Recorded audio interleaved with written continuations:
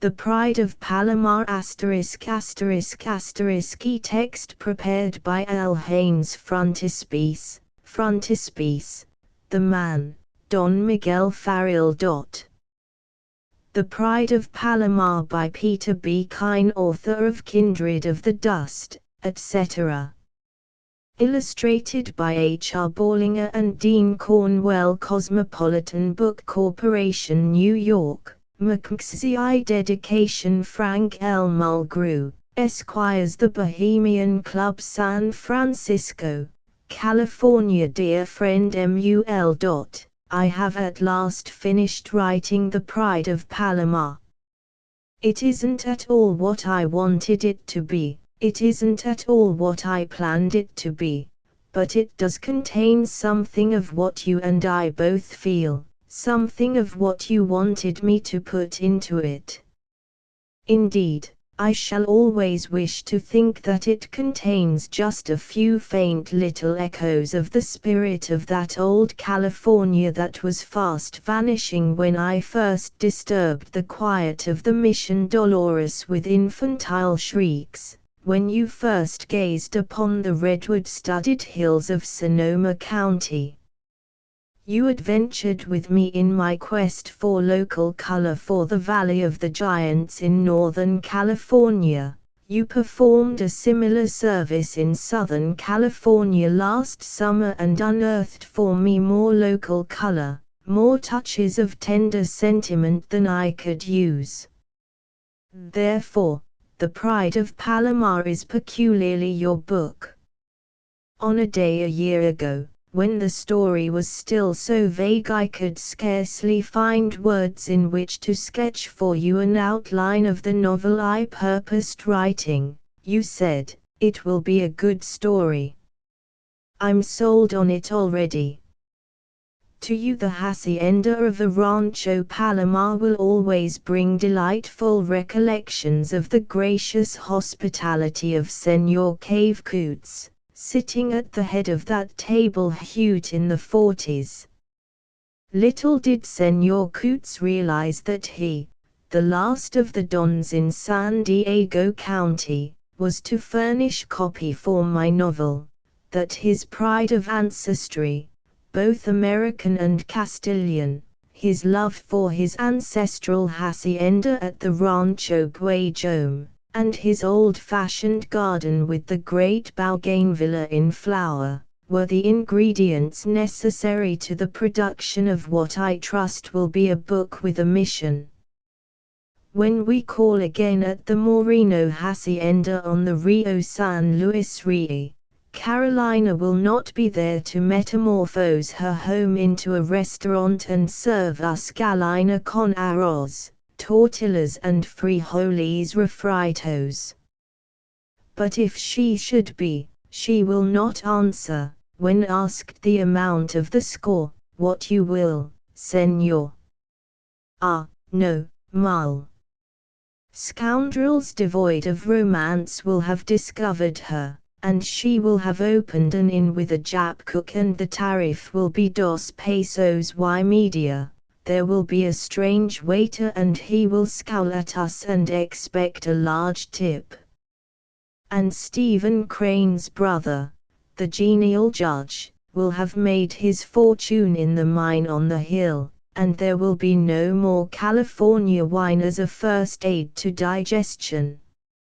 I had intended to paint the picture that will remain longest in your memory, the dim candlelight in the whitewashed chapel at the Indian reservation at Pala, during benediction of the Blessed Sacrament, the young Indian Madonna, with her naked baby lying in her lap, while she sang, "Come, Holy Ghost, Creator blessed, and in my heart take up thy rest."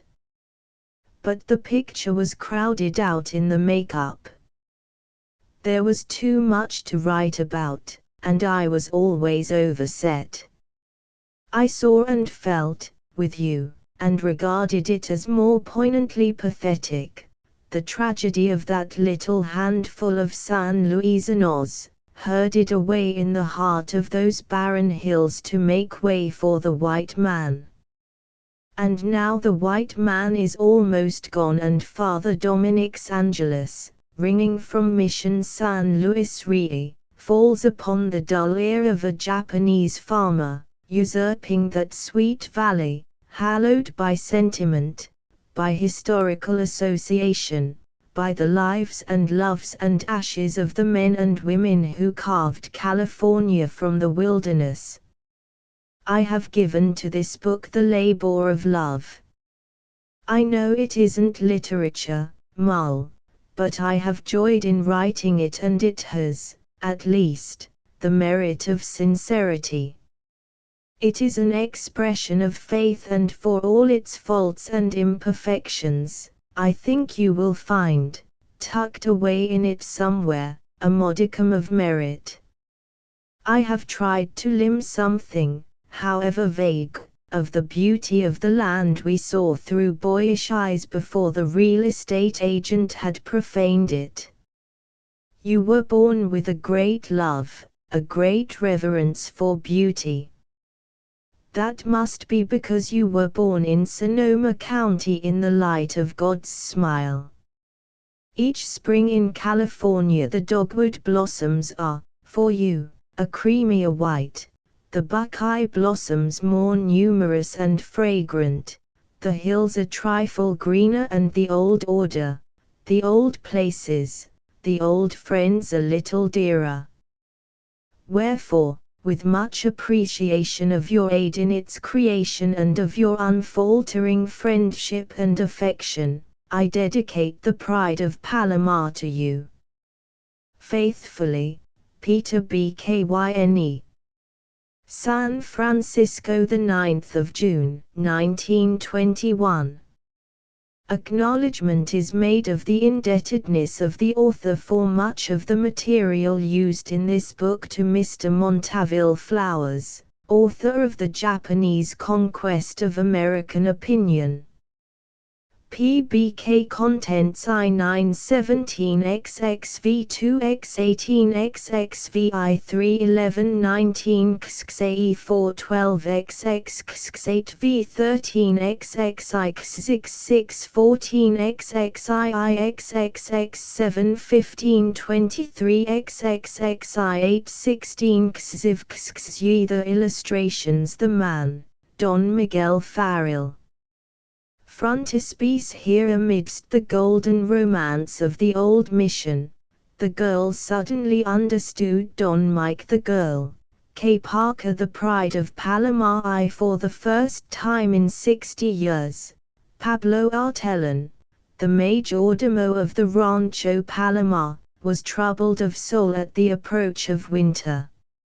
Old Don Miguel Farrell had observed signs of mental travail in Pablo for a month past, and was at a loss to account for them.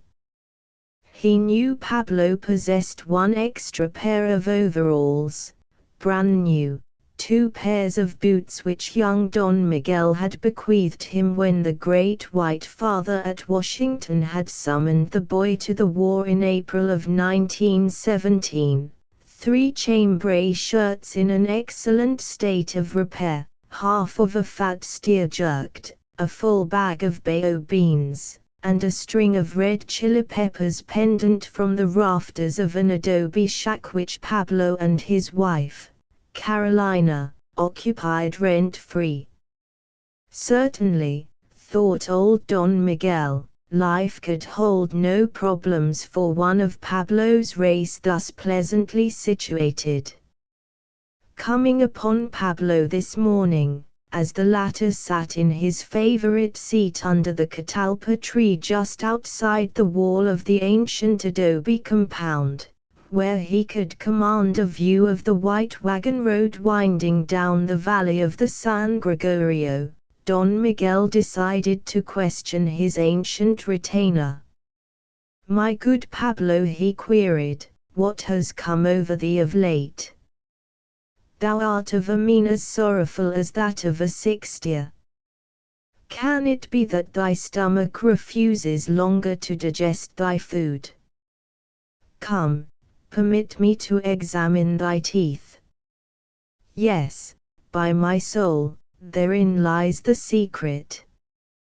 Thou'st a toothache and decline to complain, thinking that, by thy silence, I shall be saved a dentist's bill. But Pablo shook his head in negation. Come, roared old Don Miguel. Open thy mouth. Pablo rose creakily and opened a mouth in which not a tooth was missing. Old Don Miguel made a most minute examination, but failed to discover the slightest evidence of deterioration. Blood of the devil, he cried, disgusted beyond measure. Out with thy secret. It has annoyed me for a month. The ache is not in my teeth, Don Miguel. It is here. And Pablo laid a swarthy hand upon his torso. There is a sadness in my heart, Don Miguel. 2 years has Don Mike been with the soldiers. Is it not time that he returned to us? Don Miguel's aristocratic old face softened.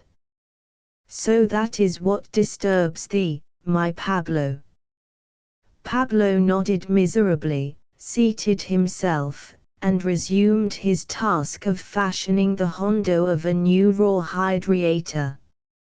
It is a very dry year, he complained. Never before have I seen December arrive ere the grass in the San Gregorio was green with the October rains. Everything is burned, the streams and the springs have dried up, and for a month I have listened to hear the quail call on the hillside yonder. But I listen in vain. The quail have moved to another range. Well, what of it, Pablo? How our beloved Don Mike enjoyed the quail shooting in the fall. Should he return now to the Palomar, there will be no quail to shoot. He wagged his grey head sorrowfully. Don Mike will think that, with the years, laziness and ingratitude have descended upon old Pablo. Truly, Satan afflicts me. And he cursed with great depth of feeling, in English. Yes, poor boy, old Don Miguel agreed. He will miss more than the quail shooting when he returns, if he should return. They sent him to Siberia to fight the Bolsheviki. What sort of country is this where Don Mike slays our enemy? Pablo queried. It is always winter there, Pablo. It is inhabited by a wild race of men with much whiskers. Ah, our poor Don Mike. And he a child of the sun. He but does his duty, old Don Miguel replied proudly. He adds to the fame of an illustrious family, noted throughout the centuries for the gallantry of its warriors. A small comfort, Don Miguel, if our Don Mike comes not again to those that love him. Pray for him, the old Don suggested piously. Fell a silence. Then, Don Miguel, yonder comes one over the trail from El Toro. Don Miguel gazed across the valley to the crest of the hills. There, against the skyline, a solitary horseman showed. Pablo cupped his hands over his eyes and gazed long and steadily. It is Tony Moreno, he said, while the man was still a mile distant. I know that scuffling cripple of a horse he rides. Don Miguel seated himself on the bench beside Pablo and awaited the arrival of the horseman. As he drew nearer, the Don saw that Pablo was right. Now, what news does that vagabond bear? He muttered.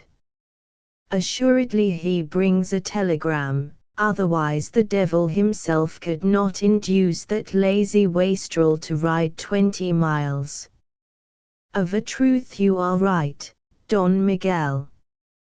Tony Moreno is the only man in El Toro who is forever out of a job, and the agent of the telegraph company calls upon him always to deliver messages of importance.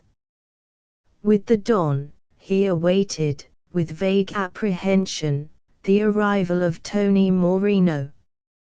As the latter pulled his sweating horse up before them, they rose and gazed upon him questioningly. Tony Moreno, on his part, doffed his shabby sombrero with his right hand and murmured courteously, "Buenas tardes, Don Miguel." Pablo he ignored. With his left hand, he caught a yellow envelope as it fell from under the hat. "Good afternoon, Moreno." Don Miguel returned his salutation with a gravity he felt incumbent upon one of his station to assume when addressing a social inferior.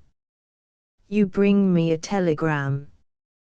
He spoke in English, for the sole purpose of indicating to the messenger that the gulf between them could not be spanned by the bridge of their mother tongue.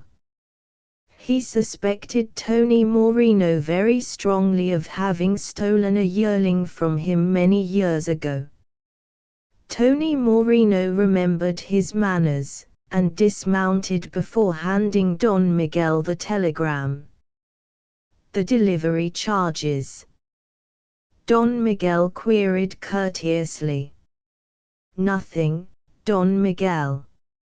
Moreno's voice was strangely subdued. "It is a pleasure to serve you, Señor. You are very kind." And Don Miguel thrust the telegram, unopened, into his pocket. "However," he continued, "it will please me, Moreno, if you accept this slight token of my appreciation." And he handed the messenger a $5 bill. The Don was a proud man, and disliked being under obligation to the Tony Morenos of this world.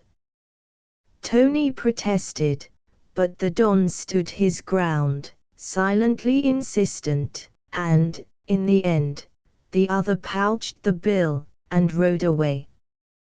Don Miguel seated himself once more beside his retainer and drew forth the telegram. "It must be evil news," he murmured, with the shade of a tremor in his musical voice, "otherwise, that fellow could not have felt so much pity for me that it moved him to decline a gratuity." "Read, Don Miguel." Pablo croaked. "Read." Don Miguel read. Then he carefully folded the telegram and replaced it in the envelope. As deliberately, he returned the envelope to his pocket. Suddenly his hands gripped the bench, and he trembled violently. "Don Mike is dead," old Pablo queried softly. He possessed all the acute intuition of a primitive people.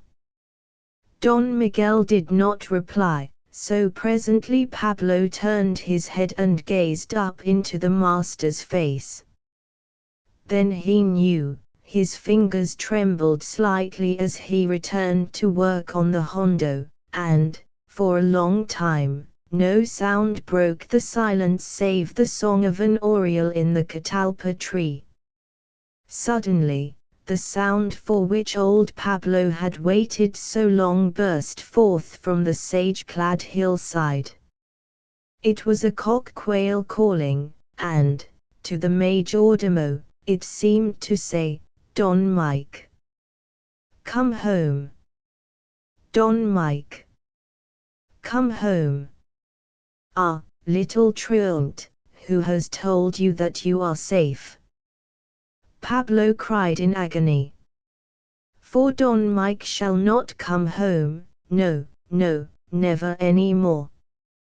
His Indian stoicism broke at last. He clasped his hands and fell to his knees beside the bench, sobbing aloud. Don Miguel regarded him not, and when Pablo's babbling became incoherent, the aged master of Palomar controlled his twitching hands sufficiently to roll and light a cigarette. Then he reread the telegram. Yes, it was true. It was from Washington, and signed by the Adjutant General. It informed Don Miguel José Farrell, with regret, that his son, First Sergeant Miguel José María Federico Noriega Farrell, number 765,438, had been killed in action in Siberia on the 4th instant. At least the old Don murmured, he died like a gentleman. Had he returned to the Rancho Palomar, he could not have continued to live like one. Oh, my son, my son. He rose blindly and groped his way along the wall until he came to the inset gate leading into the patio. Like a stricken animal retreating to its lair, he sought the privacy of his old-fashioned garden, where none might intrude upon his grief.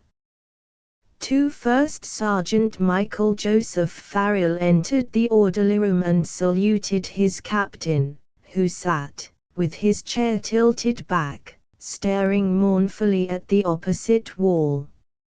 "I have to report, sir, that I have personally delivered the battery records, correctly sorted, labeled, and securely crated, to the demobilization office. The typewriter, field desk, and stationery have been turned in, and here are the receipts." The captain tucked the receipts in his blouse pocket. "Well, Sergeant, I dare say that marks the completion of your duties, all but the last formation." He glanced at his wristwatch. "Fall in the battery and call the roll. By that time, I will have organized my farewell speech to the men. Hope I can deliver it without making a fool of myself." "Very well, sir." The first sergeant stepped out of the orderly room and blew 3 long blasts on his whistle, his signal to the battery to fall in. The men came out of the demobilization shacks with alacrity and formed within a minute. Without command, they dressed to the right and straightened the line. Farrell stepped to the right of it, glanced down the long row of silent, eager men, and commanded, "Front." Nearly 200 heads described a quarter circle. Farrell stepped lithely down the long front to the geometrical center of the formation, made a right face, walked 6 paces, executed an about face, and announced complainingly, "Well, I've barked at you for 18 months, and finally you made it snappy. On the last day of your service, you managed to fall in within the time limit and dress the line perfectly. I congratulate you." Covert grins greeted his ironical sally. He continued, "I'm going to say goodbye to those of you who think there are worse tops in the service than I. To those who did not take kindly to my methods, I have no apologies to offer.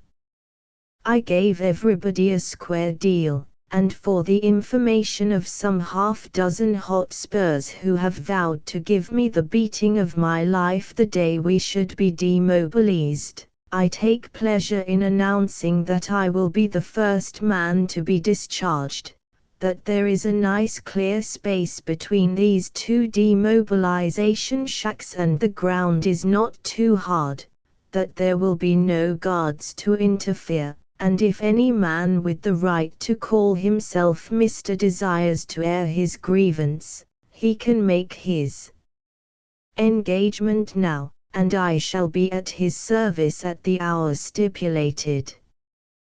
Does anybody make me an offer?"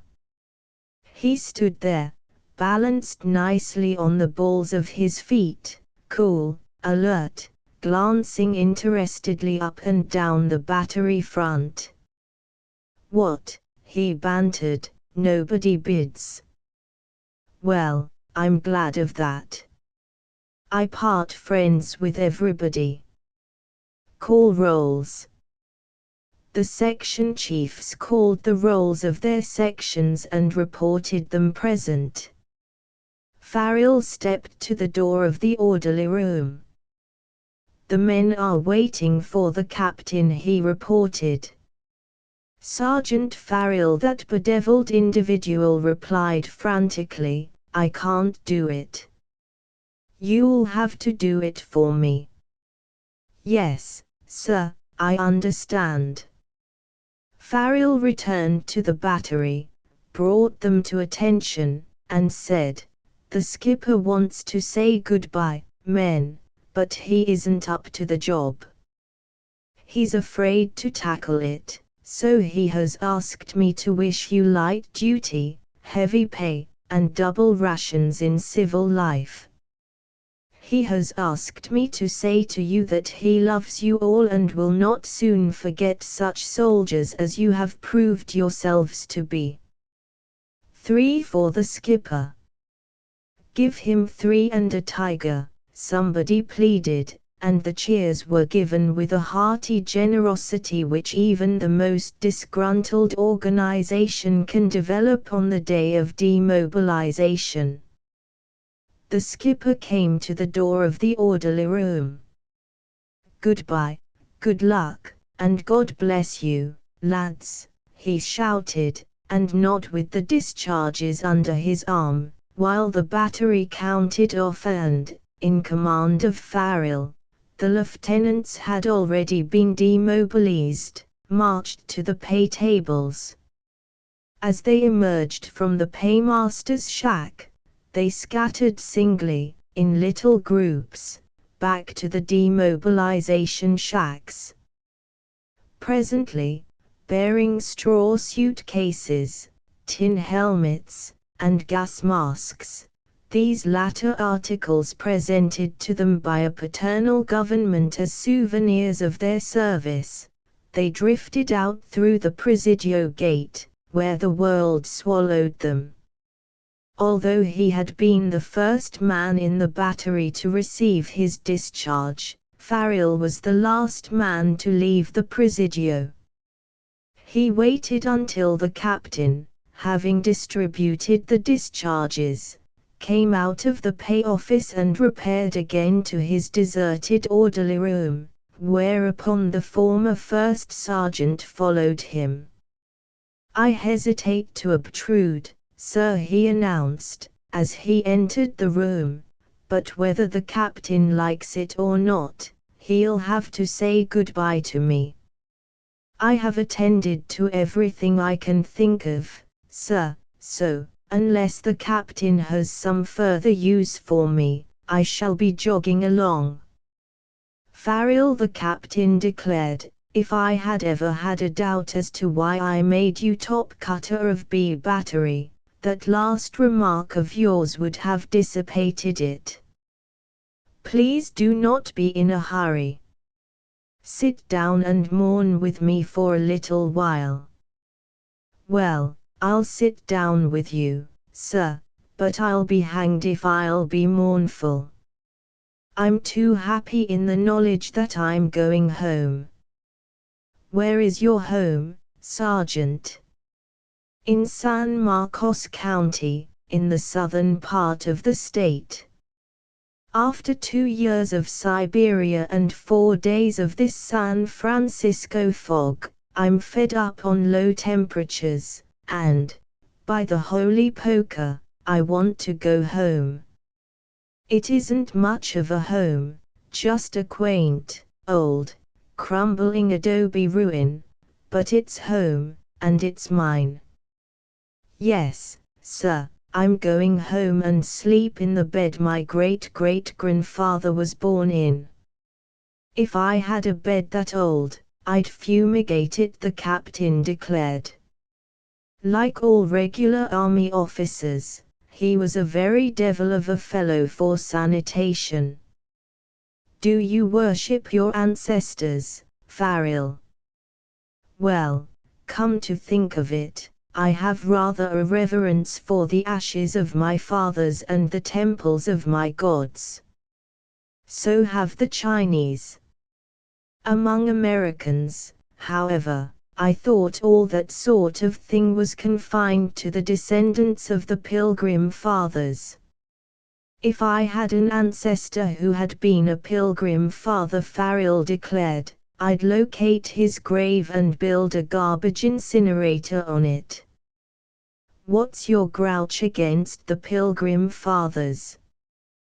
They let their religion get on top of them, and they took all the joy out of life. My Catalonian ancestors, on the other hand, while taking their religion seriously, never permitted it to interfere with the fiesta. They were what might be called regular fellows. Your Catalonian ancestors? Why, I thought you were Black Irish, Farrell. The first of my line that I know anything about was a lieutenant in the force that marched overland from Mexico to California under command of Don Gaspar de Portola. Don Gaspar was accompanied by Fray Junipero Serra. They carried a sword and a cross respectively, and arrived in San Diego on July 1, 1769. So, you see, I'm a real Californian. You mean Spanish Californian? Well, hardly in the sense that most people use that term, sir. We have never intermarried with Mexican or Indian, and until my grandfather Farrell arrived at the ranch and refused to go away until my grandmother Noriega went with him, we were purebred Spanish blondes. My grandmother had red hair, brown eyes, and a skin as white as an old bleached linen napkin. Grandfather Farrell is the fellow to whom I am indebted for my saddle-colored complexion. Siberia has bleached you considerably. I should say you're an ordinary brunette now. Farrell removed his overseas cap and ran long fingers through his hair. If I had a strain of Indian in me, sir, he explained, my hair would be straight, thick, coarse, and blue-black. You will observe that it is wavy, a medium crop, of average fineness, and jet black. The captain laughed at his frankness. Very well, Farrell, I'll admit you're clean strain white. But tell me, how much of you is Latin and how much Farrell? It was Farrell's turn to chuckle now. Seriously, I cannot answer that question. My grandmother, as I have stated, was purebred Castilian or Catalonian, for I suppose they mixed. The original Michael Joseph Farrell, I am the third of the name, was Tipperary Irish, and could trace his ancestry back to the fairies, to hear him tell it. But one can never be quite certain how much Spanish there is in an Irishman from the West, so I have always started with the premise that the result of that marriage, my father, was 3/5 Latin. Father married a Galves, who was half Scotch, so I suppose I'm an American. I should like to see you on your native heath, Farrell. Does your dad still wear a conical crowned sombrero, bell-shaped trousers, bolero jacket, and all that sort of thing. No, sir. The original Mike insisted upon wearing regular trousers and hats. He had all of the prejudices of his race, and regarded folks who did things differently from him as inferior people. He was a lieutenant on a British sloop of war that was wrecked on the coast of San Marcos County in the early 40s. All hands were drowned, with the exception of my grandfather, who was a very contrary man. He swam ashore and strolled up to the hacienda of the Rancho Palomar, arriving just before luncheon. What with a 20-mile hike in the sun, he was dry by the time he arrived, and in his uniform, although somewhat bedraggled, he looked gay enough to make a hit with my great-grandfather Noriega, who invited him to luncheon and begged him to stay a while. Michael Joseph liked the place, so he stayed. You see, there were thousands of horses on the ranch and, like all sailors, he had equestrian ambitions. Great snakes. It must have been a sizable place. It was. The original Mexican grant was 20 leagues square. I take it, then, that the estate has dwindled in size. Oh, yes, certainly. My great-grandfather Noriega, Michael Joseph I, and Michael Joseph II shot craps with it, and bet it on horse races, and gave it away for wedding dowries, and, in general, did their little best to put the Farrell posterity out in the mesquite with the last of the mission Indians. How much of this principality have you left? I do not know. When I enlisted, we had 100,000 acres of the finest valley and rolling grazing land in California and the hacienda that was built in 1782. But I've been gone 2 years, and haven't heard from home for 5 months. Mortgaged? Of course. The Farrells never worked while money could be raised at 10%. Neither did the Noriegas. You might as well attempt to yoke an elk and teach him how to haul a cart. Oh, nonsense, Farrell. You're the hardest working man I have ever known. Farrell smiled boyishly. That was in Siberia, and I had to hustle to keep warm. But I know I'll not be home 6 months before that delicious manana spirit will settle over me again, like mildew on old boots. The captain shook his head. Any man who can see so clearly the economic faults of his race and nevertheless sympathize with them is not one to be lulled to the ruin that has overtaken practically all of the old native California families. That strain of Celt and Gael in you will triumph over the easygoing Latin.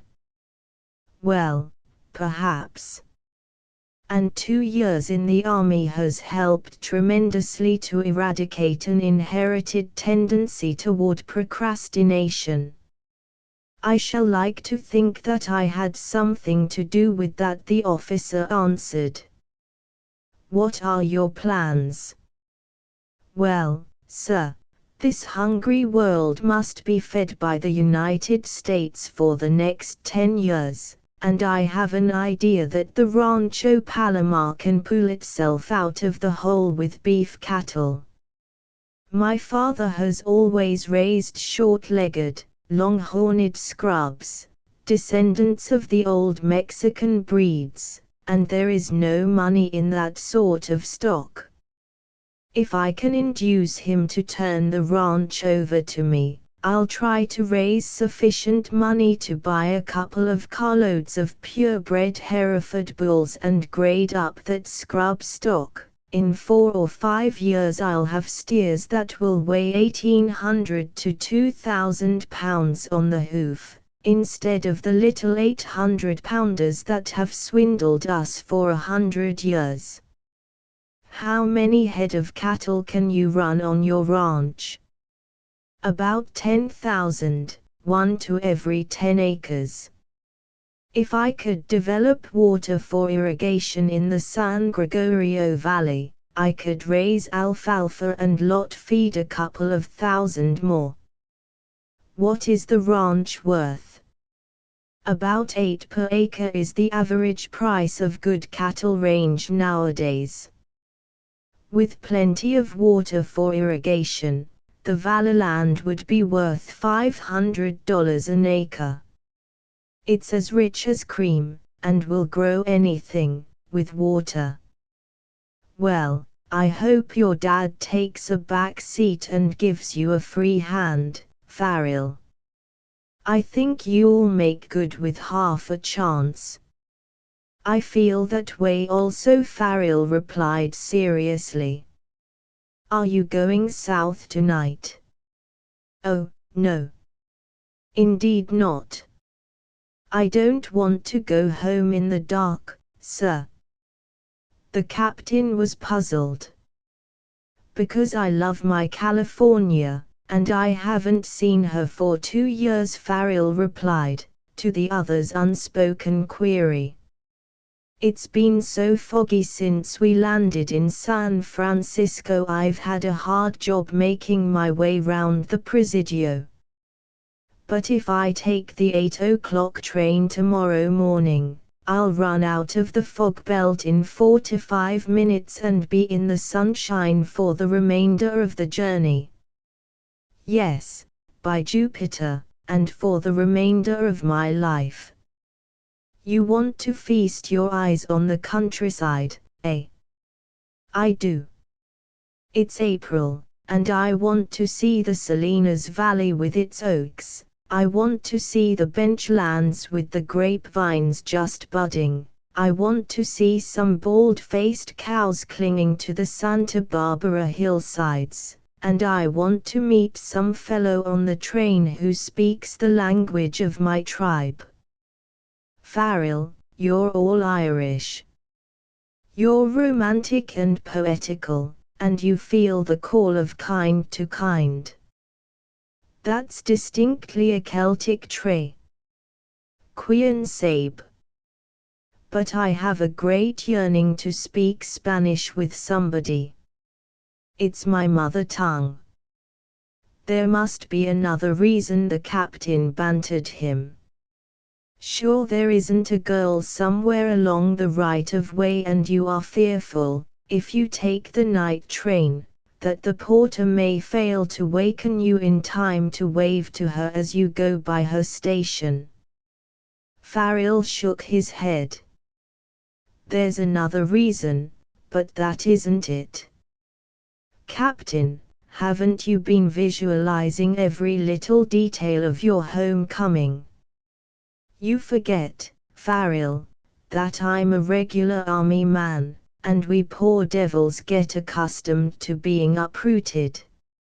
I've learned not to build castles in Spain, and I never believe I'm going to get a leave until the old man hands me the order. Even then, I'm always fearful of an order recalling it. You're missing a lot of happiness, sir. Why, I really believe I've had more fun out of the anticipation of my homecoming than I may get out of the realization. I've planned every detail for months, and, if anything slips, I'm liable to sit right down and bawl like a kid. Let's listen to your plan of operations, Farrell, the captain suggested. I'll never have one myself, in all probability, but I'm child enough to want to listen to yours. Well, in the first place, I haven't communicated with my father since landing here.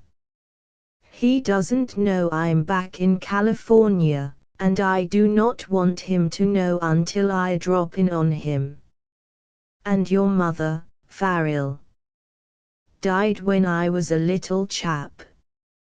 No brothers or sisters. Well, if I had written him or wired him when I first arrived, he would have had a week of the most damnable suspense, because, owing to the uncertainty of the exact date of our demobilization, I could not have informed him of the exact time of my arrival home. Consequently, he'd have had old Carolina, our cook, dishing up nightly fearful quantities of the sort of grub I was raised on. And that would be wasteful. Also, he'd sit under the catalpa tree outside the western wall of the hacienda and never take his eyes off the highway from El Toro or the trail from Susp. And every night after the sun had set and I'd failed to show up, he'd go to bed heavy-hearted. Suspense is hard on an old man, sir. On young men, too. Go on.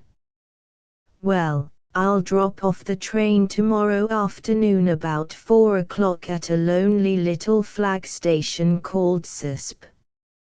After the train leaves Susp, it runs southwest for almost 20 miles to the coast, and turns south to El Toro.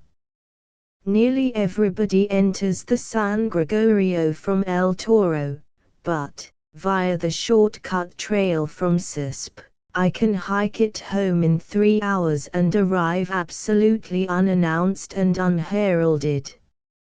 Now, as I pop up over the mile-high ridge back of Susp, I'll be looking down on the San Gregorio while the last of the sunlight still lingers there.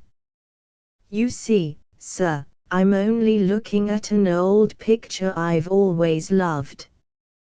Tucked away down in the heart of the valley, there is an old ruin of a mission, the Mission de la Madre Dolorosa, the Mother of Sorrows.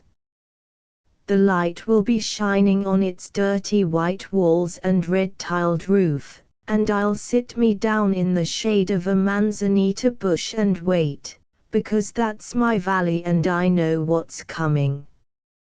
Exactly at 6 o'clock, I shall see a figure come out on the roof of the mission and stand in front of the old gallows frame on which hang 8 chimes that were carried in on mules from the city of Mexico when Junipero Serra planted the cross of Catholicism at San Diego, in 1769. That distant figure will be Brother Flavio, of the Franciscan order, and the old boy is going to ramp up and down in front of those chimes with a hammer and give me a concert. He'll bang out Adist Fideles and Gloria in Excelsis. That's a cinch, because he's a creature of habit. Occasionally he plays lead, Kindly Light and Ave Maria. Farrell paused, a faint smile of amusement fringing his handsome mouth. He rolled and lighted a cigarette and continued, "My father wrote me that old Brother Flavio, after a terrible battle with his own conscience and at the risk of being hove out of the valley by his indignant superior, Father Dominic, was practicing Hail, the conquering hero comes, against the day of my homecoming. I wrote Father to tell Brother Flavio to cut that out and substitute in the good old summertime if he wanted to make a hit with me. Awfully good old hunks, Brother Flavio. He knows I like those old chimes, and, when I'm home, he most certainly bangs them so the melody will carry clear up to the Palomar." The captain was gazing with increasing amazement upon his former first sergeant. After 18 months, he had discovered a man he had not known heretofore.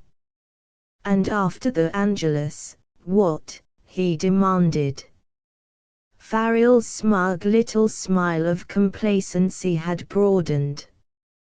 Well, sir, when Brother Flavio pegs out, I'll get up and run down to the mission, where Father Dominic, Father Andreas, Brother Flavio, Brother Anthony, and Brother Benedict will all extend a welcome and muss me up, and we'll all talk at once and get nowhere with the conversation for the first 5 minutes. Brother Anthony is just a little bit, nutty, but harmless. He'll want to know how many men I've killed, and I'll tell him 219. He has a leaning toward odd numbers, as tending more toward exactitude. Right away, he'll go into the chapel and pray for their souls, and while he's at this pious exercise, Father Dominic will dig up a bottle of old wine that's too good for a nut like Brother Anthony, and we'll sit on a bench in the mission garden in the shade of the largest bougainvillea in the world and tuck away the wine.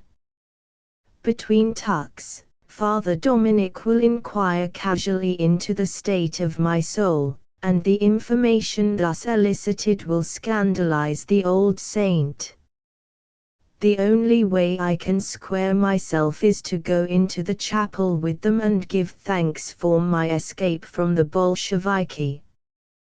By that time, it will be 6:45 and dark, so Father Dominic will crank up a prehistoric little automobile my father gave him in order that he might spread himself over San Marcos County on Sundays and say 2 masses.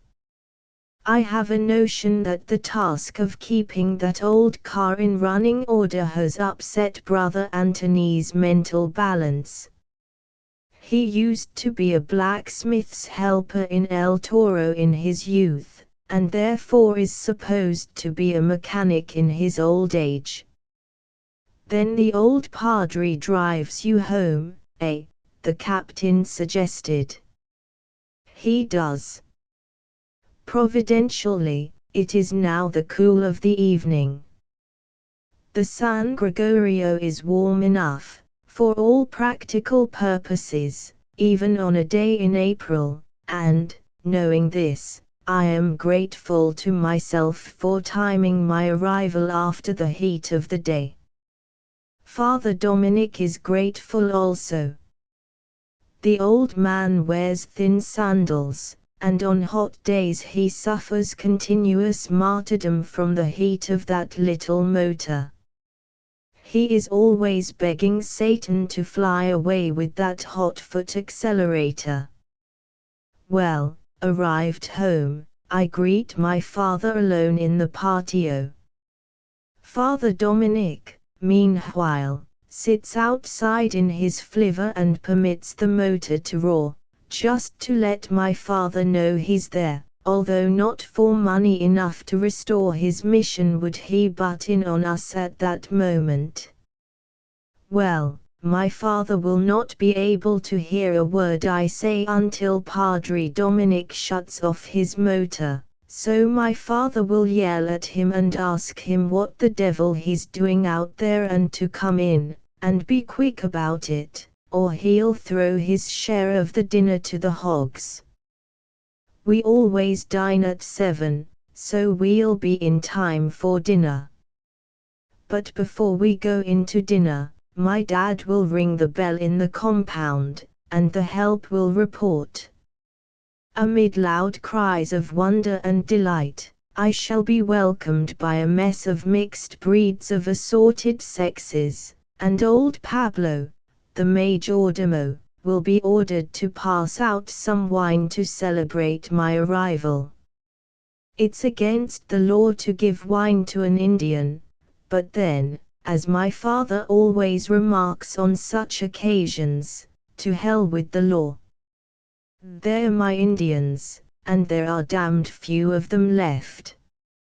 Padre Dominic, my father, and I will, in all probability, get just a little bit jingled at dinner.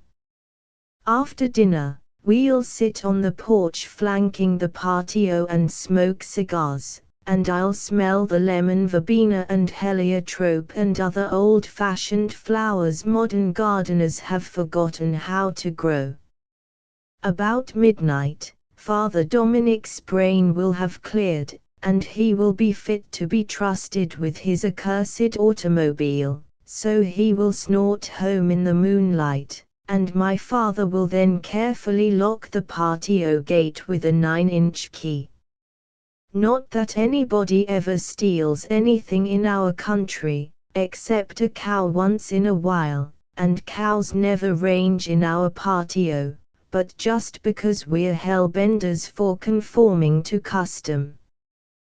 When I was a boy, Pablo Artellon, our majordomo, always slept athwart that gate, like an old watchdog.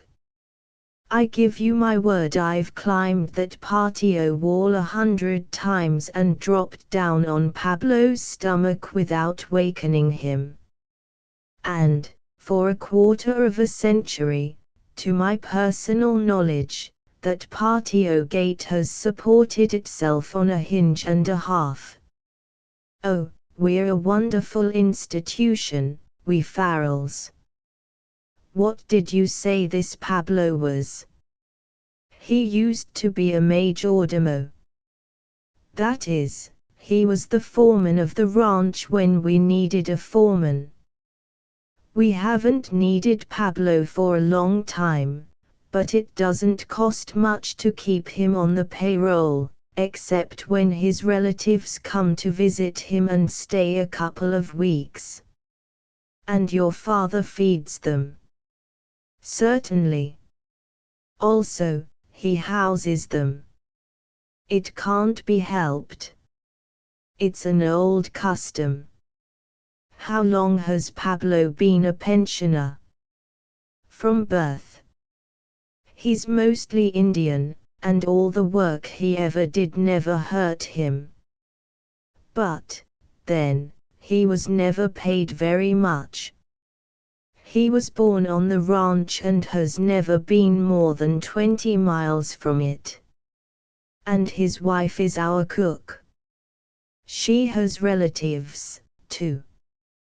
The captain burst out laughing. But surely this Pablo has some use, he suggested. Well, he feeds the dogs, and in order to season his frijoles with the salt of honest labor, he saddles my father's horse and leads him round to the house every morning. Throughout the remainder of the day, he sits outside the wall and, by following the sun, he manages to remain in the shade. He watches the road to proclaim the arrival of visitors, smokes cigarettes, and delivers caustic criticisms on the younger generation when he can get anybody to listen to him. How old is your father, Farrell? 78. And he rides a horse. He does worse than that. Farrell laughed. He rides a horse that would police you, sir. On his 70th birthday, at a rodeo, he won first prize for roping and hog-tying a steer. I'd like to meet that father of yours, Farrell. You'd like him. Any time you want to spend a furlough on the Palomar, we'll make you mighty welcome. Better come in the fall for the quail shooting. He glanced at his wristwatch and sighed. Well, I suppose I'd do well to be toddling along. Is the captain going to remain in the service? The captain nodded. My people are hellbenders on conforming to custom, also he added. We've all been field artillerymen. I believe I thanked you for a favor you did me once, but to prove I meant what I said, I'm going to send you a horse, sir. He is a chestnut with silver points, 5 years old, 16 hands high, sound as a Liberty Bond, and bred in the purple. He is beautifully reined, game, full of ginger, but gentle and sensible. He'll weigh 1000 in condition, and he's as active as a cat. You can win with him at any horse show and at the head of a battery. Dias. He is every inch a caballero. Sergeant, you're much too kind. Really, the things we have been through together, sir, all that we have been to each other, never can happen again. You will add greatly to my happiness if you will accept this animal as a souvenir of our very pleasant association. Oh, son, this is too much. You're giving me your own private mount. You love him.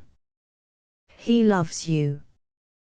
Doubtless he'll know you the minute you enter the pasture. Farrell's fine white teeth flashed in a brilliant smile. I do not desire to have the captain mounted on an inferior horse. We have many other good horses on the Palomar. This one's name is Panchito. I will express him to you some day this week. Farrell, you quite overwhelm me. 1,000 thanks. I'll treasure Panchito for your sake as well as his own. The soldier extended his hand, and the captain grasped it. Goodbye, Sergeant. Pleasant green fields. Goodbye, sir. Dry camps and quick promotion. The descendant of a conquistador picked up his straw suitcase, his helmet, and gas mask. At the door, he stood to attention, and saluted. The captain leaped to his feet and returned this salutation of warriors. The door opened and closed, and the officer stood staring at the space so lately occupied by the man who, for 18 months, had been his right hand. Strange man, he muttered. I didn't know they bred his kind anymore. Why, he's a feudal baron. There were 3 people in the observation car when Michael Joseph Farrell boarded it a few minutes before 8 o'clock the following morning. Of the 3, one was a girl, and, as Farrell entered, carrying the souvenirs of his service, a helmet and gas mask, she glanced at him with the interest which the average civilian manifests in any soldier obviously just released from service and homeward bound. Farrell's glance met hers for an instant with equal interest, then he turned to stow his impedimenta in the brass rack over his seat. He was granted an equally swift but more direct appraisal of her as he walked down the observation car to the rear platform, where he selected a chair in a corner that offered him sanctuary from the cold, fog-laden breeze, lighted a cigar, and surrendered himself to contemplating, in his mind's eye, the joys of homecoming. He had the platform to himself until after the train had passed Palo Alto, when others joined him. The first to emerge on the platform was a Japanese.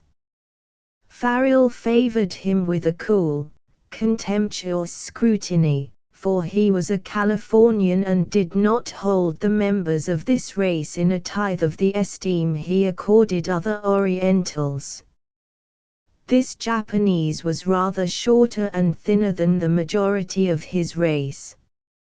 He wore large, round tortoise-shell spectacles, and clothes that proclaimed the attention of the very best tailors, A gold band ring, set with one blue-white diamond and two exquisite sapphires, adorned the pudgy finger of his right hand. Farrell judged that his gray beaver hat must have cost at least $50. "We ought to have Jim Crow cars for these cocksure sons of Nippon," the ex-soldier growled to himself. "We'll come to it yet if something isn't done about them. They breed so fast they'll have us crowded into back seats in another decade." He had had some unpleasant clashes with Japanese troops in Siberia, and the memory of their studied insolence was all the more poignant because it had gone unchallenged. He observed, now, that the Japanese passenger had permitted the screen door to slam in the face of the man following him, with a very definite appreciation of the good things of life. He had instantly selected the chair in the corner opposite Farrell, where he could smoke his cigar free from the wind. Following the Japanese came an American, as distinctive of his class as the Japanese was of his. In point of age, this man was about 50 years old, a large man strikingly handsome and of impressive personality. He courteously held the door open to permit the passage of the girl whom Farrell had noticed when he first entered the car. To Farrell, at least, a surprising incident now occurred. There were 8 vacant seats on the platform, and the girl's glance swept them all. He fancied it rested longest upon the chair beside him. Then, with the faintest possible little moo of disapproval, she seated herself beside the Japanese. The other man took the seat in front of the girl, half turned, and entered into conversation with the Jap. Farrell studied the trio with interest, decided that they were traveling together, and that the man in the gray tweeds was the father of the girl. She bore a striking resemblance to him and had inherited his handsome features 1,000-fold, albeit her eyes were different, being large, brown, and wide apart. From them beamed a sweetness, a benignancy, and tenderness that, to the impressionable Farrell, bespoke mental as well as physical beauty. She was gowned, gloved, and hatted with rich simplicity. "I think that white man is from the East," Farrell concluded, although why that impression came to him, he would have been at a loss to explain. Perhaps it was because he appeared to associate on terms of social equality with a Japanese whose boorishness, coupled with an evident desire to agree with everything the white man said, proclaimed him anything but a consular representative or a visiting merchant. Presently the girl's brown eyes were turned casually in Farrell's direction, seemingly without interest.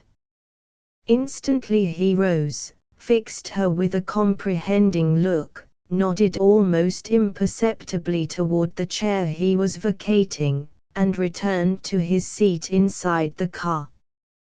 Her fine brows lifted a trifle, her slight inclination of the head was robbed of the chill of brevity by a fleeting smile of gratitude, not so much for the sacrifice of his seat in her favor as for the fine courtesy which had moved him to proffer it without making of his action an excuse to sit beside her and attempt an acquaintance.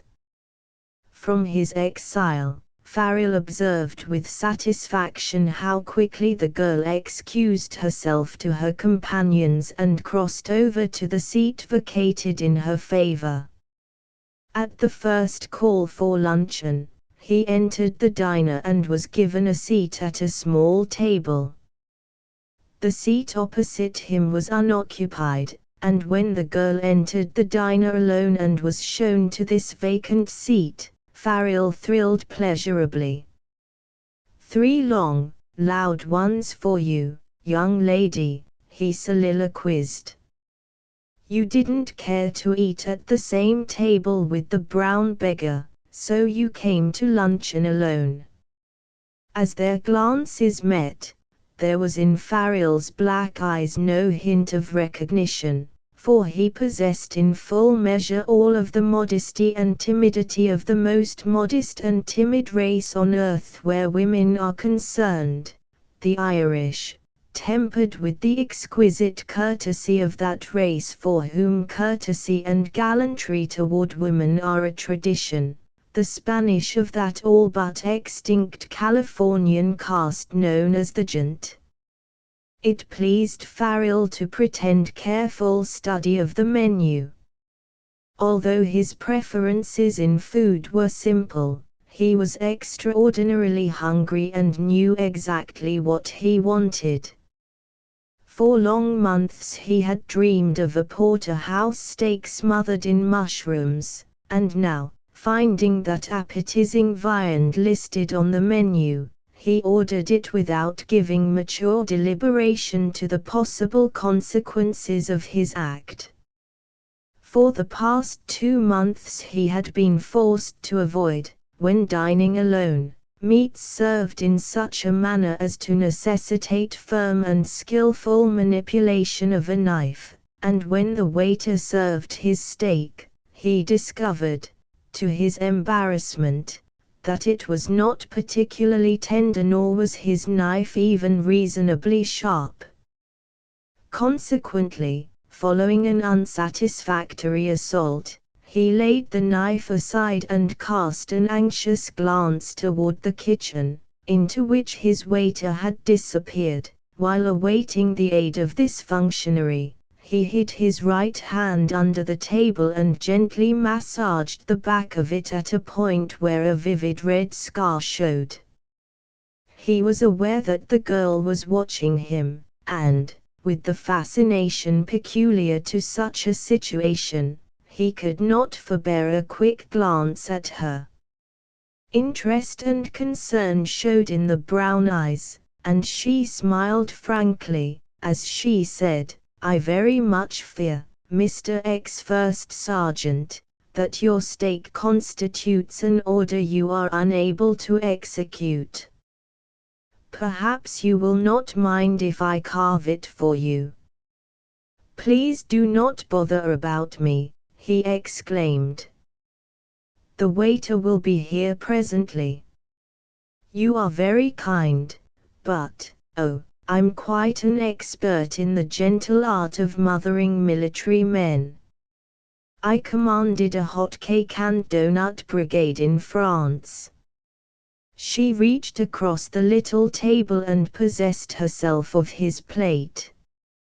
"I'll bet my last kopeck you had good discipline, too," he declared admiringly.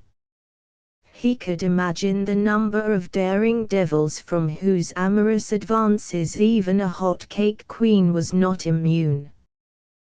The recipe was absurdly simple: no discipline, no hot cakes. And there were always a sufficient number of good fellows around to squelch anybody who tried to interfere with my efficiency. "By the way, I observed how hungrily you were looking out the window this morning. Quite a change from Siberia, isn't it? How did you know I'd soldiered in Siberia? You said you'd bet your last kopeck. You should have served in intelligence. You are blessed with a fair amount of intuition yourself. Oh, I knew you didn't want to sit near that Jap. Can't bear the race myself." She nodded approvingly. "Waiter's still out in the kitchen," she reminded him. "Now, old soldier, aren't you glad I took pity on you? Your steak would have been cold before he got round to you, and I imagine you've had sufficient cold rations to do you quite a while. It was sweet of you to come to my rescue. I'm not exactly crippled, though I haven't used my hand for more than 2 months, and the muscles are slightly atrophied. The knife slips because I cannot close my hand tightly. But I'll be all right in another month. What happened to it? Saber thrust. Wouldn't have amounted to much if the Bolshevik who did the thrusting had had a clean saber. Blood poisoning set in, but our battalion surgeon got to work on it in time to save me from being permanently crippled. Saber thrust. They got that close to you? He nodded. Troop of Semenov's bandits in a little 2x4 fight out on the Trans-Siberian Railroad. Guess they wanted the trainload of rations we were guarding. My captain killed the fellow who stuck me and accounted for 4 others who tried to finish me. Captains think a great deal of good first sergeants, she suggested. And you got a wound chevron out of it.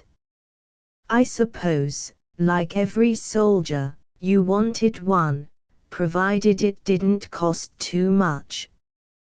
Oh, yes. And I got mine rather cheap. The battalion surgeon fixed it so I didn't have to go to the hospital. Never missed a day of duty. She handed him his plate with the steak cut into bits. It was nice of you to surrender your cozy seat to me this morning, Sergeant. She buttered a piece of bread for him and added, but very much nicer the way you did it. Cast thy bread upon the waters, he quoted, and grinned brazenly. Nevertheless, if I were in civvies, you'd have permitted the waiter to cut my steak. Oh, of course we veterans must stand together, Sergeant. I find it pleasanter sitting together. By the way, may I ask the identity of the Nipponese person, with your father? How do you know he is my father? She parried. I do not know. I merely thought he looked quite worthy of the honor. While away with the rough, bad soldiers, you did not forget how to make graceful speeches, she complimented him. The object of your pardonable curiosity is a Mr. Okada, the potato baron of California. He was formerly Prime Minister to the Potato King of the San Joaquin, but revolted and became a pretender to the throne. While the king lives, however, Okada is merely a baron, although in a few years he will probably control the potato market absolutely. He thumped the table lightly with his maimed hand. I knew he was just a coolie dressed up. She reached for an olive. Go as far as you like, native son. He's no friend of mine. Well, in that case, I'll spare his life, he countered boldly. And I've always wanted to kill a Japanese potato baron. Do you not think it would be patriotic of me to immolate myself and reduce the cost of spuds? I never eat them. They're very fattening. Now, if you really wish to be a humanitarian, why not search out the Japanese garlic king? I dare not. His demise would place me in bad odor. She laughed merrily. Evidently she was finding him amusing company. She looked him over appraisingly and queried bluntly, were you educated abroad? I was not. I'm a product of a one-room schoolhouse perched on a bare hill down in San Marcos County. But you speak like a college man. I am. I'm a graduate of the University of California Agricultural College, at Davis. I'm a sharp on purebred beef cattle, purebred swine, and irrigation. I know why hens decline to lay when eggs are worth 80 cents a dozen, and why young turkeys are so blamed hard to raise in the fall. My grandfather and my father were educated at Trinity College, Dublin, and were sharps on Latin and Greek, but I never figured the dead languages as much of an aid to a man doomed from birth to view cows from the hurricane deck of a horse. But you have such a funny little clipped accent. He opened his great black eyes in feigned astonishment. Oh, didn't you know? He whispered. Know what? Unfortunate young woman, he murmured to his water glass. No wonder she sits in public with that pudgy son of a chrysanthemum, when she isn't even able to recognize a greaser at a glance. Oh, Lord. You're not a greaser, she challenged. No, he bantered. You ought to see me squatting under an avocado tree, singing the Spanish Cavalier to a guitar accompaniment. Listen, I'll prove it without the accompaniment. And he hummed softly. The Spanish Cavalier went out to rope a steer, along with his paper cigar. Oh, caramba, says he. Manana, you will be mucho bueno con pan mayo. Her brown eyes danced. That doesn't prove anything except that you're an incorrigible Celt. When you stooped down to kiss the stone at Blarney Castle, you lost your balance and fell in the well. And you've dripped Blarney ever since. Oh, not that bad, really. I'm a very serious person ordinarily. That little forget-me-not of language is a heritage of my childhood. Mother taught me to pray in Spanish, and I learned that language first. Later, my grandfather taught me to swear in English with an Irish accent, and I've been fearfully balled up ever since. It's very inconvenient. Be serious, soldier, or I shall not cut your meat for you at dinner. Excuse me. I forgot I was addressing a hot cake queen. But please do not threaten me, because I'm out of the army just 24 hours, and I'm independent and I may resent it. I can order spoon victuals, you know. You aren't really Spanish. Not really. Mostly. I'd fight a wild bull this minute for a single red chili pepper. I eat them raw. And you're going home to your ranch now. Sigh. And I'll not take advantage of any stopover privileges on the way, either. Remember the fellow in the song who kept on proclaiming that he had to go back, that he must go back, that he would go back, to that dear old Chicago town? Well, that poor exile had only just commenced to think that he ought to begin feeling the urge to go home. And when you consider that the unfortunate man hailed from Chicago, while he blew a kiss out the window and hummed, "I love you, California. You're the greatest state of all, oh dear. You native sons are all alike. Congenital advertisers, every one. Well, isn't it beautiful?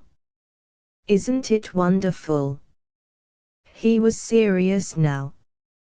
One half of your state is worthless mountain country, and beautiful, he interrupted.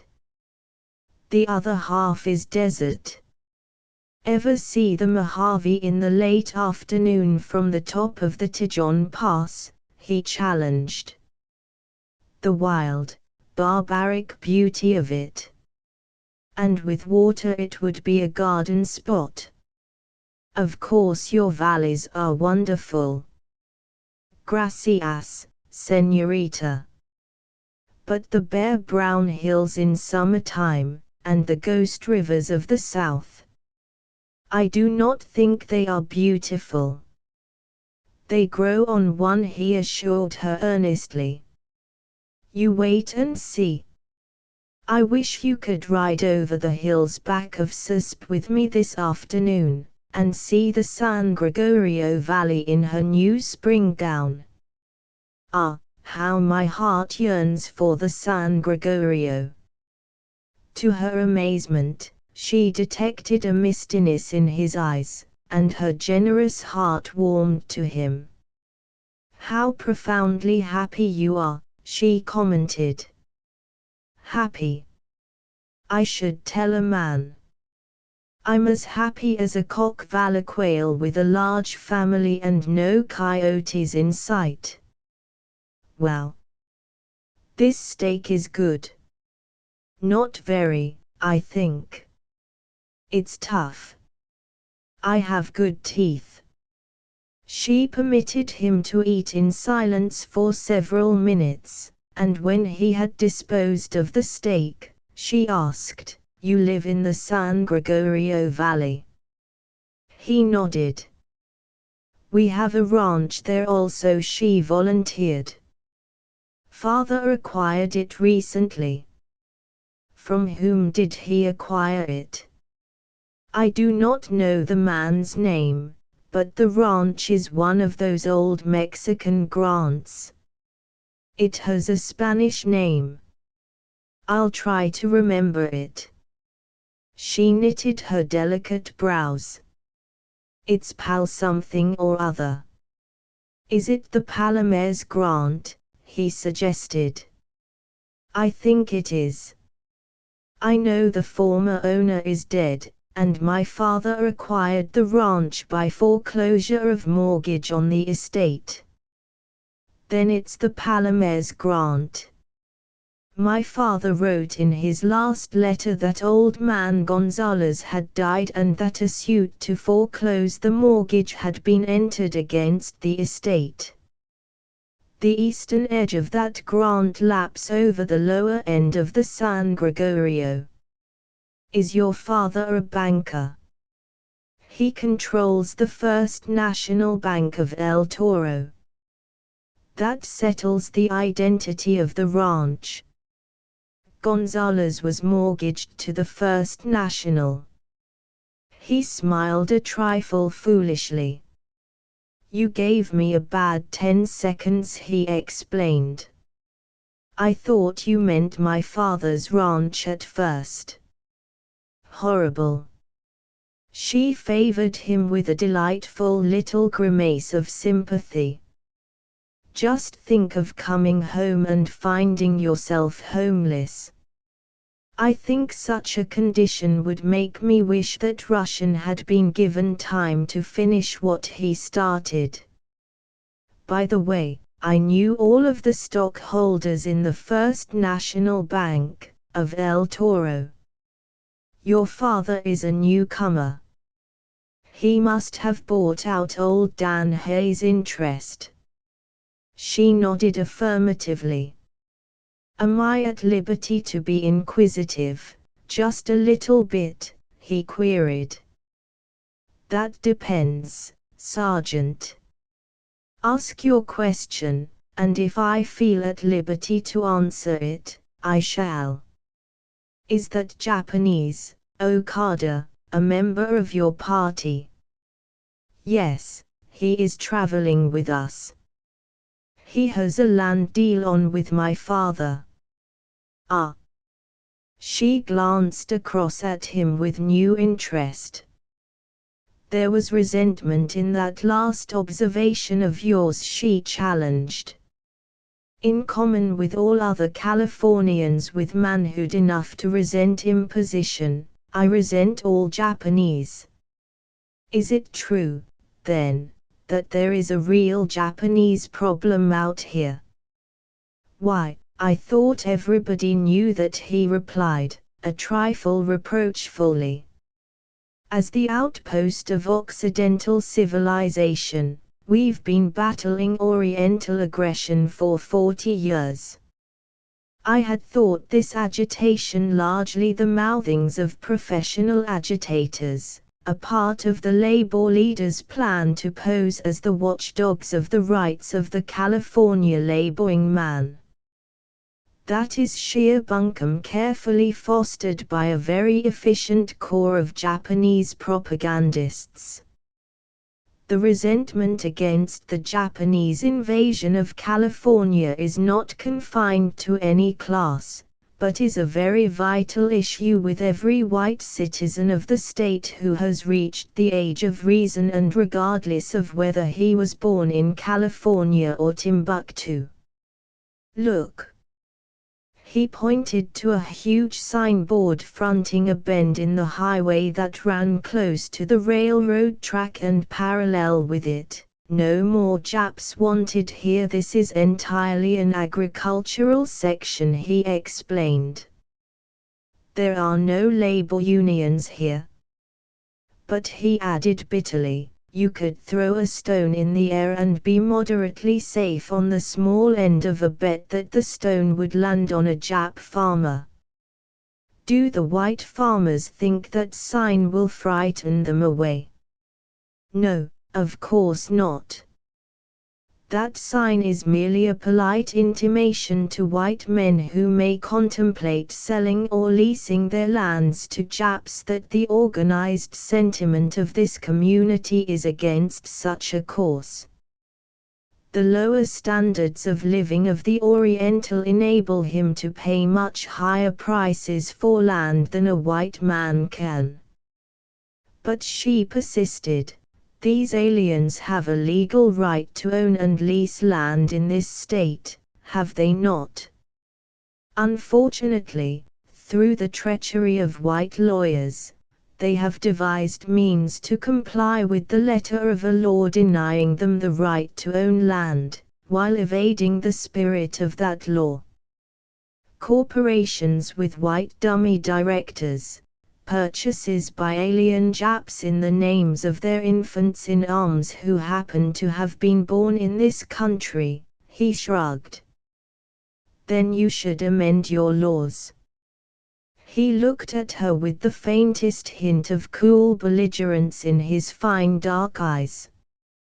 Every time we Californians try to enact a law calculated to keep our state a white man's country, you Easterners, who know nothing of our problem, and are too infernally lazy to read up on it, permit yourselves to be stampeded by that hoary shibboleth of strained diplomatic relations with the Mikado's government. Pressure is brought to bear on us from the seat of the national government. The President sends us a message to proceed cautiously, and our loyalty to the sisterhood of states is used as a club to beat our brains out. Once, when we were all primed to settle this issue decisively, the immortal Theodore Roosevelt, our two-fisted, non-bluffable president at that time, made us call off our dogs. Later, when again we began to squirm under our burden, the Secretary of State, Pacific William J. Bryan, hurried out to our state capital, held up both pious hands, and cried, "Oh, no. Really, you mustn't. We insist that you consider the other members of the family. Withhold this radical legislation until we can settle this row amicably." Well, we were dutiful sons. We tried out the gentleman's agreement imposed on us in 1907, but when, in 1913, we knew it for a failure, we passed our Alien Land Bill, which hampered but did not prevent, although we knew from experience that the class of Japs who have a stranglehold on California are not gentlemen but coolies, and never respect an agreement they can break if, in the breaking, they are financially benefited. Well, the girl queried, a little subdued by his vehemence, how has that law worked out? Fine, for the Japs. The Japanese population of California has doubled in 5 years. The area of fertile lands under their domination has increased 1,000-fold, until 85% of the vegetables raised in this state are controlled by Japs. They are not a dull people, and they know how to make that control yield rich dividends, at the expense of the white race. That man Okada is called the Potato Baron because presently he will actually control the potato crop of Central California, and that is where most of the potatoes of this state are raised. Which reminds me that I started to ask you a question about him. Do you happen to know if he is contemplating expanding his enterprise to include a section of Southern California? I suppose I ought not discuss my father's business affairs with a stranger, she replied, but since he is making no secret of them, I dare say I do not violate his confidence when I tell you that he has a deal on with Mr. Okada to colonize the San Gregorio Valley in San Marcos County. The look of 1,000 devils leaped into Farrell's eyes. The storm of passion that swept him was truly Latin in its terrible intensity. He glared at the girl with a malevolence that terrified her. My valley, he managed to murmur presently. My beautiful San Gregorio. Japs. Japs. I hadn't the faintest idea that information would upset you so, the girl protested. Please forgive me. I come from the San Gregorio, he cried passionately. I love every rock and cactus and rattlesnake in it. Valgame Dias. And the maimed right hand twisted and clutched as, subconsciously, he strove to clench his fist. Ah, who was the coward, who was the traitor that betrayed us for a handful of silver? Yes, I believe there is a great deal of the Latin about you, she said demurely. If I had a temper as volcanic as yours, I would never go armed.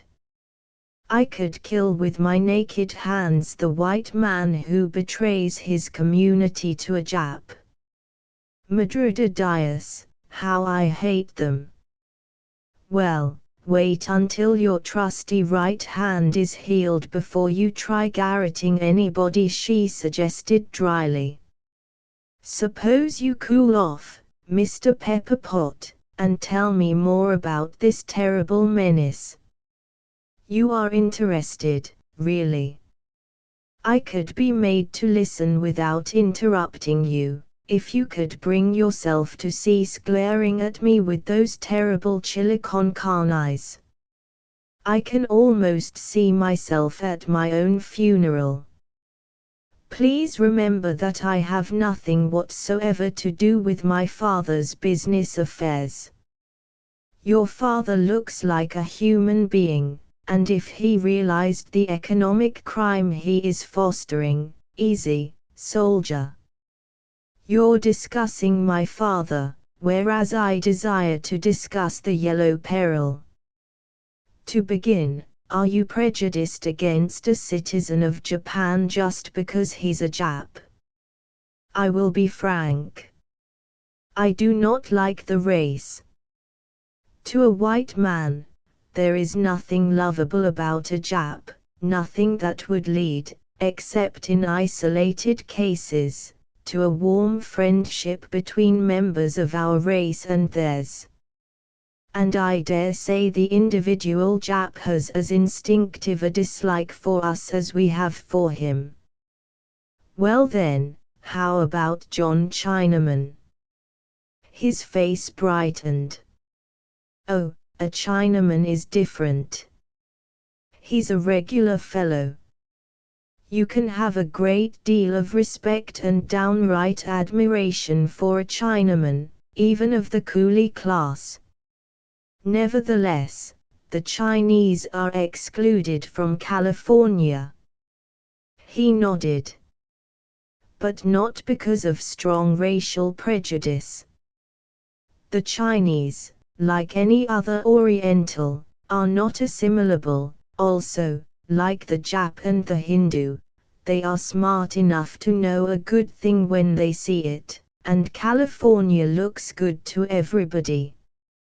John Chinaman would overrun us if we permitted it, but since he is a mighty decent sort and realizes the sanity of our contention that he is not assimilable with us, or we with him, he admits the wisdom and justice of our slogan, California for white men. There was no protest from Peking when we passed the Exclusion Act. Now, however, when we endeavor to exclude Japanese, Tokyo throws a fit. But if we can muster enough courage among our state legislators to pass a law that will absolutely divorce the Japanese coolie from California land, we can cope with him in other lines of trade. She had listened earnestly to his argument, delivered with all the earnestness of which he was capable. "Why is he not assimilable?" she asked. "Would you marry the potato baron?" he demanded bluntly. "Certainly not," she answered. "He has gobs of money. Is that not a point worthy of consideration?" "Not with me. It never could be." "Perhaps you have gobs of money also." "If I were a screwwoman, and starving, I wouldn't consider a proposal of marriage from that Jap sufficiently long to reject it." "Then you have answered your own question," he reminded her triumphantly. "The purity of our race, the purity of the Japanese race, forbids intermarriage. Hence we are confronted with the intolerable prospect of sharing our wonderful state with an alien race that must forever remain alien in thought, language, morals, religion, patriotism, and standards of living. They will dominate us, because they are a dominant people. They will shoulder us aside, control us, dictate to us, and we shall disappear from this beautiful land as surely and as swiftly as did the Mission Indian. While the South has its Negro problem, and a sorry problem it is, we Californians have had an infinitely more dangerous problem thrust upon us. We've got to shake them off. We've got to. I'll speak to my father. I do not think he understands, that he fully realizes. Thank you so much. Your father is rich, is he not? I think he possesses more money than he will ever need," she replied soberly. "Please try to make him see that the big American thing to do would be to colonize his land in the San Gregorio for white men and take a lesser profit. Really, I do not relish the idea of Japanese neighbors." "You live there, then?" He nodded. Hope to die there, too. You leave the train at El Toro, I suppose. My father has telegraphed Mother to have the car meet us there. We shall motor out to the ranch. And are you alighting at El Toro also? No, I plan to pile off at CISP, away up the line, and take a short cut via a cattle trail over the hills. I'll hike it. She hesitated slightly. Then, I'm sure Father would be very happy to give you a lift out from El Toro, Sergeant. We shall have oodles of room. Thank you. You are very kind. But the fact is, he went on to explain, nobody knows I'm coming home, and I have a childish desire to sneak in the back way and surprise them. Were I to appear in El Toro, I'd have to shake hands with everybody in town and relate a history of my exploits, and I understand perfectly. You just want to get home, don't you? And she bent upon him a smile of complete understanding, a smile all compelling, maternal. But did you say you'd hike it in from CISP? Why not hire a horse? I'd like to have a horse, and if I cared to ask for one, I could borrow one. But I'll hike it instead. It will be easy in light marching order. Speaking of horses, she said abruptly. Do you know a horse in the San Gregorio named Panchito? A very dark chestnut with silver mane and tail, 5-gait, and as stylish as a lady. The very same. I should say I do know that horse. What about him? My father is going to buy him for me. This was news, and Farrell's manner indicated as much. Where did you see Panchito? He demanded. An Indian named Pablo rode him into El Toro to be shod one day while we were living at the hotel there. He's perfectly adorable. Pablo? Hardly. I know the old rascal. Be serious. Panchito, I was passing the blacksmith's shop, and I simply had to step in and admire him. That tickled old Pablo to death, of course. It did. He put Panchito through all of his tricks for me, and, after the horse was shod, he permitted me to ride the deer for half an hour. Pablo was so kind. He waited until I could run back to the hotel and change into my riding habit. Did you try to give Pablo some money, say, about $5? He demanded, smilingly. Yes. Her eyes betrayed wonder. He declined it with profuse thanks, didn't he? You're the queerest man I've ever met. Pablo did refuse it. How did you know? I know Pablo. He wouldn't take money from a lady. It's against the code of the Rancho Palomar, and if his boss ever heard that he had fractured that code, he'd skin him alive. Not Pablo's boss. Pablo told me his Don Mike, as he calls him, was killed by the Buhiscad devils in a cold country the name of which he had heard but could not remember. He meant Siberia. Farrell sat up suddenly. What's that? He cried sharply. He told you Don Mike had been killed. Yes, poor fellow. Pablo said Don Mike's father had had a telegram from the War Department. Fariel's first impulse was to curse the War Department, in Spanish, so she would not understand. His second was to laugh, and his third to burst into tears. How his father had suffered.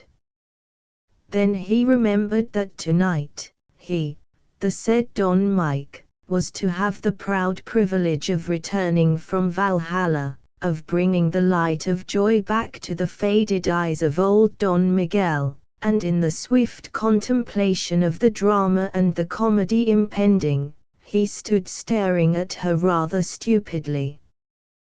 Pablo would doubtless believe he was a ghost returned to haunt old scenes. The majordomo would make the sign of the cross and start running, never pausing till he would reach the mission of the Mother of Sorrows, there to pour forth his unbelievable tale to Father Dominic. Whereupon Father Dominic would spring into his prehistoric automobile and come up to investigate. Great jumped up Jehoshaphat. What a climax to 2 years of soldiering! What, why, do you mean to tell me poor old Mike Farrell has lost the number of his mess? He blurted. Great snakes! That news breaks me all up in business. You knew him well, then? Knew him? Why, I ate with him, slept with Tern, rode with him, went to school with him. Know him? I should tell a man. We even soldiered together in Siberia, but, strange to say, I hadn't heard of his death. Judging by all the nice things I heard about him in El Toro, his death was a genuine loss to his section of the country. Everybody appears to have known him and loved him. One has to die before his virtues are apparent to some people, Farrell murmured philosophically. And now that Don Mike Farrell is dead, you hope to acquire Panchito, eh? I'll be broken-hearted if I cannot.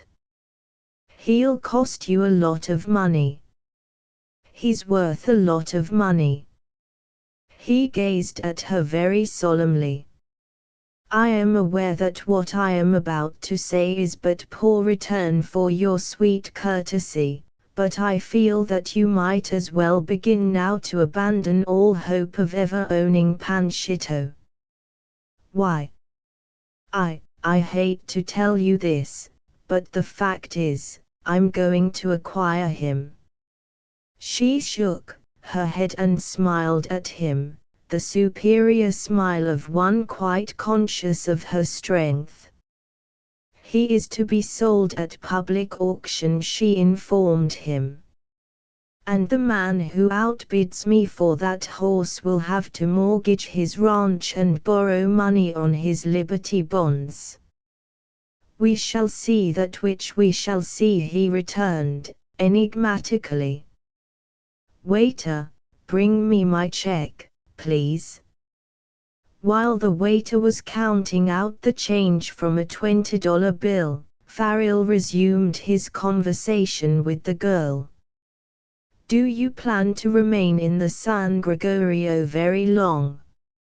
All summer, I think. He rose from his chair and bowed to her with an old-world courtliness. Once more I thank you for your kindness to me, señorita, he said. It is a debt that I shall always remember, and rejoice because I can never repay it. I dare say we shall meet again in the very near future, and when we do, I am going to arrange matters so that I may have the honor of being properly introduced. He pocketed his change. Until some day in the San Gregorio, then he finished, adios. Despite his smile, her woman's intuition told her that something more poignant than the threatened Japanese invasion of the San Gregorio Valley had cast a shadow over his sunny soul. She concluded it must have been the news of the death of his childhood chum, the beloved Don Mike. What a wonderful fellow Don Mike must have been, she mused. White men sing his praises, and Indians and mixed breeds cry them. No wonder this ex-soldier plans to outbid me for Panchito. He attaches a sentimental value to the horse because of his love for poor Don Mike. I wonder if I ought to bid against him under the circumstances. Poor dear. He wants his buddy's horse so badly. He's really very nice, so old-fashioned and sincere. And he's dreadfully good-looking. Nature was over-generous with that young lady, Farrell decided, as he made his way up to the smoking car. As a usual thing, she seldom dispenses brains with beauty, and this girl has both. I wonder who she can be. Well, she's too late for Panchito. She may have any other horse on the ranch, but, he glanced down at the angry red scar on the back of his right hand and remembered. What a charger was Panchito for a battery commander. For Farrell remained in the smoking car throughout the rest of his journey, for he feared the possibility of a renewal of acquaintance with his quondam companion of the dining car should he return to the observation platform. He did not wish to meet her as a discharged soldier, homeward bound, the sort of stray dog every man, woman, and child feels free to enter into conversation with and question regarding his battles, wounds, and post office address. When he met that girl again, he wanted to meet her as Don Miguel Jose Farrell, of Palomar. He was not so unintelligent as to fail to realize that in his own country he was a personage, and he had sufficient self-esteem to desire her to realize it also. He had a feeling that, should they meet frequently in the future, they would become very good friends. Also, he looked forward with quiet amusement to the explanations that would ensue when the supposedly dead should return to life. During their brief conversation, she had given him much food for thought, so much, in fact, that presently he forgot about her entirely. His mind was occupied with the problem that confronts practically all discharged soldiers, that of readjustment, not to the life of pre-war days, but to one newer, better, more ambitious, and efficient. Farrell realized that a continuation of his Dolce-Farniente life on the Rancho Palomar under the careless, generous, and rather shiftless administration of his father was not for him. Indeed, the threatened invasion of the San Gregorio by Japanese rendered imperative an immediate decision to that effect. He was the first of an ancient lineage who had even dreamed of progress. He had progressed, and he could never, by any possibility, afford to retrograde. The Farrells had never challenged competition. They had been content to make their broadacres pay a sum sufficient to meet operating expenses and the interest charges on the ancient mortgage, meanwhile supporting themselves in all the ease and comfort of their class by nibbling at their principal. Just how far his ancestors had nibbled, the last of the Farrells was not fully informed, but he was young and optimistic, and believed that, with proper management and the application of modern ranching principles, he would succeed, by the time he was 50, in saving this principality intact for those who might come after him, for it was not a part of his life plan to die childless, now that the war was over and he out of it practically with a whole skin. This aspect of his future he considered as the train rolled into the Southland. He was 28 years old, and he had never been in love, although, since his 21st birthday, his father and Don Juan Sepulveda, of the Rancho Carpajo, had planned a merger of their involved estates through the simple medium of a merger of their families. Anita Sepulveda was a beauty that any man might be proud of. Her blood was of the purest and best, but, with a certain curious hard-headedness, the faint strain of Scotch in him, in all likelihood, Don Mike had declined to please the oldsters by paying court to her.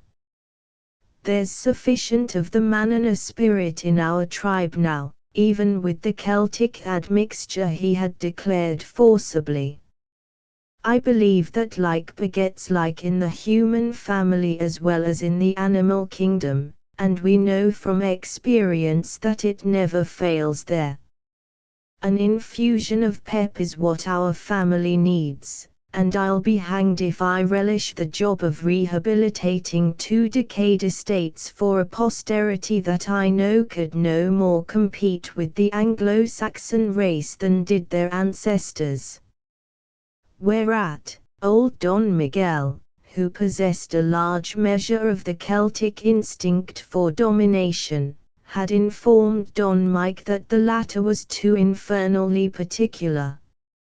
By the blood of the devil, his son's statement indicated a certain priggishness, which he, Don Miguel, could not deplore too greatly. You taught me pride of race, his son reminded him.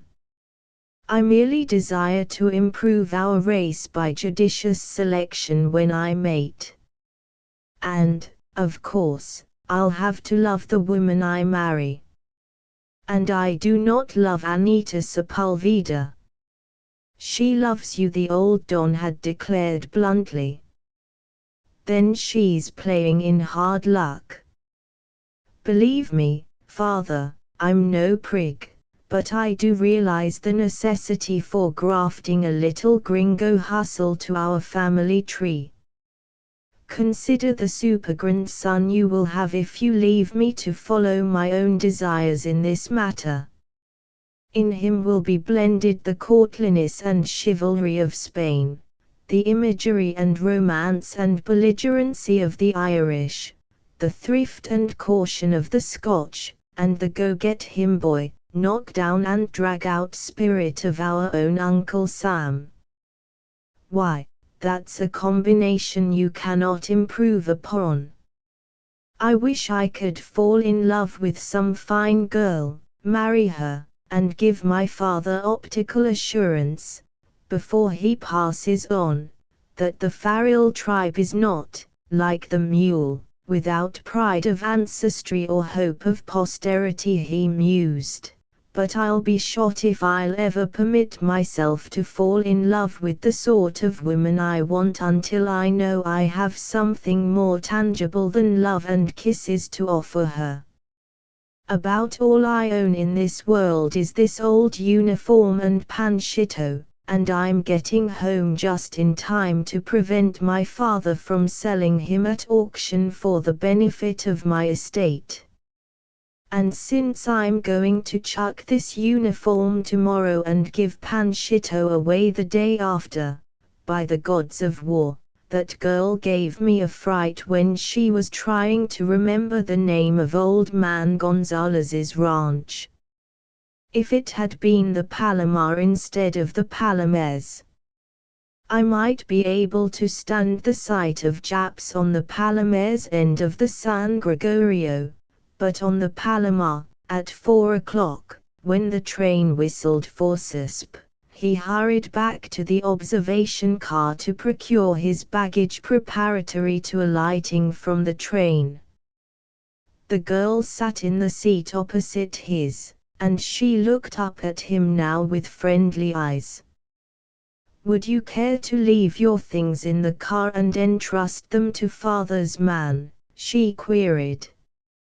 "We would be glad to take them in the motor as far as the mission. My father suggested it," she added. "Your father's a brick." "I shall be happy to accept, thank you. Just tell the chauffeur to leave them off in front of the mission and I'll pick them up when I come over the trail from CISP. I can make far better time over the hills without this suitcase, light as it is." "You're exceedingly welcome, Sergeant. And, by the way, I have decided not to contest your right to Panchito. It wouldn't be sporty of me to outbid you for your dead buddy's horse." His heart leaped. "I think you're tremendously sweet," he declared bluntly. "As matters stand, we happen to have a half-brother of Panchito up on the ranch, or, at least, we did have when I enlisted. He's coming for, and he ought to be a beauty. I'll break him for you myself. However," he added, with a deprecatory grin, I realize you're not the sort of girl who accepts gifts from strangers, so, if you have a nickel on you, I'll sell you this horse, sight unseen. If he's gone, I'll give the nickel back." "You are quite right," she replied, with an arch smile. "I could not possibly accept a gift from a stranger. Neither could I buy a horse from a stranger, no, not even at the ridiculous price of 5 cents. Perhaps if I introduced myself, have I your permission to be that bold?" "Well," she replied, still with that bright, friendly, understanding smile, "that might make a difference. I do not deserve such consideration. Consequently, for your gentle forbearance, you shall be accorded a unique privilege, that of meeting a dead soldier. I am Miguel Jose Farrell, better known as Don Mike of the Rancho Palomar, and I own Panchito." To quote the language of Mark Twain, "The report of my death has been grossly exaggerated, as is the case of several thousand other soldiers in this man's army." He chuckled as he saw a look of amazement replace the sweet smile. "And you are Miss?" he queried. She did not answer. She could only stare at him, and in that look he thought he noted signs of perturbation. While he had talked, the train had slid to a momentary halt for the flag station, and while he waited now for her name, the train began creeping out of CISP. "All right," he laughed. "You can tell me your name when we meet again. I must run for it. Goodbye." He hurried through the screen door to the platform, stepped over the brass railing, and clung there a moment, looking back into the car at her before dropping lightly to the ground between the tracks. "Now what the devil is the meaning of that?" he mused, as he stood there watching the train. There were tears in her eyes. He crossed the tracks, climbed a fence, and after traversing a small piece of bottom land, entered a trail through the chaparral, and started his upward climb to the crest of the range that hid the San Gregorio. Suddenly he paused.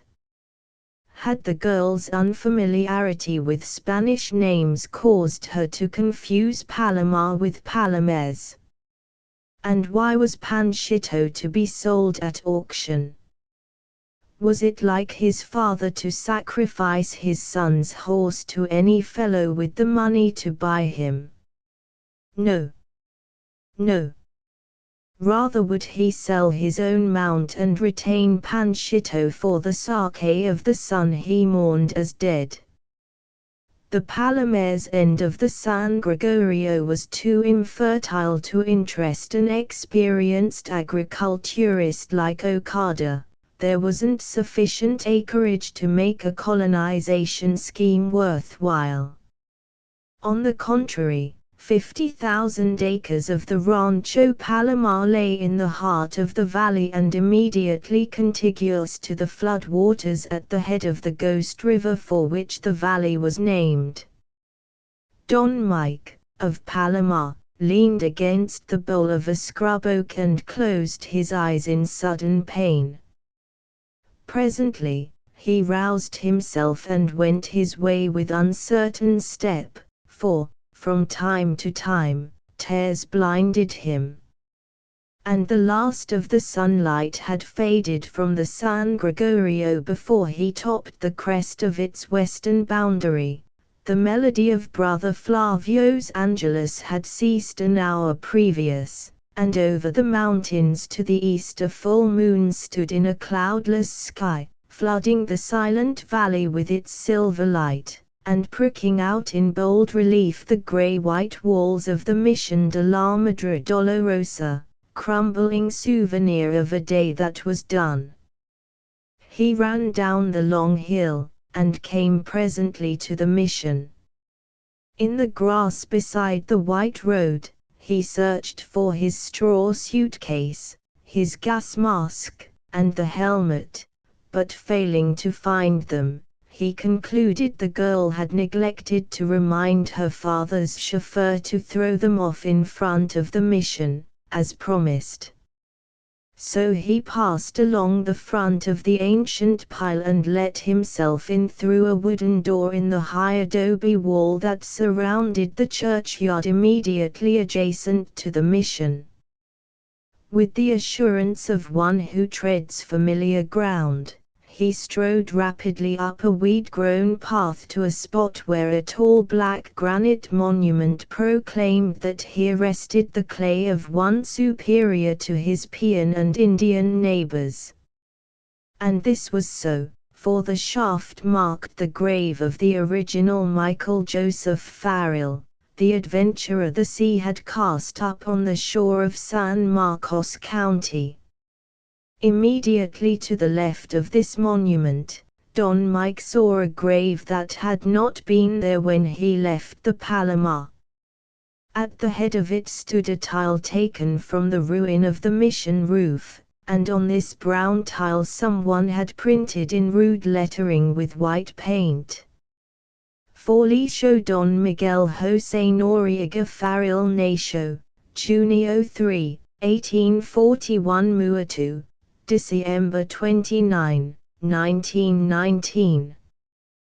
The last scion of that ancient house knelt in the mold of his father's grave and made the sign of the cross.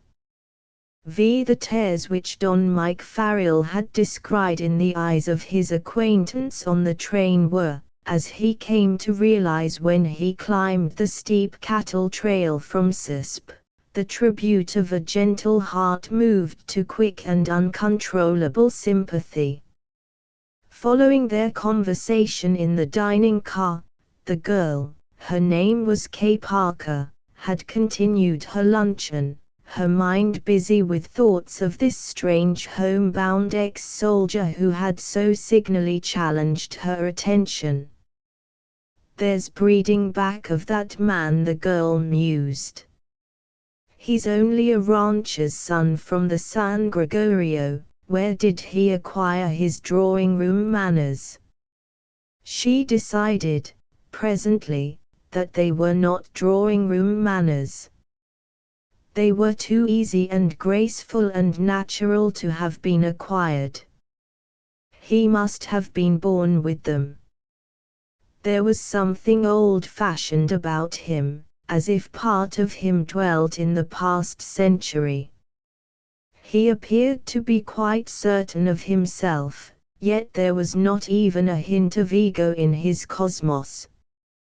His eyes were wonderful, and passionless, like a boy's. Yes, there was a great deal of the little boy about him, for all his years, his wounds, and his adventures. Kay thought him charming, yet he did not appear to be aware of his charm, and this fact increased her attraction to him. It pleased her that he had preferred to discuss the Japanese menace rather than his own exploits, and had been human enough to fly in a rage when told of her father's plans with the potato baron. Nevertheless, he had himself under control, for he had smothered his rage as quickly as he had permitted it to flare up. Curious man, the girl concluded. However, he's a man, and when we meet again, I'm going to investigate thoroughly and see what else he has in his head. Upon further reflection, she reminded herself that he hadn't disclosed, in anything he had said, the fact that his head contained thoughts or information of more than ordinary value. He had merely created that impression. Even his discussion of the Japanese problem had been cursory, and, as she mentally backtracked on their conversation, the only striking remark of his which she recalled was his whimsical assurance that he knew why young turkeys are hard to raise in the fall. She smiled to herself. Well, Kay, did you find him pleasant company? She looked up and discovered her father slipping into the chair so lately vacated by the object of her thoughts. Lo, Pop. You mean the ex-soldier?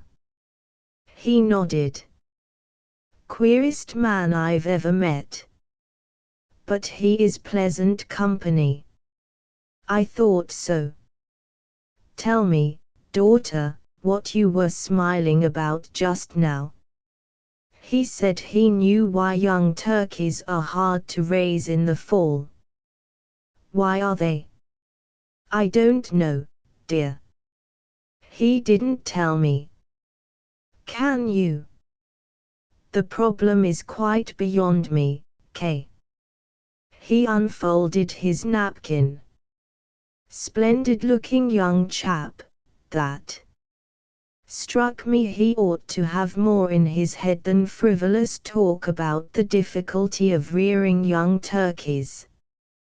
I think he has a great deal more in his head than that.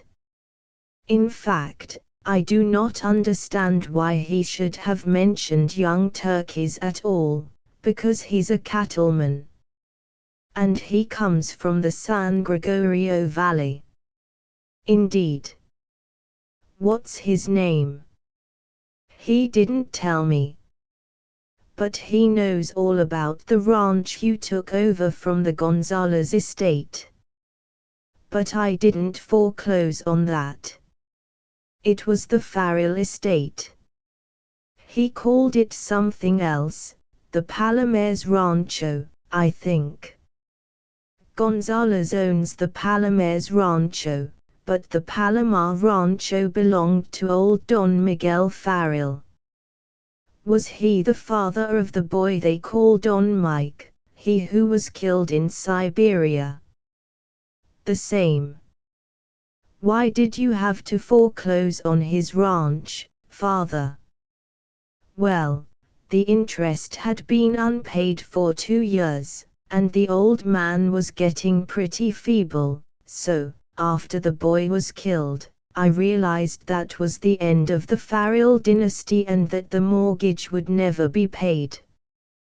Consequently, in self-protection, I foreclosed. Of course, under the law, Don Miguel had a year's grace in which to redeem the property, and during that year I couldn't take possession without first proving that he was committing waste upon it. However, the old man died of a broken heart a few months after receiving news of his son's death, and, in the protection of my interest, I was forced to petition the court to grant me permission to enter into possession.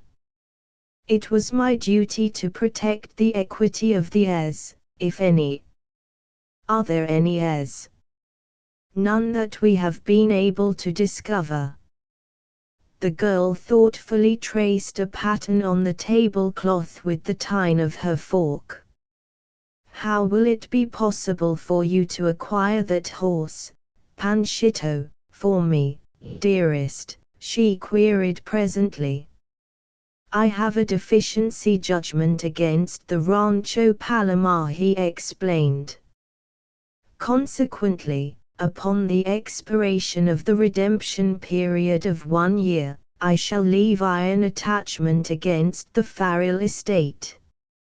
All the property will be sold at public auction by the sheriff to satisfy my deficiency judgment, and I shall, of course, bid in this horse. I have decided I do not want him, father, she informed him half sadly. The ex-soldier is an old boyhood chum of the younger Farrell who was killed, and he wants the horse. He glanced at her with an expression of shrewd suspicion. As you desire, honey, he replied.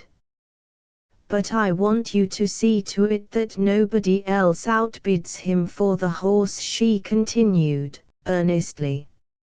If someone should run the price up beyond the limits of his purse, of course I want you to outbid that someone.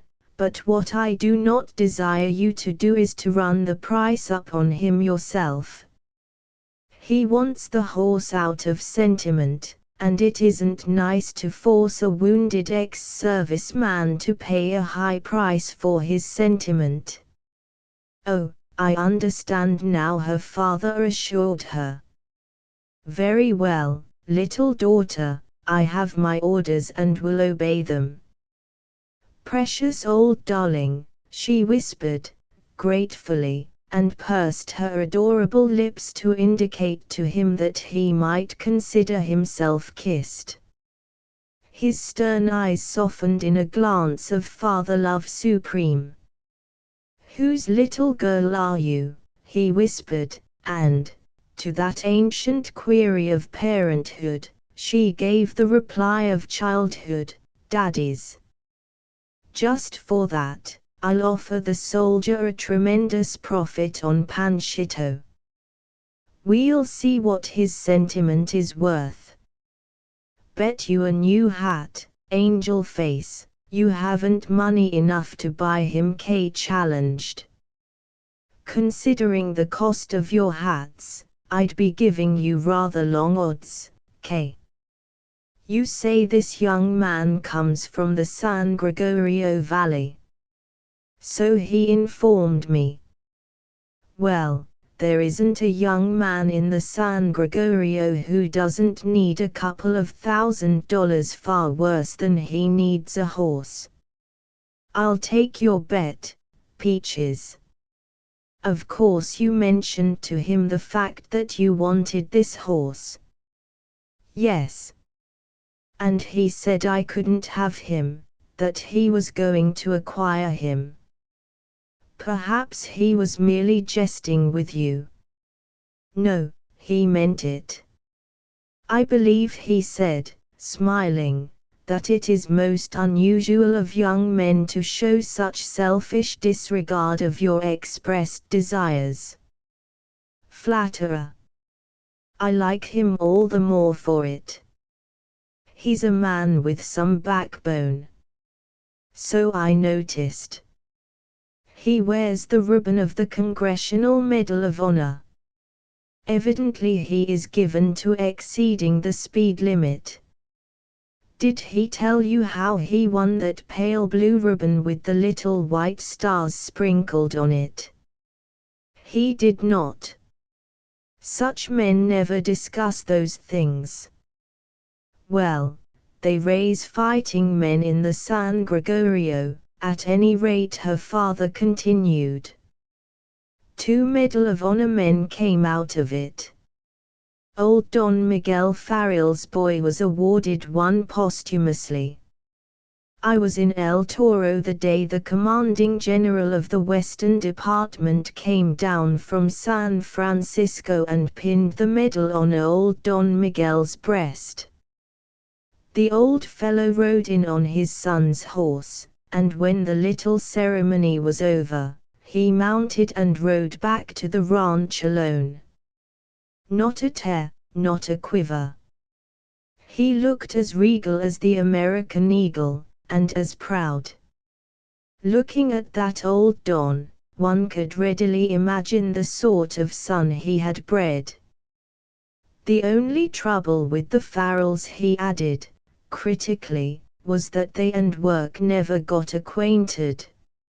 If these old Californians would consent to imbibe a few lessons in industry and economy from their Japanese neighbors, their wonderful state would be supporting 30 million people 100 years from now. I wonder how many of that mythical 30 millions would be Japs, she queried, innocently. That is a problem with which we will not have to concern ourselves, Kay, because we shall not be here. Some day, popsy wops, that soldier will drop in at our ranch and lock horns with you on the Japanese question.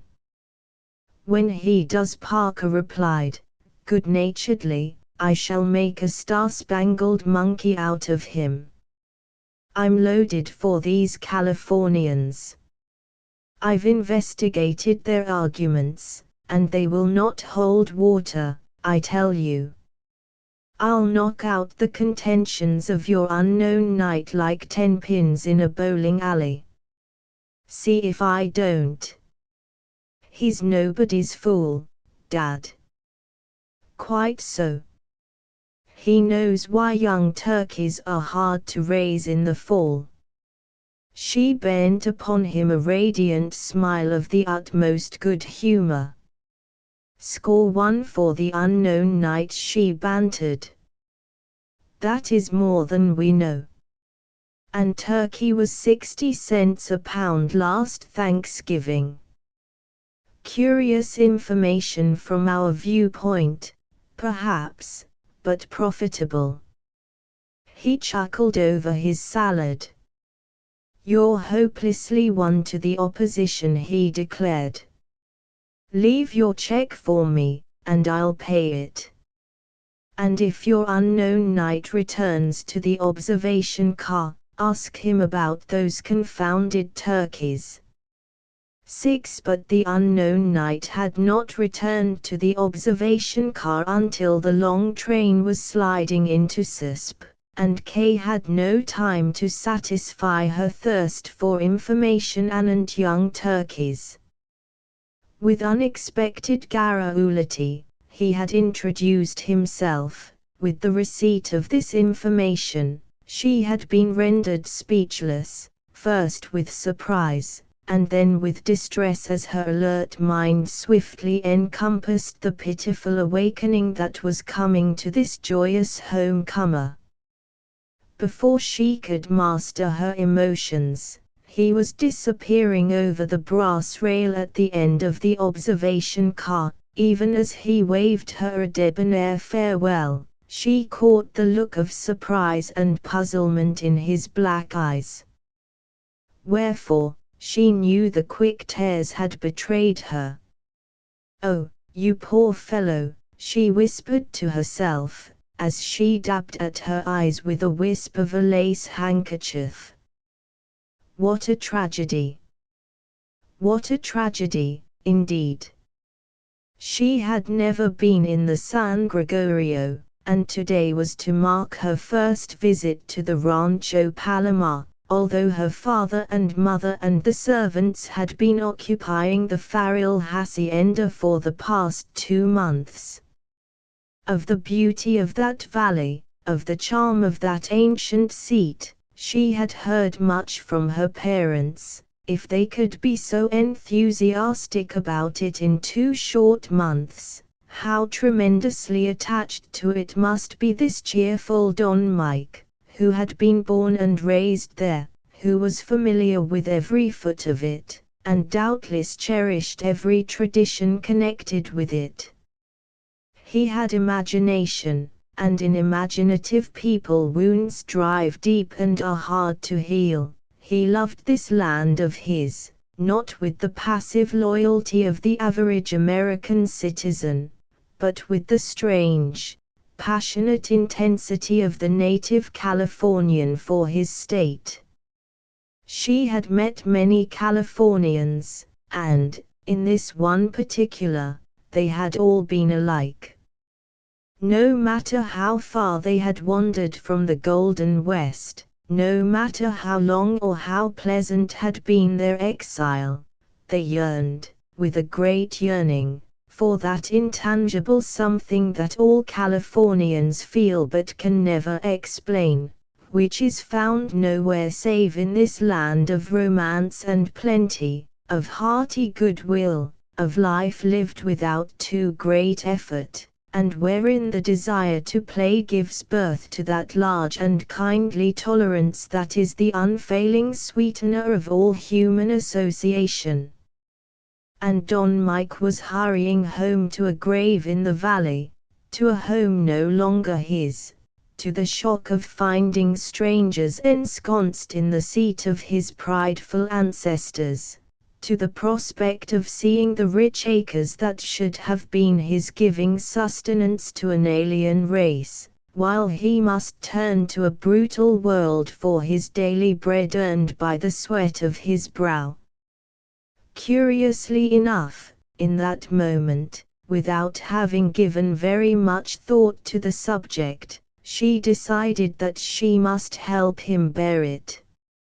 In a vague way, she felt that she must see him and talk with him before he should come in contact with her father and mother.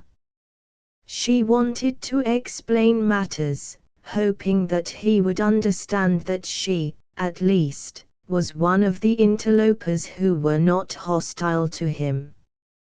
For she did, indeed, feel like an interloper now.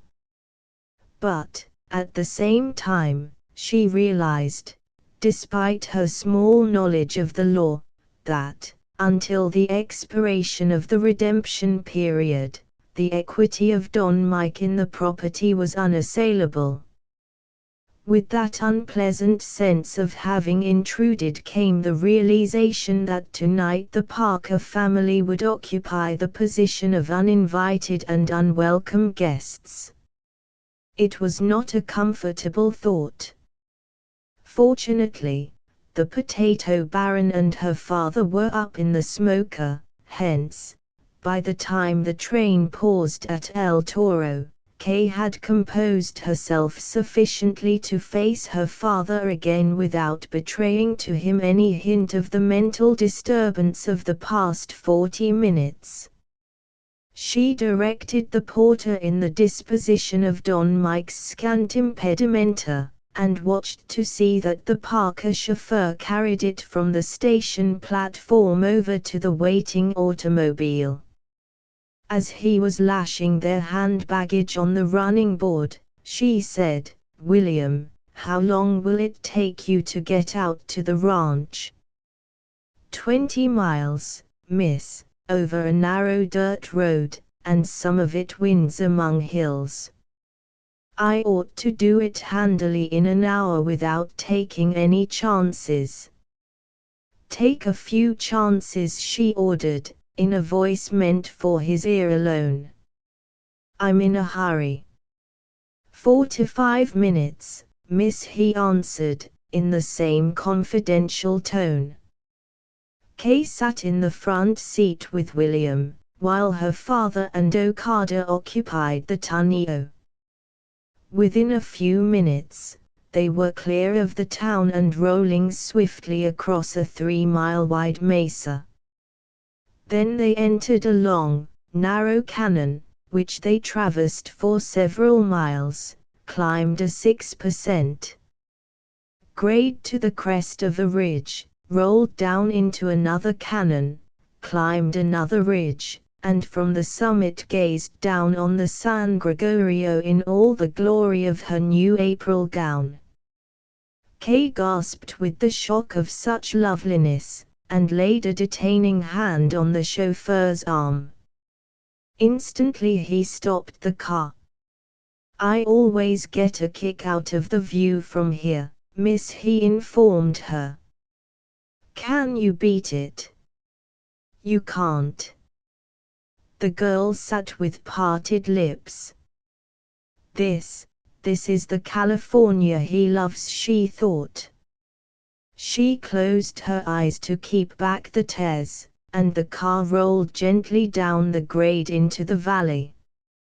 From the tonneau she could catch snatches of the conversation between her father and the potato baron. They were discussing the agricultural possibilities of the valley, and she realized, with a little twinge of outrage, that its wonderful pastoral beauty had been quite lost on them. As they swept past the mission, Kay deliberately refrained from ordering William to toss Don Mike's baggage off in front of the old pile, for she knew now whither the latter was bound. She would save him that added burden. 3 miles from the mission, the road swung up a gentle grade between 2 long rows of ancient and neglected palms. The dead, withered fronds of a decade still clung to the corrugated trunks. In the adjoining oaks vast flocks of crows perched and cawed raucously. This avenue of palms presently debouched onto a little mesa, oak-studded and covered with lush grass, which gave it a pretty, park-like effect. In the center of this mesa stood the hacienda of the Rancho Palomar. Like all adobe dwellings of its class, it was not now, nor had it ever been, architecturally beautiful. It was low, with a plain hip roof covered with ancient red tiles, many of which were missing. When the house had first been built, it had been treated to a coat of excellent plaster over the adobe, and this plaster had never been renewed. With the attrition of time and the elements, it had worn away in spots, through which the brown adobe bricks showed, like the bones in a decaying corpse.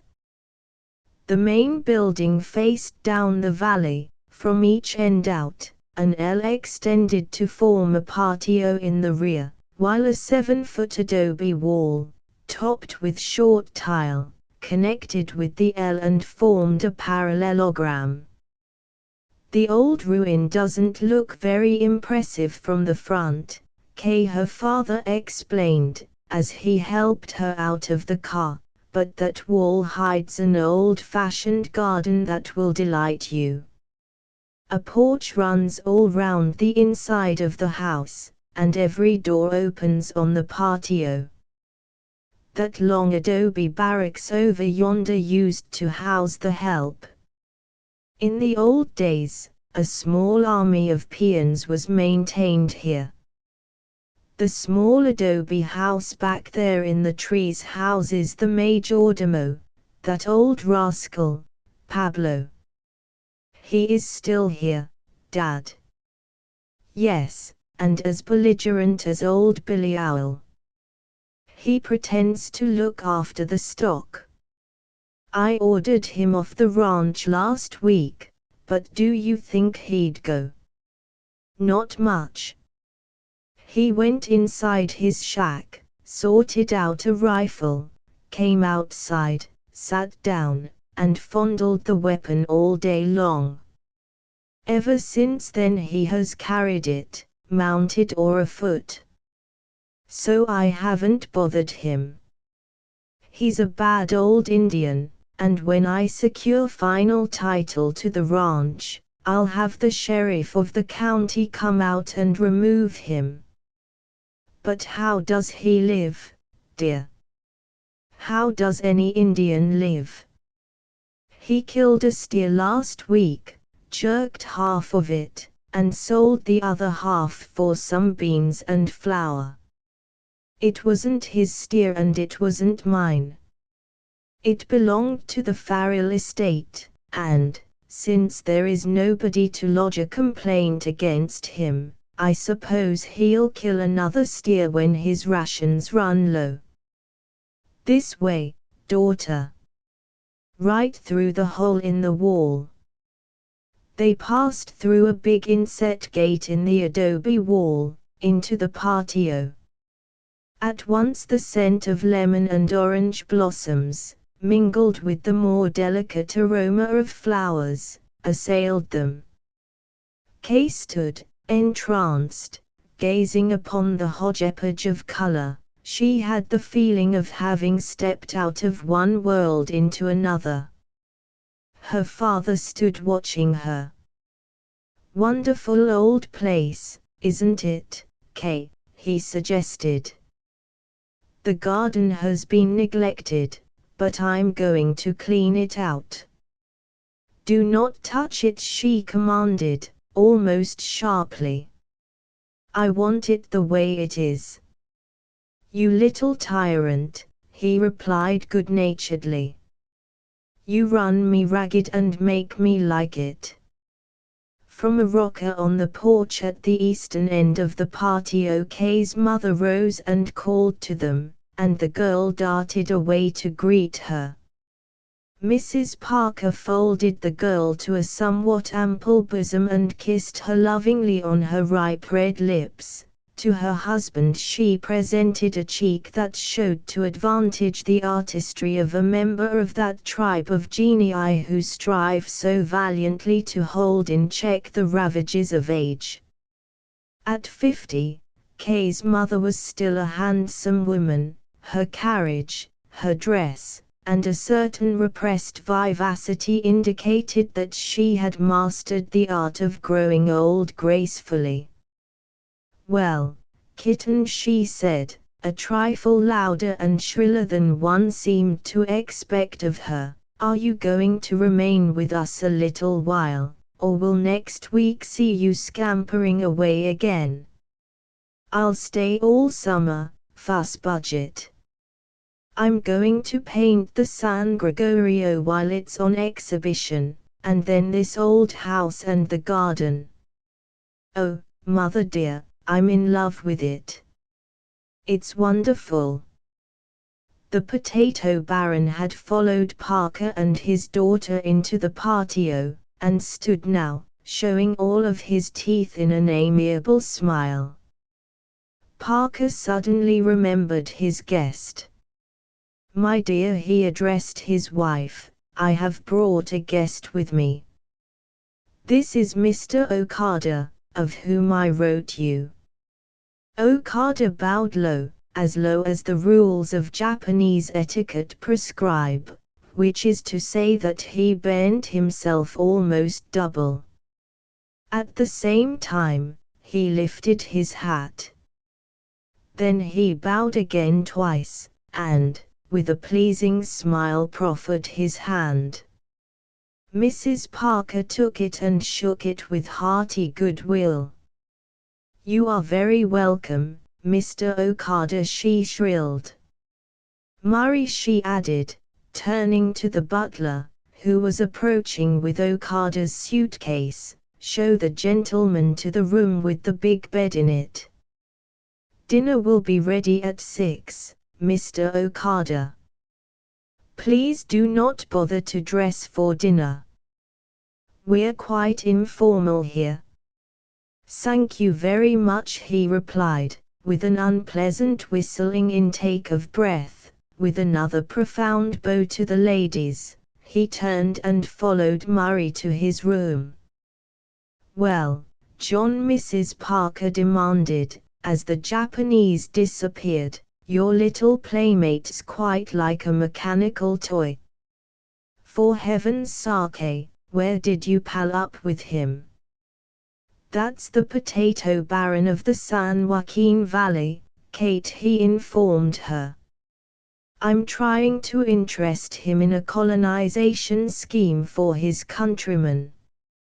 1,000 Japs in the San Gregorio can raise enough garden truck to feed the city of Los Angeles, and they will pay a whooping price for good land with water on it.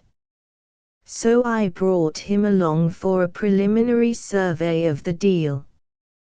He's very polite, but I imagine he's not very brilliant company," his wife averred frankly. "When you wired me you were bringing a guest, I did hope you'd bring some jolly young jackanapes to arouse Kay and me." She sighed and settled back in her comfortable rocking chair, while Kay, guided by a maid, proceeded to her room. A recent job of calcimining had transformed the room from a dirty grayish white to a soft shade of pink. The old-fashioned furniture had been done over and glowed dully in the fading light. Kay threw open the small square-hinged window, gazed through the iron bars sunk in the thick walls, and she found herself looking down the valley, more beautiful than ever now in the rapidly fading light. "I'll have to wait outside for him," she thought. "It will be dark when he gets here." She washed and changed into a dainty little dinner dress, after which she went on a tour of exploration of the hacienda. Her first port of call was the kitchen. "Nishi," she informed the cook, "a gentleman will arrive shortly after the family has finished dinner. Keep his dinner in the oven.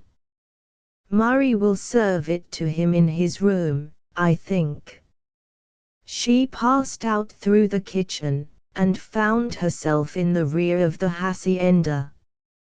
100 yards distant, she saw Pablo Artelan squatting on his heels beside the portal of his humble residence, his back against the wall. She crossed over to him, smiling as she came. "How do you do, Pablo?" she said. "Have you forgotten me? I'm the girl to whom you were kind enough to give a ride on Panchito one day in El Toro." The glowering glance of suspicion and resentment faded slowly from old Pablo's swarthy countenance. He scrambled to his feet and swept the ground with his old straw sombrero. "I am at the service of the señorita," he replied, gravely. "Thank you, Pablo. I just wanted to tell you that you need not carry that rifle anymore. I shall see to it that you are not removed from the ranch." He stared at her with stolid interest. "Muchas gracias, señorita," he mumbled. Then, remembering she did not understand Spanish, he resumed in English, "I am an old man, miss. Since my two bosses die, pretty soon Pablo die, too. For what use eat is for live now I don't tell you. Those old man who speak me leave this rancho, he is your father, no?" "Yes, Pablo. And he isn't such a terrible man, once you get acquainted with him." "I don't like," Pablo muttered frankly. "He have I like looking glass." "Maybe so for you, miss, it is different, but for Pablo Artelan," he shrugged. "If Don Mike is here, nobody can talk to me like dose ol' man, your father, he speak to me." And he wagged his head sorrowfully. Kay came close to him. Listen, Pablo, I have a secret for you. You must not tell anybody. Don Mike is not dead.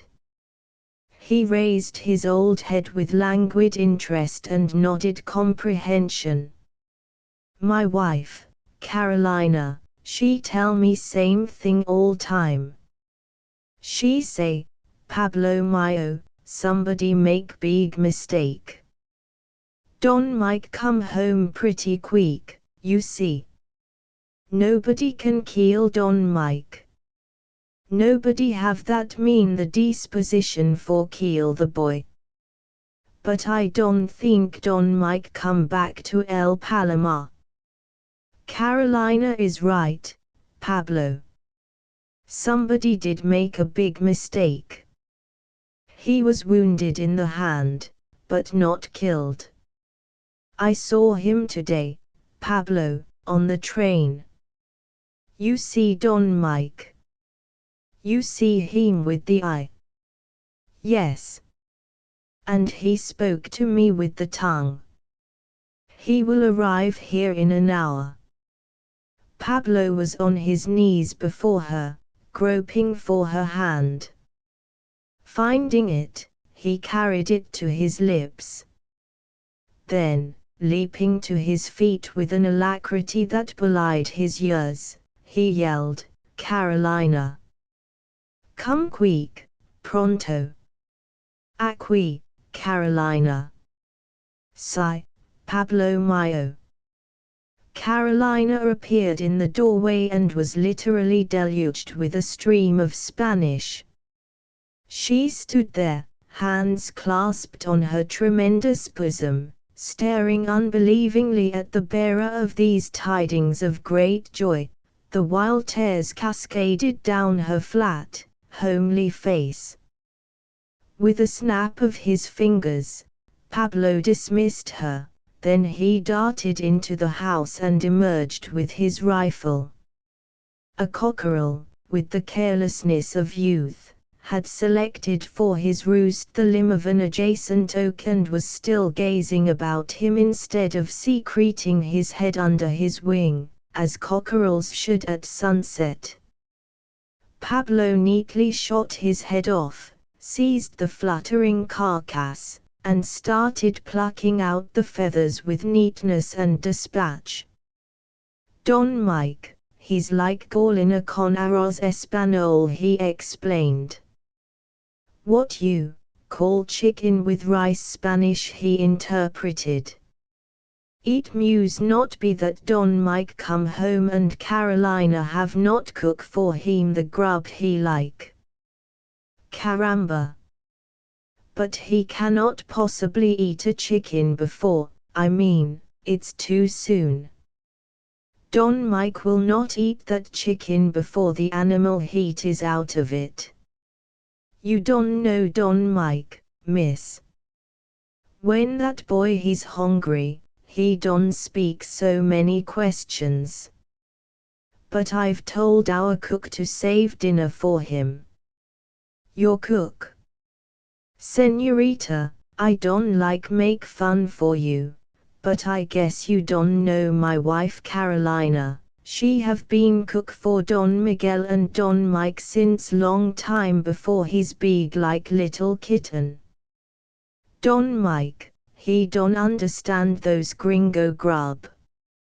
Listen, Pablo, there is no time to cook Don Mike a Spanish dinner. He must eat gringo grub tonight.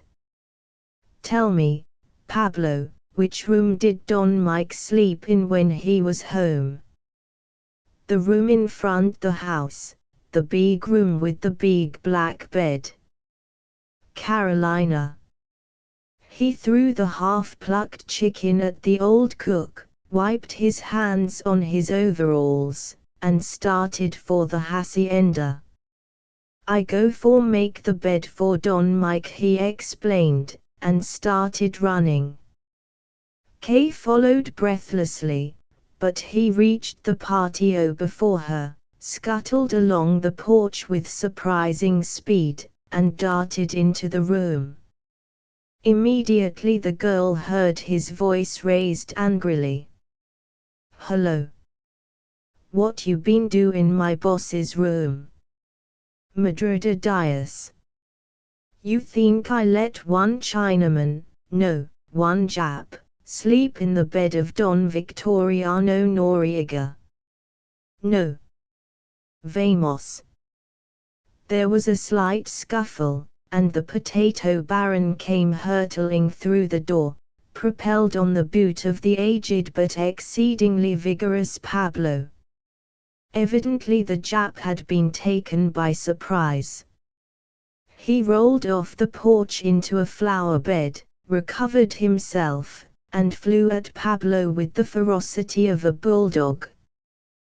To the credit of his race, be it said that it does not subscribe to the philosophy of turning the other cheek. But Pablo was a peon. From somewhere on his person, he produced a dirk and slashed vigorously. Okada evaded the blow, and gave ground. "Cuidado!" Pablo roared, and charged, whereupon the potato baron, evidently impressed with the wisdom of the ancient adage that discretion is the better part of valor, fled before him. Pablo followed, opened the patio gate, and, with his long dirk, motioned the Jap to disappear through it. "The hired man, he don't sleep in the bed of the gent," he declared. "The barn is too good for one Jap. Santa Maria. For why I don't kill you, I don't know." "Pablo." The majordomo turned. "Yes, Miss Lady. Mr. Okada is our guest. I command you to leave him alone." "Mr. Okada, I apologize to you for Pablo's impetuosity. He is not a servant of ours, but a retainer of the former owner. Pablo, will you please attend to your own business?" Kay was angry now, and Pablo realized it. "Don Mike's business, she is my business, too, señorita," he growled. "Yes, I think so," Okada declared. "I think I go another room. Murray will prepare one for you, Mr. Okada. I'm so sorry this has happened." "Indeed I am." Pablo hooted. "You sorry, miss? Wait until my Don Mike he's come home and find this fellow in his house." He closed the gate, returned to the room, and made a critical inspection of the apartment. Kay could see him wagging his grizzled head approvingly as she came to the door and looked in. "Where those fellow El Mono, he put my boss's clothes?" Pablo demanded. "El Mono? Whom do you mean, Pablo?" "El Mono, the monkey. He wear long tail to the coat, all the time he look like maybe so somebody in the house she's going die pretty quick." "Oh, you mean Murray, the butler." Pablo was too ludicrous, and Kay sat down on the edge of the porch and laughed until she wept. Then, as Pablo still stood truculently in the doorway, waiting an answer to his query, she called to Murray, who had rushed to the aid of the potato baron, and asked him if he had found any clothing in the room, and, if so, what he had done with it. "I spotted and pressed them all, Miss Kay, and hung them in the clothes press of the room next door." "I go get," growled Pablo, and did so, whereupon the artful Murray took advantage of his absence to dart over to the royal chamber and remove the potato baron's effects. "I don't like that blackamoor," Miss K.L. Mono confided to the girl. I feel assured he is a desperate vagabond to whom murder and pillage are mere pastimes. Please order him out of the garden. He pays no attention to me whatsoever. Leave him severely alone, Kay advised. I will find a way to handle him.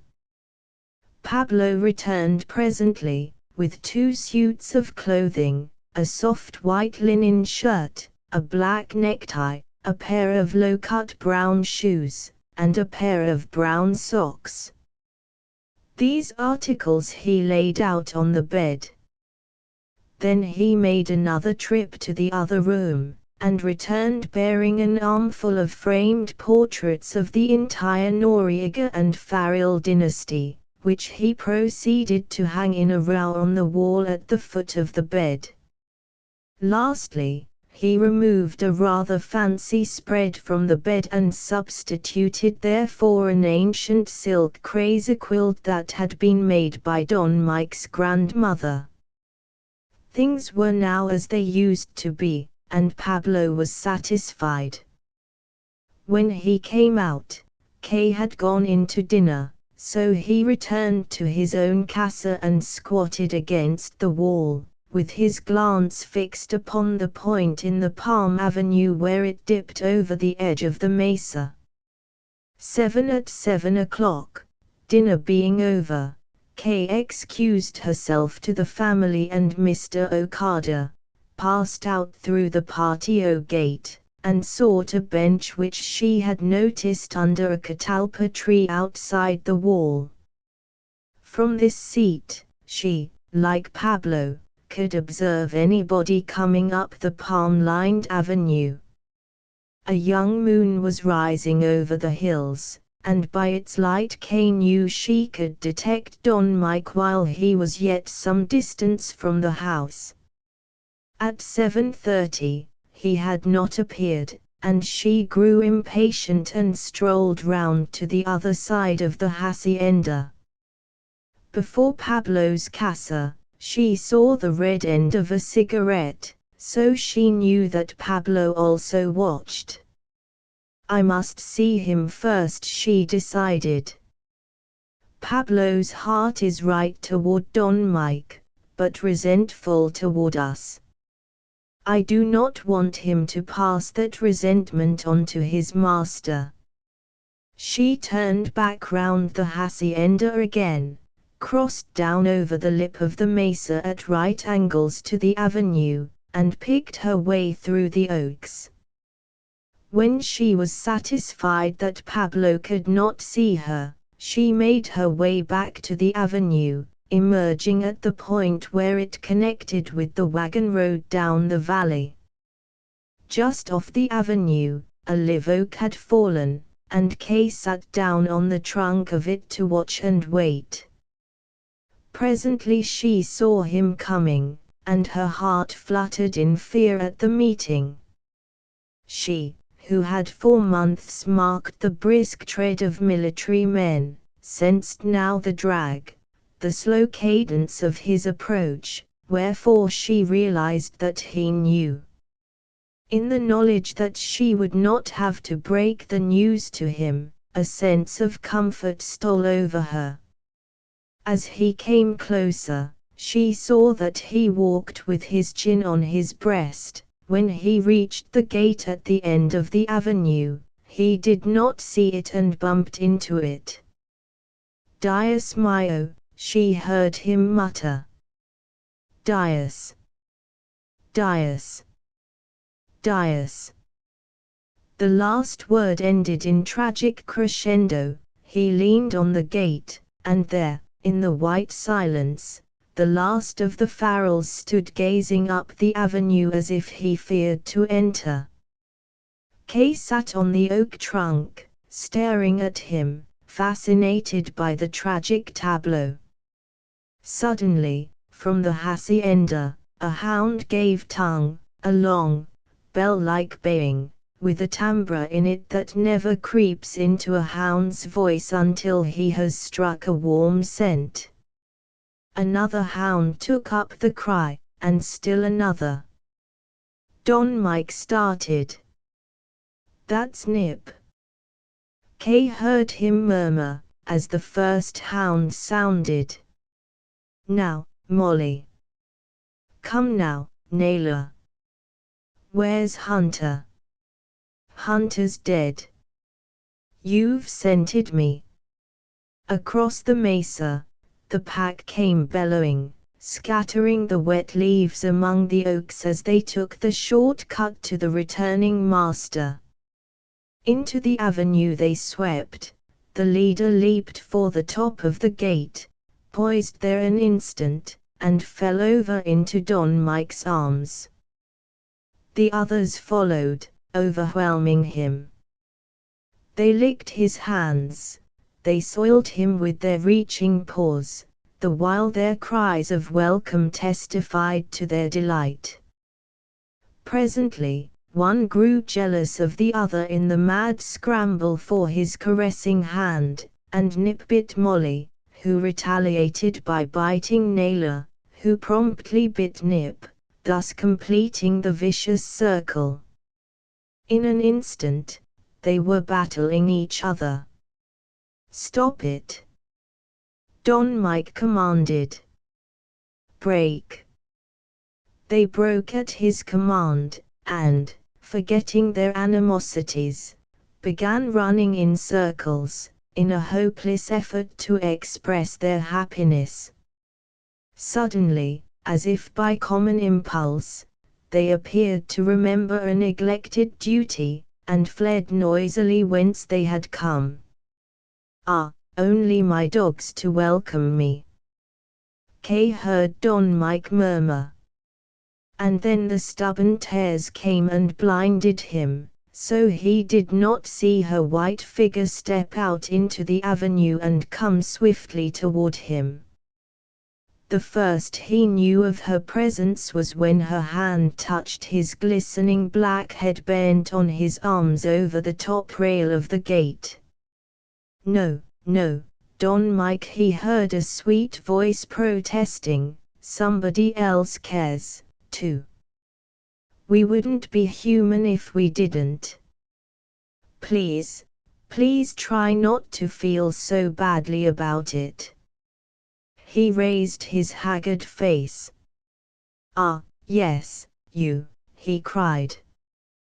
You've been waiting here, for me." "Yes.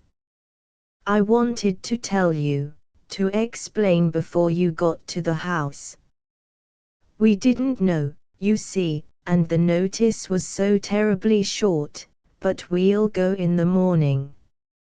I've saved dinner for you, Don Mike, and your old room is ready for you.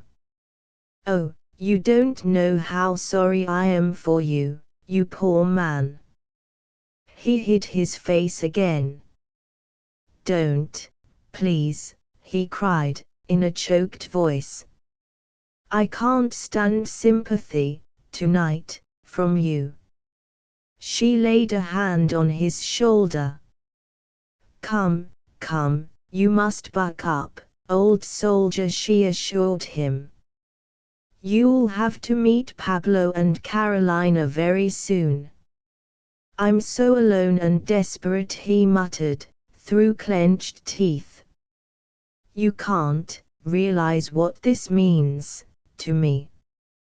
My father was an old man, he had accomplished his years, and I weep for him, because I loved him.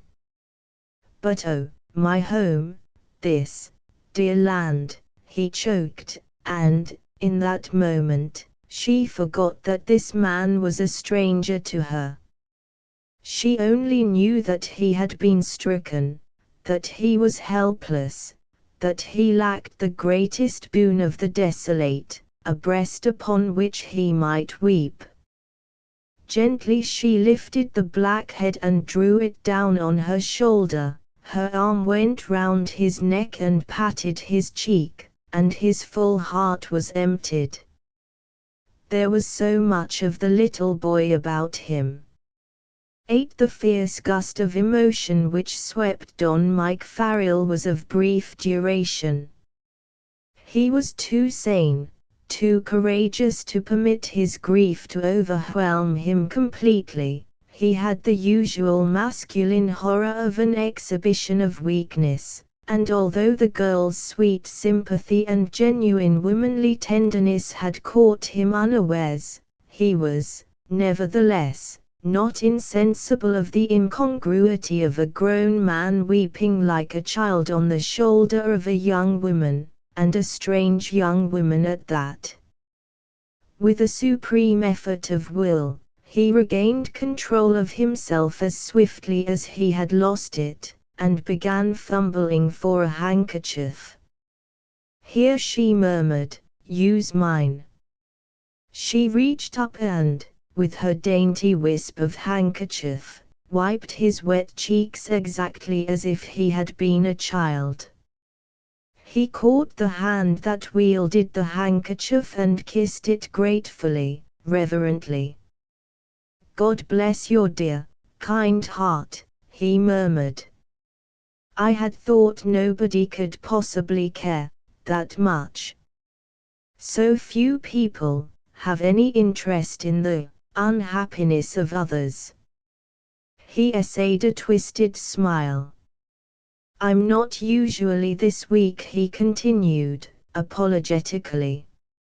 "I never knew until tonight that I could be such a lubberly big baby, but, then, I wasn't set for this blow.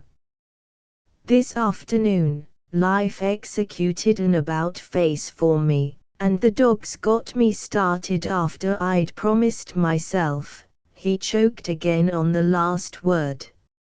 She patted his shoulder in comradely fashion. "Buck up, Don Mike," she pleaded. "Tears from such men as you are signs of strength, not weakness. And remember, life has a habit of obeying commanding men. It may execute another about-face for you." "I've lost everything that made life livable," he protested. "Ah. No, no. You must not say that. Think of that cheerful warrior who, in defeat, remarked, 'All is lost save honor.'" And she touched the pale blue star-sprinkled ribbon on his left breast. He smiled again, the twisted smile. "That doesn't amount to a row of pins in civil life. Something of that sense of bitter disillusionment, of blasted idealism, which is the immediate aftermath of war, had crept into his voice. The only thrill I ever got out of its possession was in the service. My colonel was never content merely with returning my salute. He always uncovered to me.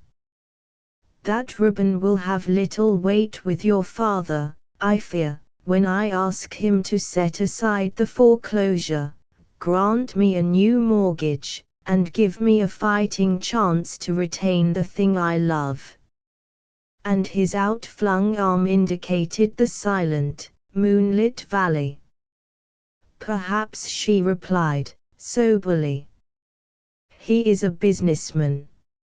Nevertheless, it might not be a bad idea if you were to defer the crossing of your bridges until you come to them." She unlatched the gate and swung it open for him to pass through. He hesitated.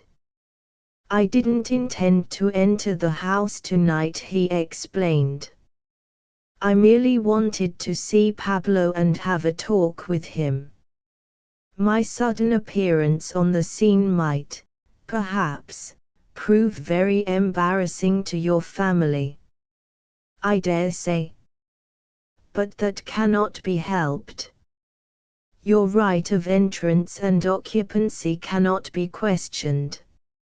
Until the period of redemption expires, I think nobody will dispute your authority as master here." I had forgotten that phase of the situation. Thank you. He passed through the gate and closed it for her. Then he stepped to the side of the road, wet his handkerchief in a pool of clean rainwater, and mopped his eyes. I'll have to abandon the luxury of tears, he declared, grimly. They make one's eyes burn. By the way, I do not know your name. I am Kay Parker. Kay for what? Kathleen. He nodded approvingly. You neglected to leave my dunnage at the mission, Miss Parker. After you told me who you were, I realized you would sleep at the ranch tonight, so I kept your things in the car. They are in your old room now. Thank you for an additional act of kindness and thoughtfulness. He adjusted his overseas cap, snugged his blouse down over his hips, flipped from it the wet sand deposited there by the paws of the hound pack, and said, "Let's go." Where the avenue debouched into the ranch yard, Pablo and Carolina awaited them. The old majordomo was wrapped in aboriginal dignity.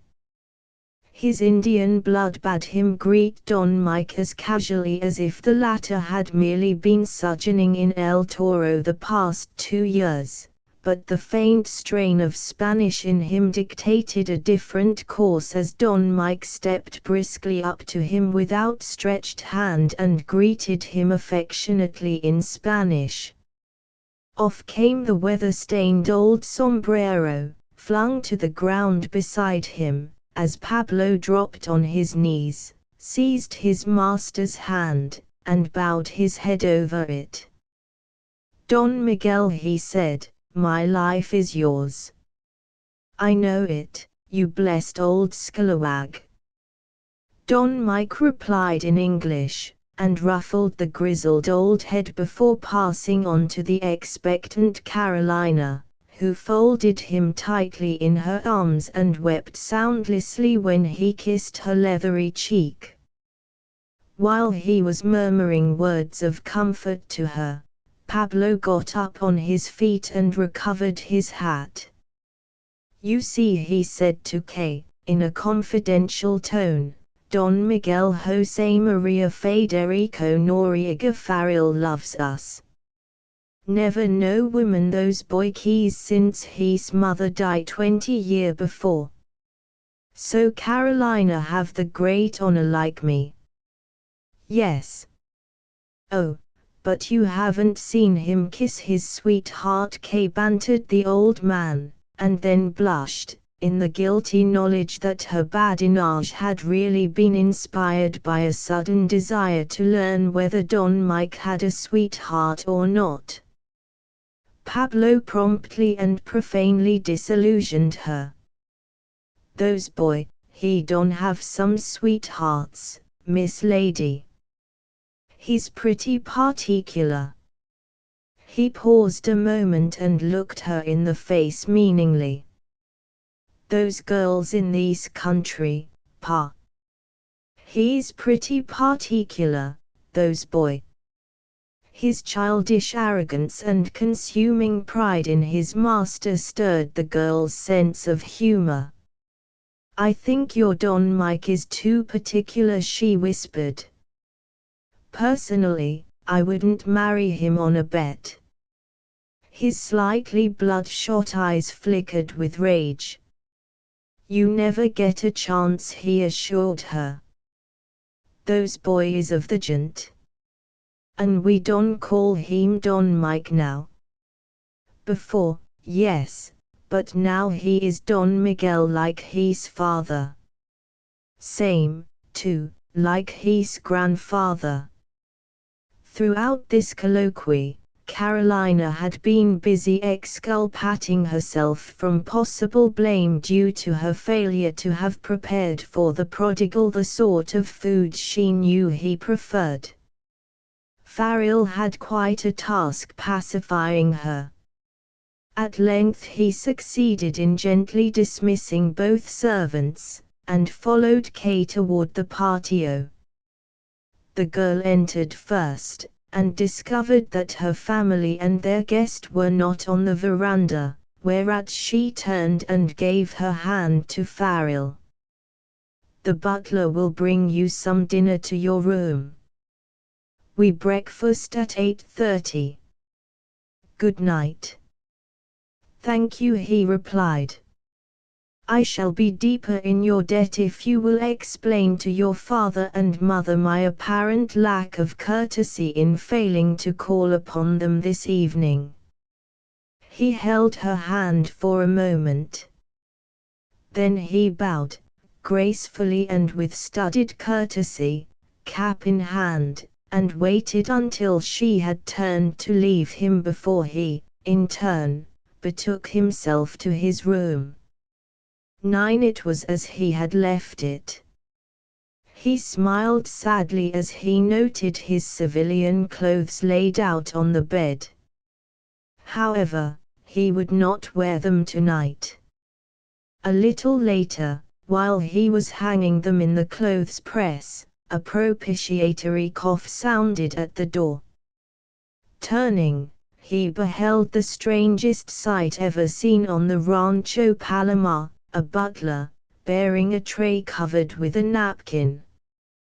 "Good evening," quoth Don Miguel civilly. "Set it down on the little table yonder, please. May I inquire why you bear the tray on your left hand and carry a pistol in your right?"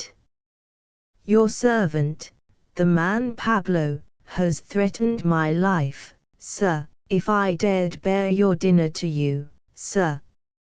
He met me a moment ago and demanded that I surrender the tray to him, sir.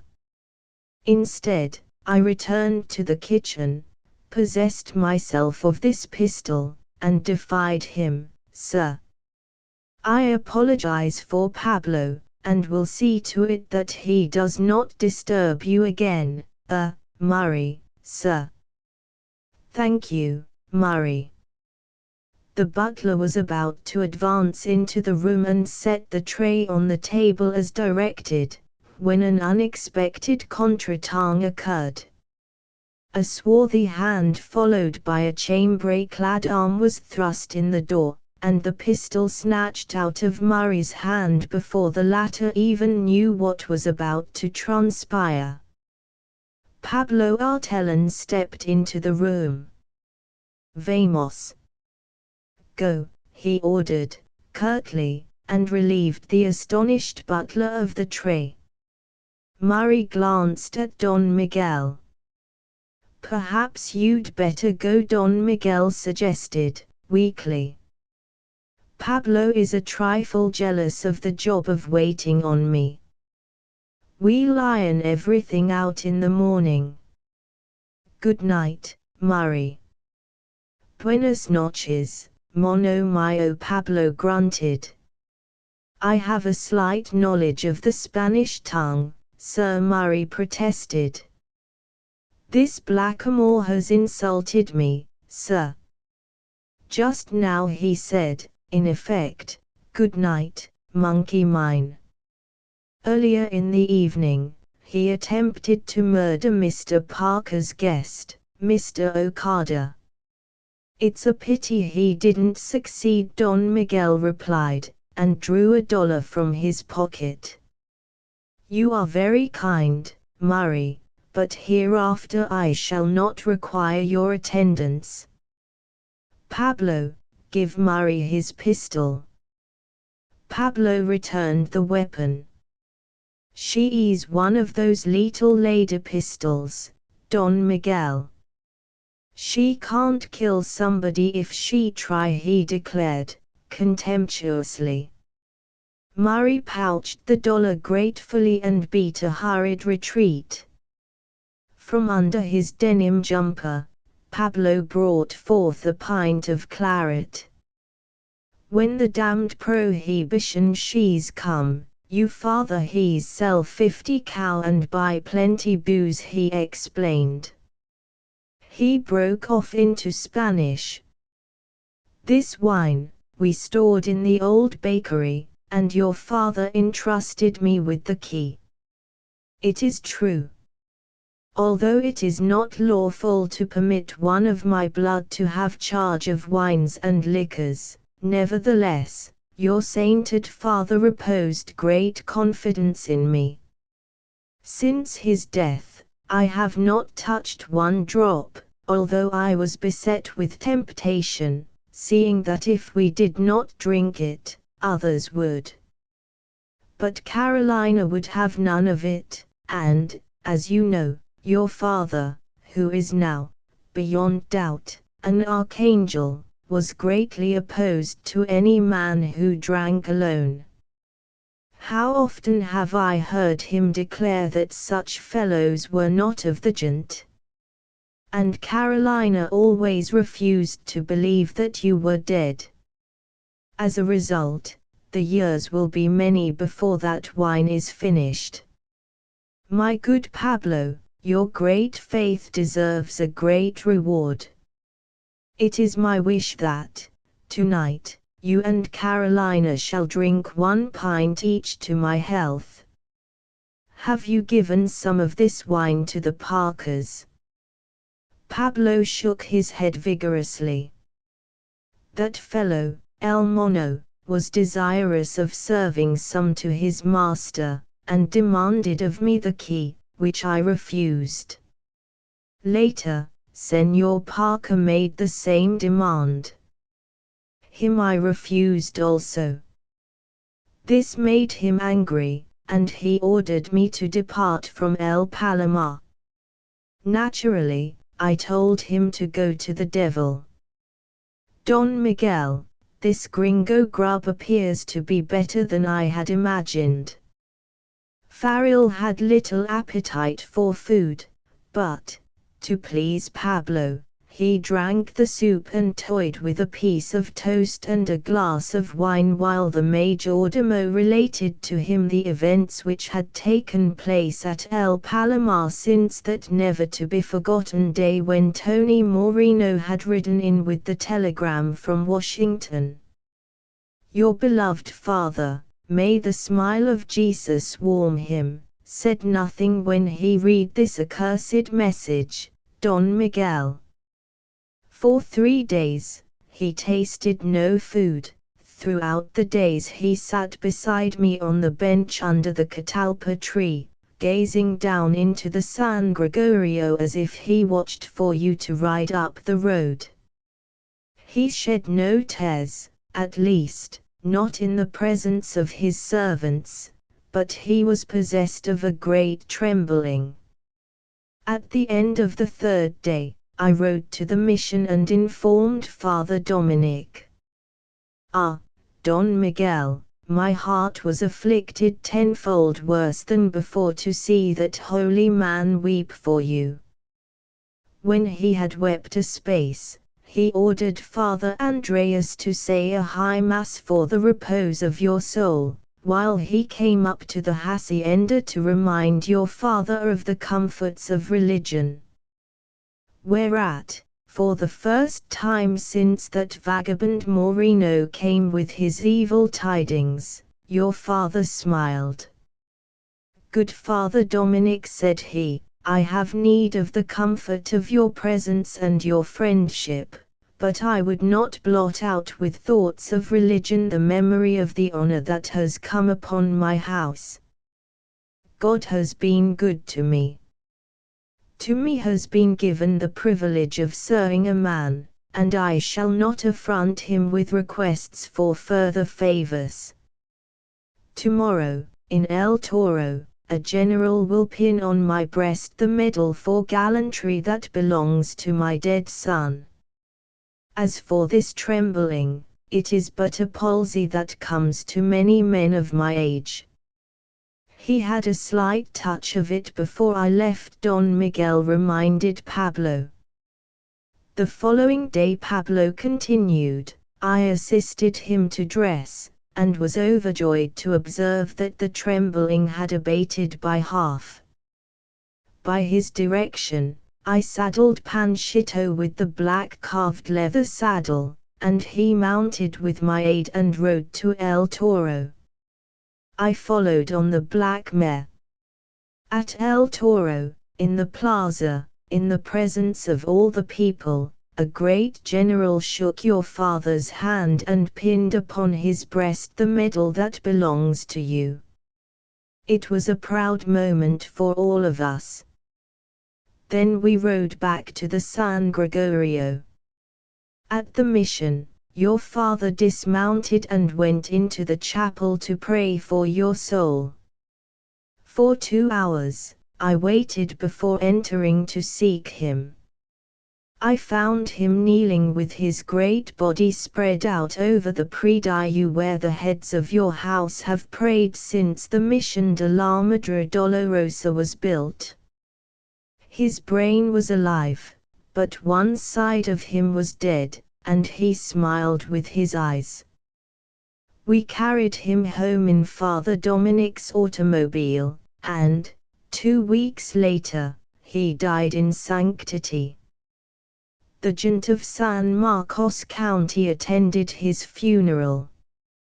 In February came Senor Parker, with great assurance, and endeavored to take possession.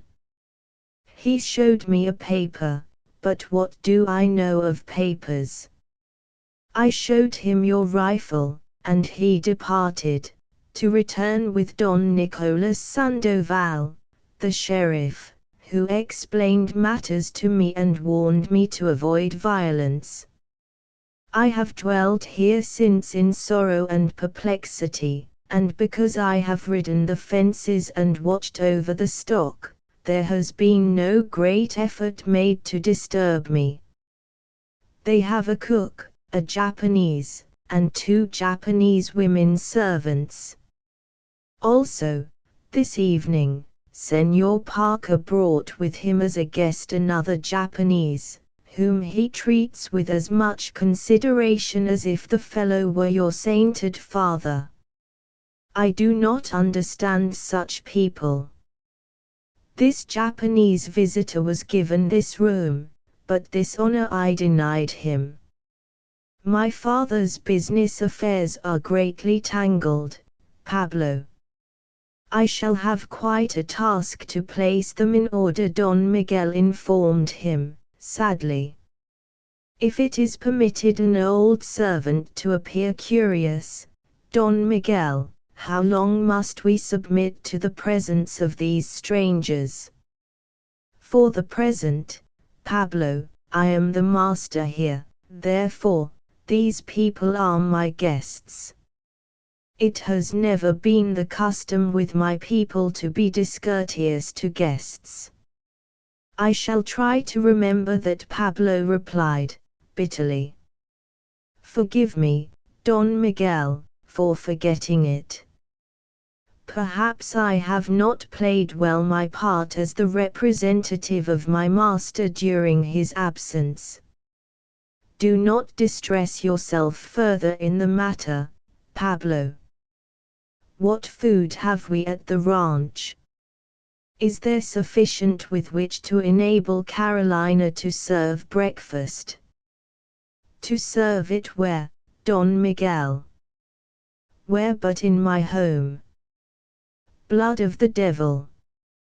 Pablo slapped his thigh and grinned in the knowledge that the last of the Farrells, having come home, had decided to waste no time in assuming his natural position as the master of the Rancho Palomar.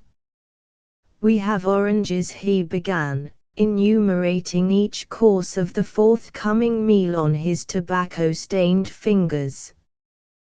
Then there is flour in my possession for biscuits, and, 2 weeks ago, I robbed a bee tree, so we have honey. Our coffee is not of the best, but it is coffee. And we have eggs. Any butter, sugar, and cream? Alas, no, Don Miguel. Saddle a horse at once, go down to the mission, and borrow some from Father Dominic. If he has none, ride over to the Gonzalez Rancho and get it. Bacon, also, if they have it. Tell Carolina I will have breakfast for 5 at 8:30. But this Japanese cook of Senor Parker's, Don Miguel. I am not in a mood to be troubled by trifles tonight, Pablo. I understand, Don Miguel. The matter may safely be entrusted to me. He picked up the tray. Sweet rest to you, sir, and may our Savior grant a quick healing to your bruised heart. Good night. Good night, Pablo. Farrell rose and laid his hand on the old retainer's shoulder. I never bothered to tell you this before, Pablo, but I want you to know that I do appreciate you and Carolina tremendously. You've stuck to me and mine, and you'll always have a home with me. Child, Pablo queried, huskily, must we leave the rancho? I'm afraid we must, Pablo. I shall know more about our plans after I have talked with Senor Parker. That night, Miguel Farrell did not sleep in the great bed of his ancestors.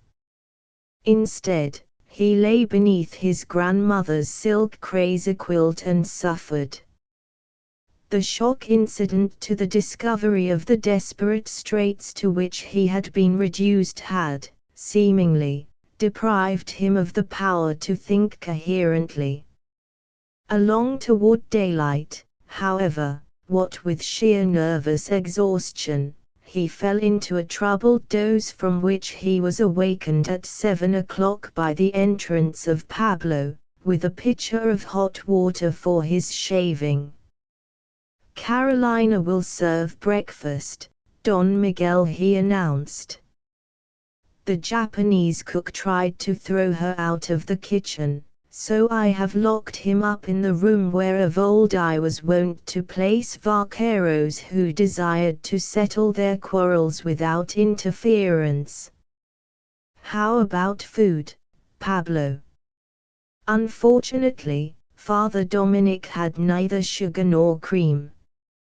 It appears such things are looked upon at the mission as luxuries, and the padres have taken the vow of poverty.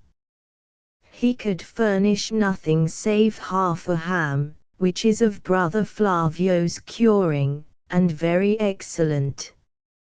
I have tasted it before. I was forced to ride to the Gonzalez Rancho for the cream and sugar this morning, and have but a few moments ago returned. Having deposited the pitcher of hot water, Pablo retired and, for several minutes, Miguel Farrell lay abed, gazing at the row of portraits of Noriegas and Farrells. His heart was heavy enough still, but the first benumbing shock of his grief and desperation had passed, and his natural courage and common sense were rapidly coming to his aid.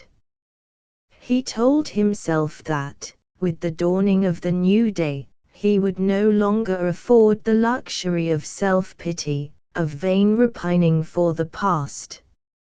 He had to be up and doing, for a man-sized task now confronted him.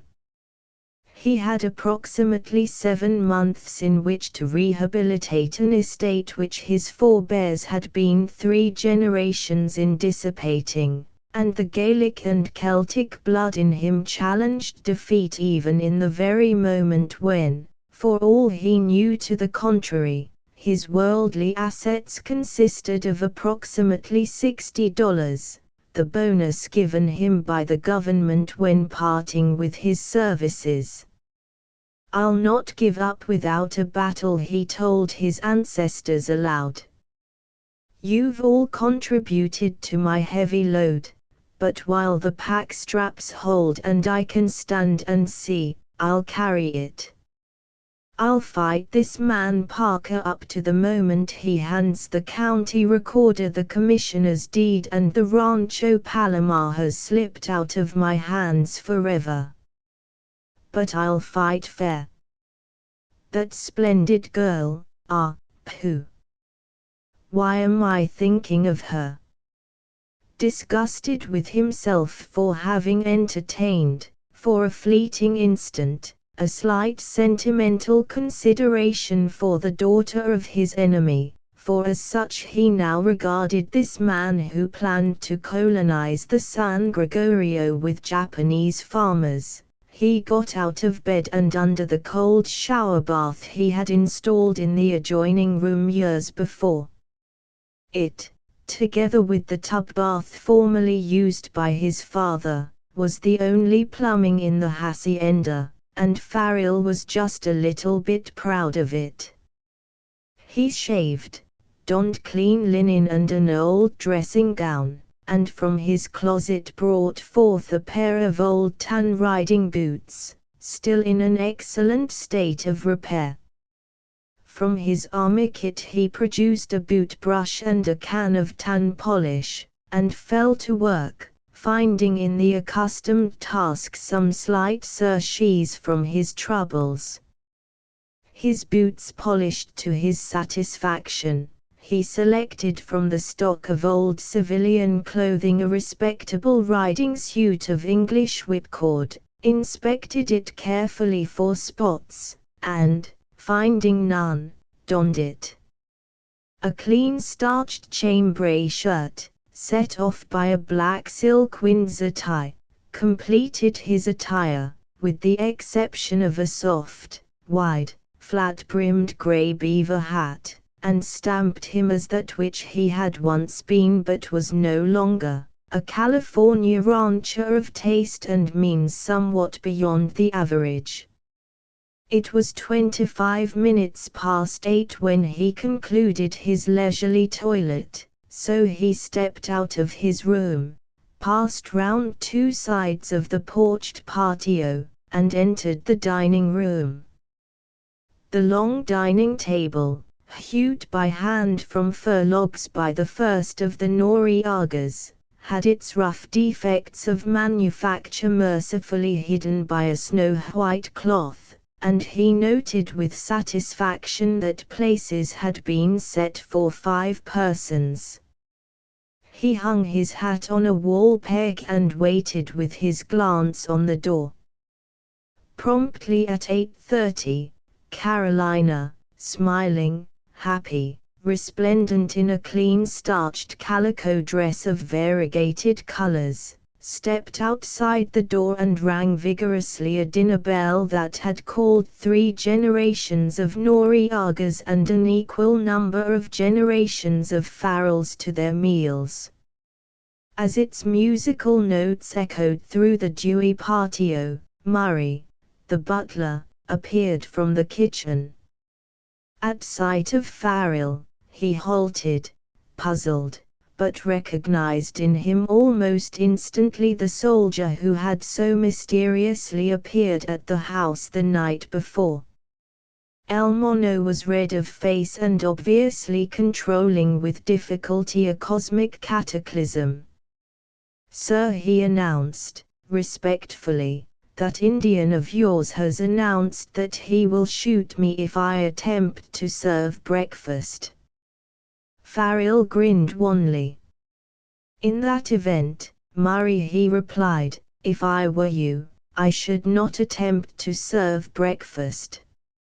You might be interested to know that I am now master here and that, for the present, my own servants will minister to the appetites of my guests. Thank you for your desire to serve, but, for the present, you will not be needed here. If you will kindly step into the kitchen, Carolina will later serve breakfast to you and the maids." "I'm quite certain I've never heard of anything so extraordinary," Murray murmured. "Mrs. Parker is not accustomed to being summoned to breakfast with a bell." "Indeed. I'm glad you mentioned that, Murray. Perhaps you would be good enough to oblige me by announcing breakfast to Mr. and Mrs. Parker, Miss Parker, and their guest, Mr. Okada. Thank you, Sir Murray murmured, and departed on his errand.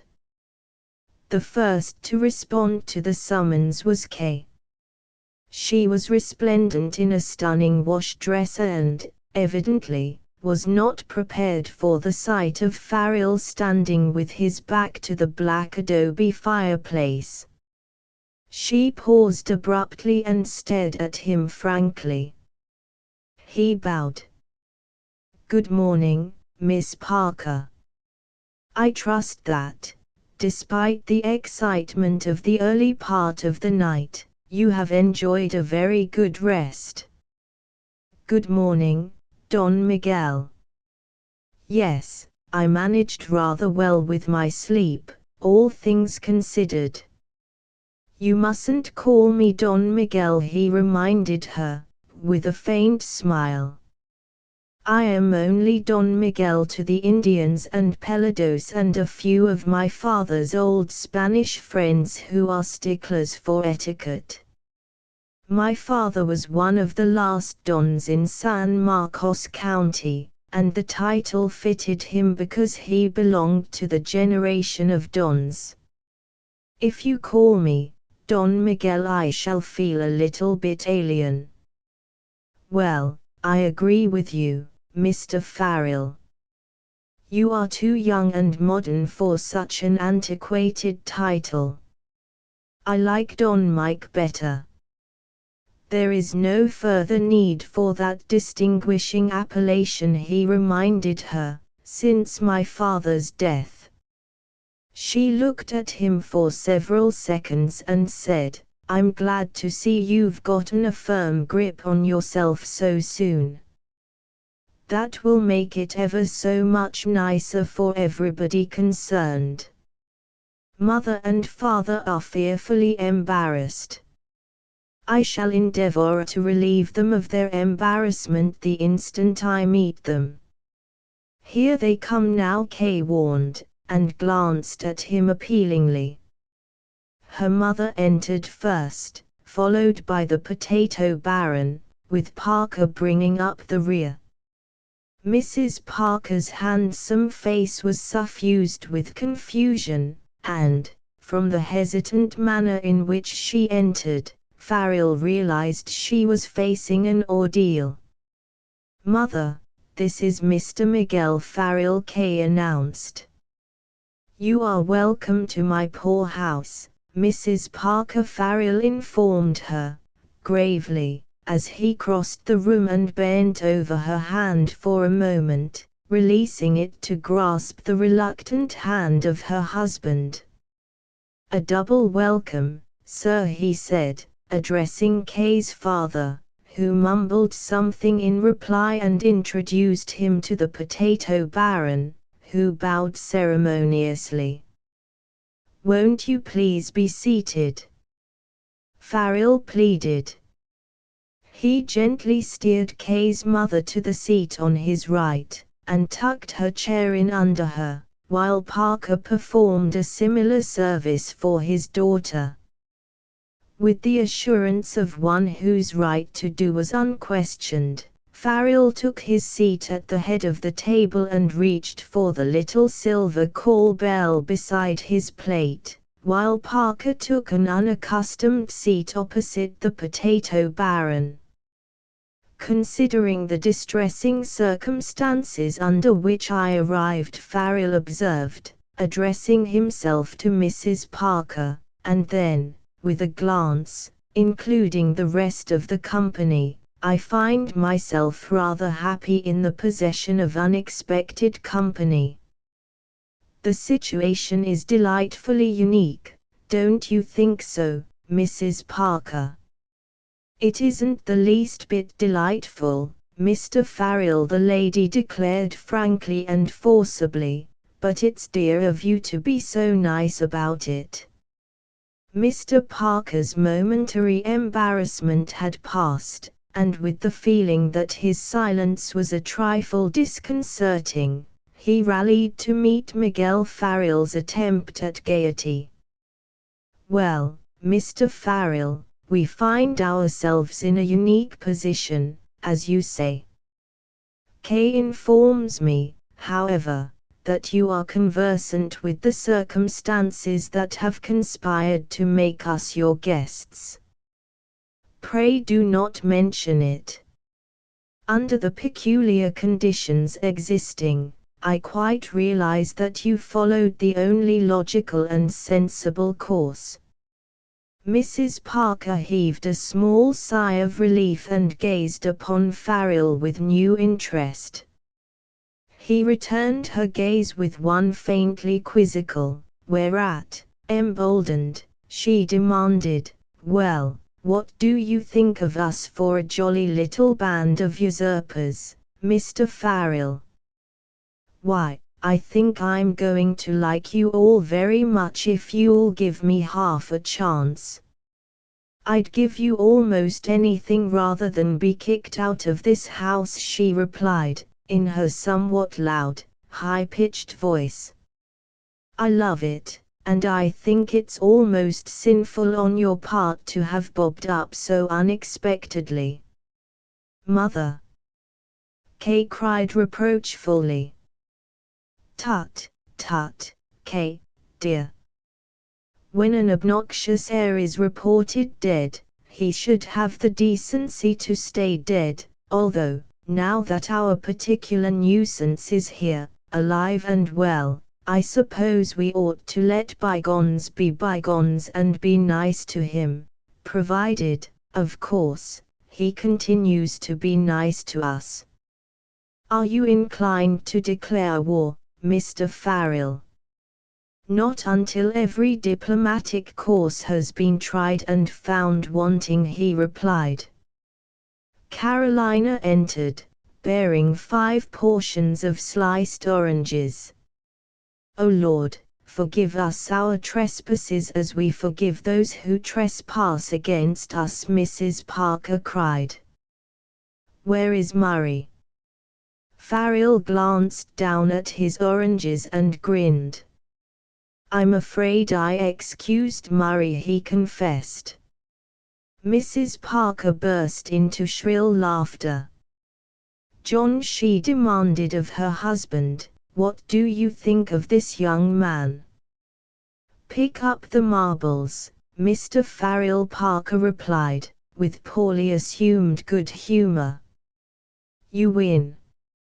"I think this is a jolly adventure," Kay struck in, quick to note the advantage of her outspoken mother's course. "Here you have been more than 2 months, Mother, regarding yourself as the mistress of the Rancho Palomar, renting rooms, putting in modern plumbing, and cluttering up the place with a butler and maids, when, presto, overnight a stranger walks in and says kindly, 'Welcome to my poor house.' After which, he appropriates PA's place at the head of the table, rings in his own cook and waitress, forces his own food on us, and makes us like it. Young man, I greatly fear we're going to grow fond of you. You had planned to spend the summer here, had you not, Mrs. Parker?" "Yes." "John Parker, have you any idea what's going to become of us?" "We'll go to Santa Barbara and take rooms at a hotel there for the present," he informed her. "I loathe hotels," she protested. "I think I informed you, Mrs. Parker, that you are welcome to my poor house," Farrell reminded her. "I shall be happy to have you remain here until I go away. After that, of course, you can continue to stay on without any invitation from me." Parker spoke up. "My dear Mr. Farrell, that is charming of you. Indeed, from all that we have heard of you, it is exactly the course we might expect you to take. Nevertheless, we shall not accept of your kindness. Now that you are here, I see no reason why I should impose the presence of my family and myself upon your hospitality, even if the court has given me the right to enter upon this property. I am confident you are competent to manage the ranch until I am eliminated or come into final possession. John, don't be a nut, his wife implored him. We'll stay here. Yes, we shall, John. Mr. Farrell has asked us in good faith.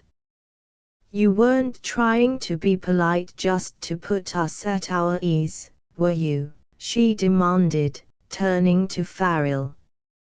Certainly not, Mrs. Parker.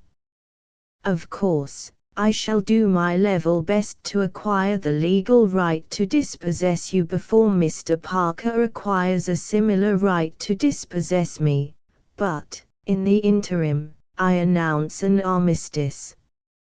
All those in favor of the motion will signify by saying aye.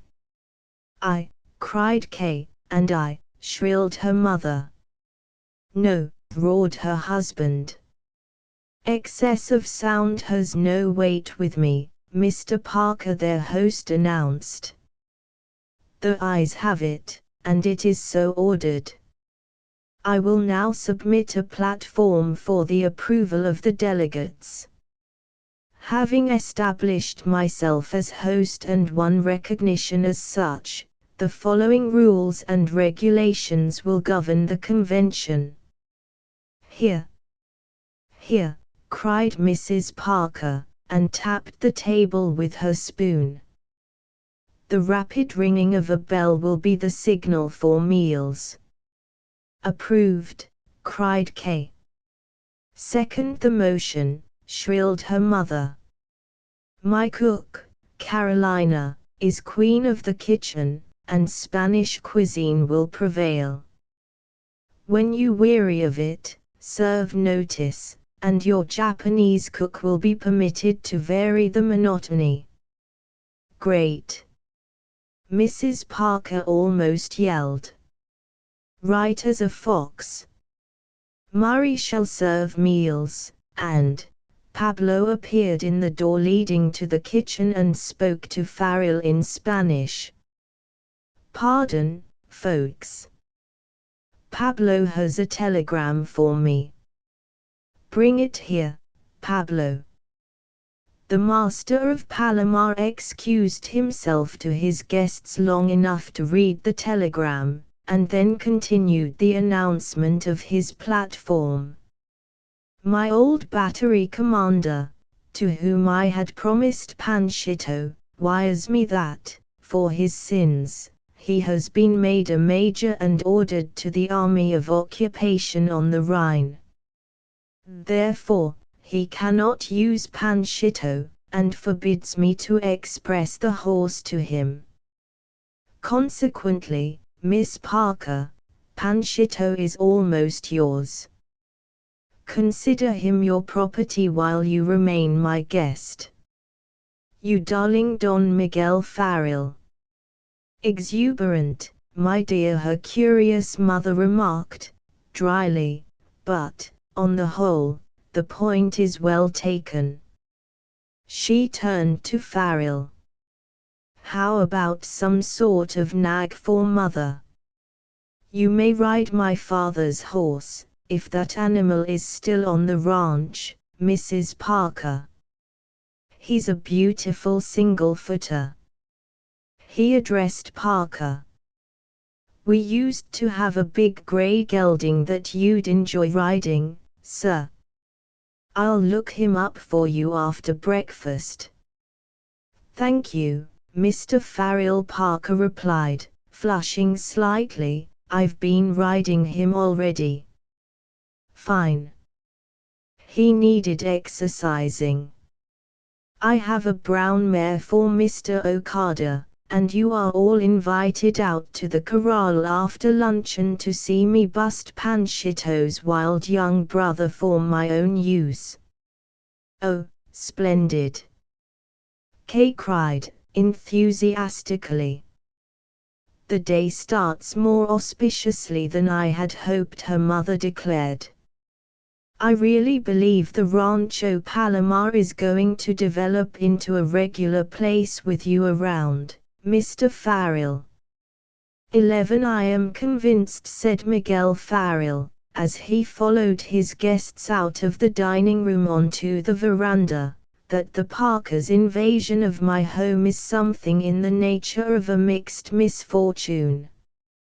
I begin to feel that my cloud has a silver lining. Of all the young men I have ever met, you can say the nicest things," Mrs. Parker declared. "I don't think you mean that last remark the least bit, but still I'm silly enough to like to hear you say it. Do sit down here a while, Mr. Farrell, and tell us all about yourself and family." At the risk of appearing discourteous, Mrs. Parker, I shall have to ask you to excuse me this morning. I have a living to make. It is now 9:15, and I should have been on the job at 7. "But you only got home from the army last night," Kay pleaded. "You owe yourself a little rest, do you not?" "Not a minute. I must not owe anything I cannot afford. I have approximately 7 months in which to raise approximately $250,000. Since I am without assets, I have no credit, consequently, I must work for that money. From today I am Little Mike, the hustler." "What's your program, Mr. Farrell?" Parker inquired, with interest. "I should be grateful for an interview with you, sir, if you can spare the time. Later, I shall ride out over the ranch and make an inventory of the stock. Tomorrow, I shall go into El Toro, see my father's attorney, ascertain if father left a will, and, if so, whom he named as executor. If he died intestate, I shall petition for letters of administration." "Come, Kay, dear," Mrs. Parker announced, "heavy businessman stuff. I can't bear it. Will you take a walk with us, Mr. Okada?" "Very much pleased," the potato baron replied, and flashed his fine teeth in a fatuous grin. Farrell smiled his thanks as the good lady moved off with her convoy. Parker indicated a chair and proffered a cigar. "Now then, Mr. Farrell, I am quite at your service." Miguel Farrell lighted his cigar and thoughtfully tossed the burnt match into a bed of pansies. Evidently, he was formulating his queries. "What was the exact sum for which the mortgage on this ranch was foreclosed, Mr. Parker?" $283,941.08, Mr. Farrell. "A sizable wad. Mortgage covered the entire ranch?" Parker nodded. "When you secured control of the First National Bank of El Toro, you found that old mortgage carried in its list of assets. You also discovered that it had been renewed several times, each time for a larger sum, from which you deduced that the prospects for the ultimate payment of the mortgage were nebulous and distant. Your hypothesis was correct. The Farrells never did today a task that could be deferred until tomorrow.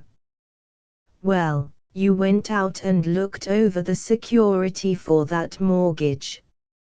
You found it to be ample, about 3-1, as a very conservative appraisal. You discovered that all of the stockholders in the First National were old friends of my father and extremely reluctant to foreclose on him. As a newcomer, you preferred not to antagonize your associates by forcing the issue upon them, so you waited until the annual election of stockholders, when you elected your own board of directors. Then this board of directors sold you the mortgage, and you promptly foreclosed it. The shock of this unexpected move was a severe one on my father. The erroneous report of my death killed him, and here you are, where you have every legal right in the world to be. We were never entitled to pity, never entitled to the half-century of courtesy and consideration we received from the bank. We met the fate that is bound to overtake impractical dreamers and non-hustlers in this generation. The Mission Indian disappeared before the onslaught of the earlier Californians, and the old-time Californians have had to take a back seat before the onslaught of the go-get-em boys from the Middle West and the East. Presently they, too, will disappear before the hordes of Japanese that are invading our state. Perhaps that is progress, the survival of the fittest. Kyne Sabe. He paused and smoked contemplatively. Parker cast a sidelong glance of curiosity at him, but said nothing, by his silence giving assent to all that the younger man had said. "I suppose you wanted the Rancho Palomar," Miguel Farrell suggested, presently. "I dare say your purchase of this mortgage was not the mere outgrowth of an altruistic desire to relieve the First National Bank of El Toro of an annoyance and a burden." "I think I admire your direct way of speaking, even if I hardly relish it," Parker answered, good-humoredly. "Yes, I wanted the ranch. I realized I could do things with it that nobody else in this county could do or would even think of doing." "Perhaps you are right. For the sake of argument, I will admit that you are right. Now then, to business. This ranch is worth $1 million, and at the close of the exemption period your claim against it will probably amount to approximately $300,000, principal and interest. If I can induce somebody to loan me $300,000 wherewith to redeem this property, I can get the ranch back. Naturally. Not much use getting it back, however, unless I can raise another $100,000 to restock it with purebred or good-grade Herefords and purchase modern equipment to operate it." Parker nodded approvingly. "Otherwise," Farrell continued, "the interest would eat me alive, and in a few years I'd be back where I started." "Do you think you can borrow $400,000 in San Marcos County, Mr. Farrell?" "No, sir. No private loan of that magnitude can be floated in this country. You control the only bank in the county that can even consider it, and you'll not consider it." "Hardly. Added to which handicap, I have no additional security to offer in the shape of previous reputation for ability and industry. I am the last of a long line of indolent, carefree spendthrifts." "Yes, that is unfortunately true," Parker assented, gravely. "Oh, not so unfortunate as it is embarrassing and inconvenient. We have always enjoyed life to the fullest, and, for that, only a fool would have regret. Would you be willing to file a satisfaction of that old mortgage and give me a new loan for 5 years for the amount now due on the property? I could induce one of the big packing companies to stake me to the cattle. All I would have to provide would be the range, and satisfy them that I am honest and know my business. And I can do that. Such an arrangement would give me time to negotiate a sale of part of the ranch and pay up your mortgage. I am afraid that my present plans preclude consideration of that suggestion, the banker replied, kindly, but none the less forcibly. I didn't think you would, but I thought I'd ask. As a general rule, it pays to try anything once when a fellow is in as desperate case as I am. My only hope, then, is that I may be able to sell the Farrell equity in the ranch prior to the 22nd day of November. That would seem to be your best course, Mr. Farrell. When does the redemption period expire? Parker squirmed slightly. That is a difficult question to answer, Mr. Farrell. It seems your father was something of a lawyer. Yes, he graduated in law. Why, nobody ever knew, for he never had the slightest intention of practicing it.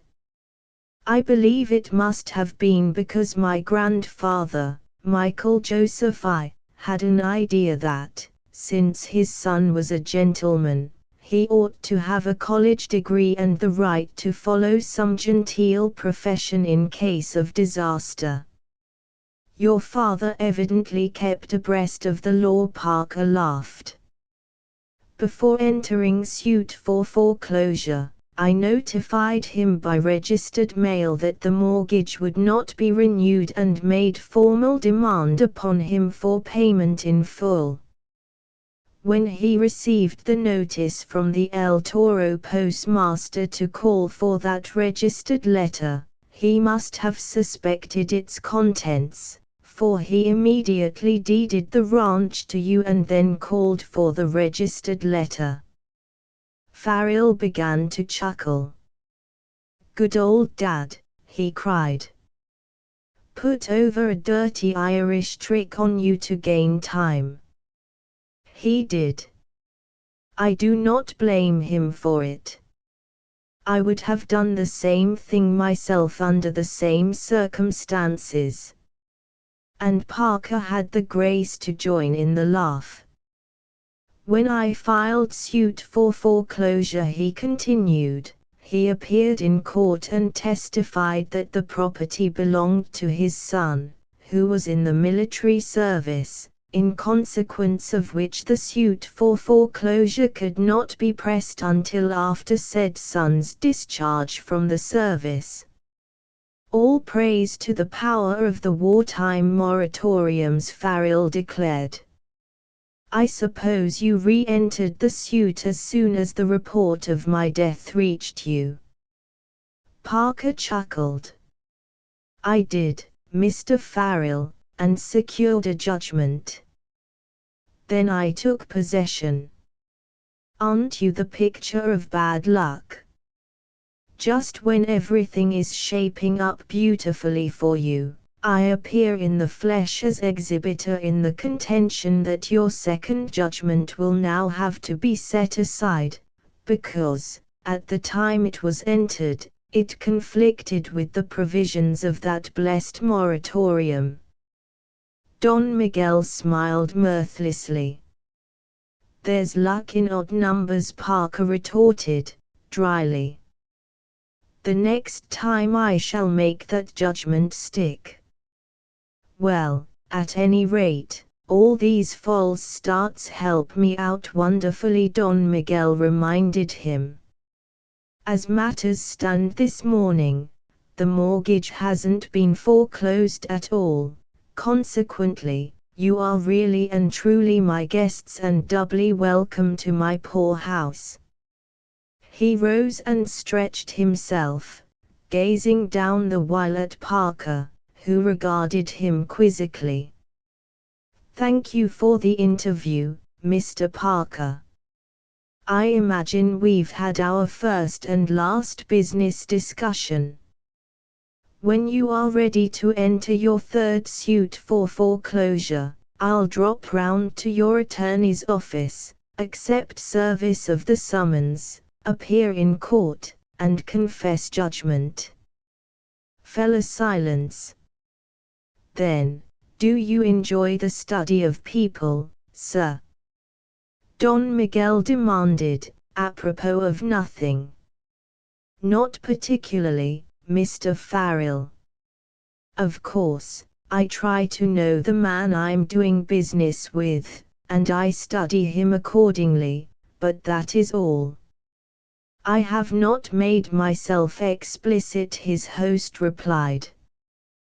"The racial impulses which I observed cropping out in my father, first Irish, then Spanish, and a similar observance of the raised impulses of the peons of this country, all of whom are Indian, with a faint admixture of Spanish blood, always interested me. I agree with Pope that the proper study of mankind is man. I find it most interesting." "For instance?" Parker queried. He had a feeling that in any conversation other than business which he might indulge in with this young man he would speedily find himself, as it were, in deep water close to the shore. "I was thinking of my father. In looking through his effects last night, I came across indubitable evidence of his Celtic blood. Following the futile pursuit of an enemy for a quarter of a century, he died and left the unfinished job to me. Had he been all Spanish, he would have wearied of the pursuit a decade ago. I think every race has some definite characteristics necessary to the unity of that race," Parker replied, with interest. "Hate makes the Irish cohesive. Pride or arrogance prevents the sun from setting on British territory. A passionate devotion to the soil has solidified the French Republic in all its wars, while a blind submission to an overlord made Germany invincible in peace and terrible in war. I wonder what spiritual binder holds the people of the United States together, Mr. Parker?" Don Miguel queried naively. "Love of country, devotion to the ideals of liberty and democracy," Parker replied promptly, just as his daughter joined them. Farrell rose and surrendered to her his chair, then seated himself on the edge of the porch with his legs dangling over into a flower bed. His face was grave, but in his black eyes there lurked the glint of polite contempt. "Did you hear the question and the answer, Miss Parker?" he queried. She nodded brightly. "Do you agree with your father's premise?" he pursued. "Yes, I do, Don Mike." "I do not. The mucilage in our body politic is the press agent, the advertising specialist, and astute propagandist. I wonder if you know that, when we declared war against Germany, the reason was not to make the world safe for democracy, for there are only two real reasons why wars are fought. One is greed and the other self-protection. Thank God, we have never been greedy or jealous of the prosperity of a neighbor. National aggrandizement is not one of our ambitions. Kay stared at him in frank amazement. Then you mean that we entered the late war purely as a protective measure? That's why I enlisted. As an American citizen, I was unutterably weary of having our hand crowded and our elbow joggled. I saw very clearly that, unless we interfered, Germany was going to dominate the world, which would make it very uncomfortable and expensive for us. I repeat that for the protection of our comfort and our bankroll we declared war, and anybody who tells you otherwise isn't doing his own thinking, he isn't honest with himself, and he's the sort of citizen who is letting the country go to the dogs because he refuses to take an intelligent interest in its affairs. What a perfectly amazing speech from an ex-soldier! Kay protested. He smiled his sad, prescient smile. Soldiers deal with events, not theories. They learn to call a spade, Miss Parker. I repeat, it wasn't a war to make the world safe for democracy. That phrase was just a slogan in a business campaign, the selling of stock in a military enterprise to apathetic Americans. We had to fight or be overrun. When we realized that, we fought. Are not the present antics of the Supreme Council in Paris sufficient proof that saving democracy was just another shibboleth? Is not a ghastly war to be followed by a ghastly peace? The press agents and orators popularized the war with the unthinking and the hesitant, which is proof enough to me that we lack national unity and a definite national policy. We're a lot of sublimated jackasses, sacrificing our country to ideals that are worn at elbow and down at heel. Other times, other customs. But we go calmly and stupidly onward, hugging our foolish shibboleths to our hearts, hiding behind them, refusing to do today that which we can put off until tomorrow. That is truly an Anglo-Saxon trait. In matters of secondary importance, we yield a ready acquiescence which emboldens our enemies to insist upon acquiescence in matters of primary importance. And quite frequently they succeed. I tell you, the Anglo-Saxon peoples are the only ones under heaven that possess a national conscience, and because they possess it, they are generous enough to assume that other races are similarly endowed. I believe Parker stuck in, as Don Miguel ceased from his passionate denunciation, that all this is leading quite naturally to a discussion of Japanese emigration. I admit that the sight of Mr. Okada over in the corner of the patio, examining with interest the only sweet lime tree in North America, inspired my outburst. Farrell answered smilingly. You speak of our national shibboleths, Don Mike Farrell Kay reminded him. If you please, what might they be? You will recognize them instantly, Miss Parker. Let us start with our Declaration of Independence. All men are created equal. Ah, if the framers of that great document had only written, all men are created theoretically equal. For all men are not morally, intellectually, or commercially equal. For instance, Pablo is equal with me before the law, although I hazard the guess that if he and I should commit a murder, Pablo would be hanged and I would be sentenced to life imprisonment. Eventually, I might be pardoned or paroled. Are you willing to admit that Pablo Artellán is not my equal? He challenged suddenly. Certainly. Kay and her father both cried in unison. Very well. Is Mr. Okada my equal? He is Pablo's superior, Parker felt impelled to declare. He is not your equal, Kay declared firmly. Dad, you're begging the question. Well, no, he assented, not from the Anglo-Saxon point of view. He is, however, from the point of view of his own nationals. Two parallel lines continued into infinity will never meet, Mr. Parker. I am a believer in Asia for Asiatics, and, in Japan, I am willing to accord a Jap equality with me. In my own country, however, I would deny him citizenship, by any right whatsoever, even by birth. I would deny him the right to lease or own land for agricultural or other purposes, although I would accord him office and warehouse space to carry on legitimate commerce.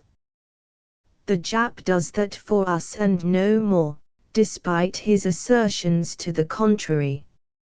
I would deny the right of emigration to this country of all Japanese, with certain exceptions necessary to friendly intercourse between the two countries. I would deny him the privilege of economic competition and marriage with our women.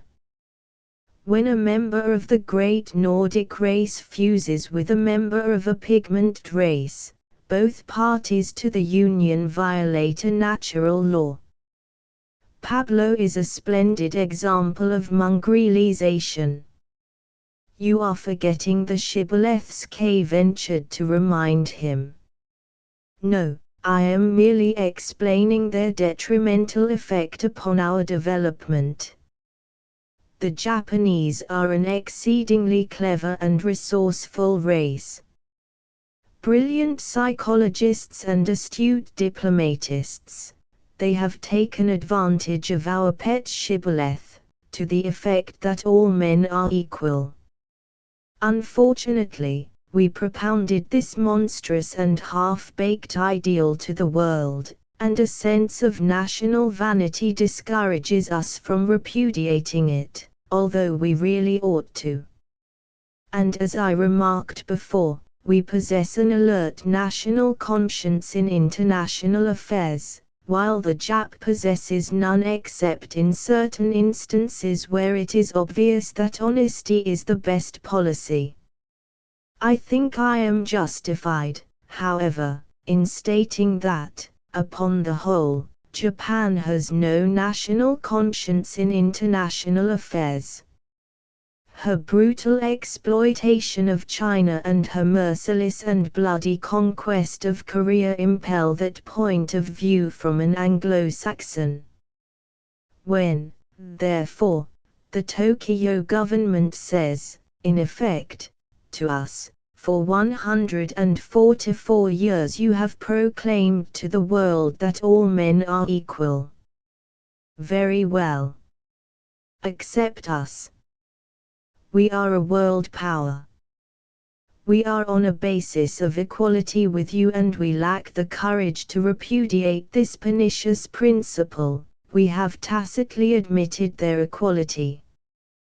That is, the country in general has, because it knows nothing of the Japanese race, at least not enough for moderately practical understanding of the biological and economic issues involved. Indeed, for a long time, we Californians dwelt in the same fool's paradise as the remainder of the states. Finally, members of the Japanese race became so numerous and aggressive here that we couldn't help noticing them. Then we began to study them, and now, what we have learned amazes and frightens us. And we want the sister states to know all that we have learned, in order that they may cooperate with us. But, still, the Jap has us tied in other ways. Has us what? Parker interrupted. Kyne. Spanish slang. I mean he has us where the hair is short, we're hobbled. How? Kay demanded. His bright smile was triumphant. By shibboleths, of course. My friends, we're a race of sentimental idiots, and the Japanese know this and capitalize it. We have promulgated other fool shibboleths which we are too proud or too stupid to repudiate. America, the refuge for all the oppressed of the earth.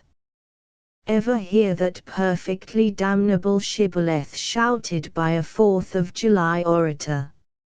America, the hope of the world. What kind of hope? Hope of freedom, social and political equality, equality of opportunity. Nonsense. Hope of more money, shorter hours, and license misnamed liberty, and when that hope has been fulfilled, back they go to the countries that denied them all that we give. How many of them feel, when they land at Ellis Island, that the ground whereon they tread is holy, sanctified by the blood and tears of a handful of great, brave souls who really had an ideal and died for it. Mighty few of the cattle realize what that hope is, even in the second generation. I fear, quoth Parker, that your army experience has embittered you. On the contrary, it has broadened and developed me. It has been a liberal education, and it has strengthened my love for my country. Continue with the shibboleths, Don Mike Kay pleaded. Her big, brown eyes were alert with interest now. Well, when Israel Zangwill coined that phrase, The Melting Pot, the title to his play, caught the popular fancy of a shibboleth-crazy nation, and provided pap for the fanciful, for the theorists, for the flabby idealists and doctrinaires. If I melt lead and iron and copper and silver and gold in the same pot, I get a bastard metal, do I not? It is not, as a fused product, worth a tinker's hoot. Why, even Zangwill is not an advocate of the melting pot. He is a Jew, proud of it, and extremely solicitous for the welfare of the Jewish race. He is a Zionist, a leader of the movement to crowd the Arabs out of Palestine and repopulate that country with Jews. He feels that the Jews have an ancient and indisputable right to Palestine, although, parenthetically speaking, I do not believe that any smart Jew who ever escaped from Palestine wants to go back. I wouldn't swap the Rancho Palomar for the whole country. Kay and her father laughed at his earnest yet whimsical tirade. Don Miguel continued, then we have that asinine chatter about America, the land of fair play. In theory, yes. In actual practice, not always. You didn't accumulate your present assets, Mr. Parker, without taking an occasional chance on sidetracking equity when you thought you could beat the case. But the Jap reminds us of our reputation for fair play, and smilingly asks us if we are going to prejudice that reputation by discriminating unjustly against him. It appears the girl suggested, that all these ancient national brags come home, like curses, to roost. Indeed they do, Miss Parker. But to get on with our shibboleths. We hear a great deal of twaddle about the law of the survival of the fittest. I'm willing to abide by such a natural law, provided the competition is confined to mine own people, and I'm one of those chaps who, to date, has failed to survive. But I cannot see any common sense in opening the lists to Orientals. We Californians know we cannot win in competition with them. He paused and glanced at Kay.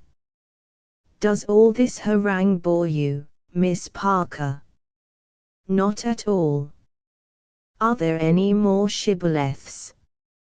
I haven't begun to enumerate them. Take, for instance, that old pacifist gag, that utopian dream that is crystallized in the words, the road to universal peace. All the long years when we were not bothered by wars or rumors of wars, other nations were whittling each other to pieces. And these agonized neighbors, longing, with a great longing, for world peace, looked to the United States as the only logical country in which a great cure-all for wars might reasonably be expected to germinate. So their propagandists came to our shores and started societies looking toward the establishment of brotherly love, and thus was born the shibboleth of universal peace, with Uncle Sam heading the parade like an old bell mare in a pack train. What these peace patriots want is peace at any price, although they do not advertise the fact.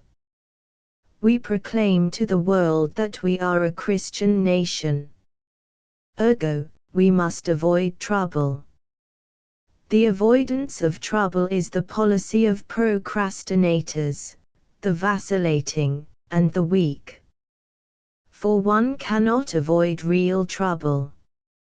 It simply will not be avoided, consequently, it might as well be met and settled for all time. But surely, Parker remarked, California should subordinate herself to the wishes of the majority. Yes, she should, he admitted doggedly, and she has in the past. I think that was before California herself really knew that Oriental emigration was not solely a California problem but a national problem of the utmost importance. Indeed, it is international. Of course, in view of the fact that we Californians are already on the firing line, necessarily it follows that we must make some noise and, incidentally, glean some real first-hand knowledge of this so-called problem. I think that when our fellow citizens know what we are fighting, they will sympathize with us and promptly dedicate the United States to the unfaltering principle that ours is a white man's country, that the heritage we have won from the wilderness shall be held inviolate for Nordic posterity and none other. Nevertheless, despite your prejudice against the race, you are bound to admire the Japanese, their manners, thrift, industry, and cleanliness. Parker was employing one of the old stock protests, and Don Miguel knew it. I do not admire their manners, but I do admire their thrift, industry, and cleanliness. Their manners are abominable. Their excessive courtesy is neither instinctive nor genuine. It is camouflage for a ruthless, greedy, selfish, calculating nature. I have met many Japanese, but never one with nobility or generosity of soul. They are disciples of the principles of expediency. If a mutual agreement works out to their satisfaction, well and good. If it does not, they present a humble and saddened mien. So sorry. I think you no understand me. I don't mean that. and their peculiar Oriental psychology leads them to believe they can get away with that sort of thing with the straight-thinking Anglo-Saxon. They have no code of sportsmanship, they are irritable and quarrelsome, and their contractual relations are incompatible with those of the Anglo-Saxon.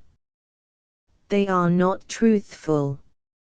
Individually and collectively, they are past masters of evasion and deceit, and therefore they are the greatest diplomatists in the world, I verily believe.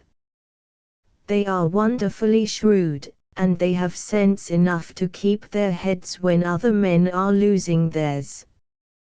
They are patient, they plan craftily and execute carefully and ruthlessly. Would you care to graft their idea of industry on the white race, Mr. Parker? I would, Parker declared, firmly.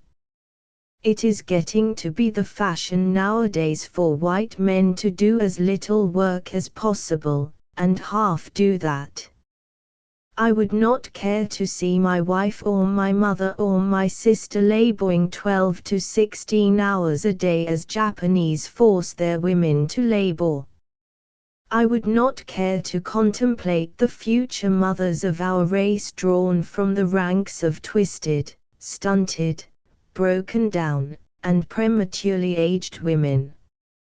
Did you ever see a bent Japanese girl of 20 waddling in from a day of labor in a field?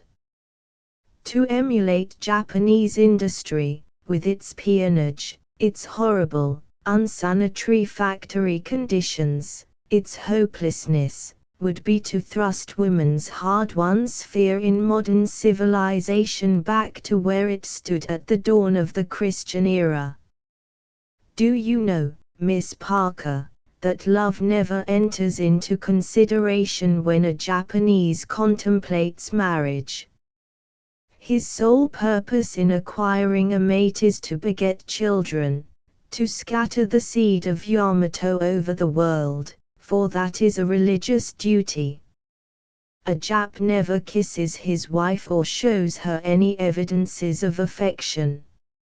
She is a chattel, and if anybody should, by chance, discover him kissing his wife, he would be frightfully mortified. What of their religious views, Don Mike? If Japan can be said to have an official religion, it is Shintoism, not Buddhism, as so many Occidental people believe. Shintoism is ancestor worship, and ascribes divinity to the emperor. They believe he is a direct descendant of the sun god, Yamato. Why, they are a heathen nation. Kay's tones were indicative of amazement. Farrell smiled his tolerant smile. I believe, Miss Parker, that any people who will get down on all fours to worship the picture of their emperor and, at this period of the world's progress, ascribe to a mere human being the attributes of divinity, are certainly deficient in common sense, if not in civilization. However, for the purpose of ensuring the realization of the Japanese national aspirations, Shintoism is a need vital to the race. Without it, they could never agree among themselves, for they are naturally quarrelsome, suspicious and irritable. However, by subordinating everything to the state via this religious channel, there has been developed a national unity that has never existed with any other race. The power of cohesion of this people is marvelous, and will enable it, in days to come, to accomplish much for the race. For that reason alone, our very lack of cohesion renders the aspirations of Japan comparatively easy of fulfillment unless we wake up and attend to business. How do you know all this, Mr. Farrell? Parker demanded incredulously. I have read translations from editorials in Japanese newspapers both in Japan and California. I have read translations of the speeches of eminent Japanese statesmen. I have read translations from Japanese official or semi-official magazines, and I have read translations from patriotic Japanese novels. I know what I am talking about. The Japanese race holds firmly to the belief that it is the greatest race on the face of the globe, that its religion, Shintoism, is the one true faith, that it behooves it to carry this faith to the benighted of other lands and, if said benighted do not readily accept Shintoism, to force its blessings upon them willy-nilly. They believe that they know what is good for the world. They believe that the resources of the world were put here to be exploited by the people of the world, regardless of color, creed, or geographical limitation.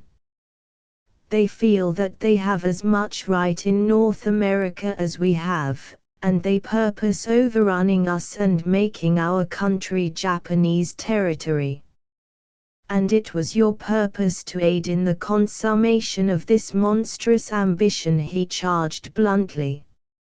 At least, Parker defended, they are a more wholesome people than Southern Europeans.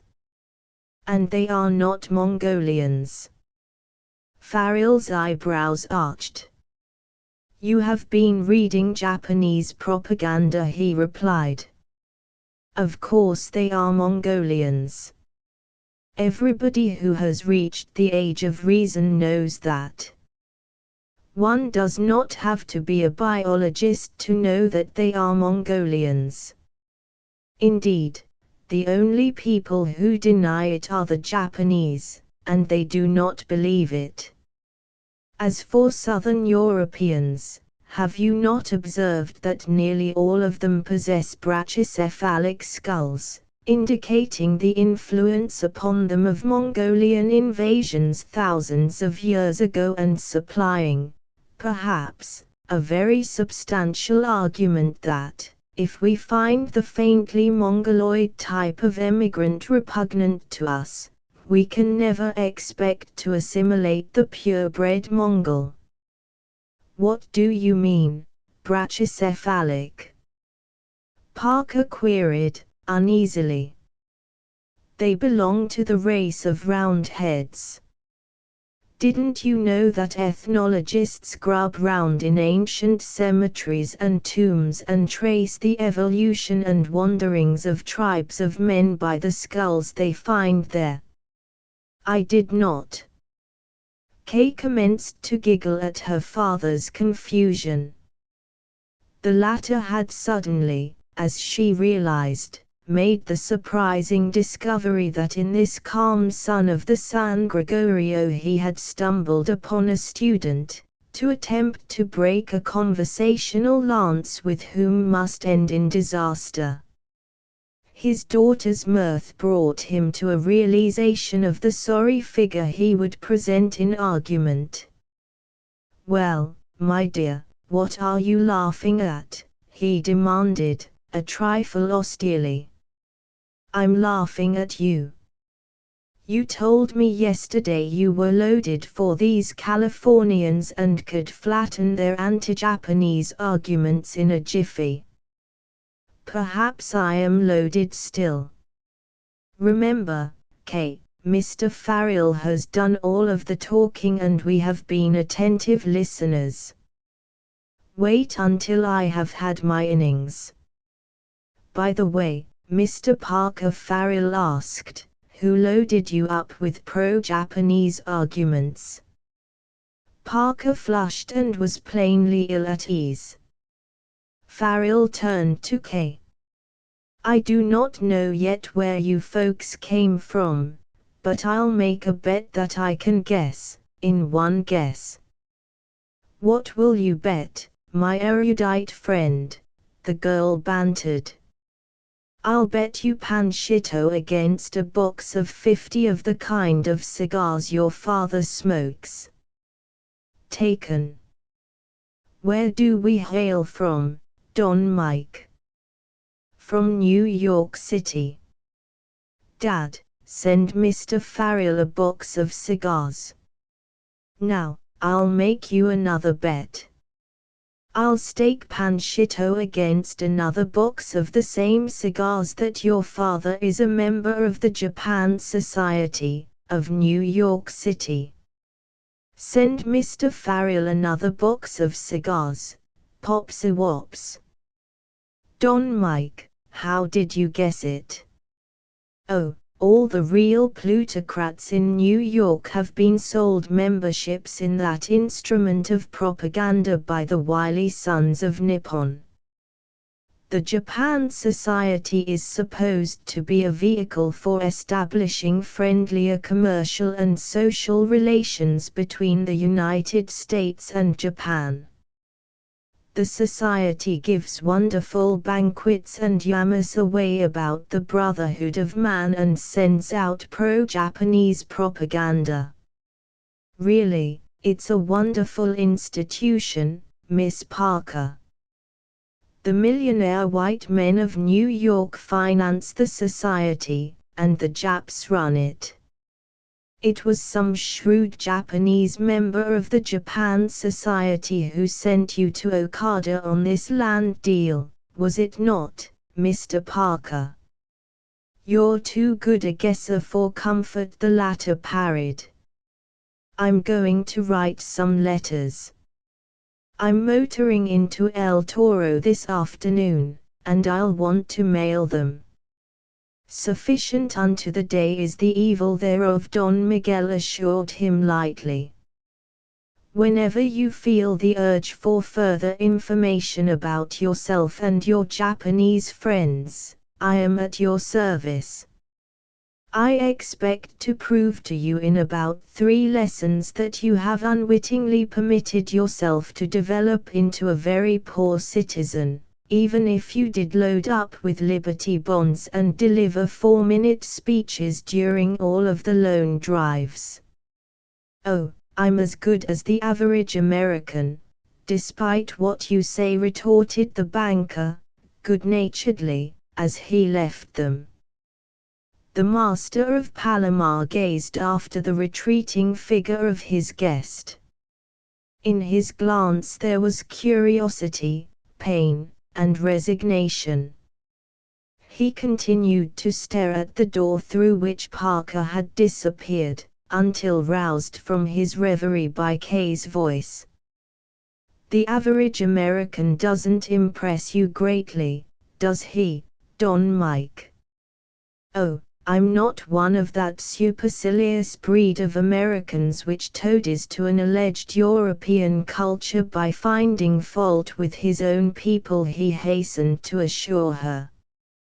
What distresses me is the knowledge that we are a very moral nation, that we have never subjugated weaker peoples, that we have never coveted our neighbors' goods, that we can outthink and outwork and outcome and out-invent every nation under heaven, and yet haven't brains enough to do our own thinking in world affairs. It is discouraging to contemplate the smug complacency, whether it be due to ignorance or apathy, which permits aliens to reside in our midst and set up agencies for our destruction and their benefit. Why, you're in riding costume, aren't you? You will never be popular with women if you do not mend your ways, she informed him, with a little grimace of disapproval. Do you not know that women loathe non-observing men? So do I, stodgy devils. Sooner or later, the fool killer gets them all. Please do not judge me today, Miss Parker. Perhaps, after a while, I may be more discerning. By Jupiter, those very becoming riding togs will create no end of comment among the natives. You said Panchito was to be mine while I am your guest, Don Mike. I meant it. I do not relish the easy manner in which you risk parting with him. The idea of betting that wonder horse against a box of filthy cigars. Oh, I wasn't risking him, he retorted, dryly. However, before you ride Panchito, I'll put him through his paces. He hasn't been ridden for 3 or 4 months, I dare say, and when he feels particularly good, he carries on just a little. If he's sober-minded, may I ride him today? We shall quarrel if you insist upon treating yourself as company. My home and all I possess are here for your happiness. If your mother and father do not object, my father doesn't bother himself opposing my wishes, and mother, by the way, you've made a perfectly tremendous hit with mother. She told me I could go riding with you. He blushed boyishly at this vote of confidence. Kay noted the blush, and liked him all the better for it. Very well, he answered. We'll ride down to the mission first. I must pay my respects to my friends there, didn't bother to look in on them last night, you know. Then we will ride over to the Sepulveda ranch for luncheon. I want you to know Anita Sepulveda. She's a very lovely girl and a good pal of mine. You'll like her.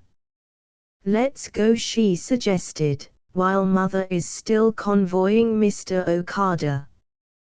He is still interested in that sweet lime tree. By the way, she continued, as they rose and walked down the porch together, I have never heard of a sweet lime before. It's the only one of its kind in this country, Miss Parker, and it is very old. Just before it came into bearing for the first time, my grandmother, while walking along the porch with a pan of sugar in her hands, stubbed her toe and fell off the porch, spilling her pan of sugar at the base of the tree. The result of this accident is noticeable in the fruit to this very day. She glanced up at him suspiciously, but not even the shadow of a smile hovered on his grave features. He opened the rear gate for her and they passed out into the compound. That open fireplace in the adobe wall under the shed yonder was where the cowboys used to sit and dry themselves after a rainy day on the range, he informed her. In fact, this compound was reserved for the help. Here they held their baileys in the old days. What is that little building yonder, that leaned her against the main adobe wall? Kay demanded. That was the settlement room.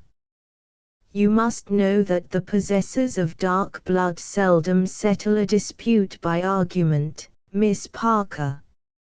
In days gone by, whenever a couple of peons quarreled, and they quarreled frequently, the majordomo, or foreman of the ranch, would cause these men to be stripped naked and placed in this room to settle their row with nature's weapons. When honor was satisfied, the victor came to this grating and announced it. Not infrequently, peons have emerged from this room minus an ear or a nose, but, as a general thing, this method of settlement was to be preferred to knife or pistol. Farrell tossed an empty box against the door and invited the girl to climb up on it and peer into the room. She did so. Instantly a ferocious yell resounded from the semi-darkness within. Good gracious! Is that a ghost? Kay cried, and leaped to the ground. "No, confound it!" Farrell growled. "It's your Japanese cook. Pablo locked him in there this morning, in order that Carolina might have a clear field for her culinary art." "Pablo!" His cry brought an answering hail from Pablo, over at the barn, and presently the old majordomo entered the compound. Farrell spoke sternly to him in Spanish, and, with a shrug of indifference, Pablo unlocked the door of the settlement room and the Japanese cook bounded out. He was inarticulate with frenzy, and disappeared through the gate of the compound with an alacrity comparable only to that of a tin-canned dog.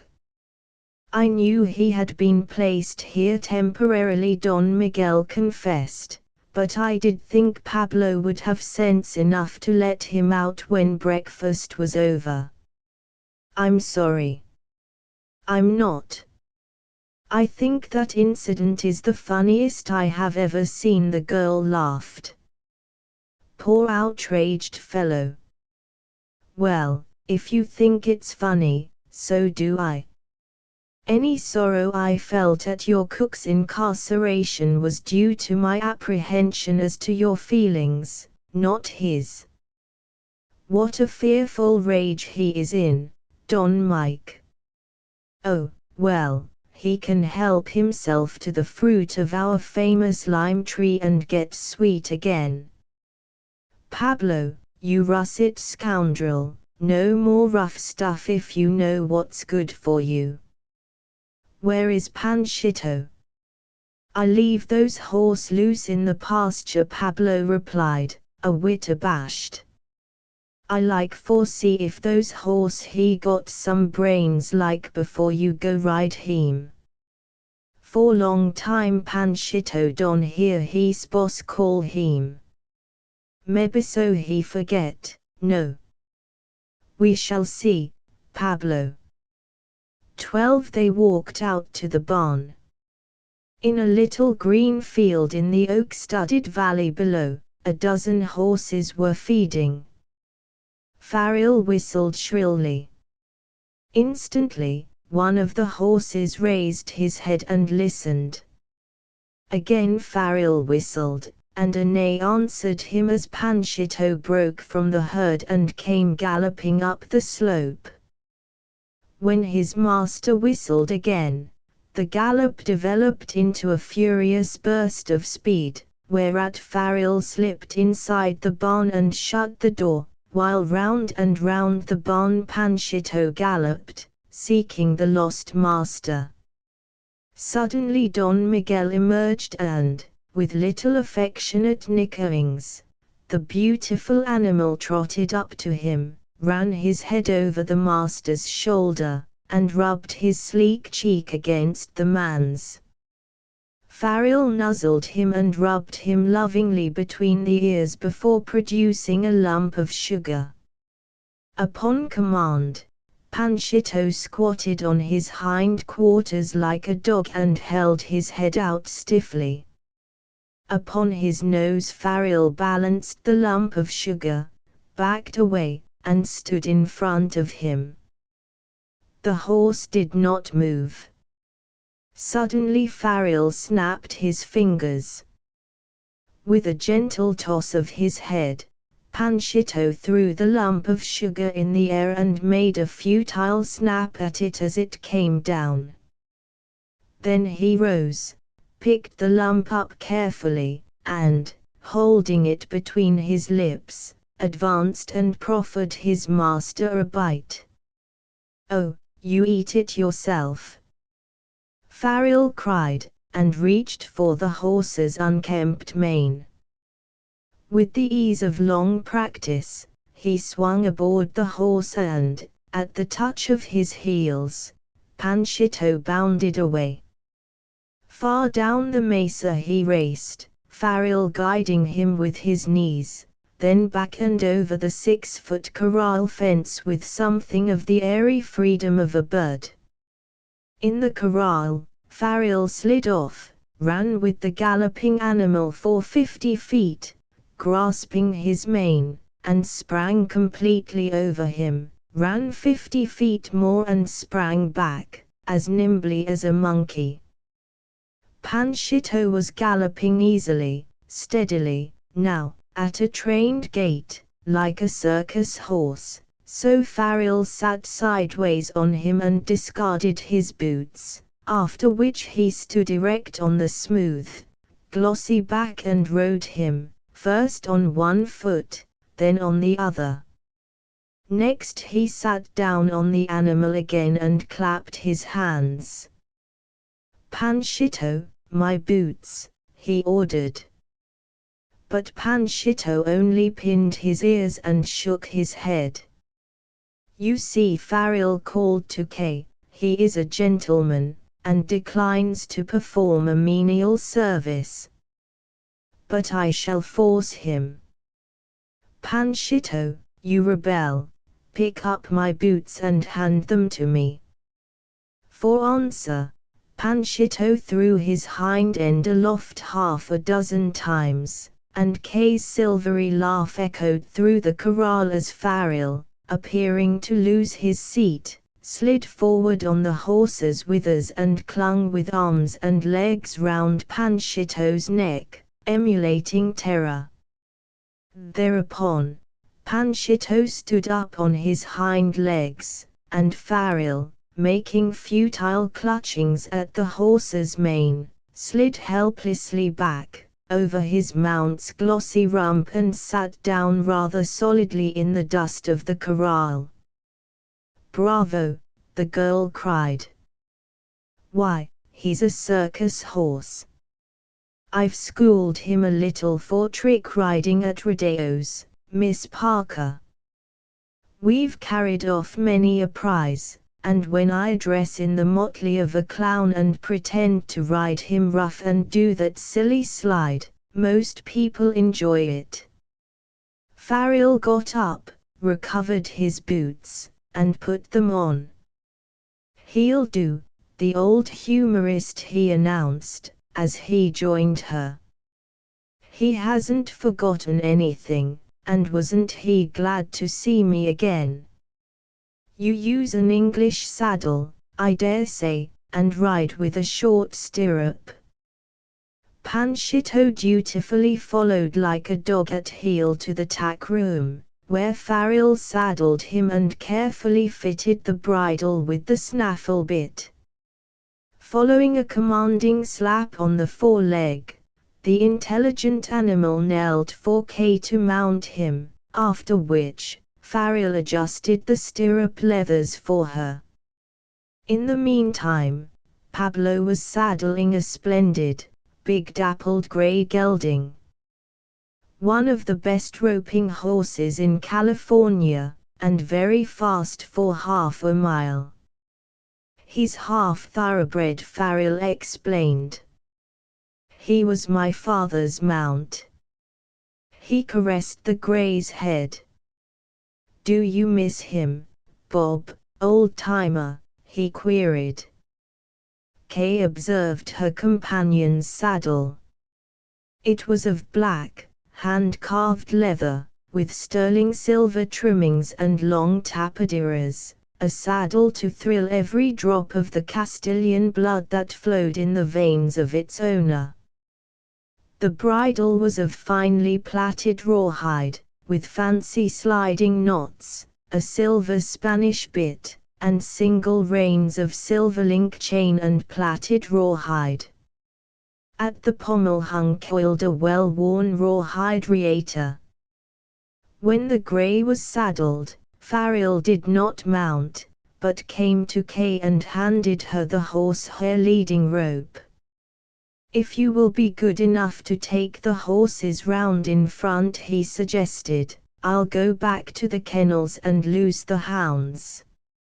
On our way over to the Sepulveda Rancho, we're liable to put up a panther or a coyote, and if we can get our quarry out into the open, we'll have a glorious chase." I've run coyotes and panthers down with Panchito and roped them. A panther isn't to be sneezed at, he continued, apologetically. The state pays a bounty of $30 for a panther pelt, and then gives you back the pelt. 5 minutes later, when he came round the north corner of the old hacienda, his hounds frisking before him, he met Kay riding to meet him on Panchito, but the grey gelding was not in sight. The girl was excited. "Where is my mount, Miss Parker?" he demanded. Just as I rode up in front, a man came out of the patio, and started that automobile hurriedly. He had scarcely gotten it turned round when one of his front tires blew out. This seemed to infuriate him and frighten him. He considered a minute or two, then suddenly ran over to me, snatched the leading rope out of my hand, mounted, and fled down the avenue at top speed. "The wicked flee when no man pursueth," the master of Palomar replied, quietly, and stepped over to the automobile for an examination of the license. "Ah, my father's ancient enemy," he exclaimed, "Andre Lustalet has been calling on your father, and has just learned that I am living. I think I comprehend his reason for borrowing my horse and dusting out of here so precipitately. There he goes now," Kay cried, as the grey burst from the shelter of the palms in the avenue and entered the long open stretch of white road leading down the San Gregorio. Don Mike's movements were as casual as if the theft of a horse in broad daylight was an everyday occurrence. "Unfortunately for that stupid fellow, he borrowed the wrong horse," he announced, gravely. "The sole result of his action will be to delay our ride until tomorrow. I'm sorry, but it now becomes necessary for me to ask you for Panchito." She slid silently to the ground. Swiftly but calmly he readjusted the stirrups, then he faced the girl. "Want to see some fun?" he demanded. "Why, yes," she replied, breathlessly. "You're a good little sport. Take your father's car and follow me. Please bring Pablo with you, and tell him I said he was to bring his rifle. If Lustalet gets me, he is to follow on Panchito and get Lustalet." "Thank you, Miss Parker." He swung lightly into the unaccustomed flat saddle and, disdaining to follow the road, cut straight across country, Panchito taking the fences easily, the hounds belling lustily as they strung out behind him. Kay did not wait to follow his flight, but calling for William to get out the car, she ran round to the barn and delivered Farrell's message to Pablo, who grunted his comprehension and started for his cabin at a surprising rate of speed for an old man. 5 minutes after Farrell had left the Rancho Palomar, Kay and Pablo were roaring down the valley in pursuit. Half a mile beyond the mission they came upon Don Mike and his father's enemy. In the first mile, the latter had ridden the grey out, spent, gasping. The gallant animal was proceeding at a leg-weary, lumbering gallop when Miguel Farrell, following on Panchito at half that gallant animal's speed, came up with Lustalet. Straight at the big grey he drove, hazing him off the road and stopping him abruptly. At the same time, he leaped from Panchito full on top of Lustalet, and bore the latter crashing to the ground. The chase was over. Half stunned, the enemy of Don Miguel José Farril II lay flat on his back, blinking up at Don Miguel Farril III as the latter's knees pressed the Lustalot breast, the while his fingers clasped the hairy Lustalot throat in a grip that was a promise of death if the latter struggled. As Kay drew up in the car and, white-faced and wondering, gazed at the unwanted spectacle, Miguel Farril released his captive and stood erect. "So sorry to have made a brawl in your presence, Miss Parker, but he would have ruined our old bob horse if I hadn't overtaken him." He turned to the man on the ground. "Get up, Lustalot." The latter staggered to his feet. Pablo Farril continued, "Take this man back to the ranch and lock him up in your private calaboose. See that he does not escape, and permit no one to speak with him." From the gray's saddle he took a short piece of rope, such as vaqueros use to tie the legs of an animal when they have roped and thrown it. "Mount," he commanded. Lustalot climbed wearily aboard the spent gray, and held his hands behind him with Farril bound them securely. Pablo thereupon mounted Panchito, took the gray's leading rope, and started back to the ranch. "How white your face is," Farril murmured, deprecatingly, as he came to the side of the car. "So sorry our ride has been spoiled." He glanced at his wristwatch. "Only 10 o'clock," he continued. "I wonder if you'd be gracious enough to motor me into El Toro. Your father plans to use the car after luncheon, but we will be back by 12:30. "Certainly." "Delighted," the girl replied, in rather a small, frightened voice. "Thank you." He considered a moment. "I think it no less than fair to warn you, Miss Parker, that my trip has to do with a scheme that may deprive your father of his opportunity to acquire the Rancho Palomar at 1/3 of its value. I think the scheme may be at least partially successful, but if I am to succeed at all, I'll have to act promptly." She held out her hand to him. "My father plays fair, Don Mike. I hope you win." And she unlatched the door of the Tunio and motioned him to enter.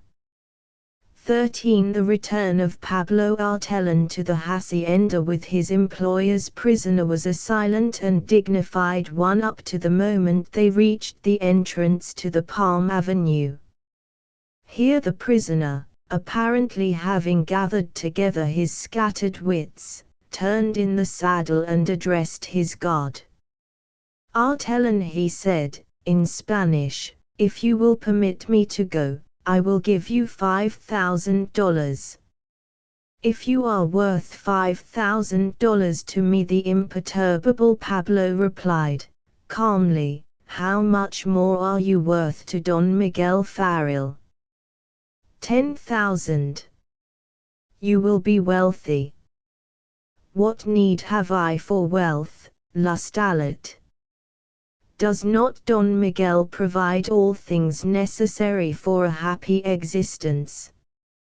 I will give you 12,000. "Do not be a fool, Artellán. Come, be sensible and listen to reason." "Silence, animal. Is not the blood of my brother on your head?" "One word, 15,000, Artellán. Quick. There is little time to Pablo rode up beside him and quite deliberately smote the man heavily across the mouth with the back of his hand. "There will be no more talk of money," he commanded, tersely. John Parker had finished writing his letters and was standing, with his wife and the potato baron, in front of the hacienda when Pablo and his prisoner rode into the yard. Thin rivulets of blood were trickling from the Basque's nose and lips. His face was ashen with rage and apprehension. "Why, Lastalet, what has happened?" Parker cried, and stepped out to intercept the grey gelding, but Pablo, riding behind, struck the grey on the flank, and the animal bounded forward. But Parker was not to be denied. He, too, leaped, seized the reins, and brought the animal to a halt. Pablo glared at him hatefully, then, remembering that this man was no longer an interloper, but an honored guest of the house of Farrell, he removed his sombrero and bowed courteously. "Senor Parker," he explained, "these man, Lastalet, have made the big mistake to steal these horse from Don Miguel Farrell. For long time since Don Miguel he's big like little baby. These Basque he cannot set the foot on the Rancho Palomar, but today, because he think Don Miguel don't leave, these fellow have the big idea she's all right for come to this rancho. Well, he come." Here Pablo shrugged. "I think mebiso you tell these Lastalet Don Miguel have come back. Caramba! He is scared like hell. Quick, like rabbit, he run for those automobile, but those automobile she have one leak in the wheel. Senor, this is the judgment of God. Myself, I think the spirit of Don Miguel's father have put the nail where these fellow can pick him up. Well, when he's nothing for do, he's got for do something, eh? Myra. If Don Miguel catch these coyote on the Rancho Palomar, he's cut off his tail like that," and Pablo snapped his tobacco-stained fingers. "Quick! He's got for do something for make the famous. The Senorita Parker, she rides Panchito and holds the grey horse for Don Miguel, who has gone for get the dogs. These animal, Lastalet, he's go crazy with the fear, so he grab these grey horse from the Senorita Parker and he's ride away fast like the devil just when Don Miguel arrive with the hounds. Then Don Miguel, he's take Panchito and go get these man. But where are Don Miguel and Miss Parker now? Miss Parker, she take the automobile. The Senorita and Don Miguel go to El Toro. Me, I come back with these Basque for put him in the calaboose. But, Pablo, you cannot confine this man without a warrant." Pablo, too polite to argue with a guest, merely bowed and smiled deprecatingly. "My boss, he's tell me put these fellow in the calaboose. If trouble come from these, well, Don Miguel have the fault, not Pablo Artellon. If the senor please for let go the grey horse, no. Farrell has gone to El Toro to attach my bank account and my sheep," the Basque explained in a whisper, leaning low over the grey's neck. "His father had an old judgment against me. When I thought young Farrell dead, I dared do business, in my own name, understand. Now, if he collects, You've lost the Rancho Palomar, help me, for God's sake, Parker. Parker's hand fell away from the reins. I have no sympathy for you, Lustalot, he replied, coldly. If you have stolen this horse, you must pay the penalty. I shall not help you. This is no affair of mine.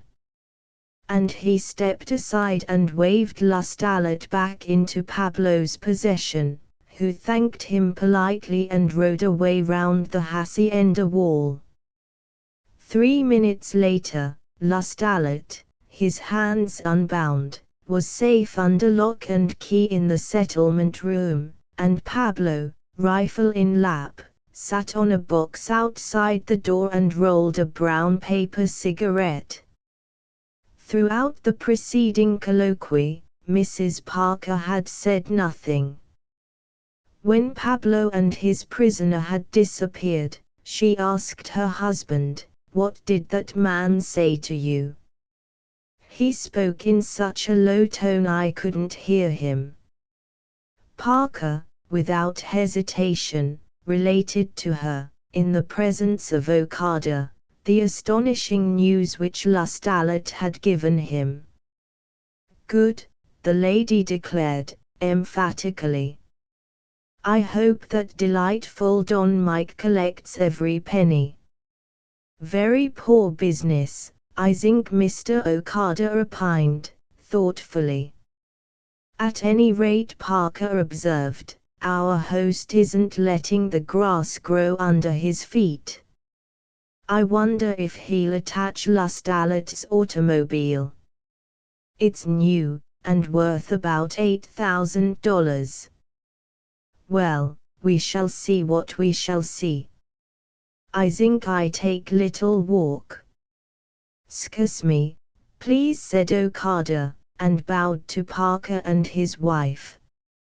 He gave both the impression that he had been an unwilling witness to an unhappy and distressing incident and wished to efface himself from the scene. Mrs. Parker excused him with a brief and somewhat wintry smile, and the little Oriental started strolling down the palm-lined avenue. No sooner had the gate closed behind them, however, than he hastened back to Lustalot's car, and at the end of 10 minutes of furious labor had succeeded in exchanging the deflated tire for one of the inflated spare tires at the rear of the car. This matter attended to, he strolled over to the ranch blacksmith shop and searched through it until he found that which he sought, a long, heavy pair of bolt clippers such as stockmen use for dehorning young cattle. Armed with this tool, he slipped quietly round to the rear of Pablo's calaboose and went to work noiselessly on the small iron-grilled window of the settlement room. The bars were an inch in diameter and too thick to be cut with the bolt clippers, but Okada did not despair. With the tool he grasped the adobe window ledge and bit deeply into it. Piece after piece of the ancient adobe came away, until presently the bases of the iron bars lay exposed, whereupon Okada seized them, one by one, in his hands and bent them upward and outward, backward and forward, until he was enabled to remove them altogether. Then he stole quietly back to the blacksmith shop, restored the bolt clippers, went to the Basque's automobile, and waited. Presently, Lustalot appeared warily round the corner. A glance at his automobile showed that the flat tire had been shifted, whereupon he nodded his thanks to the Japanese, who stared impassively while the Basque climbed into his car, threw out his low gear, let go his brakes, and coasted silently out of the yard and into the avenue. The hacienda screened him from Pablo's view as the latter, all unconscious of what was happening, dozed before the door of the empty settlement room. Once over the lip of the mesa, Lustalet started his car and sped down the San Gregorio as fast as he dared drive. 14 Following his illuminating interview with Pablo and Lustalet, John Parker returned to a chair on the porch patio, lighted a fresh cigar, and gave himself up to contemplating the tangle in his hitherto well-laid plans. An orderly and methodical man always, it annoyed him greatly to discover this morning that a diabolical circumstance over which he had no control and which he had not remotely taken into consideration should have arisen to embarrass and distress him and, perchance, plunge him into litigation.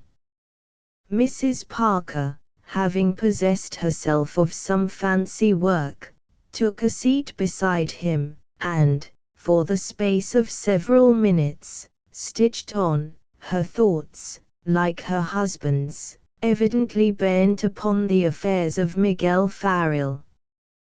"Who is this gory creature Pablo just brought in?" she demanded, finally. "His name is Andre Lustalet, Kate, and he is a sheepman from the San Carpajo country, a Basque, I believe. He hasn't a particularly good reputation in San Marcos County, but he's one of the biggest sheepmen in the state and a heavy depositor in the bank at El Toro. He was one of the reasons that moved me to buy the Farrell mortgage from the bank." "Explain the reason, John." "Well, I figured that eventually I would have to foreclose on old Don Miguel Farrell, and it would require approximately 2 years after that before my irrigation system would be completed and the valley lands ready for colonization. I was tolerably certain I would never restock the range with cattle, and I knew Lustalet would buy several thousand young sheep and run them on the Palomar, provided I leased the grazing privilege to him for 2 years at a reasonable figure. I was here, under authority of a court order, to conserve the estate from waste, and my attorney assured me that, under that order, I had authority to use my own judgment in the administration of the estate, following the order of foreclosure. Now young Farrell shows up alive, and that will nullify my suit for foreclosure. It also nullifies my lease to Lustalet. I'm quite certain that fiery Don Mike will never consent to the lease," John his wife remarked. "If he declines to approve the lease, I shall be quite embarrassed, I fear, Kate. You see, dear, Lustalet bought about 15,000 sheep to pasture on the Palomar, and now he's going to find himself in the unenviable position of having the sheep but no pasture. He'll probably sue me to recover his loss, if any. It's too bad you didn't wait 10 days before signing that lease, John." "Yes," he replied, a trifle testily. "But we all were convinced that young Farrell had been killed in Siberia." "But you hadn't completed your title to this ranch, John. You wouldn't murder a man who was going to commit suicide, would you? The ranch was as good as mine. If I had waited to make absolutely certain Farrell was dead, the wait might have cost me $50,000. I rented the ranch at 50 cents per acre. 100,000 acres, more or less, for 2 years, at 50 cents per acre per annum. So, instead of making 50,000 you've lost that sum. His wife mused aloud. I've lost 100,000, he corrected. A 1-year lease is not desirable. Lustalat was my sole client, and I've lost him for good. Why despair, John? I've a notion that if you give Don Mike $50,000 to confirm Lustalat in the lease, he will forget his enmity and agree to the lease. That would, at least, prevent a lawsuit. Parker's face brightened. I might do that, he assented. The title will remain in Farrell's name for another year, and I have always believed that half a loaf was better than none at all. If young Farrell subscribes to the same sentiments, all may yet go nicely. $50,000 would be rather a neat sum to save out of the wreck, she observed, sagely. He seems quite a reasonable young man. I like him, Parker declared. I like him ever so much. So do I, John. He's an old-fashioned gentleman. He's a he-man, the sort of chap I'd like to see Kay married to someday. Mrs. Parker looked searchingly at her husband. He told Kay he was half greaser, John.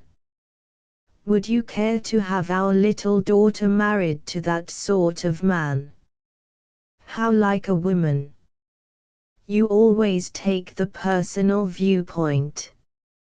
I said I'd like to see Kay married to a he-man like Miguel Farrell. And Farrell is not half greaser. A greaser is, I take it, a sort of mongrel, Indian and Spanish. Farrell is clean strain Caucasian, Kate. He's a white man, inside and out. His financial situation renders him impossible, of course. Naturally. I wish it were otherwise, Johnny. Perhaps, if you were a little easy with him, if you gave him a chance, Kate, I'd always be afraid of his easygoing Latin blood.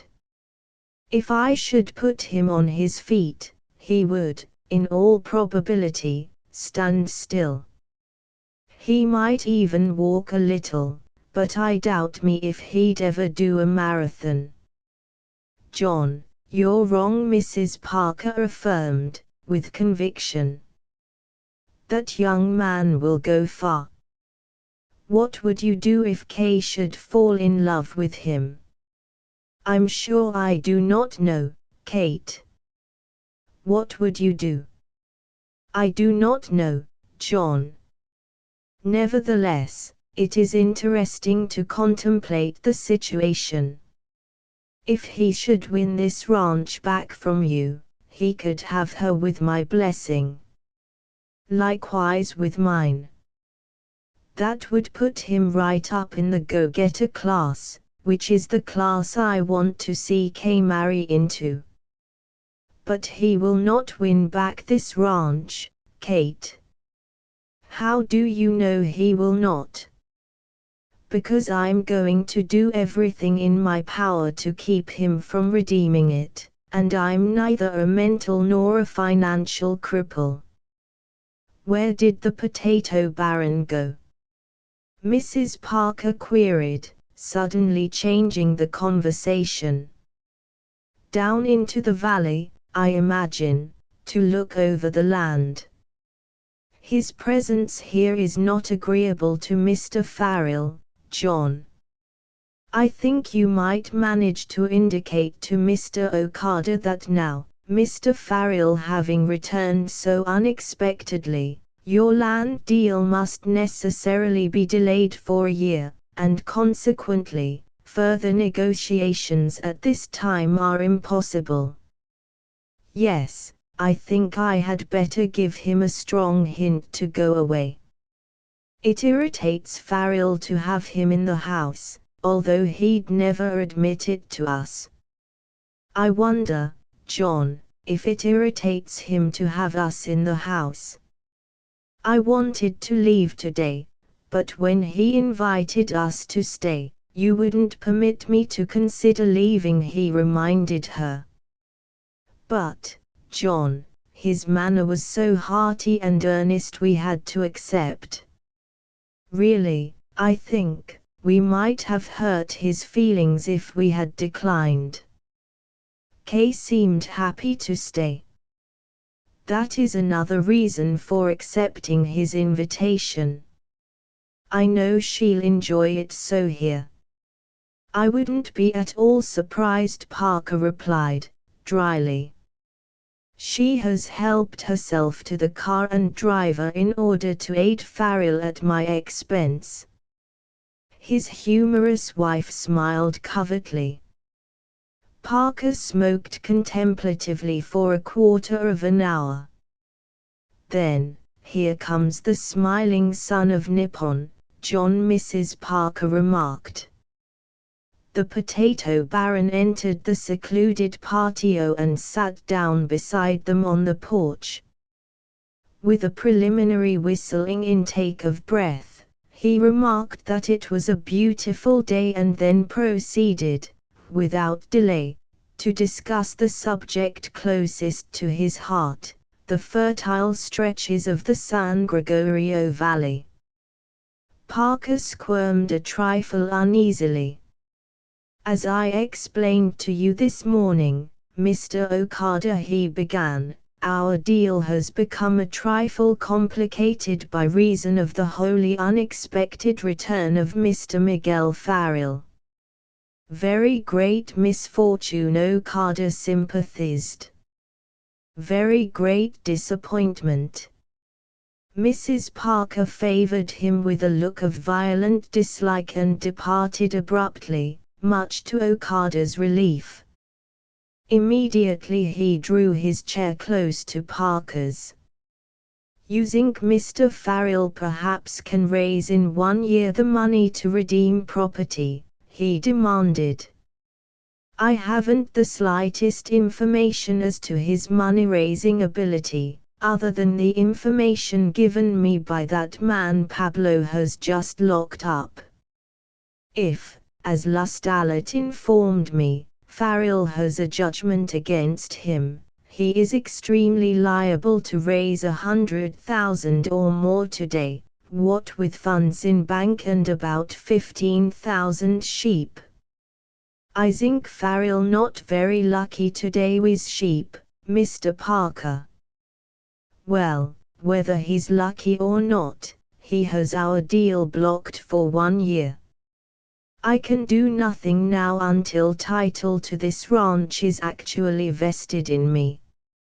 I am morally certain Farrell will never redeem the property, but, well, you realize my predicament, Mr. Okada. Our deal is definitely hung up for 1 year. Very great disappointment. Okada replied sadly. Next year, I think California legislature make new law so Japanese people have very much difficulty to buy land. Attorneys for Japanese Association of California very much frightened because they know Japanese treaty rights not affected by such law. If my people can buy this valley before that law comes to make trouble for Japanese people, I think very much better for everybody. But, my dear Mr. Okada, I cannot make a move until Miguel Farrell fails to redeem the property at the expiration of the redemption period, 1 year hence. Perhaps that sheep's man kill Mr. Farrell, Okada suggested, hopefully. I hoping, for sake of Japanese people, that sheep's man very bad luck for Mr. Farrell. Well, I wouldn't care to have him for an enemy. However, I dare say Farrell knows the man well enough and will protect himself accordingly. By the way, Farrell is violently opposed to Japanese colonization of the San Gregorio. Using he have prejudice against Japanese people. I know it, Mr. Okada, and, for that reason, and the further reason that our deal is now definitely hung up for a year, I suggest that you return to El Toro with me this afternoon. I am no longer master here, but I shall be delighted to have you as my guest at the hotel in El Toro while you are making your investigations of the property. I wish to avoid the possibility of embarrassment to you, to Mr. Farrell, and to my family. I am sure you understand our position, Mr. Okada. The potato baron nodded, scowling slightly. 15 At a point where the road, having left the valley and climbed a grade to a mesa that gave almost an airplane view of the San Gregorio, Miguel Farrell looked back long and earnestly. For the first time since entering the car, at Kay Parker's invitation, he spoke. "It's worth it," he announced, with conviction, "worth a fight to a finish with whatever weapons come to hand. If I, by the holy poker.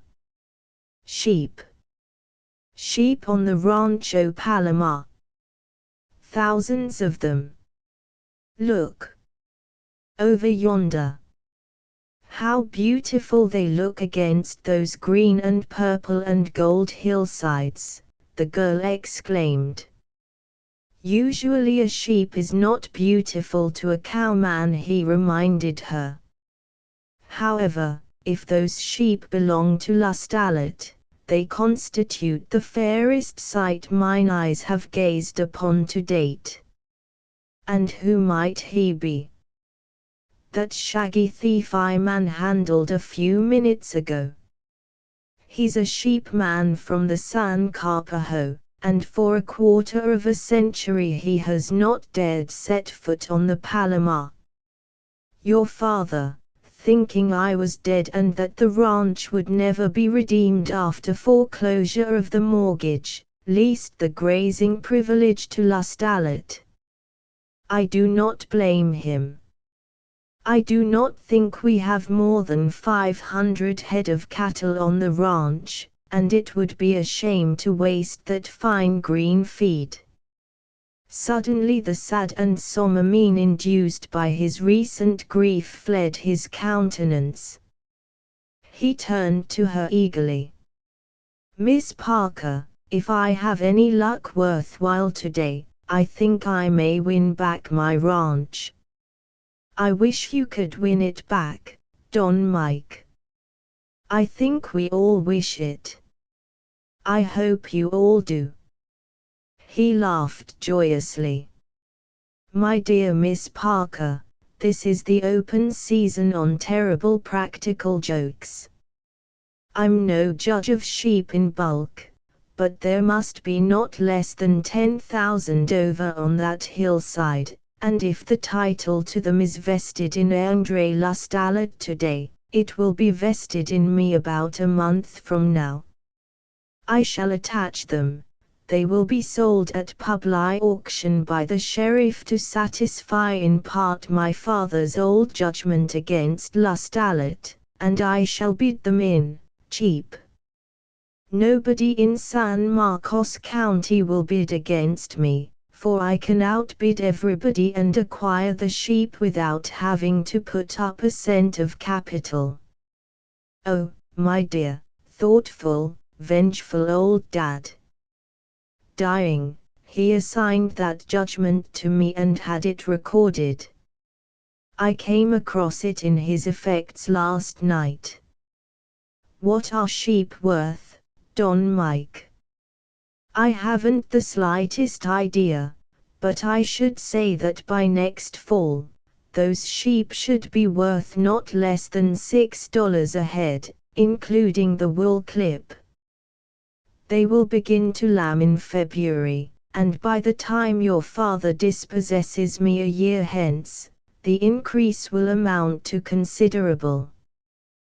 That flock of sheep should be worth about $100,000 by the time I have to leave the Palomar, and I know I'm going to collect at least $50,000 in cash in addition. He drew from his vest pocket a check for that sum, signed by Andre Lustallet and drawn in favor of John Parker, trustee. How did you come by that check? Kay demanded. It belongs to my father, so, if you do not mind, Mr. Farrell, I shall retain it and deliver it to my father. Quite deliberately, she folded the check and thrust it into her handbag. There was a bright spot of color in each cheek as she faced him, awaiting his explanation. He favored her with a Latin shrug. Your father will not accept the check, Miss Parker. Lustallet came to the hacienda this morning for the sole purpose of handing him this check, but your father refused to accept it on the plea that the lease he had entered into with Lustallet for the grazing privilege of the ranch was now null and void. How do you know all this? You were not present. No, I was not present, Miss Parker, but this check is present, those sheep are present, Andre Lustallet was present, then absent, and is now present again. I deduce the facts in the case. The information that I was alive and somewhere around the hacienda gave Lustallet the fright of his unwashed existence. That's why he appropriated that gray horse and fled so precipitately when he discovered his automobile had a Fiat tire. The scoundrel feared to take time to shift wheels. Why? He had the promise of a Farrell that a great misfortune would overtake him if he ever get foot on the Rancho Palomar. And he knows the tribe of Farrell. But how did you secure possession of that check, Don Mike? Miss Parker, when a hard-boiled, unconvicted murderer and grass thief borrows my horse without my permission, and I ride that sort of man down, upset him, sit on him, and choke him, the instincts of my ancestors, the custom of the country, common sense, and my late military training all indicate to me that I should frisk him for deadly weapons. I did that. Well, I found this check when I frisked Lustallet back yonder. And, if a poor bankrupt like myself may be permitted to claim a right, you are not so well entitled to that check as I am. At least, I claim it by right of discovery. It is worthless until my father endorses it, Don Mike. His clear, bold chirography will not add a mite to its value, Miss Parker. Checks by Andre Lustallet on the First National Bank of El Toro aren't going to be honored for some little time. Why? I'll tell you. Because little Mike the hustler is going to attach his bank account this bright April morning. She laughed happily. You haven't wasted much time in vain regret, have you? She teased him. When you start hustling for a living, you're a man what hustles, aren't you? Eternal vigilance is the price of liberty, he quoted. Those sheep weren't visible to us from the floor of the valley, So I take it I was not visible to Lustalet's shepherds from the top of those hills when I redeemed my father's promise to their employer. They'd never suspect the identity of either of us, I dare say. Well, Pablo will hold him incommunicado until I've completed my investigations. Why are you incarcerating him in your private Bastille, Don Mike? Well, I never thought to profane my private Bastille with that fellow, but I have to keep him somewhere while I'm looking up his assets. But he may sue you for false imprisonment, kidnapping, or something. Yes, and I imagine he'd get a judgment against me. But what good would that do him? I haven't any assets. But you're going to acquire some rather soon, are you not? I'll give all my money to my friend, Father Dominic, to do with as he sees fit. He'll see fit to loan it all back to me. But can you hide 10,000 sheep? If that fellow tries to leave eye on my sheep, I'll about murder him, Farrell declared. But we're crossing our bridges before we come to them. So we are, Don Mike. Tell me all about this ancient feud with Andre Lustalet. Certainly. 25-odd years ago, this county was pestered by a gang of petty cow thieves. They'd run lots of from 10 to 20 fat steers off the range at a time, slaughter them in El Toro, and bury the hides to conceal the identity of the animals, the brands, you understand. The meat they would peddle to butchers in towns along the railroad line. The ringleader owned a slaughterhouse in El Toro, and, for a long time, nobody suspected him. The cattle were driven in at night. Well, my father grew weary of this form of old-fashioned profiteering, and it seemed to him that the sheriff of San Marcos County was too great a simpleton to do anything about it. So my father stood for the office as an independent candidate and was elected on a platform which read, "No steers taken off this ranch without permission in writing from the owner." Within 6 months, Dad had half a dozen of our prominent citizens in San Quintin Penitentiary. Then he resigned the office to his chief deputy, Don Nicolas Sandoval, who has held it ever since. Now, during that political campaign, which was a warm and bitter one, Andre Lustalet permitted himself the privilege of libeling my father. He declared in a public address to a gathering of voters in the San Carpajo Valley that my father was a crook, the real leader of the rustlers, and merely seeking the office of sheriff in order to protect the cow thieves. When the campaign ended, my father swore to a warrant charging Lustalet with criminal libel and sued him for $100,000 damages. A San Marcos County jury awarded my father a judgment in the sum prayed for. Lustalet appealed the case to the Supreme Court, but inasmuch as there wasn't the slightest doubt of his guilt, the higher court affirmed the decision of the Superior Court. Lustalet was a poor man in those days. He was foreman of a sheep outfit, with an interest in the increase of the flock, and inasmuch as these basques seldom reduce their deals to writing, the sheriff could never satisfy himself that Lustalet had any assets in the shape of sheep.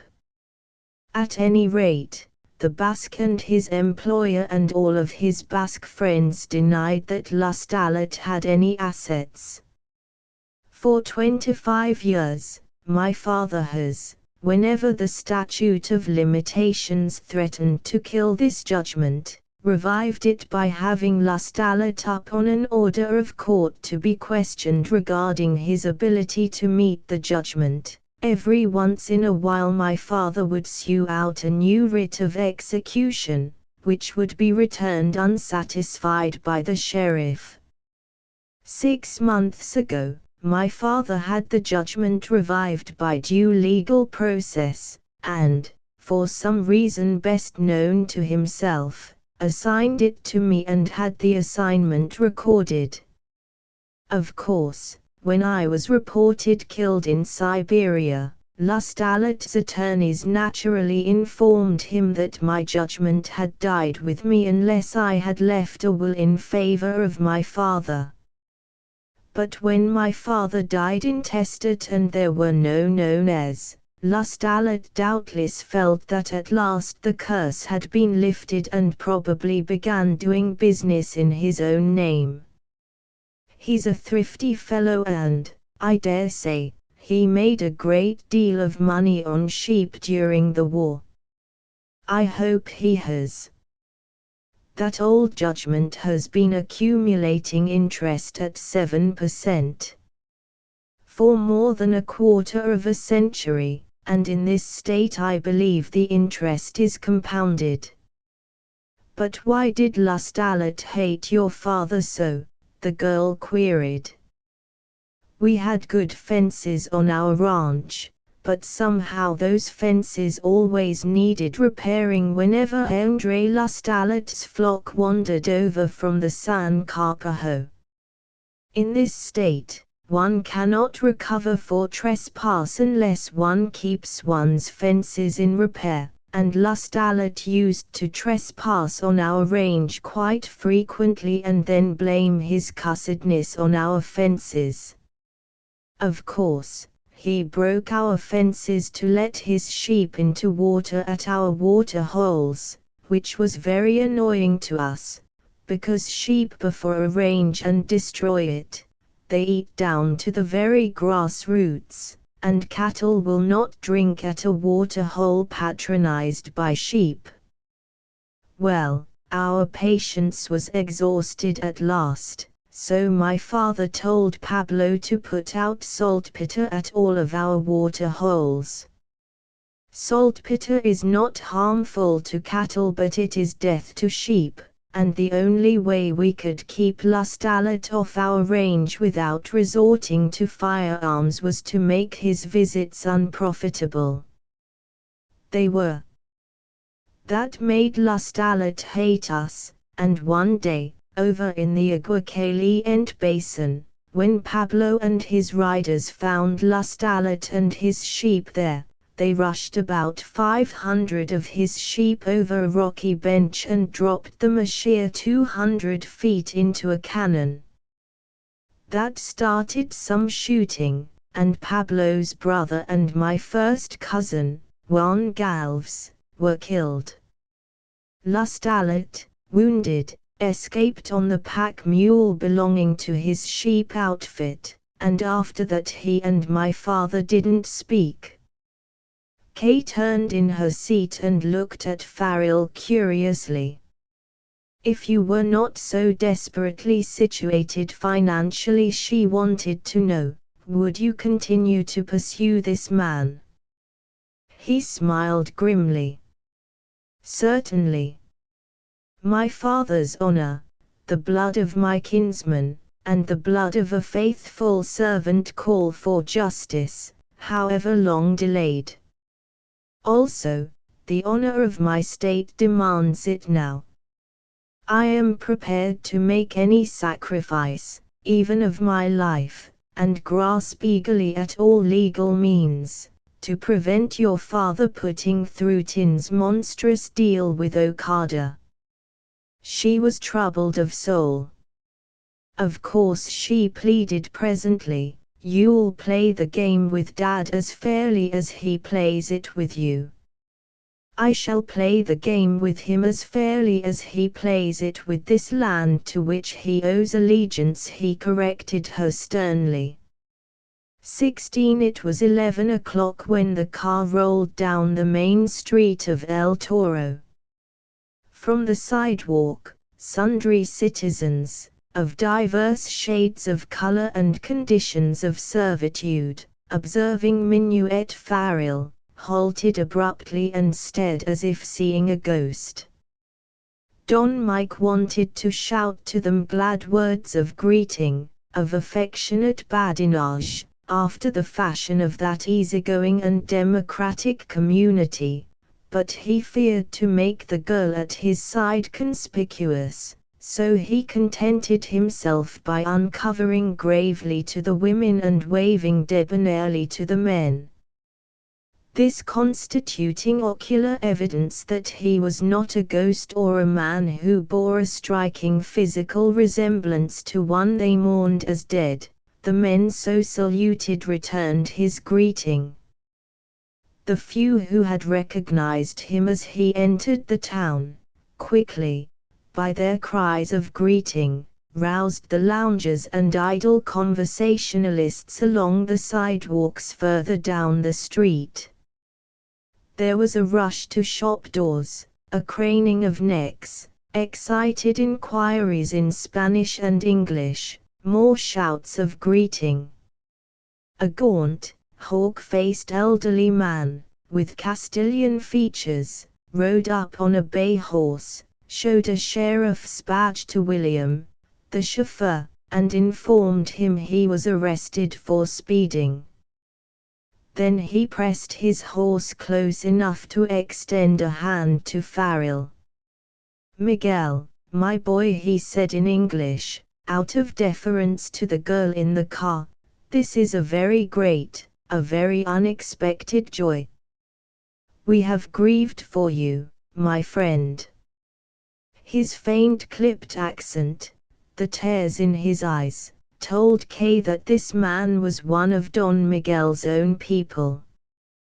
Farrell clasped the proffered hand and replied to him in Spanish, then, remembering his manners, he presented the horseman as Don Nicolas Sandoval, sheriff of the county. Don Nicolas bent low over his horse's neck, his wide grey hat clasped to his gallant heart.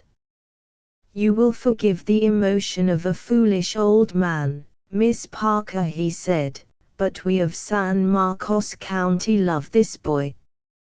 Other friends now came running. In a few minutes perhaps 100 men, boys, and women had surrounded the car, struggling to get closer, vying with each other to greet the hero of the San Gregorio.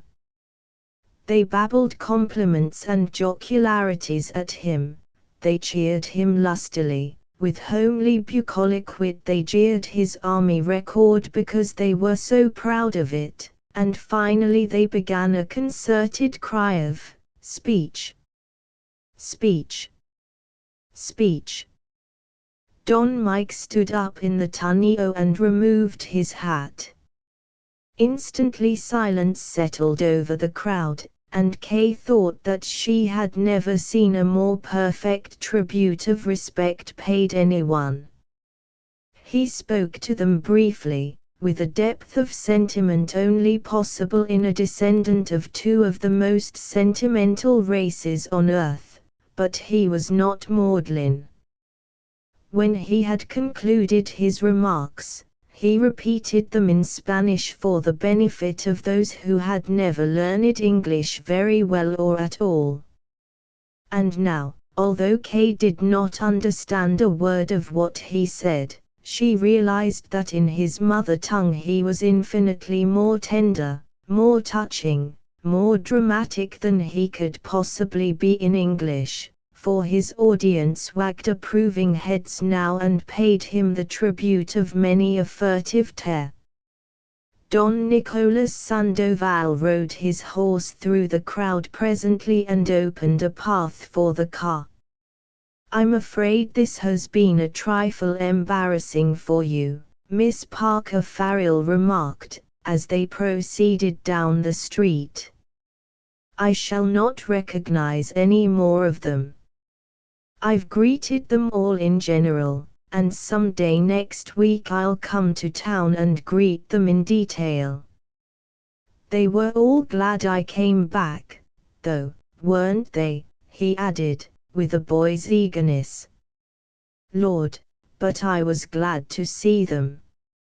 I can hardly believe you are the same man I saw manhandling your enemy an hour ago," she declared. "Oh," he replied, with a careless shrug, "fighting and loving are the only two worthwhile things in life. Park in front of the courthouse, William, please." He excused himself to Kay and ran lightly up the steps. 15 minutes later, he returned.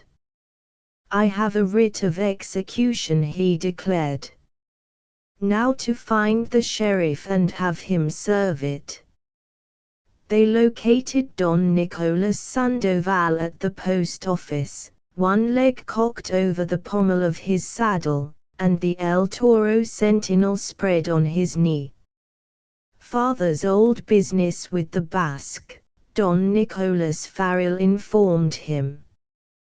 "He has money deposited in his own name in the First National Bank of El Toro. I have grown old hunting that fellow's assets, Miguel, my boy," quoth Don Nicolas. "If I can leave I on a healthy bank account, I shall feel that my life has not been lived in vain." He folded his newspaper, uncoiled his leg from the pommel, and started up the street at the dignified fast walk he had taught his mount. Farrell returned to the car and, with Kay, arrived before the portals of the bank a few minutes in advance of the sheriff, just in time to see André Lustalet leap from his automobile, dash up the broad stone steps, and fairly hurl himself into the bank. "I don't know whether I ought to permit him to withdraw his money and have Don Nicolas attach it on his person or not." "Perhaps that would be dangerous," Miguel remarked. He stepped calmly out of the car, assisted Kay to alight, and, with equal deliberation, entered the bank with the girl. "Now for some fun," he whispered. "Behold the meanest man in America, myself."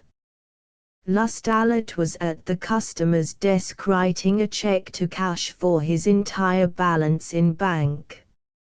Farrell permitted him to complete the drawing of the check, watched the Basque almost trot toward the paying teller's window, and as swiftly trotted after him. Everything." Lustalet panted, and reached over the shoulders of two customers in line ahead of him. But Don Miguel Farrell's arm was stretched forth also, his long brown fingers closed over the check and snatched it from the Basque's hand as he murmured soothingly, "You will have to await your turn, Lustalet. For your bad manners, I shall destroy this check." And he tore the signature off and crumpled the little slip of paper into a ball, which he flipped into Lustalet's brutal face. The Basque stood staring at him, inarticulate with fury. Don Mike faced his enemy with a bantering, prescient little smile. Then, with a great sigh that was in reality a sob, Lustalet abandoned his primal impulse to hurl himself upon Farrell and attempt to throttle. Instead, he ran back to the customer's desk and started scribbling another check. Thereupon, the impish Farrell removed the ink, and when Lustalet moved to another inkwell, Farrell's hand closed over that. Helpless and desperate, Lustalet suddenly began to weep, uttering peculiar mewing cries. He clutched at Farrell with the fury of a gorilla. Don Mike merely dodged round the desk, and continued to dodge until out of the tail of his eye, he saw the sheriff enter the bank and stop at the cashier's desk. Lustalot, blinded with tears of rage, failed to see Don Nicholas. He had vision only for Don Mike, whom he was still pursuing round the customer's desk. The instant Don Nicholas served his writ of attachment, the cashier left his desk, walked round in back of the various tellers' cages, and handed the writ to the paying teller, whereupon Farrell, pretending to be frightened, ran out of the bank. Instantly, Lustalot wrote his check and rushed again to the paying teller's window. "Too late, Mr. Lustalot.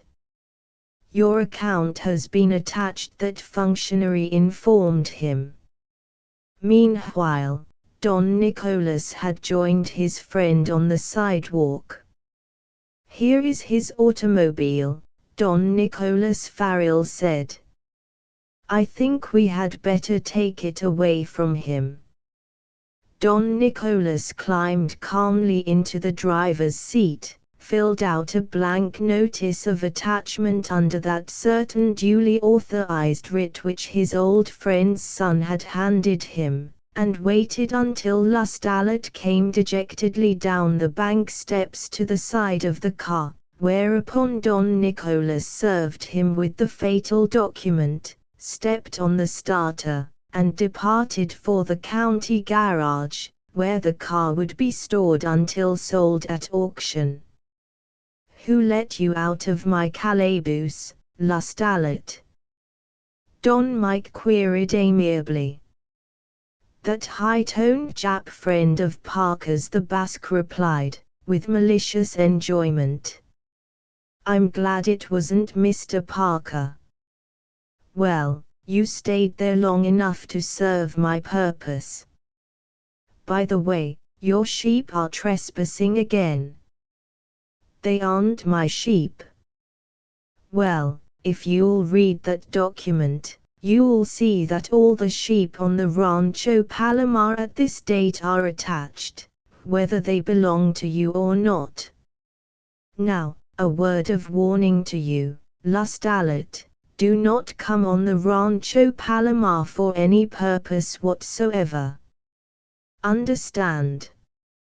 Lustalot's glance met his unflinchingly for fully 10 seconds, and, in that glance, Kay thought she detected something tigerish.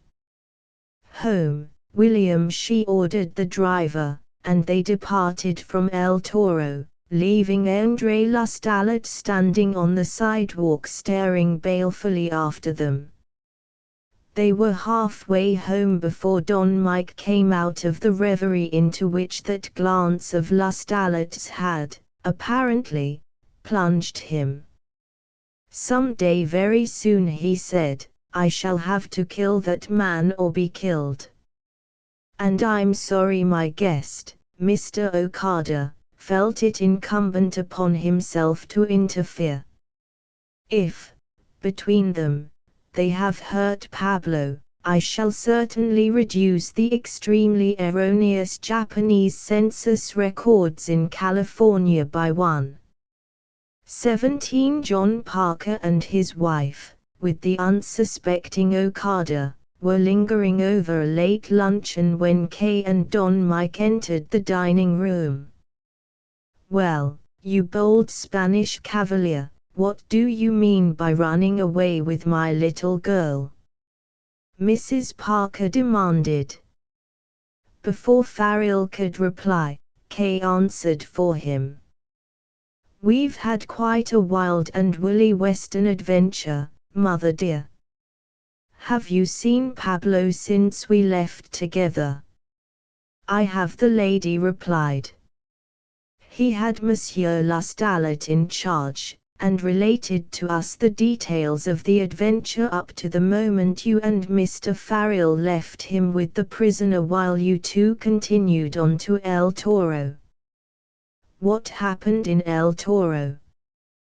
Don Mike succeeded in attaching Lustalet's bank account, Kay informed the company. The loot will probably amount to something over $50,000. I should say that isn't a half-bad stipend to draw for your first half-day pursuit of the nimble cartwheel of commerce, Parker suggested. Mrs. Parker pursed her lips comically. The boy is clever, John. I knew it the moment I met him this morning. Felicitations, Don Miguel. John intends to strip you down to your birthday suit, fairly, of course, so keep up the good work, and everything may still turn out right for you. I'll cheer for you, at any rate. Thank you, dear Mrs. Parker. Don Miguel slipped into his seat at the head of the table. I have also attached Lustalet's new automobile, you Shylock. What else? Mrs. Parker demanded eagerly. About 10,000 sheep, more or less. I attached these on suspicion, although the burden of proving that Lustalet owns them will be upon me. However, he concluded, with a bright glance at Parker, I believe that can readily be accomplished, with your aid. I shall be the poorest witness in the world, Mr. Farrell.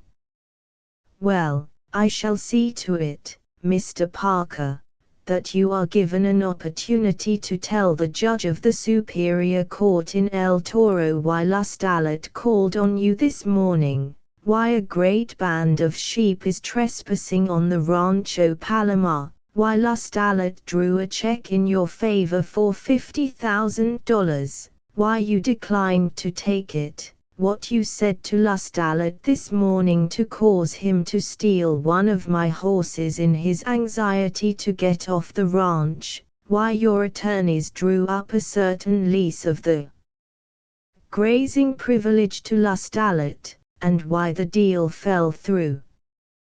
Parker flushed. Can you produce that $50,000 check? I happen to know it has not been cashed. No, I cannot, Mr. Parker. Kay opened her purse and tossed the check across to her father. It was drawn in your favor, Dad, she informed him, so I concluded it was your property, and when Mr. Farrell came by it, illegally, and showed it to me, I retained it. Good girl. Mr. Farrell, have you any objection to my returning this check? Not the slightest. It has served its purpose. However, you will have to wait until you meet Lustalet somewhere outside the boundaries of the Rancho Palomar, sir. I had comforted myself with the thought that he was safe under lock and key here, but, to my vast surprise, I met him in the bank at El Toro making futile efforts to withdraw his cash before I could attach the account. The confounded ingrate informs me that Mr. Okada turned him loose.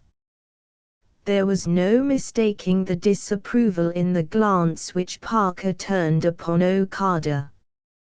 Is this true, Mr. Okada? It is not true, Okada replied promptly. I know nothing about nothing. Well, Pablo thinks it is true, Mr. Okada. Don Miguel's voice was unruffled, his manner almost benignant. The old man is outside, and absolutely broken-hearted. His honor appears to be quite gone. I imagine, Don Mike continued, with a fleeting and whimsical glance at the potato baron, that he has evolved some primitive plan for making his honor whole again. Direct methods always did appeal to Pablo. Mr. Farrell, John Parker began, I regret this incident more than I can say. I give you my word of honor I had nothing to do with it directly or indirectly. John, for goodness sake, old dear, give Mr. Farrell credit for some common sense.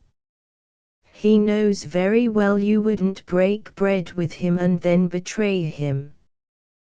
Don't you, Mr. Farrell? Mrs. Parker pleaded.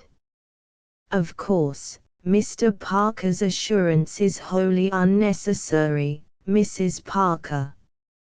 Mr. Okada is leaving this afternoon, Parker hastened to assure him. Mr. Okada shows commendable prudence. Don Mike's tones were exceedingly dry. Okada rose and bowed his squinch elbow. I very sorry, he sputtered. I think that man Pablo one big liar. Skus, please, I go.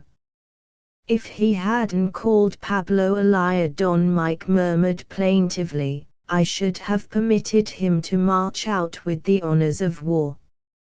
As the matter stands now, however, I invite all of you to listen attentively. In a few minutes you're going to hear something that will remind you of the distant whine of a sawmill. After all, Pablo is a poor old fellow who lives a singularly humdrum existence. Ah, yes, let the poor fellow have his simple little pleasures, Mrs. Parker pleaded. All work and no play, you know, Don Miguel. My dear, Parker answered testily, there are occasions when your sense of humor is positively oppressive. Very well, John, I'll be serious. His wife turned to Farrell. Mr. Farrell, she continued, while you were away, I had a very bright idea. You are much too few in the family for such a large house, and it occurred to me that you might care to lease the Palomar hacienda to us for a year. I'm so weary of hotels and equally weary of a townhouse, with its social obligations and the insolence of servants, particularly cooks. John needs a year here, and we would so like to remain if it could be arranged. Your cook, Carolina, is not the sort that leaves one's employ in the middle of a dinner party.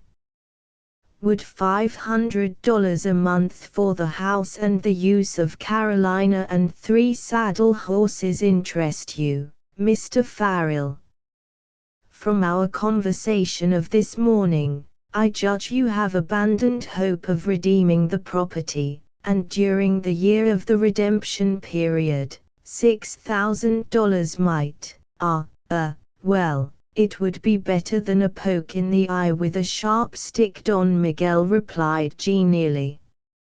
I need the money, so I accept, but with certain reservations. I like Carolina's cooking, too. I have a couple of 100 head of cattle to look after, and I'd like to reserve one room, my place at this table, and my position as master of Palomar. Of course, I'm not so optimistic as to think you folks would accept of my hospitality for a year, so I suggest that you become what our British cousins call paying guests, albeit I had never expected to fall low enough to make such a dastardly proposition. Really, it embarrasses me. It's never been done before in this house. I declare you're the most comfortable young man to have around that I have ever known. Isn't he, Kay? Mrs. Parker declared. I think you're very kind, the girl assured him. And I think it will be very delightful to be paying guests to such a host, Don Mike Farrell. Then it's settled, Parker announced, much relieved. And let us here highly resolve that we shall always be good friends and dwell together in peace, Kay suggested. I made that resolve when you met me at the gate last night, Miss Parker. Hark! Methinks I hear a young riot. Well, we cannot possibly have any interest in it, and, besides, we're talking business now. Mr. Parker, there isn't the slightest hope of my earning sufficient money to pay the mortgage you hold against this ranch of mine, so I have resolved to gamble for it whenever and wherever I can. You have agreed to pay me $6,000, in return for which I guarantee to feed you and your family and servants well, and house you comfortably and furnish 3 saddle horses, with saddles and bridles, for a period of 1 year. Understand? Understood. Don Miguel Farrell took 2 dice out of his pocket and cuddled them in his palm. I'll roll you the bones, 1 flop, $12,000 or nothing, sir, he challenged. But if I win, you want to know if I am in a position to support you all for 1 year. If I lose, I am. There are cattle enough on the ranch to guarantee that. Well, while these little adventures are interesting, Mr. Farrell, the fact is I've always made it a rule not to gamble.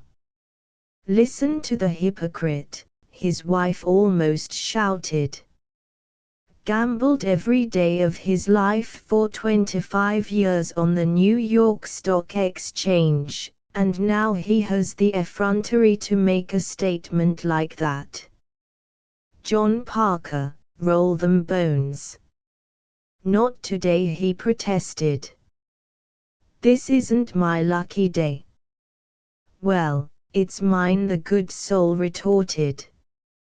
Miguel, you'll pardon my calling you by your first name, Miguel, but since I was bound to do so sooner or later, we'll start now, Miguel. I'm in charge of the domestic affairs of the Parker family, and I've never known a time when this poor tired old businessman didn't honor my debts. Roll 'em, Mike, and test your luck. Mother, Kay murmured reproachfully. Nonsense, dear. Miguel is the most natural gentleman, the first regular young man I've met in years. I'm for him, and I want him to know it. Are you for me, Miguel?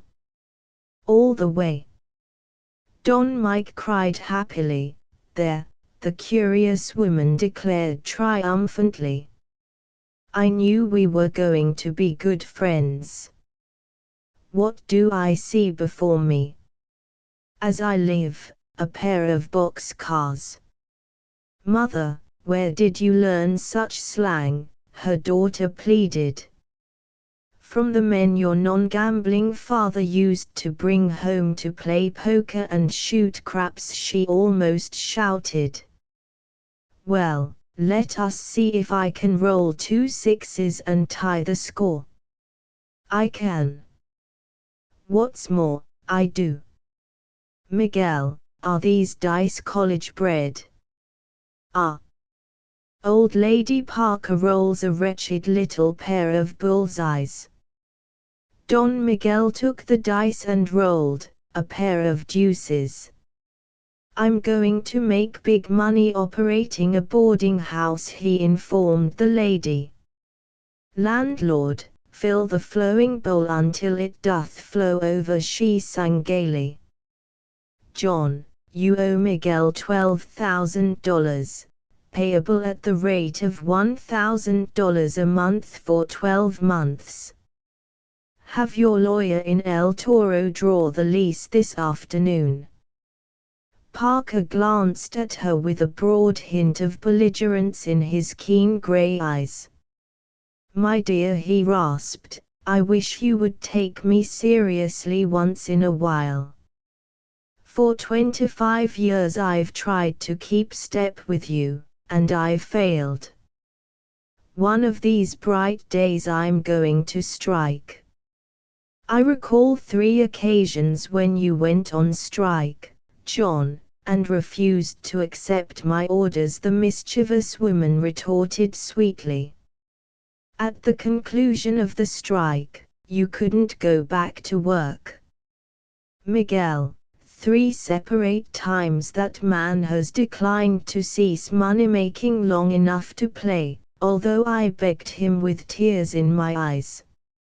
And I'm not the crying kind, either. And every time he disobeyed, he blew up. Miguel, he came home to me as hysterical as a high school girl, wept on my shoulder, said he'd kill himself if he couldn't get more sleep, and then surrendered and permitted me to take him away for 6 months.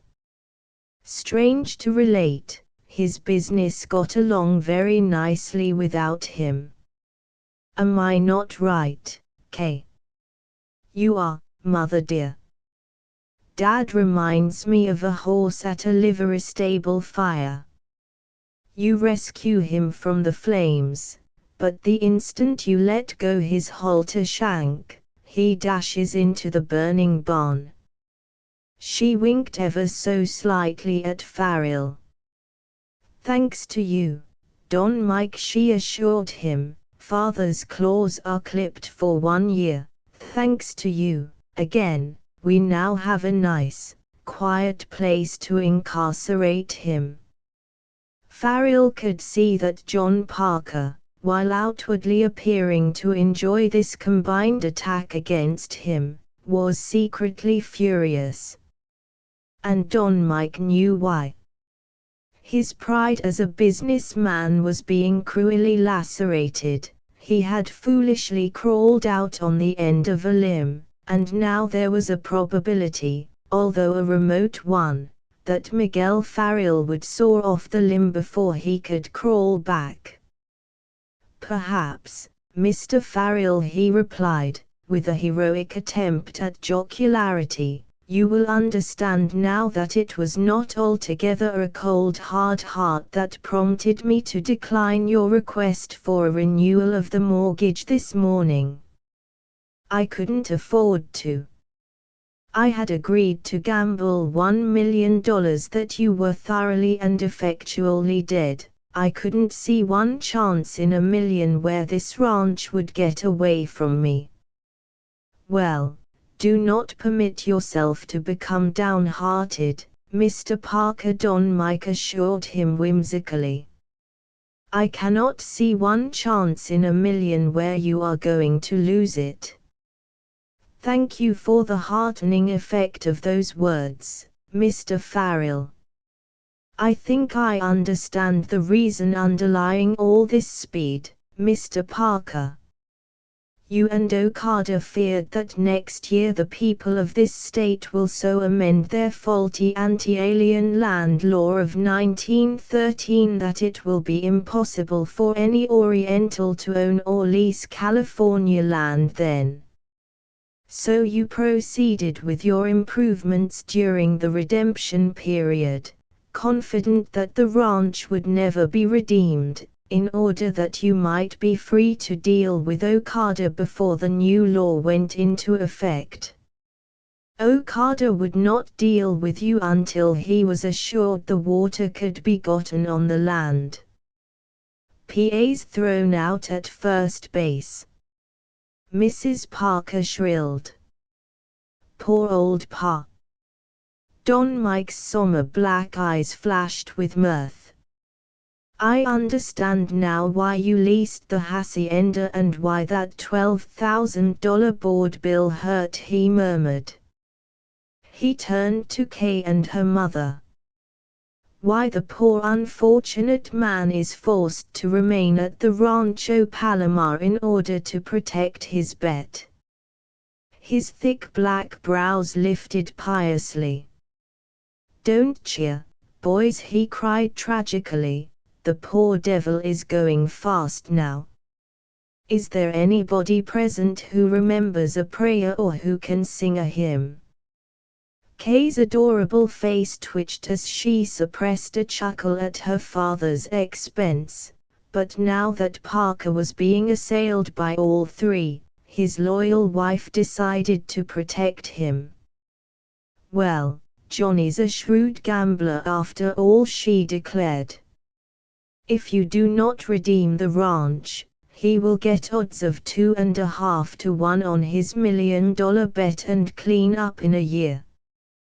With water on the lands of the San Gregorio, Okada's people will pay $500 an acre cash for the 50,000 acres.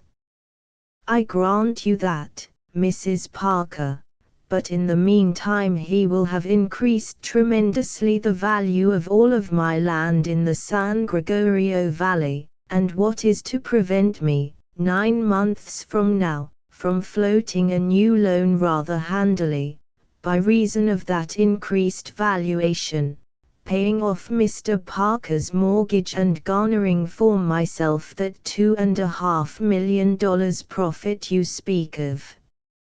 I fear you will have to excuse us from relishing the prospect of that joke," Don Mike K. murmured. "Work on that irrigation project will cease on Saturday evening," Mr. Farrell Parker assured his host. Nevertheless, Farrell observed that his manner belied his words. Obviously he was ill at ease.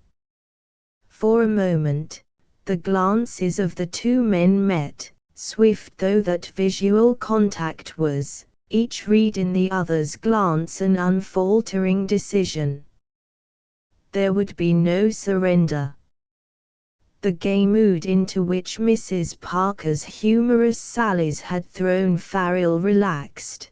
There came back to him the memory of some graves in the valley, and his dark, strong face was somber again. Of a sudden, despite his victory of the morning, he felt old for all his 28 years, old and sad and embittered, lonely, futile and helpless. The girl, watching him closely, saw the light die out in his face, saw the shadows come, as when a thundercloud passes between the sun and a smiling valley. His chin dropped a little on his breast, and for perhaps 10 seconds he was silent. By the faraway gleam in his eyes, Kay knew he was seeing visions, and that they were not happy ones. Instinctively her hand crept round the corner of the table and touched his arm lightly. Her action was the result of impulse. Almost as soon as she had touched him, she withdrew her hand in confusion.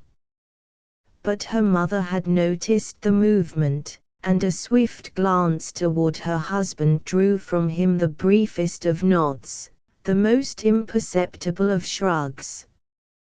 "Come, Johnny dear," she urged, and her voice had lost its accustomed shrillness now. "Let us go forth and see what has happened to the little old man of the spuds." He followed her outside obediently, and arm in arm they walked around the patio toward the rear gate. "Hello," he murmured suddenly, and, with a firm hand under her chin, he tilted her handsome face upward. There were tears in her eyes. "What now?" he demanded tenderly. "How come, old girl?" "Nothing, John, I'm just an old fool, laughing when I'm not weeping and weeping when I ought to be laughing." 18 Don Mike's assumption that Pablo would seek balm for his injured feelings at the expense of the potato baron was one born of a very intimate knowledge of the mental processes of Pablo and those of his breed. And Pablo, on that fateful day, did not disappoint his master's expectations. Old he was, and stiff and creaky of joint, but what he lacked in physical prowess he possessed in guile. Forbidden to follow his natural inclination, which was to stab the potato baron frequently and fatally with a business-like dirk which was never absent from his person except when he slept, Pablo had recourse to another artifice of his peculiar calling, to wit, the rawhide reator. As Okada emerged from the dining room into the patio, Pablo entered from the rear gate, reator in hand. As the Japanese crossed the garden to his room in the opposite wing of the hacienda, Pablo made a deft little cast and dropped his loop neatly over the potato baron's body, pinioning the latter's arms securely to his sides. Keeping a stiff strain on the reator, Pablo drew his victim swiftly toward the porch, round an upright of which he had taken a hitch, in a surprisingly brief period. Despite the Jap's frantic efforts to release himself, Pablo had his man lashed firmly to the porch column, whereupon he proceeded to flog his prisoner with a heavy quirt which, throughout the operation, had dangled from his left wrist. With each blow, old Pablo tossed a pleasantry at his victim, who took the dreadful scourging without an outcry, never ceasing a dogged effort to twist loose from his bonds until his straining and flinching loosed the ancient rusty nails at top and bottom of the upright, and, with a crash, the Oriental fell headlong backward on the porch, as a tree falls. Thereupon, Pablo kicked him half a dozen times for good measure, and proceeded to roll him over and over along the porch toward his room. Eventually this procedure unwound him from the reator. Pablo then removed the loop, and Okada staggered into his room and fell, half fainting, on his bed. His honor now quite clean, Pablo departed from the patio. He had been less than 5 minutes on his mission of vengeance, and when John Parker and his wife came out of the dining room, the sight of the imperturbable old majordomo unconcernedly coiling his twine roused in them no apprehension as to the punishment that had overtaken Okada. Having finished their luncheon, a singularly pleasant tête-à-tête, Don Mike and Kay joined Mr. and Mrs. Parker. At once Farrell's glance marked the absence of the porch column. "I declare," he announced, with mock seriousness, "a portion of my veranda has given way.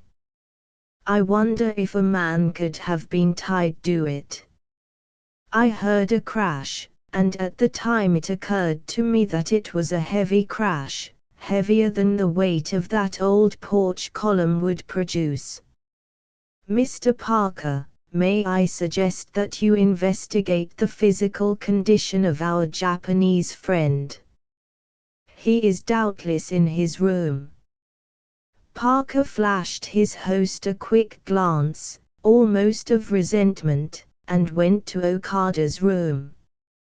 When he returned, he said soberly, "Pablo has beaten the little fellow into a pitiable condition. He tied him to that porch column and flogged him with a quirt." While I cannot defend Okada's action in releasing Lustalet, nevertheless, Mr. Farrell, Don Mike's black eyes burned like live coals. "Nevertheless, well," Parker hesitated. Don Mike's lips were drawn a trifle in the ghost of a smile that was not good to see. "I think, sir," he said softly, distinctly, and with chill suavity, "that Mr. Okada might be grateful for the services of the excellent Murray, if the potato baron is, as I shrewdly suspect he will be, leaving within 5 minutes. Good heavens, man, I believe it will be an hour before he can walk. Farrell glanced critically at his wristwatch and seemed to ponder this. I fear 5 minutes is all I can permit, sir, he replied. If he should be unable to walk from his room, Murray, who is the soul of thoughtfulness, will doubtless assist him to the waiting automobile. 5 minutes later, the potato baron and the potato baron's suitcase were lifted into the tonneau of the car by Murray and William. From over by the blacksmith shop, Don Mike saw Parker bid his Japanese confrère adieu, and as the car dipped below the mesa, Parker came over and joined them. Thought you were going into El Toro this afternoon, the young man suggested. I had planned to, but changed my mind after beholding that Nipponese ruin. To have driven to El Toro with him would have broken my heart. Never mind, Pa. Mrs. Parker consoled him, you'll have your day in court, will you not? I think he's going to have several of them, Don Mike predicted maliciously, and immediately withdrew the sting from his words by placing his hand in friendly fashion on Parker's shoulder and shaking him playfully. In the interim, however, he continued, now that our unwelcome guests have departed and peace has been re-established on El Palomar, for I hear Pablo whistling La Palomar in the distance, what reason, if any, exists why we shouldn't start right now to get some fun out of life? I've had a wonderful forenoon at your expense, so I want you and the ladies to have a wonderful afternoon at mine. He glanced alertly from one to the other, questioningly. I wonder if the horses have recovered from their furious chase of this morning, Kay ventured. Of course. That was merely an exercise gallop. How would you all like to come for a ride with me over to the Agua-Caliente Basin?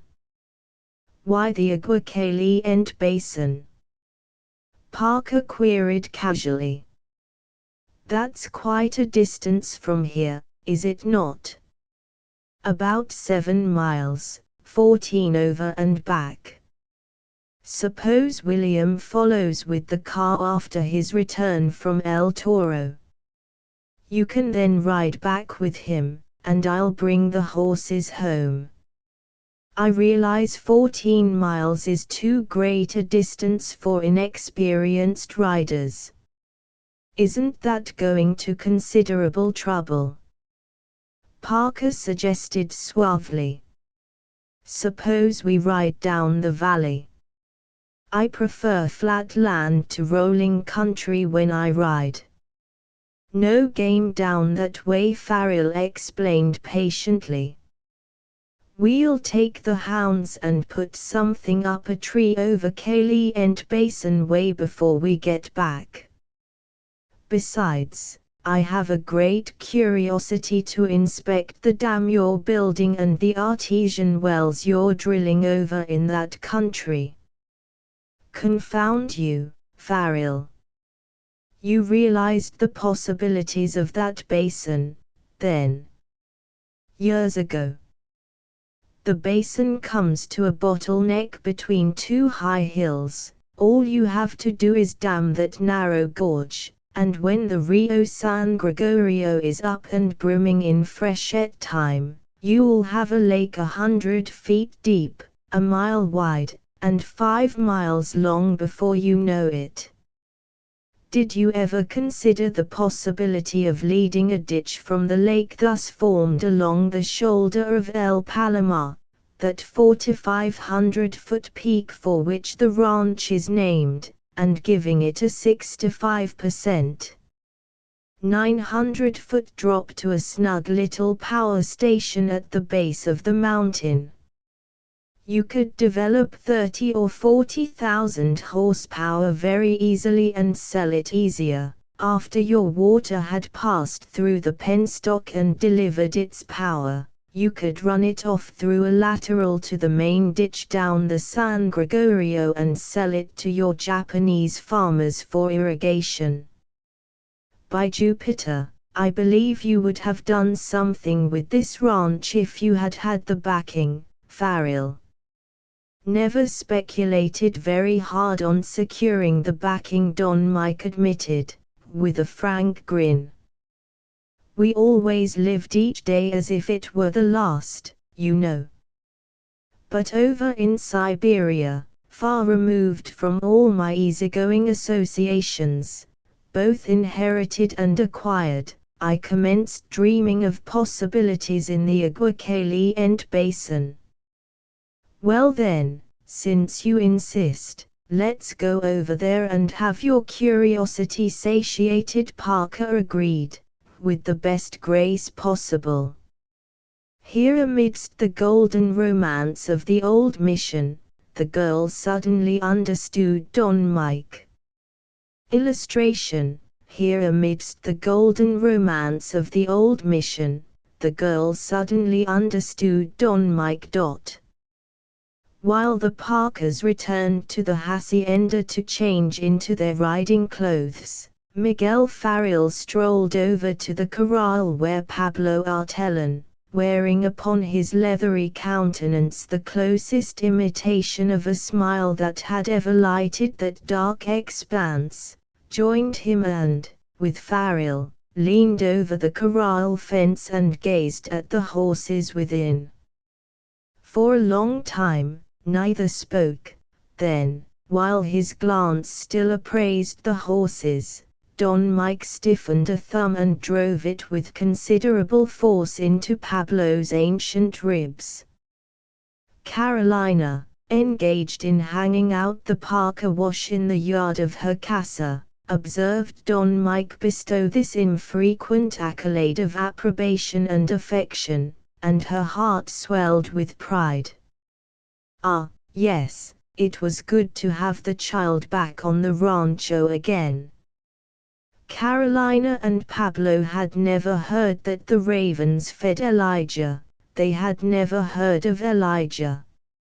Nevertheless, if they had, they would not have envied him the friendship of those divinely directed birds, for the Farrells had always fed Pablo and Carolina and their numerous brood, now raised and scattered over the countryside. At sight of that prod in the ribs, Carolina dismissed forever a worry that had troubled her vaguely during the period between old Don Miguel's death and the return of young Don Miguel, the fear that a lifetime of ease and plenty had ended. Presently, she lifted a falsetto voice in a Spanish love song 2 centuries old. I await the morrow, Nina Mia, I await the morrow, all through the night, for the entrancing music and dancing with thee, my songbird, my heart's delight. Come dance, my Nina, in thy mantilla, think of our love and do not say no, hasten then my treasure, grant me this pleasure, dance then tomorrow the bolero. Over at the corral, Pablo rolled a cigarette, lighted it, and permitted a thin film of smoke to trickle through his nostrils. He, too, was content. Carolina, he remarked presently, in English, is happy to beat hell. I haven't any right to be, but, for some unknown reason, I'm feeling gay myself, his master replied. He started toward the harness room to get the saddle for Panchito, and Pablo lingered a moment at the fence, gazing after him curiously. Could it be possible that Don Miguel José María Federico Noriega Farrell had, while sojourning in the cold land of the bewhiskered men, lost a modicum of that particularity with women which had formerly distinguished him in the eyes of his humble retainers. "Damn my soul if I don't know something," Pablo muttered, and followed for a saddle for the grey gelding. 19 When the Parkers emerged from the hacienda, they found Don Mike and Pablo holding the horses and waiting for them. Kay wore a beautifully tailored riding habit of dark unfinished material, shot with a faint admixture of grey. Her boots were of shining black undressed leather, and she wore a pair of little silver-mounted spurs, the sight of which caused Pablo to exchange sage winks with his master. Her white peak stock was fastened by an exquisite little cameo stick pin, from under the brim of a black beaver sailor hat, set well down on her head. Her wistful brown eyes looked up at Don Mike, and caught the quick glance of approval with which he appraised her, before turning to her mother. "The black mare for you, Mrs. Parker," he suggested. "She's a regular old sweetheart and single-foots beautifully. I think you'll find that stock saddle a far more comfortable seat than the saddle Miss Kay is using. I know I'm not as light and graceful as I used to be," Mike the amiable soul assured him, "but it irks me to have men notice it. You might have given me an opportunity to decline Kay's saddle. There is such a thing as being too thoughtful, you know." "Mother!" Kay cried reproachfully. Don Mike blushed, even while he smiled his pleasure at the lady's badinage. She observed this. "You're a nice boy, Michael," she murmured, for his ear alone. "Why, you old-fashioned young rascal!" As Don Mike stooped and held out his hand, she placed her left foot in it and was lifted lightly into the saddle. When he had adjusted the stirrups to fit her, he turned to aid Kay, only to discover that the gallant Panchito had already performed the honors for that young lady by squatting until she could reach the stirrup without difficulty. Parker rode the grey horse, and Farrell had appropriated a pinto cow pony that Pablo used when line riding. With the hounds questing ahead of them, the four jogged up the San Gregorio, Don Mike leading the way, with Kay riding beside him. From time to time she stole a sidelong glance at him, riding with his chin on his breast, apparently oblivious of her presence. She knew that he was not in a mood to be entertaining today, to be a carefree squire of dames. His mind was busy grappling with problems that threatened not only him but everything in life that he held to be worthwhile. "Do we go through that gate?" the girl queried, pointing to a 5-rail gate in a wire fence that straggled across the valleys and up the hillside. He nodded. "Of course you do not have to go through it," he teased her. "Panchito can go over it. Pie for him. About 5.5 feet. Enough for all practical purposes," she replied, and touched her ridiculous little spurs to the animal's flank, took a firm grip on the reins with both hands, and sat down firmly in the saddle. "All right, boy," she cried, and, at the invitation, Panchito pricked up his ears and broke into an easy canter, gradually increasing his speed and taking the gate apparently without effort. Don Mike watched to see the girl rise abruptly in her seat as the horse came down on the other side of the gate. But no. She was still sitting down in the saddle, her little hands resting lightly on the horse's neck, and while Farrell watched her in downright admiration and her mother sat, white and speechless on the black mare, Kay galloped ahead 100 yards, turned, and came back over the gate again. "Oh, isn't he a darling?" she cried. "He pulls his feet up under him like a dog, when he takes off.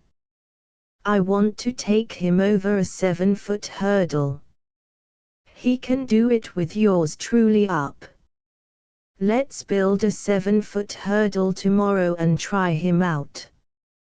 "Fine. We'll build it," Don Mike declared enthusiastically, and Parker, watching his wife's frightened face, threw back his head and laughed. "You are encouraging my daughter to kill herself," the older woman charged Farrell. "Kay, you tomboy, do not jump that gate again. Suppose that horse should stumble and throw you." "Nonsense, mother. That's mere old hopscotch for Panchito. One doesn't get a jumping jack to ride every day, and all I've ever done has been to pussyfoot through Central Park." "Do you mean to tell me you've never taken a hurdle before?" Don Mike was scandalized. She nodded. "She'll do," Parker assured him proudly. Farrell confirmed this verdict with a nod and opened the gate. They rode through. Kay waited for him to close the gate. He saw that she had been captivated by Panchito, and as their glances met, his smile was a reflection of hers, a smile thoroughly and childishly happy. "If you'd only sell him to me, Don Mike," she pleaded. "I'll give you a ruinous price for him." "He is not for sale, Miss Kay." "But you were going to give him away to your late battery commander." He held up his right hand with the red scar on the back of it, but made no further reply. "Why will you not sell him to me?" she pleaded. "I want him so. I love him," he answered at that, "and I could only part with him for love. Someday, I may give him to somebody worthwhile, but for the present I think I shall be selfish and continue to own him. He's a big, powerful animal, and if he can carry weight in a long race, he's fast enough to make me some money. Let me ride him in the tryouts," she pleaded. "I weigh just 120. "Very well. Tomorrow I'll hitch up a work team, and disc the heart out of our old racetrack." "Oh, yes, we have such a thing," in reply to her lifted brows. "My grandfather Mike induced my great-grandfather Noriega to build it way back in the 40s. The Indians and vaqueros used to run scrub races in those days. In fact, it was their main pastime." "Where is this old racetrack?" "Down in the valley. A fringe of oaks hides it. It's grass-grown and it hasn't been used in 25 years, except when the Indians in this part of the country foregather in the valley occasionally and pull off some scrub races." "How soon can we put it in commission?" she demanded eagerly. "I'll disc it tomorrow. The ground is soft now, after this recent rain. Then I'll harrow it well and run a cultipacker over it. Well, by the end of the week it ought to be a fairly fast track." "Goody. We'll go into El Toro tomorrow and I'll wire to San Francisco for a stopwatch. May I sprint Panchito a little across that meadow? Wait a moment, Miss K. We shall have something to sprint after in a few minutes, I think. As the hounds gave tongue in a path of willows they had been investigating far to the right, Don Mike pulled up his horse and listened. Hot trail, he informed her. They'll all be babbling in a moment. He was right. If it's a coyote, he'll sneak up the wash of the river, he informed the girl, but if it's a cat, he'll cut through that open space to tree in the oaks beyond. Ha! There goes a mountain lion. After him. His alert pony went from a halt to a gallop, following a long, lithe tawny animal that loped easily into view, coming from the distant willow thicket. In an instant, Kay was beside him. Head him off, he commanded curtly. This ruin of Pablo's is done in a quarter-mile dash, but Panchito can outrun that cat without trying. Don't be afraid of him. They're cowardly brutes. Get between him and the oaks and turn him back to me. Ride him down. He'll dodge out of your way. She saw that he was uncoiling his reator as he spoke, and divined his purpose, as, with a cluck and a boot to Panchito, she thundered after the big cat, her heart thumping with mingled fear and excitement. Evidently this was an old game to Panchito, however, for he pinned his ears a little and headed straight for the quarry. Seemingly he knew what was expected of him, and had a personal interest in the affair, for as he came up to the animal, he attempted to run the panther down. The animal merely snarled and gave ground, while gradually Panchito hazed him until the frightened creature was headed at right angles to the course he had originally pursued. And now Don Mike, urging the pinto to top speed, came racing up and cut him off. Catch him, catch him! Kay screamed excitedly. Don't let him get away. She drove Panchito almost on top of the panther, and forced the beast to stop suddenly and dodge toward the approaching Farrell. As Panchito dashed by, Kay had a glimpse of Don Mike riding in, his looped reator swinging in wide, slow concentric circles, casually, even. As she brought Panchito round on his nimble heels, she saw Don Mike rise in his stirrups and throw. Even as the loop left his hand, he appeared to have no doubt of the outcome, for Kay saw him make a quick turn of his rope round the pommel of his saddle, whirl at a right angle, and, with a whoop of pure, unadulterated joy, go by her at top speed, dragging the panther behind him. The loop had settled over the animal's body and been drawn taut around his loins. Suddenly the pinto came to an abrupt pause, sliding on his haunches to avoid a tiny arroyo, too wide for him to leap. The strain on the reator was thus momentarily slackened, permitting the big cat to scramble to all fours and turn to investigate this trap into which he had fallen.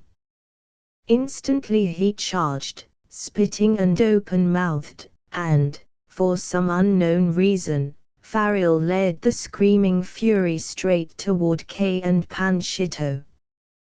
The cat realized this, also, for suddenly he decided that Panchito offered the best opportunity to vent his rage, and changed his course accordingly.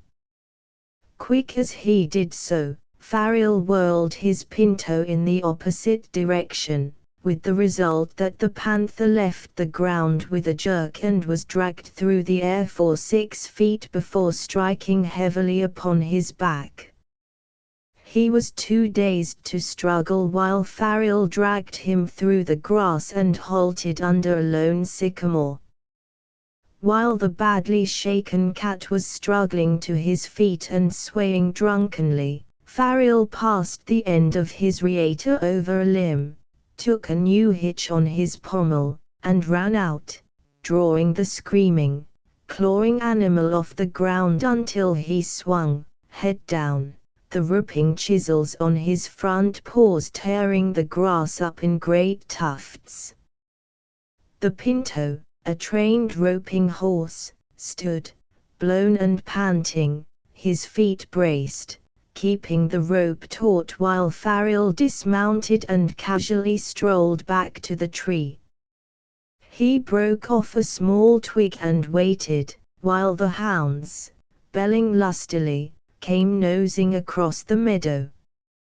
Kay rode up, as the dogs, catching sight of the helpless cat, quickened their speed to close in. She heard Farrell shout to them and saw him lay about him with the twig, beating the eager animals back from their still dangerous prey. Mr. and Mrs. Parker had, in the meantime, galloped up and stood by, interested spectators, while Don Mike searched round until he found a hard, thick, dry, broken limb from the sycamore. "This certainly is my day for making money," he announced gaily. "Here's where I put $30 toward that $300,000 mortgage." He stepped up to the lion and stunned it with a blow over the head, after which he removed the reator from the creature's loins, slipped the noose round the cat's neck, and hoisted the unconscious brute clear of the ground.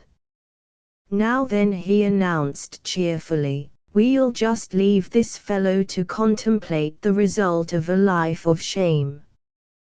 He shall hang by the neck until he is dead, dead, dead.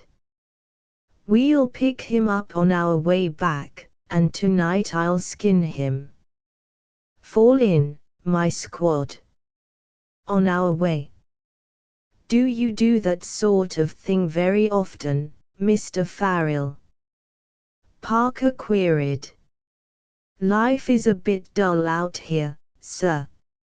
Any time the dogs put up a panther in the open, we try to rope him and have a little fun.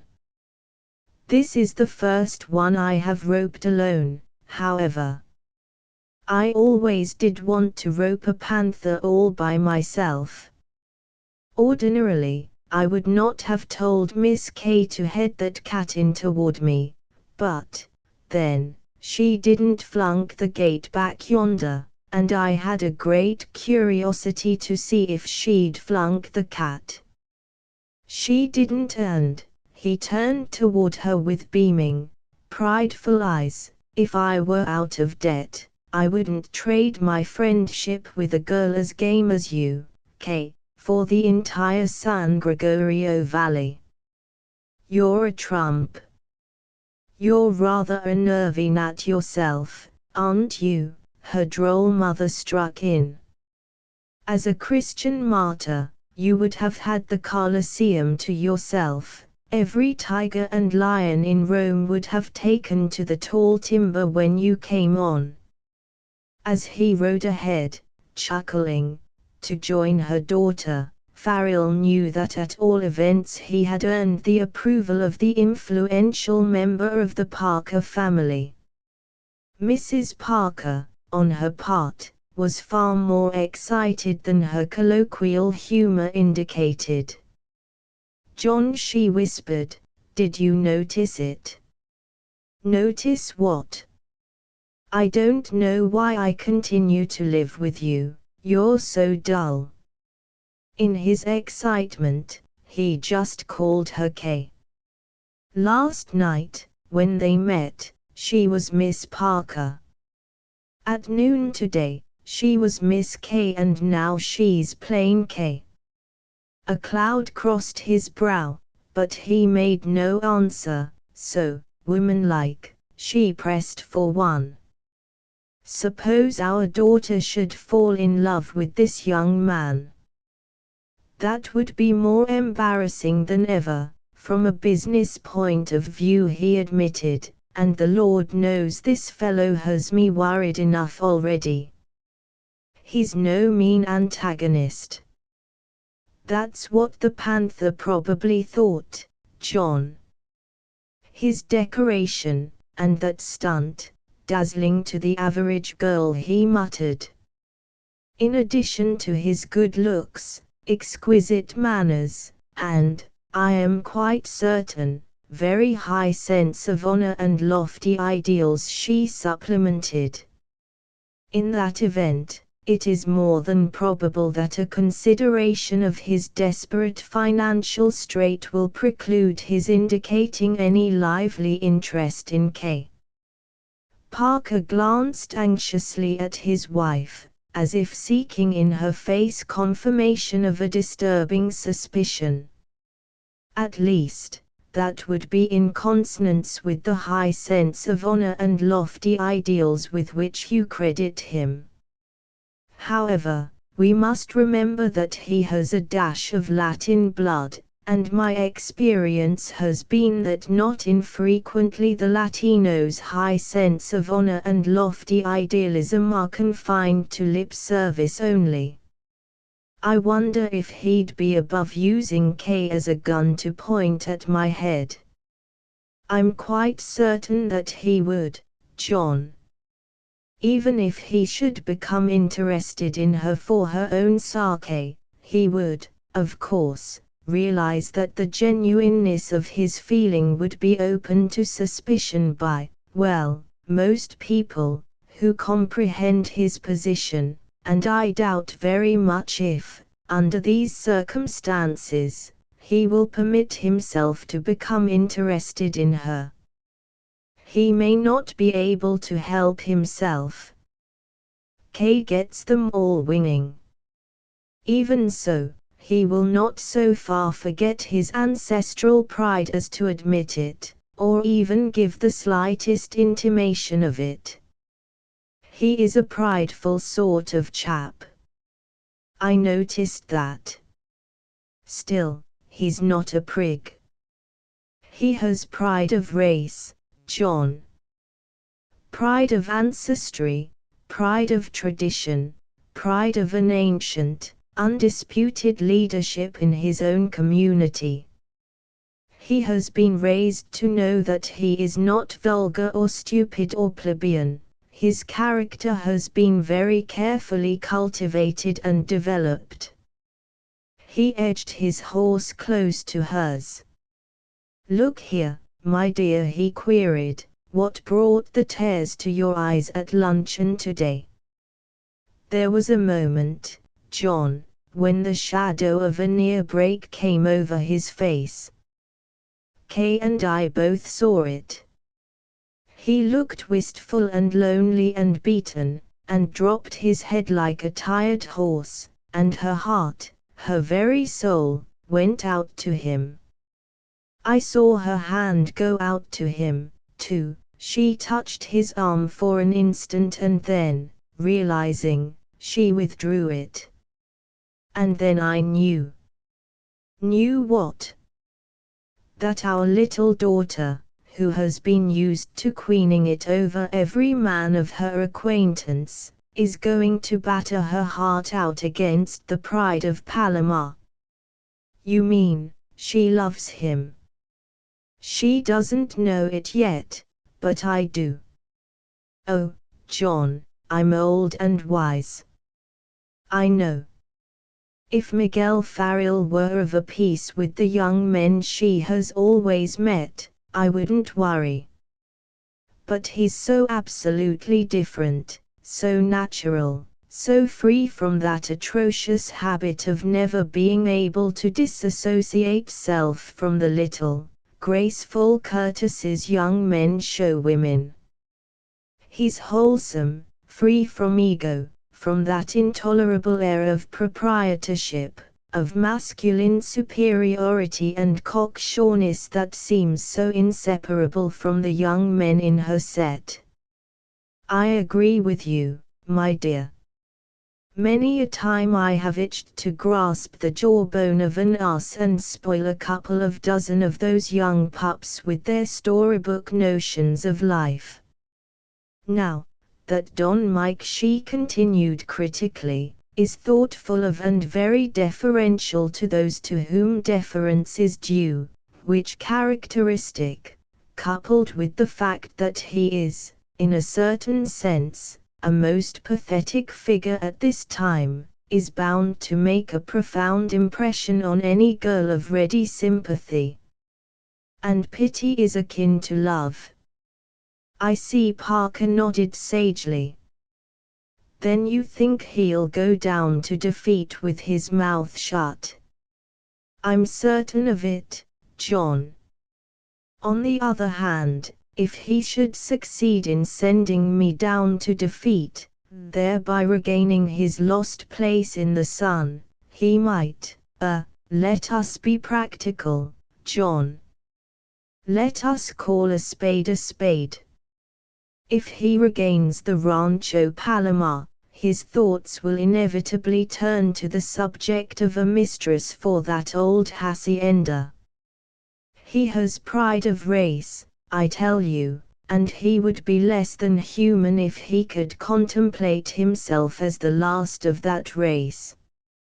John, he did not capture that panther alive a few moments ago merely to be spectacular. His underlying reason was the $30 bounty on the pelt and the salvation of his cattle. And he did not capture that Basque this morning and extort justice, long delayed, with any thought that by so doing he was saving his principality for a stranger.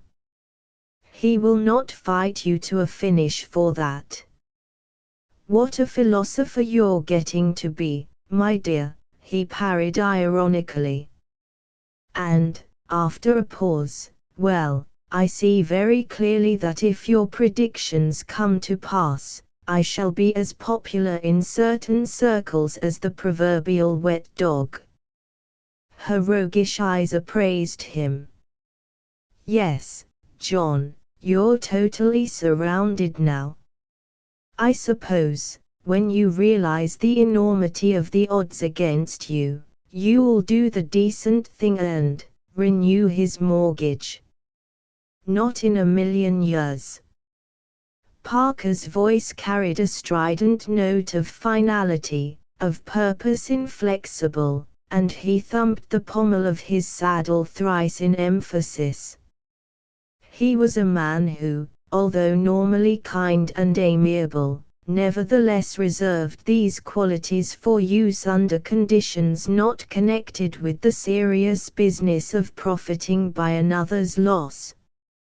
Quite early in life he had learned to say no. He preferred to say it kindly and amiably, but none the less forcibly. Some men had known him to say it in a manner singularly reminiscent of the low, admonitory growl of a fierce old dog. But, John dear, why are we accumulating all this wealth? Is not K our sole heir?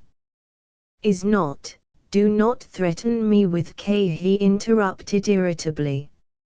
I play my game according to the time-honored rules of that game. I do not ask for quarter, and I shall not give it. I'm going to do all in my power to acquire the Rancho Palomar under that mortgage I hold, and I hope that young man gives me a bully fight. That will make the operation all the more interesting. My dear, the continuous giving of one more chance to the Farrells has proved their undoing. They first mortgaged part of the ranch in 1870, when the mortgage fell due, they executed a new note plus the accrued interest and mortgaged more of the ranch. Frequently they paid the interest and twice they paid half the principal, bidding for one more chance and getting it. And all these years they have lived like feudal barons on their principal, living for today, reckless of tomorrow. Theirs has been the history of practically all of the old California families. I am convinced it would be no kindness to Don Miguel to give him another chance now. His Spanish blood would lull him to ease and forgetfulness. He would tell himself he would pay the mortgage manana. By giving him another chance, I would merely remove his incentive to hustle and make good. But it seems so cruel, John, to take such a practical view of the situation. He cannot understand your point of view and he will regard you as another Shylock. Doubtless, he replied. Nevertheless, if we are ever forced to regard him as a prospective son-in-law, it will be comforting to know that even if he lost, he made me extend myself. He is a man and a gentleman, and I like him. He won me in the first minute of our acquaintance. That is why I decided to stand pat and see what he would do. Parker leaned over and laid his hand on that of his wife. I will not play the bully's part, Kate, he promised her. If he is worth a chance he will get it. But I am not a human Christmas tree. He will have to earn it. After a silence of several seconds he added, Please God, he will whip me yet. His head is bloody but unbowed. It would be terrible to spoil him. XX Miguel Farrell pulled up his Pinto on the brow of a hill which, along the Atlantic seaboard, would have received credit for being a mountain, and gazed down into the Aguacaliente Basin. Half a mile to his right, the slope dipped into a little saddle and then climbed abruptly to the shoulder of El Palomar, the highest peak in San Marcos County. The saddle was less than 100 yards wide, and through the middle of it a deep arroyo had been eroded by the Rio San Gregorio tumbling down from the hills during the rainy season. This was the only outlet to the Aguacaliente Basin, and Don Mike saw at a glance that Parker's engineers had discovered this, for squarely in the outlet a dozen two-horse teams were working, scraping out the foundation for the huge concrete dam for which Parker had contracted. Up the side of El Palomar Peak, something that resembled a great black snake had been stretched, and Farrell nodded approvingly as he observed it. Good idea, that. To lay a half-mile of 12-inch steel pipe up to that limestone deposit, he remarked to Parker, who had reined his horse beside Don Mike's. Only way to run your crushed rock down to the concrete mixer at the dam site. You'll save a heap of money on delivering the rock, at any rate. Who's your contractor, Mr. Parker? A man named Conway. Old Bill Conway, of Santa Barbara. The same, I believe, Parker replied, without interest. Great old chap, Bill. One of my father's best friends, although he was 20 years younger than Dad. He must feel at home on the Rancho Palomar. Mrs. Parker could not refrain from asking why. Well, ever since Bill Conway was big enough to throw a leg over a horse and hold a gun to his shoulder, he's been shooting deer and quail and coursing coyotes on this ranch. Whenever he felt the downhill drag, he invited himself up to visit us. Hello. Why, I believe the old horse thief is down there now, at least that's his automobile. I'd know that ruin anywhere. He bought it in 1906, and swears he's going to wear it out if it takes a lifetime. Let's go down and see what they're up to there. Come on, folks. And, without waiting to see whether or not he was followed, he urged the pinto over the crest and rode down the hillside at top speed, whooping like a wild Indian to attract the attention of Bill Conway. In a shower of weeds and gravel, the pinto slid on his hind quarters down over the cut bank where the grading operations had bitten into the hillside, and landed with a grunt among the teams and scrapers. Bill Conway.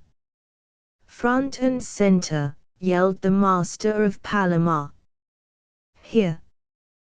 What's the row? A man shouted, and, from a temporary shack office 100 yards away, a man stepped out. What do you mean by cutting into my damn site without my permission? Farrell yelled and drove straight at the contractor.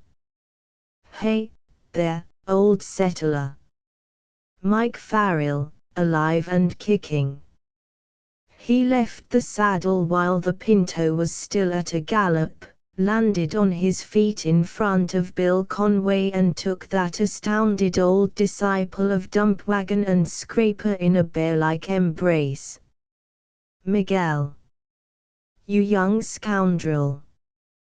Conway yelled, and forthwith he beat Farrell between the shoulder blades with a horny old fist and cursed him lovingly. Cut out the profanity, Mr. Conway, Don Mike warned him. Some ladies are about due on the job.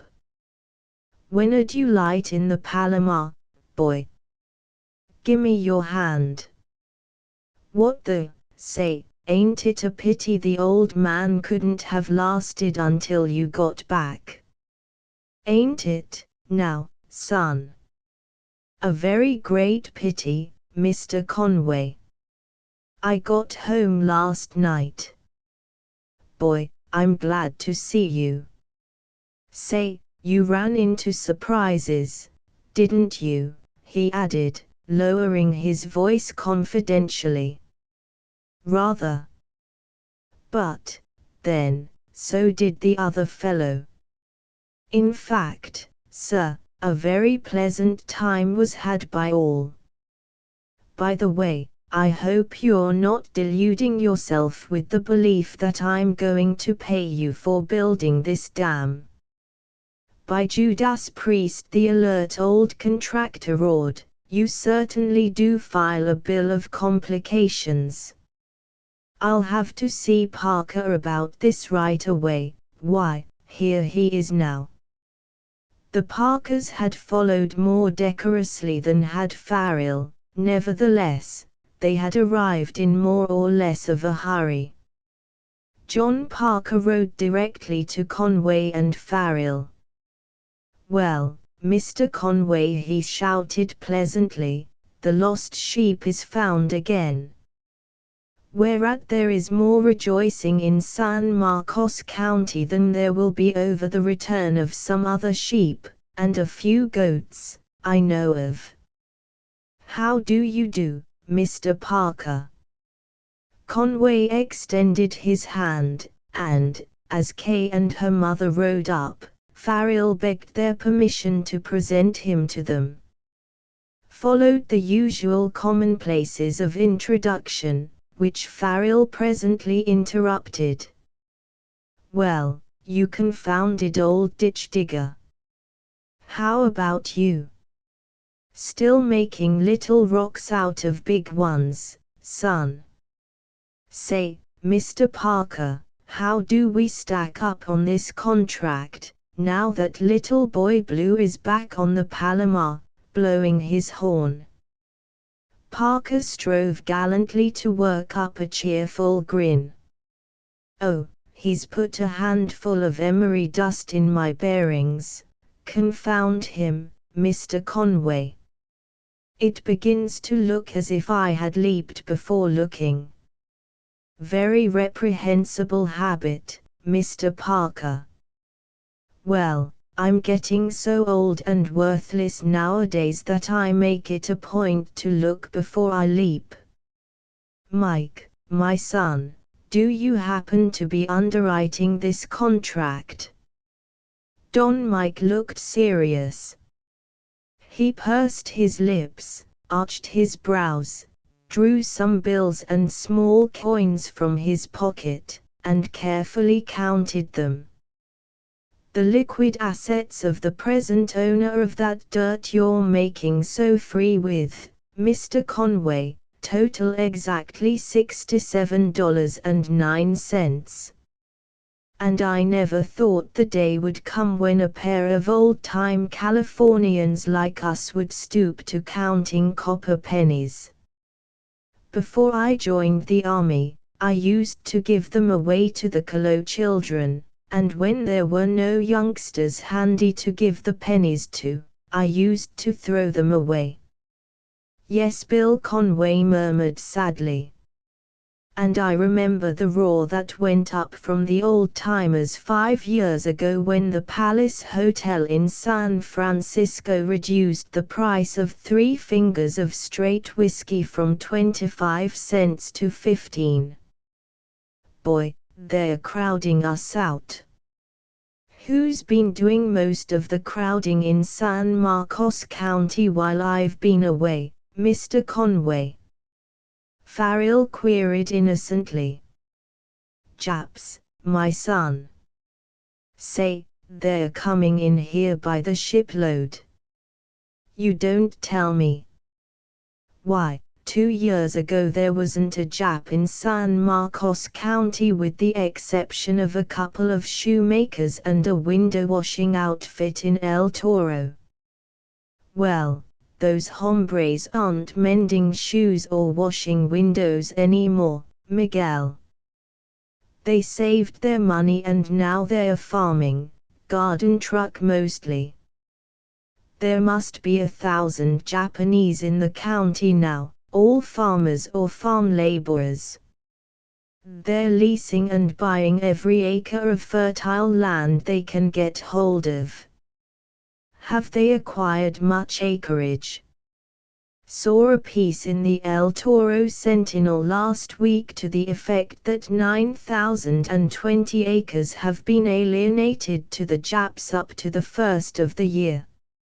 Nearly all the white men have left La Cuesta Valley since the Japs discovered they could raise wonderful winter celery there." "But where do these Japanese farmers come from, Mr. Conway?" Parker inquired. "They do not come from Japan because, under the gentleman's agreement, Japan restricts emigration of her coolie classes." "Well, now," Bill Conway began judicially, "I'll give Japan the benefit of any doubts I have as to the sincerity with which she enforces this gentleman's agreement. The fact remains, however, that she does not restrict emigration to Mexico, and, unfortunately, we have an international boundary a couple of 1,000 miles long and stretching through a sparsely settled, brushy country. To guard our southern boundary in such an efficient manner that no Jap could possibly secure illegal entry to the United States via the line, we would have to have sentries scattered at 100-yard intervals and closer than that on dark nights. The entire standing army of the United States would be required for the job. In addition to the handicap of this unprotected boundary, we have a 1,500-mile coastline absolutely unguarded. Japanese fishermen bring their nationals up from the Mexican coast in their trawlers and set them ashore on the southern California coast. At certain times of the year, any landlubber can land through the surf at low tide. In fact, ownerless skiffs are picked up on the south coast beaches right regularly. Well, you can't blame the poor devils for wanting to come to this wonderful country, Mr. Conway. It holds for them opportunities far greater than in their own land. True, Mr. Parker. But their gain is our loss, and, as a matter of common sense, I fail to see why we should accord equal opportunity to an unwelcome visitor who enters our country secretly and illegally. I grant you it would prove too expensive and annoying to make a firm effort to stop this illegal immigration by preventive measures along our international boundary and coastline. But if we destroy the Jap's opportunity for profit at our expense, we will eliminate the main incentive for his secret and illegal entry, which entry is always very expensive. I believe $750 is the market price for smuggling Japs and Chinamen into the United States of America. But we should take steps to discover these immigrants after they succeed in making entry. Rats, the bluff old contractor interrupted. How are we going to do that under present conditions? The cry of the country is for economy in governmental affairs, so Congress prunes the already woefully inadequate appropriation for the Department of Labor and keeps our force of immigration inspectors down to the absolute minimum. These inspectors are always on the job. The few we have are splendid, loyal servants of the government, and they prove it by catching Japs, Chinamen, and Hindus every day in the week. But for every illegal entrant they apprehend, 10 escape and are never rounded up. Confound them, they all look alike, anyhow. How are you going to distinguish one Jap from another? Furthermore, Mr. Parker, you must bear this fact in mind: the country at large is not interested in the problem of Oriental immigration. It hasn't thought about it, it doesn't know anything about it except what the Japs have told it, and a Jap is the greatest natural-born liar and purveyor of half-truths and sugar-coated misinformation this world has known. Easy, old-timer. Don Mike soothed, laying his hand on Conway's shoulder. Don't let your angry passions rise. Conway grinned. I always fly into a rage when I get talking about Japs, he explained deprecatingly to the ladies. And it's such a helpless, hopeless rage. There's no outlet for it. You see, he began all over again.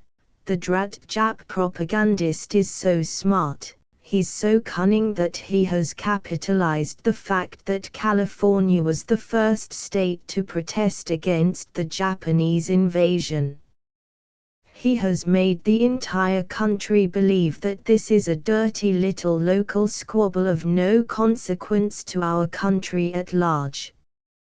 He keeps the attention of 47 states on California while he quietly proceeds to colonize Oregon, Washington, and parts of Utah. Lately he has passed blithely over the hot, lava-strewn, and fairly non-irrigated state of Arizona to the more fertile agricultural lands of Texas. And yet a couple of hundred prize boobs in Congress talk sagely about an amicable settlement of the Jap problem in California. When they want information, they consult the Japanese ambassador.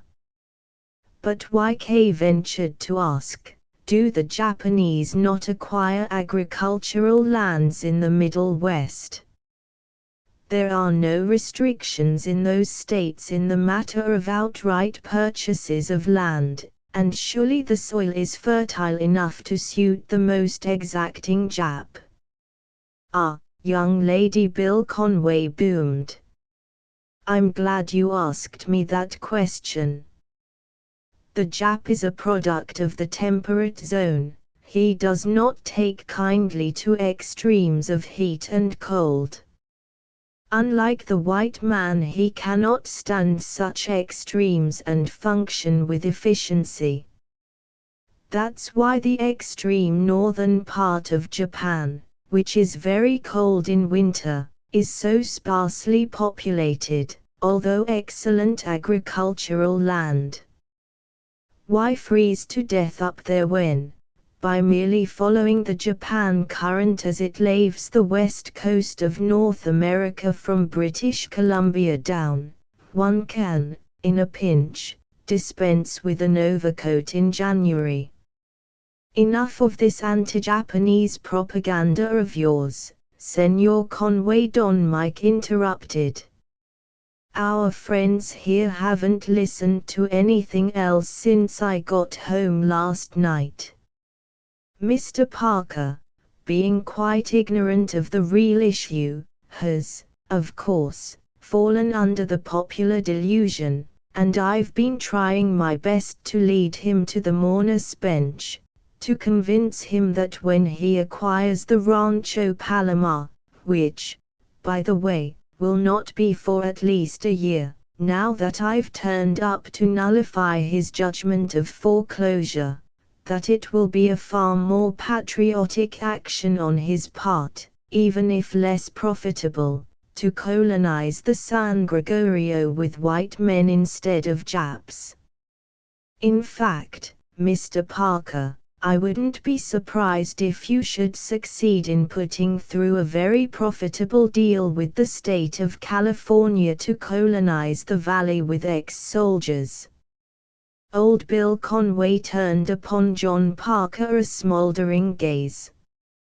So I'm building a dam to irrigate a lot of Jap truck gardens, am I? He rumbled. The sly, ingenious manner in which Miguel Farrell had so innocently contrived to strew his already rough path with greater obstacles, infuriated Parker, and for an instant he lost control of himself. What do you care what it's for, Conway, provided you make your profit out of the contract? He demanded brusquely. Ladies, the contractor replied, turning to Mrs. Parker and Kay, I trust you will pardon me for discussing business in your presence just for a minute. Miguel, am I to understand that this ranch is still Farrell property? You bet. And for a year to come. Then I gather that Mr. Parker has contracted with me to build a dam on your land and without your approval. Am I right? You are, Mr. Conway. I am not even contemplating giving my approval to the removal of another scraper of dirt from that excavation. Conway faced Parker. Am I to continue operations? He demanded. I have a cost plus 15% contract with you, Mr. Parker, and if you are not going to be in position to go through with it, I want to know it now. In the absence of Mr. Farrell's permission, I have no alternative save to ask you to suspend operations, Mr. Conway. Parker answered bitterly. I expect, of course, to settle with you for the abrupt cancellation of the contract, but I believe we are both reasonable men and that no difficulty will arise in that direction. I'm naturally disappointed, Mr. Parker. I have a good crew and I like to keep the men busy, particularly when good men are as hard to procure as they are nowadays. However, I realize your predicament, and I never was a great hand to hit a man when he was down. Thank you, Mr. Conway. If you will drop in at the ranch house tomorrow for dinner, we can put you up for the night, I dare say. He glanced at Farrell, who nodded. We can then take up the matter of compensation for the cancelled contract. In the meantime, then, I might as well call the job off and stop the expense, Conway suggested. We'll load up the equipment and pull out in the morning. Why be so precipitate, Mr. Conway? Don Mike objected, almost fiercely. You always were the most easygoing, tender-hearted old scout imaginable, and that's why you've never been able to afford a new automobile. Now, I have a proposition to submit to you, Mr. Conway, and inasmuch as it conflicts radically with Mr. Parker's interests, I feel that common courtesy to him indicates that I should voice that proposition in his presence. With the greatest goodwill in life toward each other, nevertheless we are implacable opponents. Mr. Parker has graciously spread, face up on the table for my inspection, an extremely hard hand to beat, so now it's quite in order for me to spring my little joker and try to take the odd trick. Mr. Conway, I want you to do something for me. Not for my sake or the sake of my dead father, who was a good friend of yours, but for the sake of this state where we were both born and which we love because it is symbolical of the United States. I want you to stand pat and refuse to cancel this contract. Insist on going through with it and make Mr. Parker pay for it. He can afford it, and he is good for it.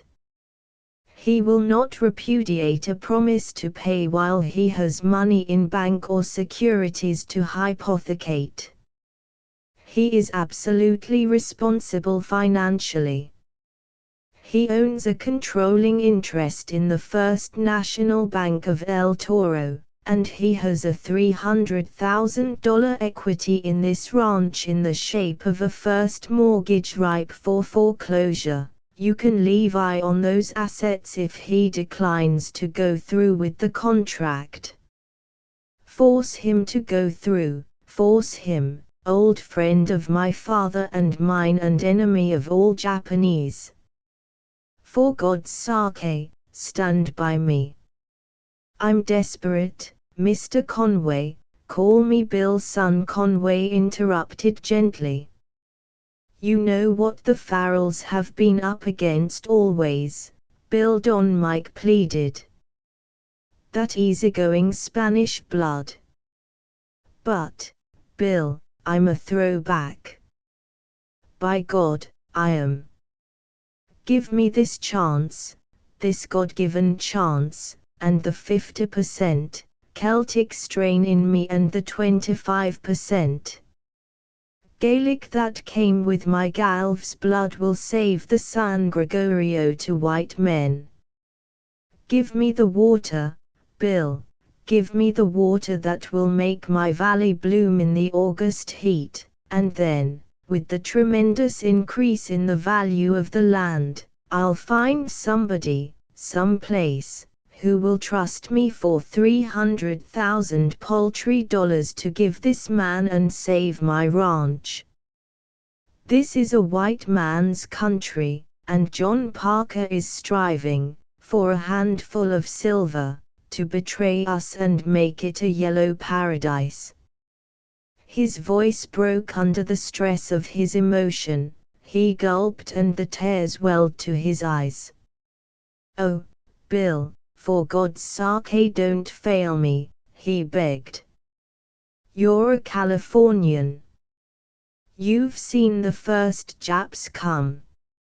Only 15 years ago, they were such a rare sight the little boys used to chase them and throw rocks at them just to see them run in terror. But the little boys do not throw rocks at them now, and they no longer run. They have the courage of numbers and the prompt and forceful backing of a powerful fraternity across the Pacific. You've seen them spread gradually over the land. Why, Bill, just think of the San Gregorio 5 years hence, the San Gregorio where you and I have hunted quail since I was 10 years old. You gave me my first shotgun, Sonny, said old Bill Conway gently, passing his arm across Farrell's shoulders. I wish to goodness you'd shut up. I haven't got $300,000, nor a tenth of it. If I had it I'd give it to you now and save argument. But I'll tell you what I have got, son, and that's a sense of humor. It's kept me poor all my life, but if you think it will make you rich you're welcome to it. He looked up, and his glance met Kay's. This chap's a limited edition, he informed her gravely. After the Lord printed one volume, he destroyed the plates. Mr. Parker, sir, he stepped up to John Parker and smote the latter lightly on the breast. Tag, you're it, he announced pleasantly. I'll cancel this contract when you hand me a certified check for $24,982,417,601.09 and 2 mils.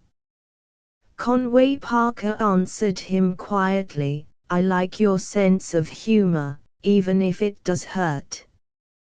However, you force me to fight the devil with fire. Still, for the sake of the amenities, we should always make formal declaration of war before beginning hostilities.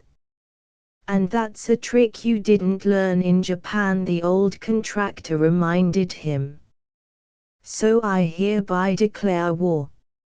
I'm a past master at holding hard to whatever I do not wish the other fellow to take away from me, so build your dam and be damned to you.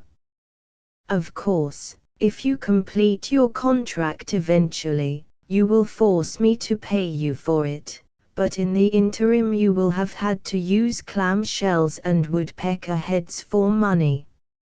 I know I can stave off settlement of your judgment for a year. After that, should I acquire title to the Rancho Palomar, I will settle with you promptly. And if you shouldn't acquire title, I shall look to my young friend, Don Miguel Farrell, for reimbursement. While at present the future may look as black to Mike as the Earl of Hell's riding boots, his credit is good with me. Is this new law you've promulgated retroactive? What do you mean? You'll settle with me for all work performed up to the moment of this break in diplomatic relations, won't you? That's quite fair, Conway. I'll do that. Despite the chagrin of having to wage for the nonce a losing battle, Parker laughed heartily and with genuine sincerity. Don Mike joined with him and the charged atmosphere cleared instantly. Bill Conway, you're 24 karat all through. Farrell laid a hand affectionately on his father's old friend. Be sure to come down to the hacienda tomorrow night and get your check. We dine at 6:30. As is. Conway demanded, surveying his rusty old business suit and hard, soiled hands. As is Bill. Fine. Well, we've come to a complete understanding without falling out over it, haven't we? He demanded of Kay and her mother. With malice toward none and justice toward all, or words to that effect. Oh, get back into your office, Conway, and cast up the account against me. Figure a full day for the men and the mules, although our break came at 3:30. I'm a contrary man, but I'm not small. Come on, Mr. Farrell, let's go home, Parker suggested.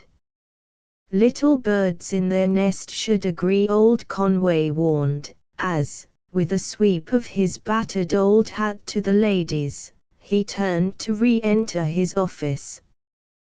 With a nod of farewell, John Parker and his wife started riding down the draw, while Farrell turned to unloosen his saddle girth and adjust the heavy stock saddle on the Pinto's back.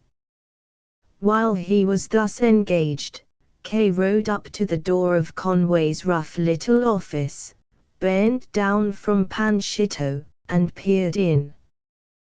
"Bill Conway," she called softly. Bill Conway came to the door. "What's the big idea, Miss Parker?" The girl glanced around and saw that Don Mike was busy with the latigo, so she leaned down, drew her arm around the astounded Conway's neck, and implanted on his ruddy, bristly cheek a kiss as soft, so Bill Conway afterward described it, as goose hair. "You build that dam," she whispered, blushing furiously, "and see to it that it's a good dam and will hold water for years. I'm the reserve in this battle, understand? When you need money, see me, but, oh, please do not tell Don Mike about it. I'd die of shame." She whirled Panchito and galloped down the draw, with Miguel Farrell loping along behind her, while, from the door of his shack of an office, old Bill Conway looked after them and thoughtfully rubbed a certain spot on his cheek. Long after the young folks had disappeared round the base of El Palomar, he continued to gaze. Eventually he was brought out of his reverie when a cur dog belonging to one of the teamsters on the grading gang thrust a cold muzzle into his hand.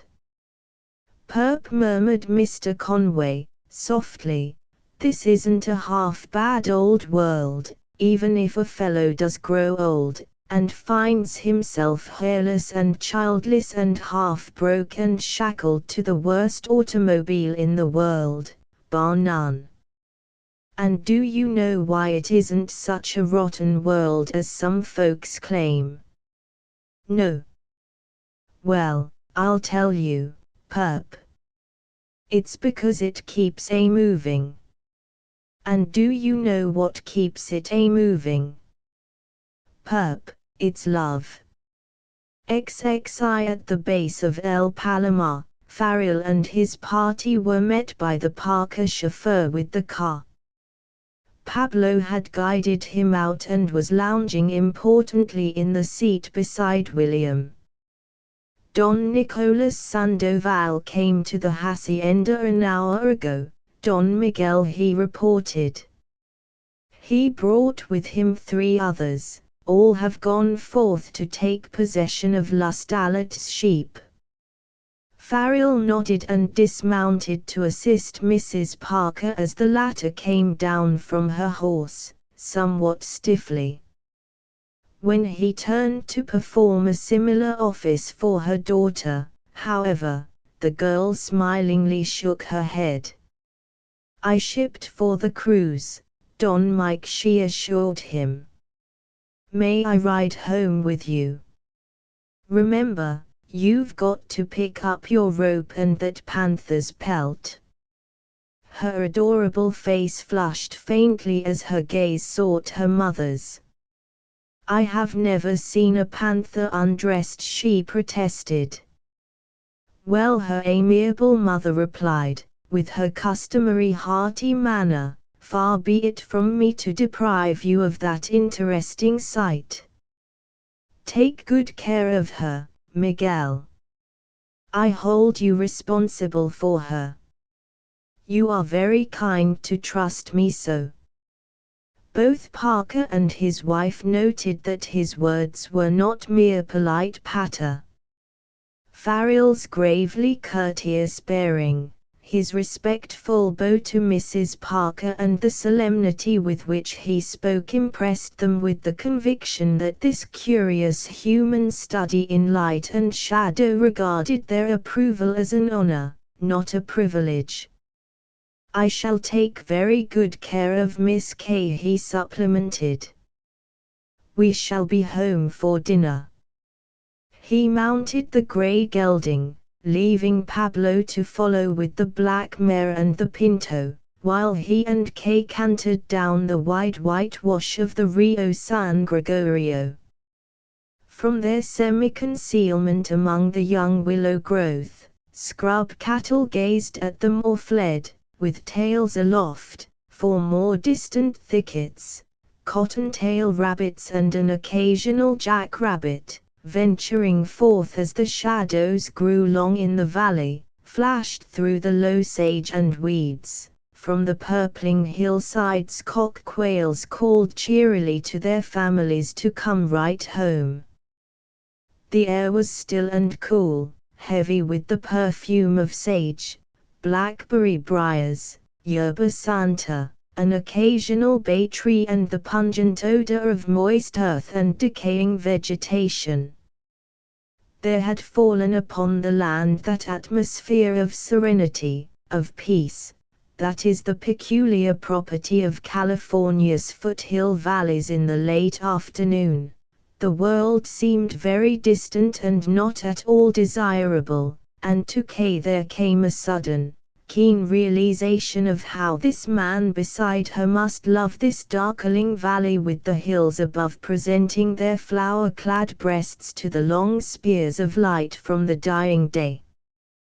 Don Mike had caught the spirit of the little choristers of his hidden valley. She heard him singing softly in rather a pleasing baritone voice, "Pian suent, Teresita mia, cuando la luna alumbra la tierra he sentido el fuego de tus ojos, he sentido las penas del amor." "What does it mean?" she demanded, imperiously.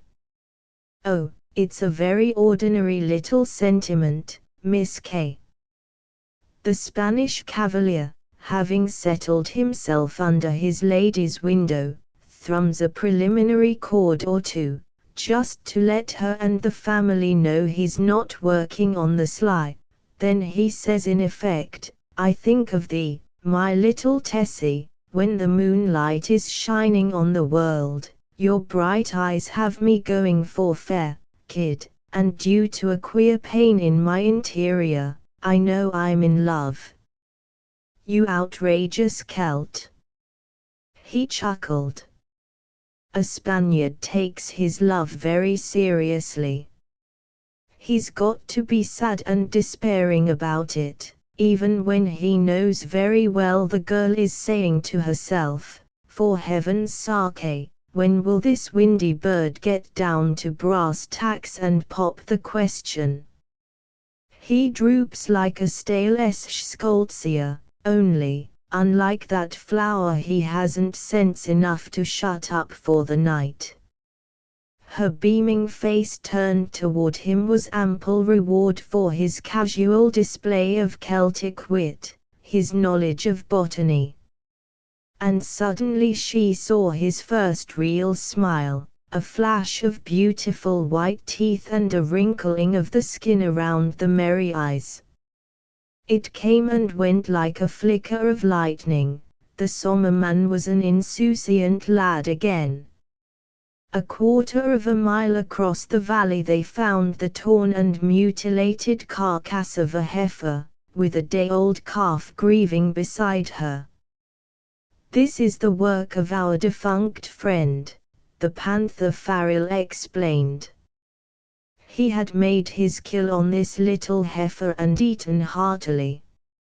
It occurred to me while we were chasing him that he was logy.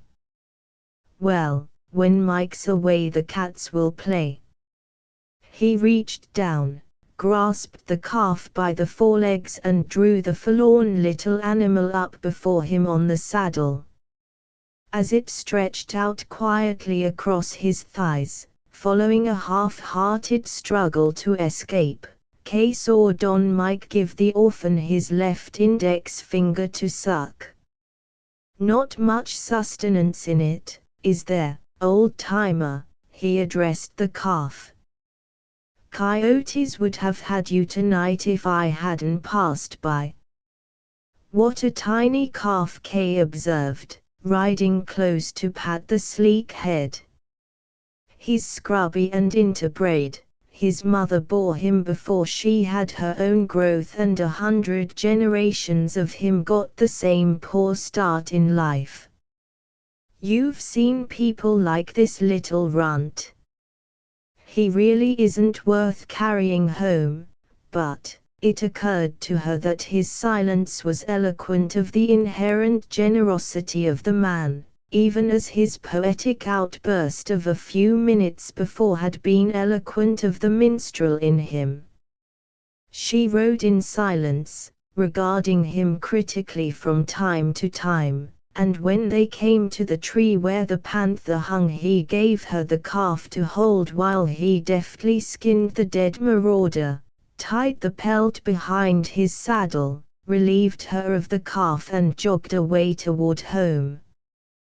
"Well," he demanded, presently, "you do not think any the less of me for what I did to your father this afternoon, do you?" "Of course not. Nobody likes a mollycoddle," she retorted. "A battle of finances between your father and me will not be a very desperate one. A gnat attacking a tiger. I shall scarcely interest him. I am predestined to defeat. But with Mr. Conway's aid, Bill's aid will not amount to very much. He was always a splendid engineer and an honest builder, but a poor businessman. He might be able to maintain work on the dam for a while, but in the end lack of adequate finances would defeat us. And I have no right to ask Bill to sacrifice the profit on this job which your father is willing to pay him, in return for a cancellation of the contract. I have no right to ask or expect Bill Conway to risk a penniless old age for me. You see, I attacked him at his weakest point, his heart. It was selfish of me." She could not combat this argument, so she said nothing, and for a quarter of a mile her companion rode with his chin on his breast, in silence.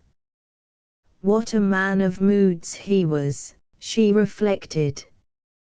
"You despair of being able to pay my father the mortgage and regain your ranch?" she asked, at length. He nodded. "But you'll fight to win, and fight to the finish, will you not?" she persisted. He glanced at her sharply. "That is my natural inclination, Miss Kay, when I permit sentiment to rule me.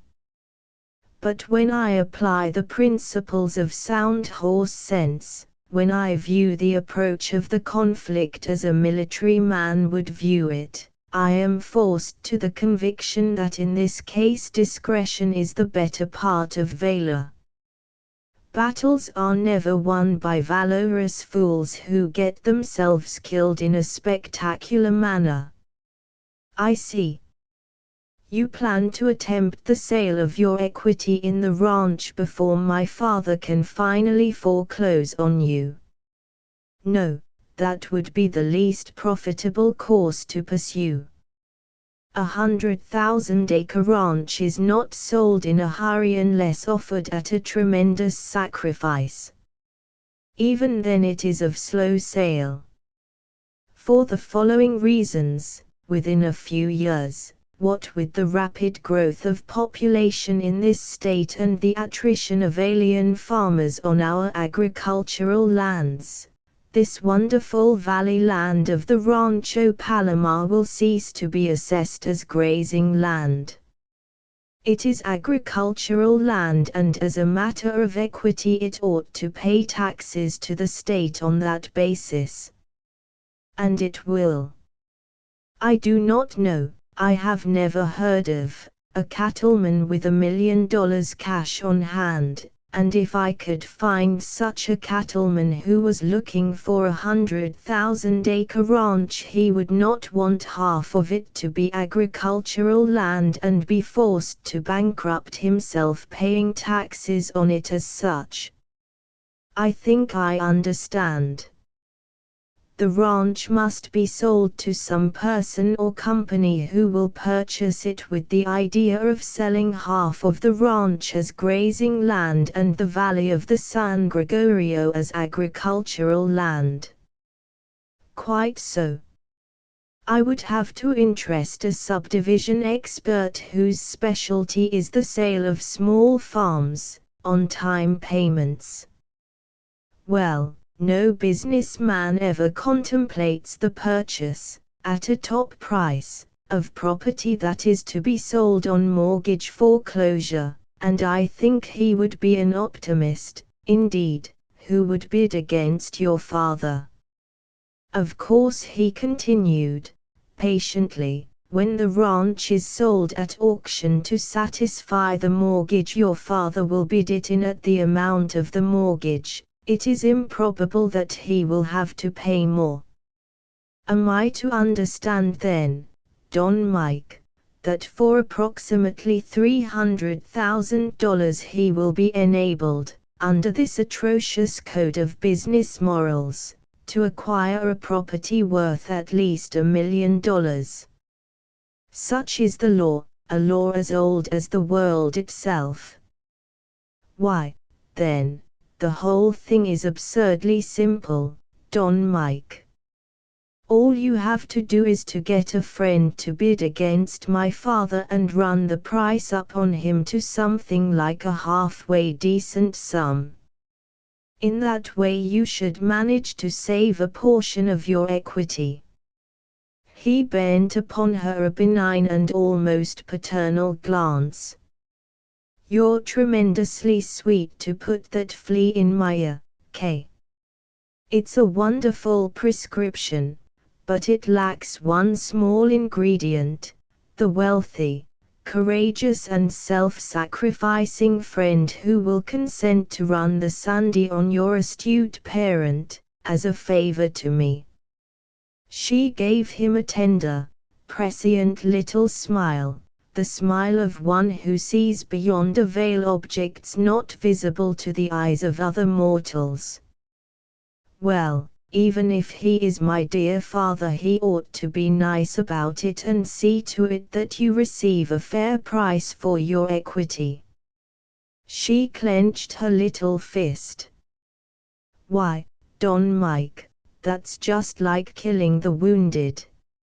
My dear girl, I do not blame your father at all. What claim have I on his sympathy or his purse? I'm a stranger to him. One has to be a sport in such matters and take the blow with a smile. I don't care. It's all wrong, she replied with spirit. And I'm going to tell my father so. Oh, I've thought up a plan for escaping with a profit, he assured her, lightly. It will leave you folks in undisputed possession of the house and the ranch, leave Bill Conway free to proceed with his valuable contract and leave me free to mount Panchito and fare forth to other and more virgin fields, I trust. All of this within a period of 48 hours. Was it fancy, or had her face really blanched a little? Why, Don Mike. How extraordinary. On the contrary, quite ordinary. It's absurdly simple. I need some getaway money.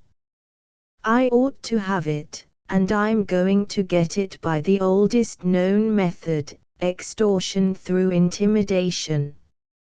Your father is a smart man and he will see the force of my argument.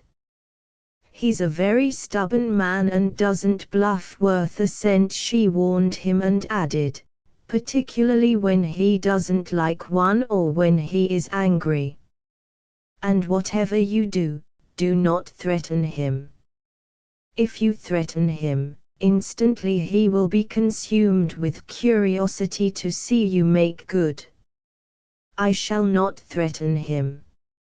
I shall merely talk business to him. That's a language he understands. How much money do you expect to realize? About $500,000. In return for what? A quitclaim deed to the Rancho Palomar. He can have a title in fee simple to the ranch by noon tomorrow and thus be spared the necessity for a new suit to foreclose that accursed mortgage and the concomitant wait of 1 year before taking possession. He will then be free to continue his well drilling and dam building in Kyne Basin. He can immediately resume his negotiations with Okada for the purchase of the entire valley and will be enabled, in all probability, to close the deal at a splendid profit.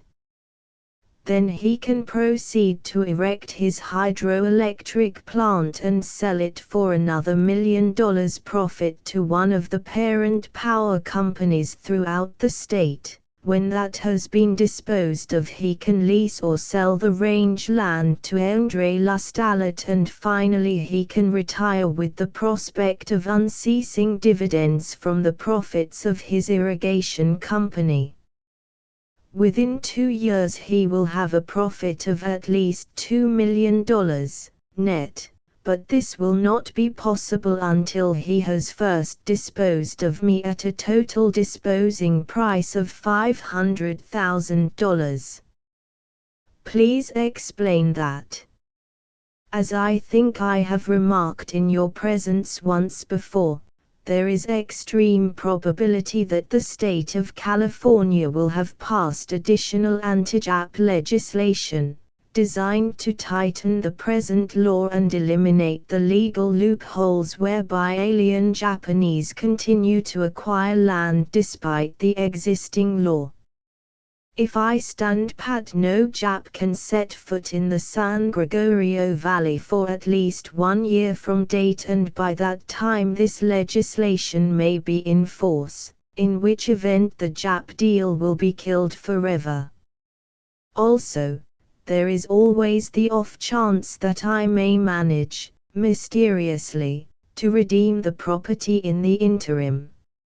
It would be worth $250,000 to your father this minute if he could insure himself against redemption of the mortgage, and it would be worth an additional $250,000 to him if he were free to do business with Okada tomorrow morning.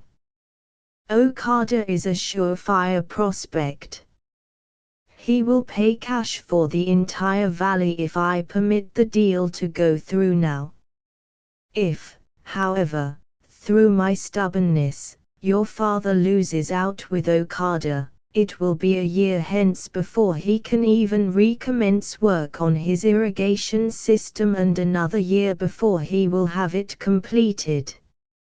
Many things may occur during those 2 years. the principal danger to be apprehended being the sudden collapse of inflated wartime values, with resultant money panics, forced liquidation and the destruction of public confidence in land investments. The worry and exasperation I can hand your respected parent must be as seriously considered as the impending tremendous loss of profit. I believe you are a very shrewd young man, Don Mike, the girl answered, sadly.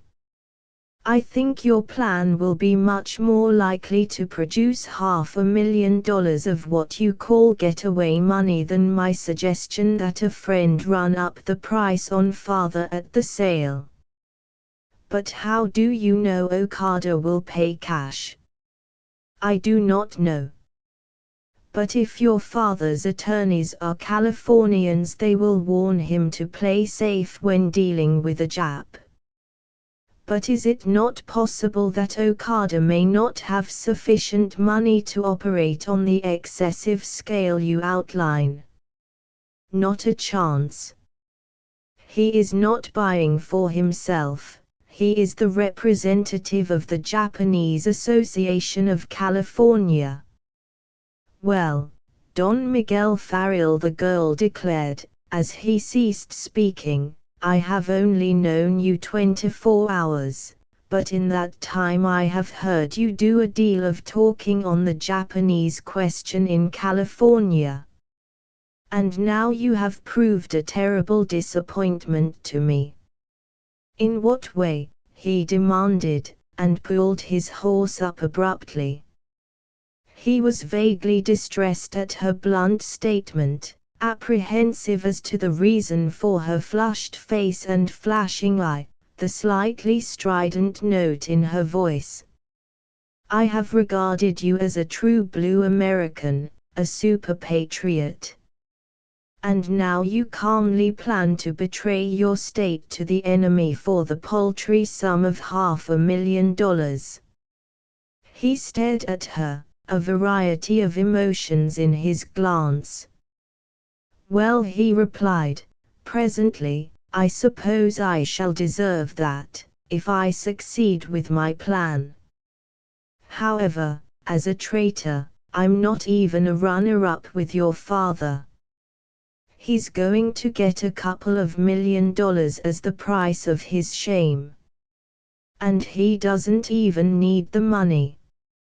On the other hand, I am a desperate, mighty unhappy ex-soldier experiencing all of the delights of a bankrupt, with the exception of an introduction to the referee in bankruptcy. I'm whipped. Who cares what becomes of me? Not a soul on earth except Pablo and Carolina, and they, poor creatures, are dependent upon me. Why should I sacrifice my last chance for happiness in a vain effort to stem a yellow tide that cannot be stemmed? Why do you taunt me with my aversion to sacrifice for my country, I who have sacrificed 2 years of my life and some of my blood and much of my happiness? Suddenly she put her little gauntleted hand up to her face and commenced to weep. Oh, Don Mike, please forgive me. I'm sorry. I have no right to demand such a sacrifice, but oh, I thought, perhaps, you were different from all the others, that you'd be a true knight and die, sword in hand. Oh, dear, I'm such a little ninny. He bit his lower lip but could not quite conceal a smile. You mean you didn't think I was a quitter? His voice was grim and crisp. Well, in the dirty battle for bread and butter there are no decorations for gallantry in action. In that conflict I do not have to live up to the one that Congress gave me. And why shouldn't I quit? I come from a long line of combination fighter quitters. We were never afraid of hardship or physical pain, danger or death, but we couldn't face conditions. We balked and quit in the face of circumstance. We retired always before the economic onslaught of the Anglo-Saxon. Ah, but you're Anglo-Saxon, she sobbed. You belong to the race that doesn't quit, that somehow muddles through. If I but possessed blue eyes and flaxen hair, if I but possessed the guerdon of a noble lady's love, I might not have disappointed you, Kay. I might still have been a true knight and died sword in hand.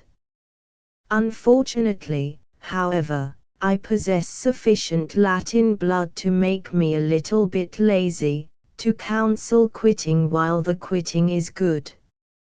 I'm terribly disappointed, she protested.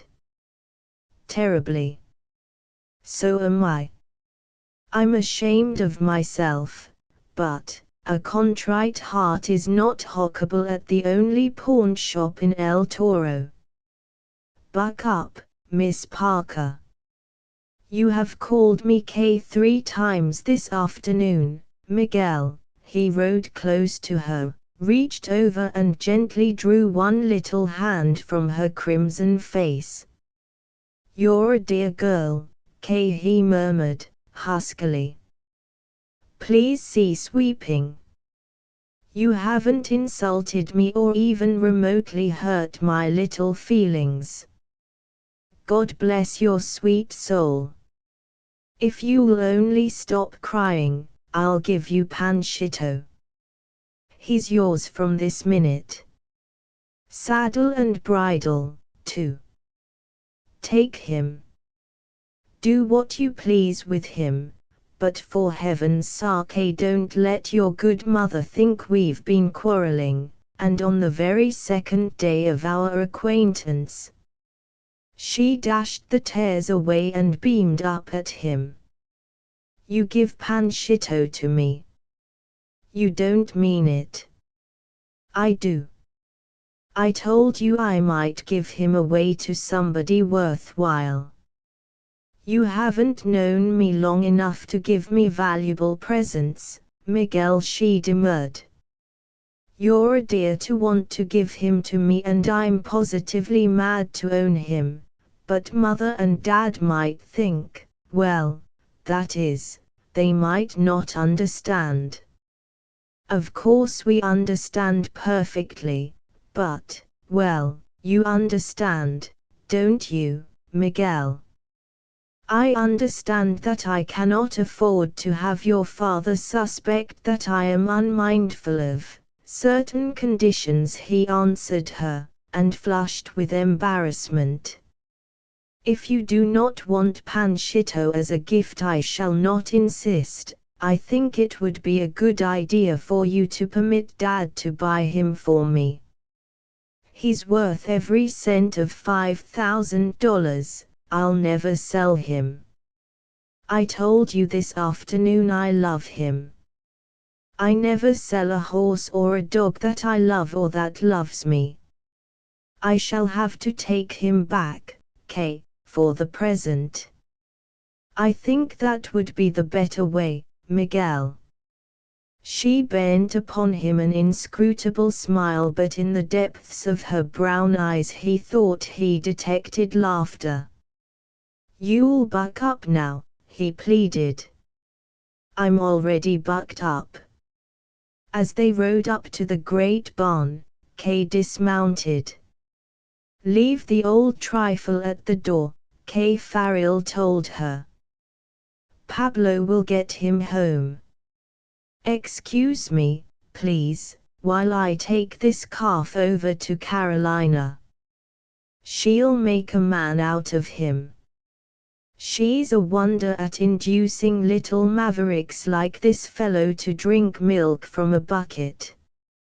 He jogged away, while Panchito, satisfied that he had performed throughout the day like a perfect gentleman, bent his head and rubbed his forehead against Kay's cheek, seeking some evidence of growing popularity with the girl.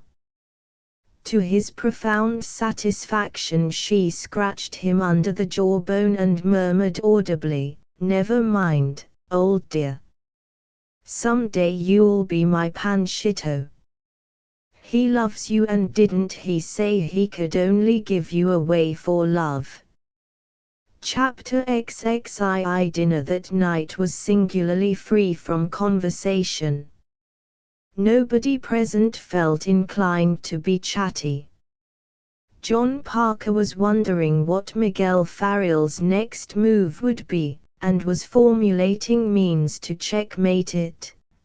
Knowing what Don Mike's next move would be and knowing further that she was about to checkmate it, was silent through a sense of guilt. Mrs. Parker's 8 miles in the saddle that afternoon had fatigued her to the point of dissipating her buoyant spirits, and Farrell had fallen into a mood of deep abstraction. "Are we to listen to naught but the champing of food?" Mrs. Parker inquired presently. "Hello," her husband declared. "So you've come up for air, eh, Katie?" "Oh, I'm feeling far from chatty, John. But the silence is oppressive.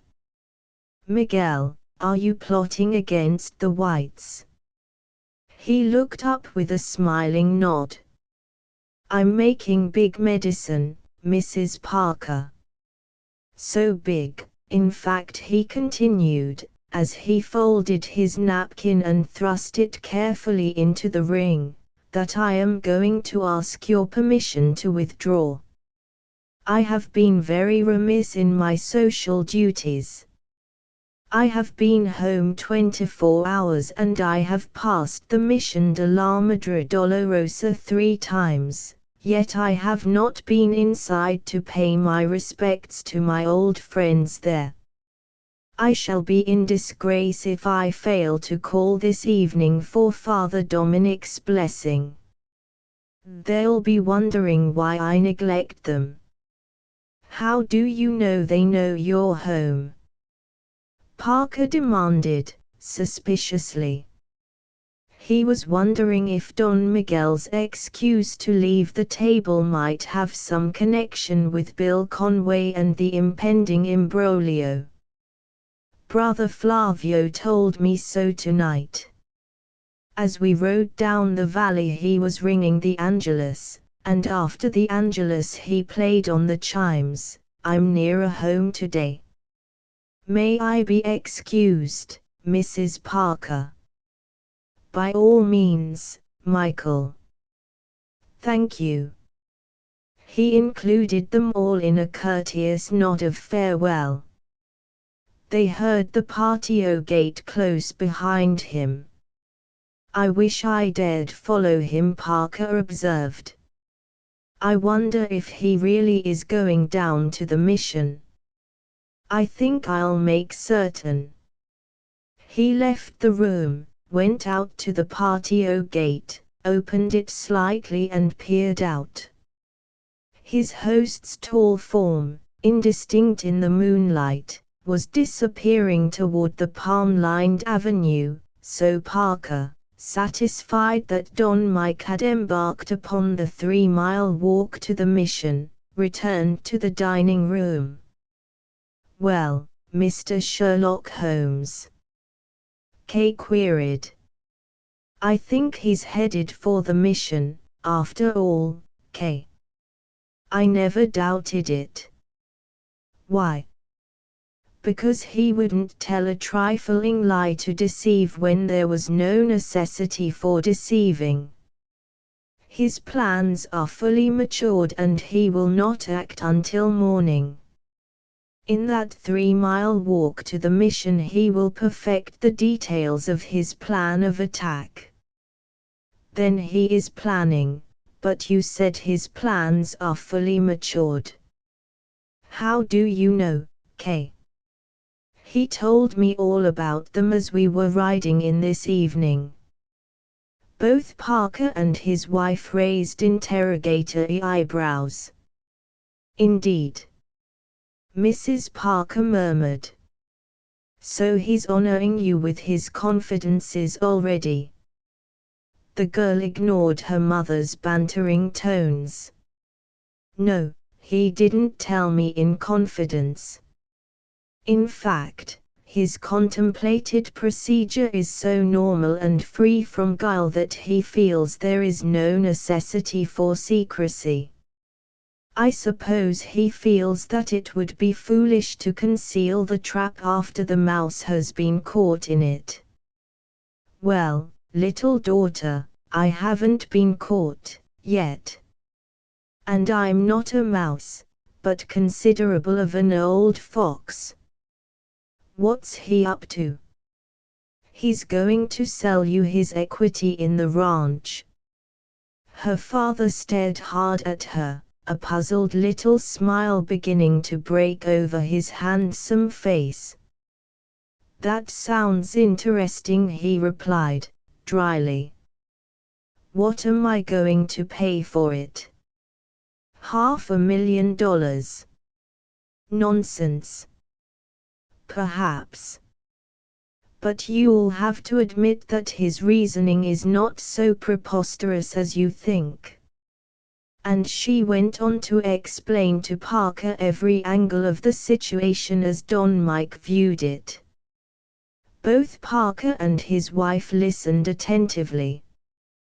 Well, John, the good soul demanded, when her daughter had finished speaking, what's wrong with that prescription? By George, that young man has a head on his shoulders. His reasoning is absolutely flawless. However, I am not going to pay him any $500,000. I might, in a pinch, consider paying him half that, but would a quitclaim deed be worth $500,000 to you, Dad? As a matter of cold business, it would. Are you quite certain he was serious? Oh, quite serious. He's a disappointment, Kay. I had hoped he would prove to be a worthwhile opponent, for certainly he is a most likable young man. However, he smothered a yawn with his hand, selected a cigar from his case, carefully cut off the end and lighted it. Poor devil, he murmured, presently, and rose, remarking that he might as well take a turn or two around the farmyard as a first aid to digestion. Once outside, he walked to the edge of the mesa and gazed down the moonlit San Gregorio. Half a mile away he saw a moving black spot on the white ribbon of road. Confound you, he murmured, you're going to get some of my tail feathers, but not quite the handful you anticipate. You cannot stand the acid test, Don Mike, and I'm glad to know that.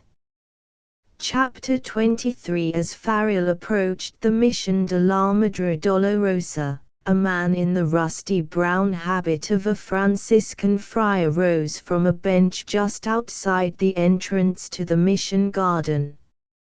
My son, he said, in calm, paternal accents and speaking in Spanish, I knew you would come to see your old friends when you had laid aside the burdens of the day. I have waited here to be first to greet you, for you I am guilty of the sin of selfishness. Padre Dominic. Don Mike grasped the outstretched hand and wrung it heartily. Old friend. Old saint. Not since my confirmation have I asked for your blessing, and with the words he bent his head while the old friar, making the sign of the cross, asked the blessing of God upon the last of the Farrells. Don Mike drew his old friend down to the seat the latter had just vacated. We will talk here for a while, Father, he suggested. I expect the arrival of a friend in an automobile and I would not be in the garden when he passes. Later I will visit with the others. Good Father Dominic, does God still bless you with excellent health? He does, Miguel, but the devil afflicts me with rheumatism. You haven't changed a bit, Father Dominic.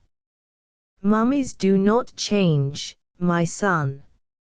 I have accomplished 92 years of my life. Long ago I used up all possibilities for change, even for the worse. It is good to have you home, Miguel. Pablo brought us the news early this morning. We wondered why you did not look in upon us as you passed last night. I looked in at my father's grave. I was in no mood for meeting those who had loved him. For perhaps half an hour they conversed, then the peace of the valley was broken by the rattling and laboured puffing of an asthmatic automobile. Father Dominic rose and peered around the corner. Yonder comes one who practices the great virtue of economy, he announced, for he is running without lights. Doubtless he deems the moonlight sufficient. Farrell stepped out into the road and held up his arm as a signal for the motorist to halt. Old Bill Conway swung his prehistoric automobile off the road and pulled up before the mission, his carbon-heated motor continuing to fire spasmodically even after he had turned off the ignition. "Hello, Miguel," he called, cheerily. "What are you doing here, son?" "Calling on my spiritual advisor and waiting for you, Bill." "Howdy, Father Dominic." Conway leaped out and gave his hand to the old friar. "Miguel, how did you know I was coming?" "This is the only road out of Aguacaliente Basin, and I know you. You'd give your head for a football to anybody you love, but the man who takes anything away from you will have to get up early in the morning. Go to the head of the class, boy." "You're right. I figured Parker would be getting up rather early tomorrow morning and dusting into El Toro to clear for action, so I thought I'd come in tonight. I'm going to rout out an attorney the minute I get to town, have him draw up a complaint in my suit for damages against Parker for violation of contract, file the complaint the instant the county clerk's office opens in the morning, and then attach his account in the El Toro Bank. You might attach his stock in that institution while you're at it, Bill. However, I wouldn't stoop so low as to attach his 2 automobiles. The Parkers are guests of mine and I wouldn't inconvenience the ladies for anything by the holy poker." "Have they got 2 automobiles?" There was a hint of apprehension in old Conway's voice. "Si, senor. A touring car and a limousine." "Oh, Lord. I'm mighty glad you told me, Miguel. I only stole the spark plugs from that 8-cylinder touring car. Lucky thing the hounds know me. They like to eat me up at first." Farrell sat down on the filthy running board of Bill Conway's car and laughed softly. "Oh, Bill, you're immense. So that's why you're running without lights. You concluded that even if he did get up early in the morning you couldn't afford to permit him to reach El Toro before the courthouse opened for business. A wise man counteth his chickens before they are hatched, Miguel." Where does Parker keep the limousine? Bill, I cannot tell you that. These people are my guests. Oh, very well. Now that I know it's there, I'll find it. What did you want to see me about, boy? I've been thinking of our conversation of this afternoon, Bill, and as a result I'm panicky. I haven't any right to drag you into trouble or ask you to share my woes. I've thought it over and I think I shall play safe. Parker will get the ranch in the long run, but if I give him a quitclaim deed now I think he will give me at least $250,000. It'll be worth that to him to be free to proceed with his plans. Yes, I can understand that, Miguel, and probably, from a business standpoint, your decision does credit to your common sense. But how about this Jap colony? Bill, can two lone, poverty-stricken Californians hope to alter the immigration laws of the entire United States? Can we hope to keep the present Japanese population of California confined to existing areas? No, I suppose not. I had a wild hope this afternoon. Guess I was a bit theatrical, but it was a hope based on selfishness. I'm only 28 years old, Bill, but you are nearly 60. I'm too young to sacrifice my old friends, so I've waited here to tell you that you are released from your promise to support me.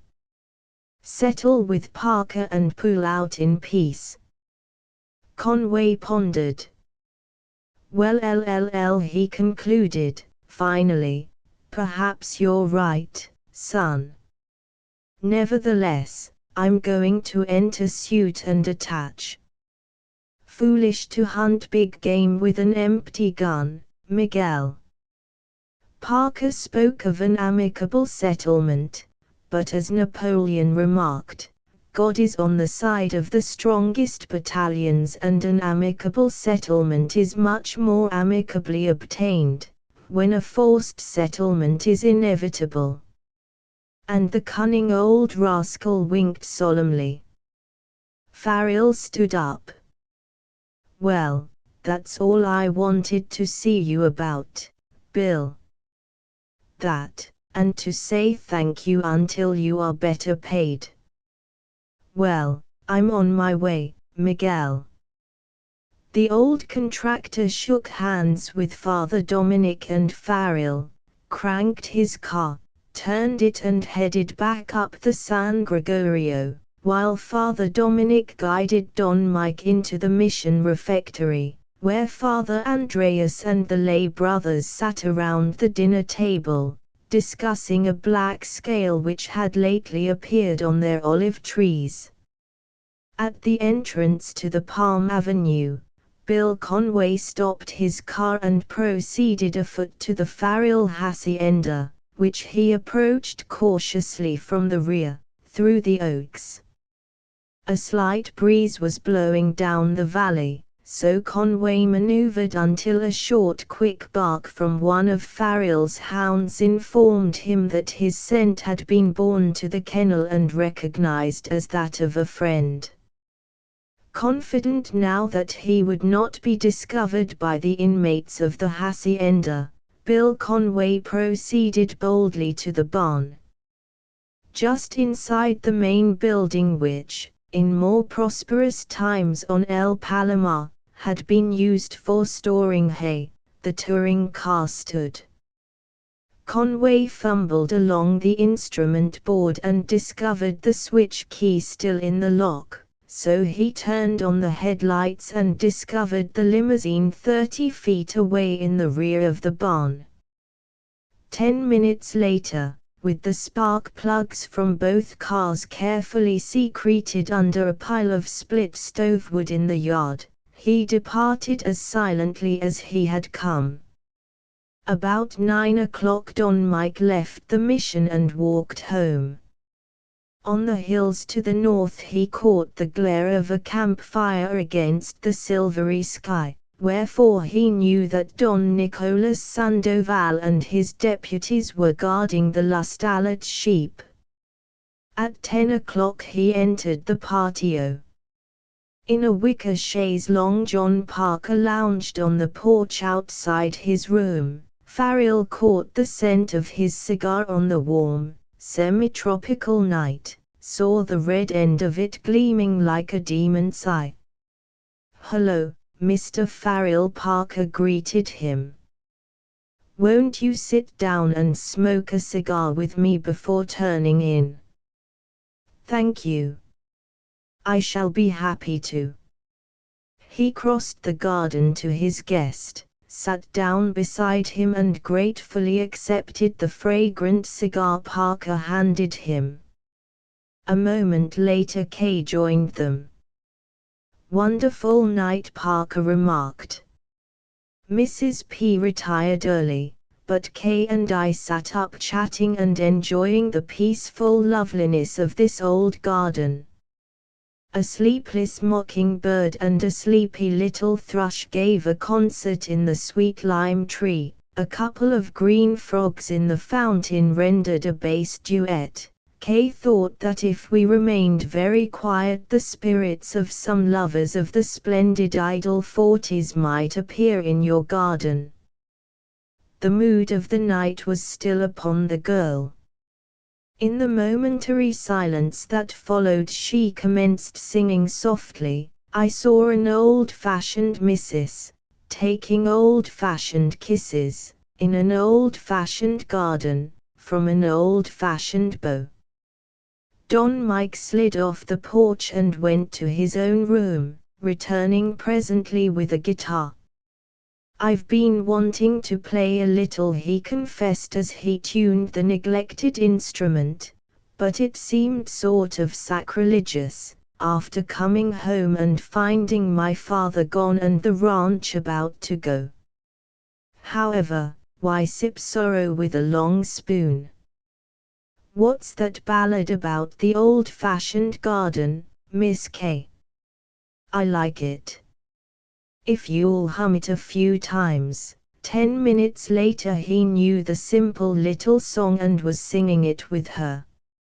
Mrs. Parker, in dressing gown, slippers and boudoir cap, despairing of sleep until all of the members of her family had first preceded her to bed, came out and joined them.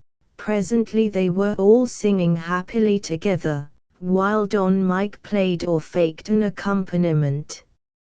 At 11 o'clock Farrell gave a final vigorous strum to the guitar and stood up to say good night.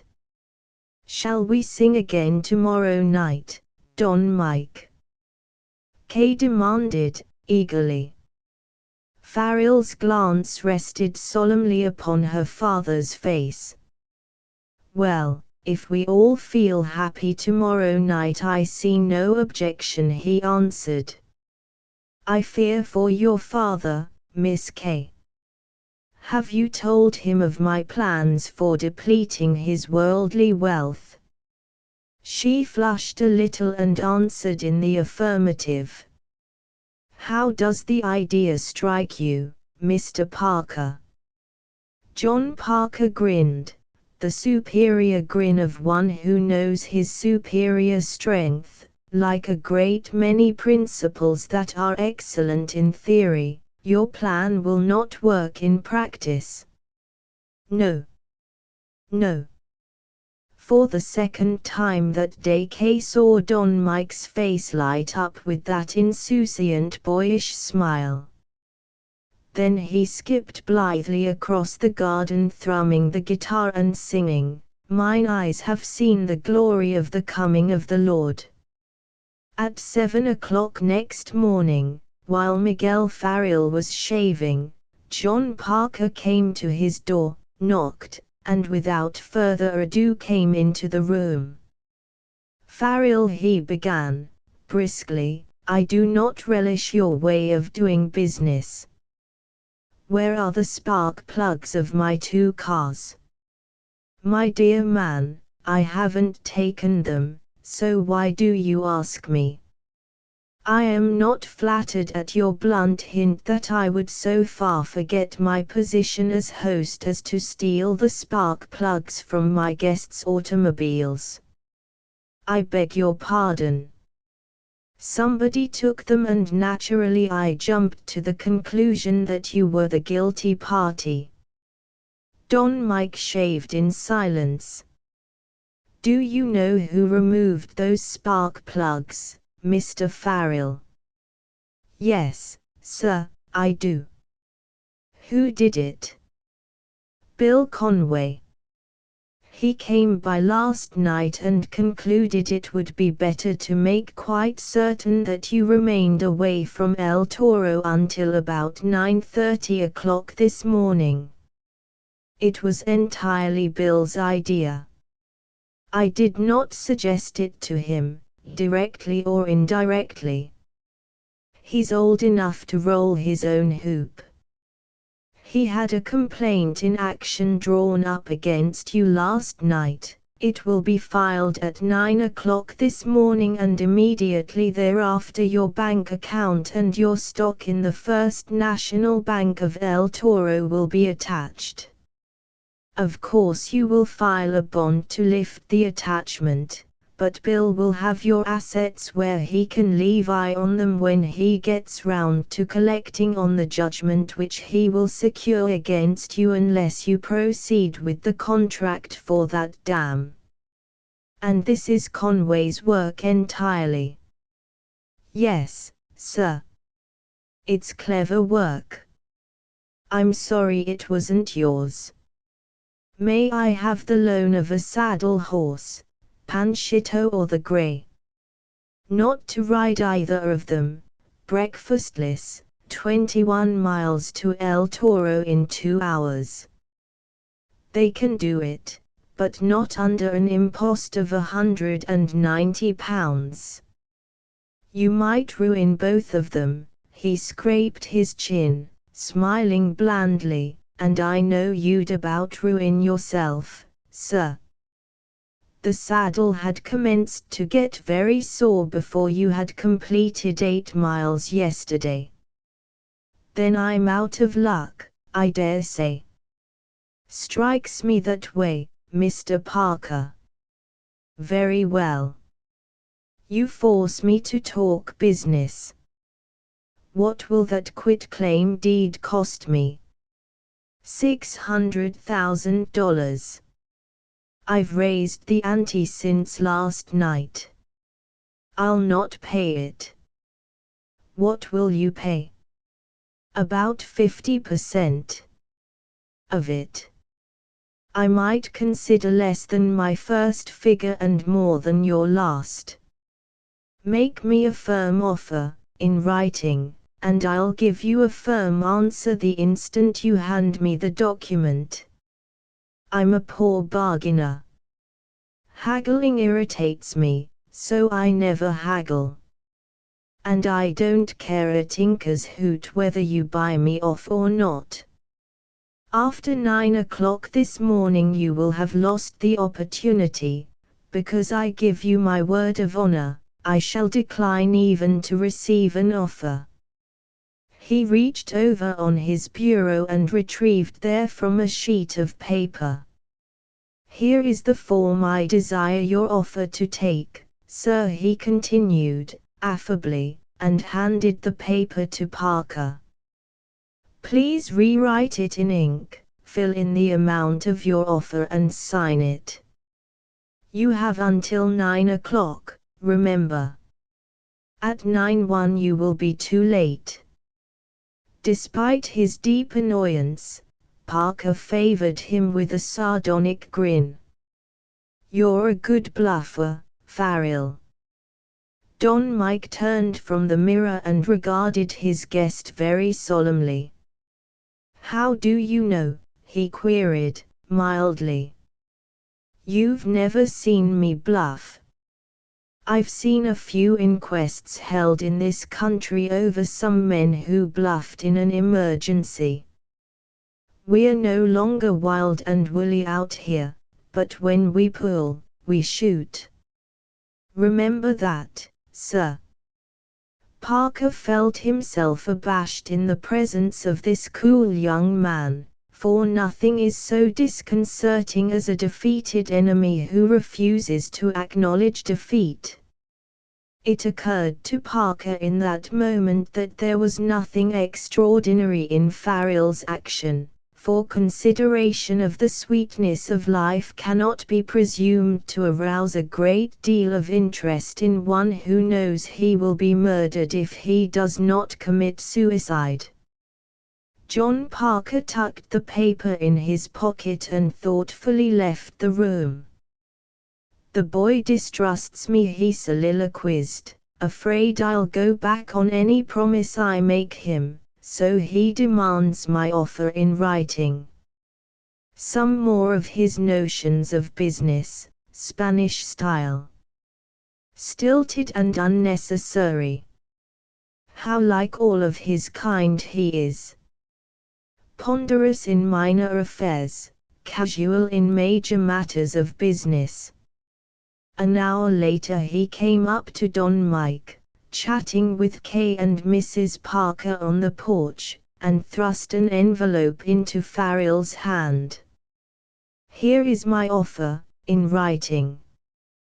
"Thank you, sir." Don Mike thrust the envelope unopened into the breast pocket of his coat and from the side pocket of the same garment drew another envelope. "Here is my answer, in writing." Parker stared at him in frank amazement and admiration. Kay's glance, as it roved from her father to Don Mike and back again, was sad and troubled. "Then you've reopened negotiations, father?" she demanded, accusingly. He nodded. "Our host has a persuasive way about him, Kay," he supplemented. "He insisted so on my making him an offer that finally I consented." And now Farrell assured her, negotiations are about to be closed. "Absolutely. Absolutely. Never to be reopened, Miss Kay." Parker opened his envelope and read. His face was without emotion. "That answer is entirely satisfactory to me, Mr. Farrell," he said, presently, and passed the paper to his daughter. She read, "I was tempted last night. You should have closed then. I have changed my mind. Your offer, whatever it may be, is declined." "I also approve," Kay murmured, and in the swift glance she exchanged with Don Miguel he read something that caused his heart to beat happily. Mrs. Parker took the paper from her daughter's hand and read it also. "Very well, Ajax. I think, we all think a great deal more of you for defying the lightning," was her sole comment. Despite his calm, John Parker was irritated to the point of fury. He felt that he had been imposed upon by Don Mike. His great god, business, had been scandalously flouted.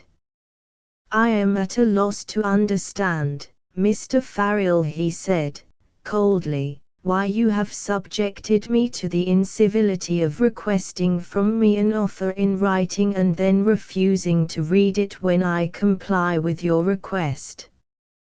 Why subject me to that annoyance when you knew you intended to refuse any offer I might make you?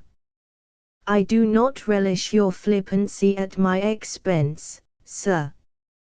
Do you not think, sir, that I can afford a modicum of flippancy when I pay such a fearfully high price for it?"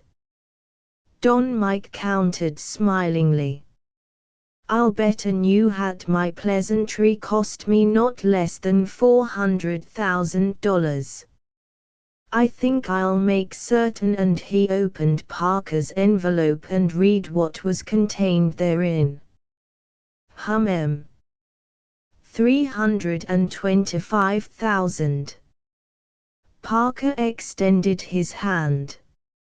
I would be obliged to you for the return of that letter, he began, but paused, confused, at Farrell's cheerful, mocking grin.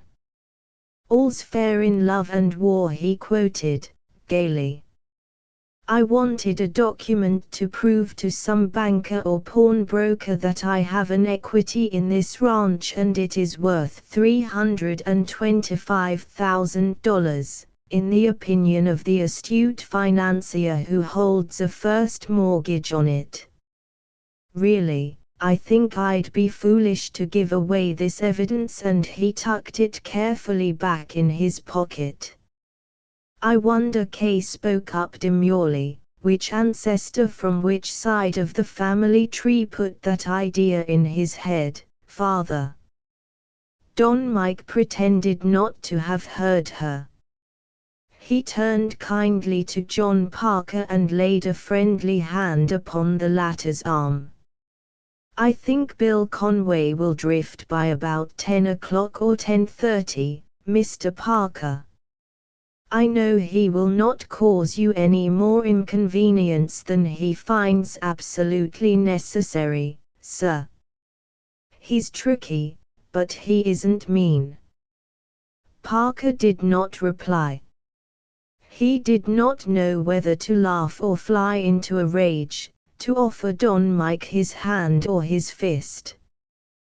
The latter must have guessed Parker's feelings, for he favored his guests with a Latin shrug and a deprecatory little smile, begged to be excused and departed for the barn. A quarter of an hour later Kay saw him and Pablo ride out of the yard and over the hills toward the west. She observed that Farrell was riding his father's horse, wherefore she knew that he had left Panchito behind for her.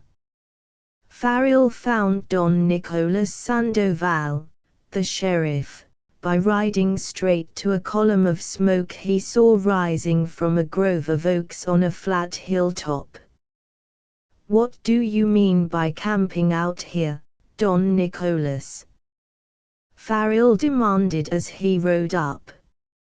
"Since when has it become the fashion to await a formal invitation to the hospitality of the Rancho Palomar?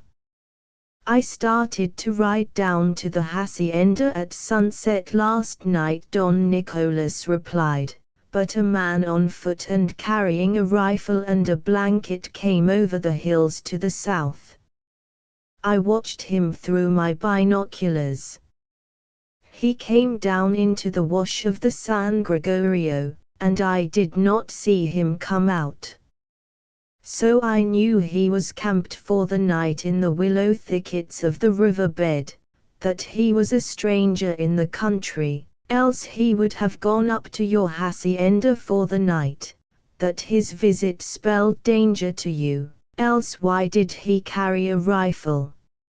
I went supperless, watching from the hillside to see if this stranger would light a fire in the valley." "He did not?" Farrell queried.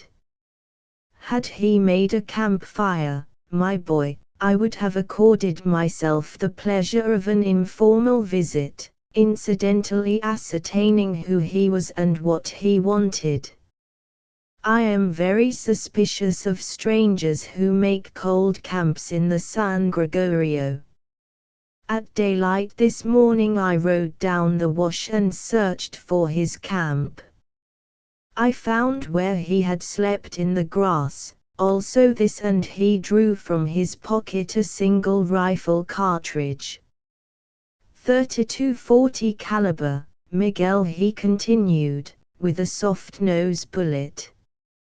"I do not know of one in this county who shoots such a heavy rifle. In the old days we used the .44 caliber, but nowadays, we prefer nothing heavier than .30 and many use .35 caliber for deer. Farrell drew a 6mm Mannlicher carbine from the gun scabbard on his saddle, dropped 5 shells into the magazine, looked at his sights and thrust the weapon back into its receptacle. "I think I ought to have some more life insurance," he murmured, complacently. "By the way, Don Nicholas, about how many sheep have I attached?" Lustalet's foreman says 9,000 in round numbers. "Where is the sheep camp?" "Over yonder." Don Nicholas waved a careless hand toward the west. "I saw their campfire last night. I'm going over to give them the rush." "By all means, Miguel. If you run those Basques off the ranch, I will be able to return to town and leave my deputies in charge of these sheep. Keep your eyes open, Miguel. Adios, muchacho." Farrell jogged away with Pablo at his heels. Half an hour later he had located the sheep camp and ridden to it to accost the 4 bewhiskered Basque shepherds who, surrounded by their dogs, sullenly watched his approach. "Who is the foreman?"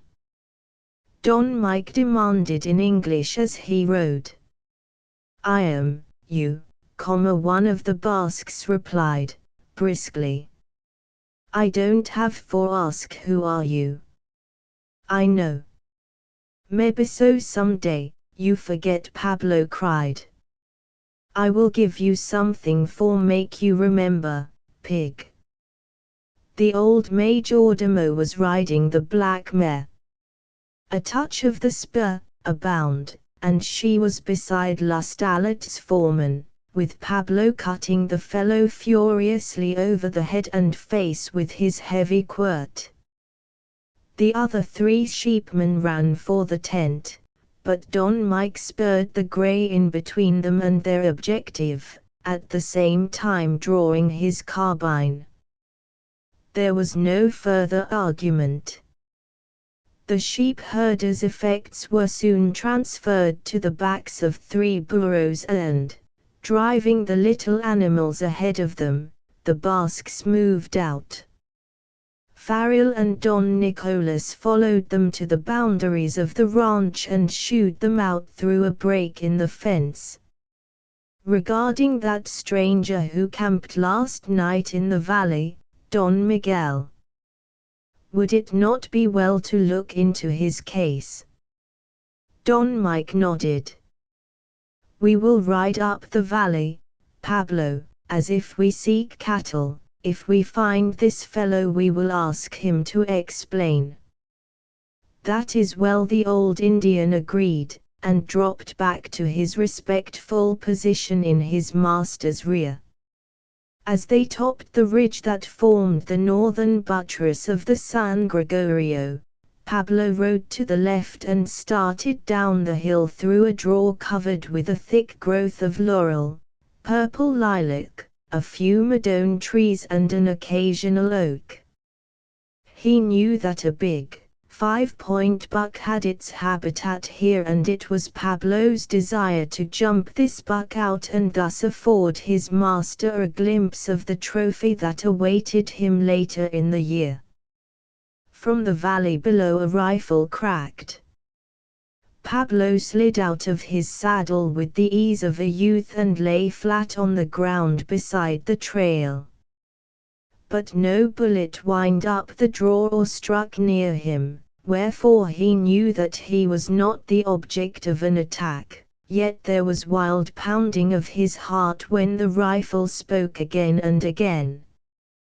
The thud of hoofs smote his ear sharply, so close was he to the ground. Slowly Pablo raised his head.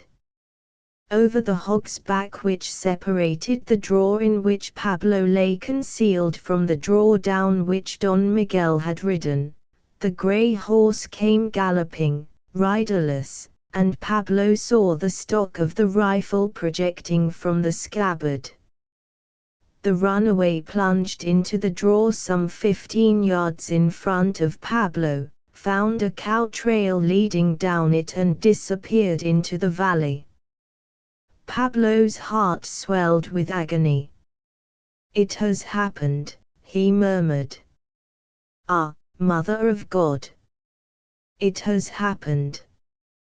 2 more shots in rapid succession sounded from the valley. "He makes certain of his kill," thought Pablo. After a while he addressed the off-front foot of the black mare. "I will do likewise." He started crawling on his belly up out of the draw to the crest of the hog's back.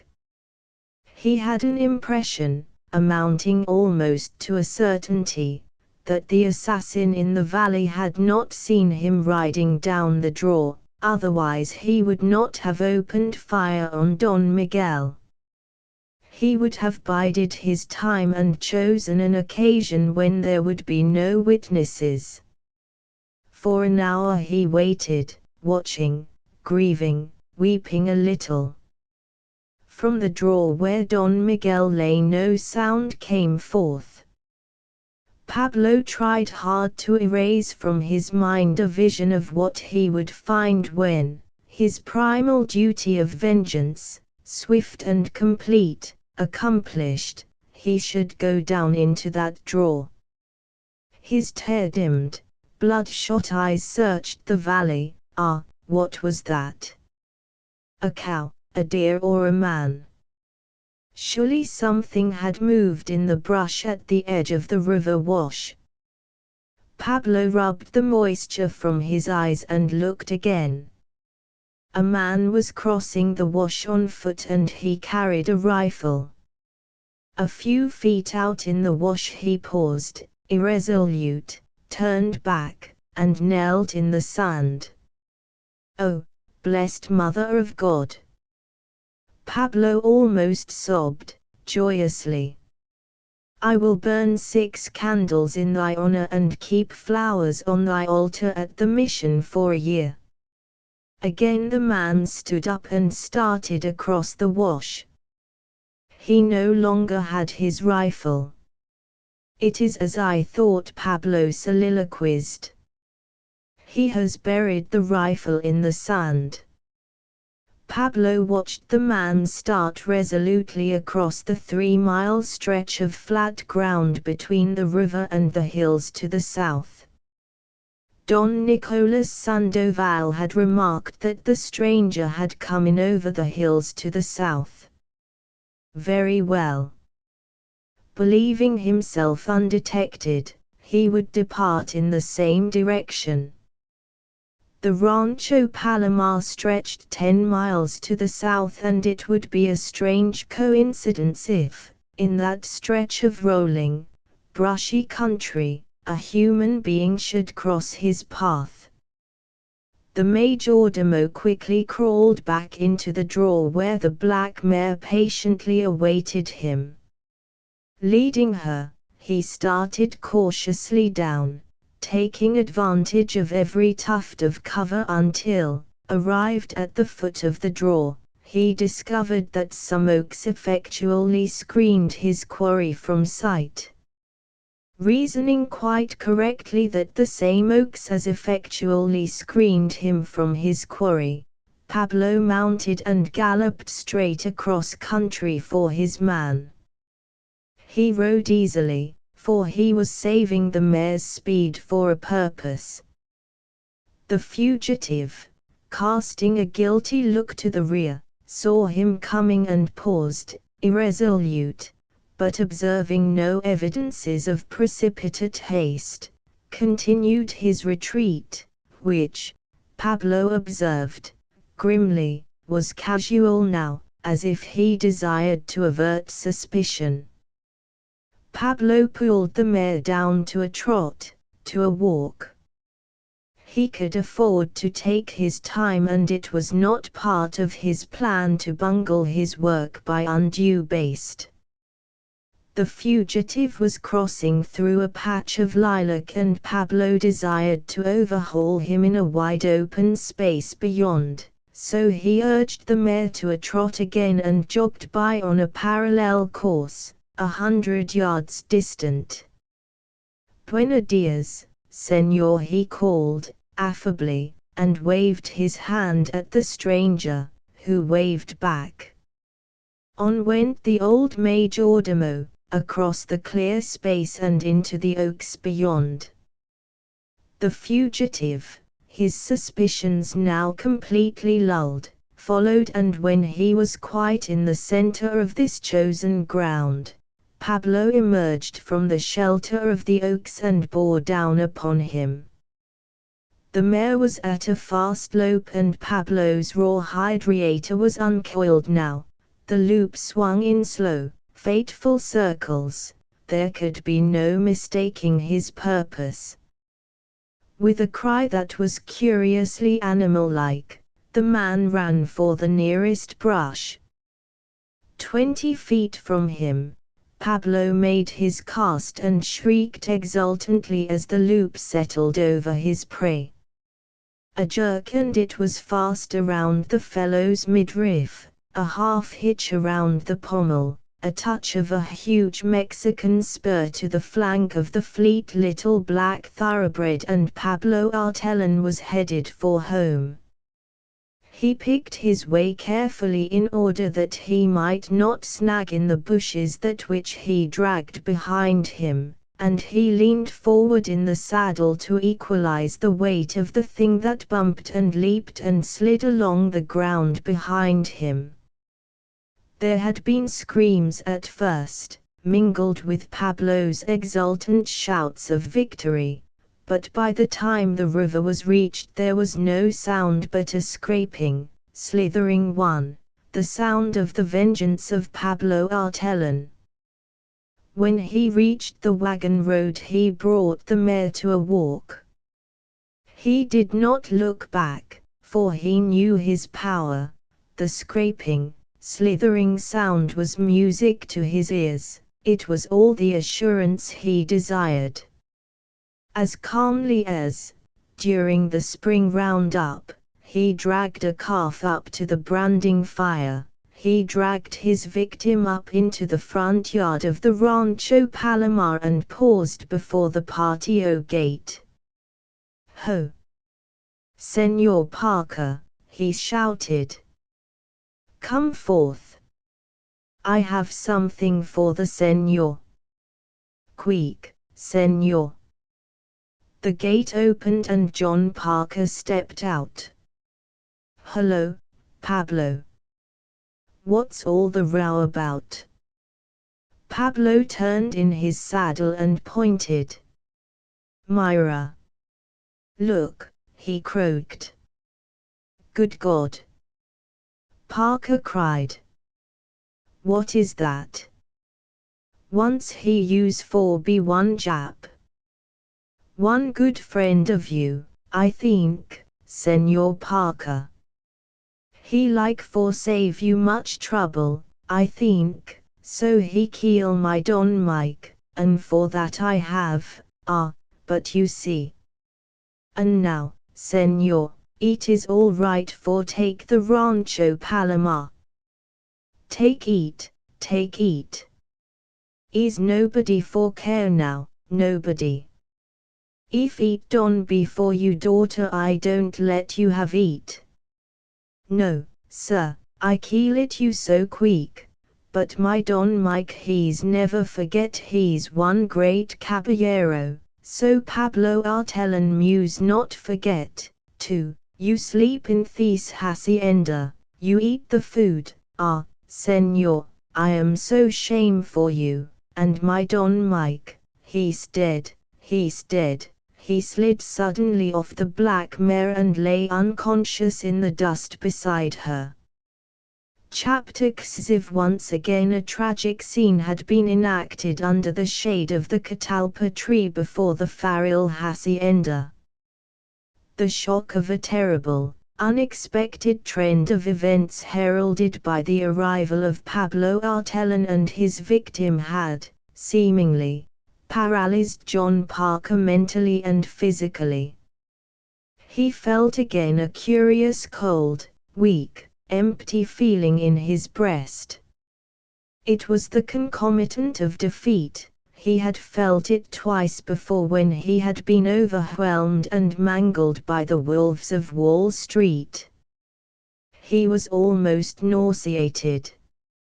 Not at sight of the dusty, bloody, shapeless bundle that lay at the end of Pablo's reator, but with the realization that, indirectly, he had been responsible for all of this. Pablo's shrill, agonized denunciation had fallen upon deaf ears, once the old majordomo had conveyed to Parker the information of Don Mike's death. "The rope, take it off," he protested to the unconscious Pablo. "It's cutting him in two. He looks like a link of sausage. A Jap.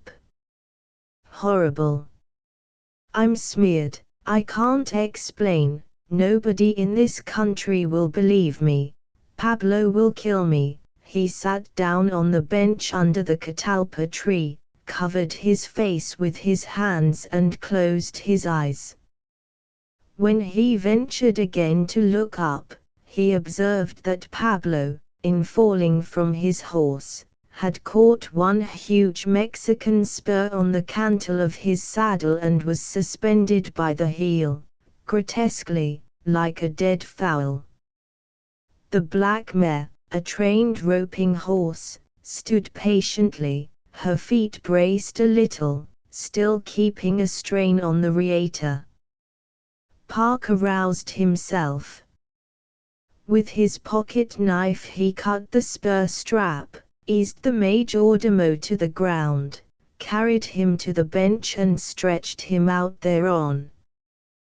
Then, grasping the mare by the bridle, he led her around the adobe wall. He shuddered inwardly as he heard the steady, slithering sound behind her. "Got to get that thing out of the way," he mumbled. The great barn door was open. From within he could hear his chauffeur whistling. So he urged the mare to a trot and got past the barn without having been observed. An ancient straw stack stood in the rear of the barn, and in the shadow of this he halted, removed the reator from the pommel, dragged the body close to the stack, and with a pitchfork he hastily covered it with old, weather-beaten straw. All of this he accomplished without any purpose more definite than a great desire to hide from his wife and from his daughter this offense which Pablo had thrust upon him. He led the black mare into the barn and tied her. Then he returned to Pablo. The old Indian was sitting up. At sight of Parker he commenced to curse bitterly, in Spanish and English, this invader who had brought woe upon the house of Farrell. But John Parker was a white man. "Shut up, you saddle-colored old idol," he roared, and shook Pablo until the latter's teeth rattled together. "If the mischief is done it can't be helped, and it was none of my making. Pull yourself together and tell me where this killing occurred.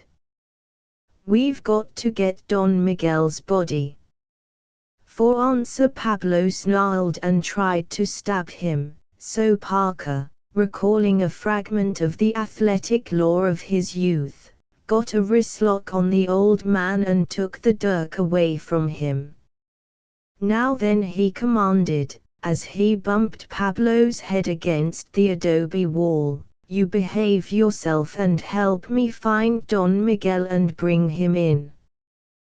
Pablo's fury suddenly left him. Again he was the servant, respectful, deferential to his master's guest. "Forgive me, senor," he muttered, "I have been crazy in the head. Not so crazy that you didn't do a good job on that Jap murderer. Come now, old chap. Buck up. We can't go after him in my automobile. Have you some sort of wagon? Si, senor. Then come inside a moment. We both need a drink. We're shaking like a pair of dotards. He picked up Pablo's dirk and gave it back to the old man. Pablo acknowledged this courtesy with a bow and followed to Parker's room, where the latter poured 2 glasses of whiskey. Silently they drank. Gracias, senor. I go hitch up one team, Pablo promised, and disappeared at once. For about 10 minutes Parker remained in his room, thinking. His wife and Kay had started, afoot, to visit the mission shortly after Don Mike and Pablo had left the ranch that morning, and for this Parker was duly grateful to Providence. He shuddered to think what the effect upon them would have been had they been present when Pablo made his spectacular entrance. He rejoiced at an opportunity to get himself in hand against the return of Kay and her mother to the ranch house. That wretched Okada, he groaned. He concluded that the simplest and easiest way to an immediate consummation of our interrupted deal would be the removal of young Farrell. So he hired one of his countrymen to do the job, believing, or at least hoping, that suspicion would naturally be aroused against that Basque, Lustalet, who is known to have an old feud with the Farrells. Kate is right. I've trained with white men all my life. The moment I started to train with pigmented mongrels and Orientals, I had to do with a new psychology, with mongrelized moral codes. Ah, God, that splendid, manly fellow killed by the insatiable lust of an alien race for this land of his they covet. God forgive me. And poor Kay, he was near to tears now, fearful that he might be caught in a moment of weakness. He fled to the barn and helped Pablo hitch a team of draft horses to an old spring wagon. Pablo's customary taciturnity and primitive stoicism had again descended upon him like a protecting garment. His madness had passed and he moved around the team briskly and efficiently. Parker climbed to the seat beside him as Pablo gathered up the reins and started out of the farmyard at a fast trot.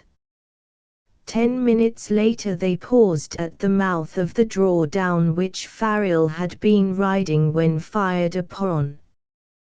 Pablo turned the team, tied them to an oak tree and started up the draw at a swift dog trot, with Parker at his heels. Jammed rather tightly in a narrow little dry watercourse that ran through the center of the draw, they found the body of Don Mike. He was lying face downward. Parker saw that flies already rosetted a wound thick with blood clots on top of his head. Poor boy, Parker cried agonizedly. Pablo straddled the little watercourse, got a grip around his master's body and lifted it out to Parker, who received it and laid the limp form out on the grass. While he stood looking down at Don Mike's white, relaxed face, Pablo knelt, made the sign of the cross and commenced to pray for the peaceful repose of his roaster's soul. It was a long prayer.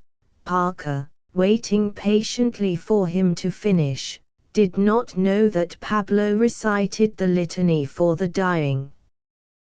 "Come, Pablo, my good fellow, you've prayed enough," he suggested presently.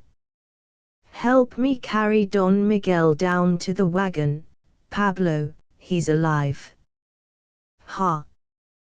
Pablo's exclamation was a sort of surprised bleat. Madre de Cristo! Look to me, Don Miguel. Ah, little damn fool, you make believe to die. No, he charged hysterically. Don Mike's black eyes opened slightly and his slack lower jaw tightened in a ghastly little grimace.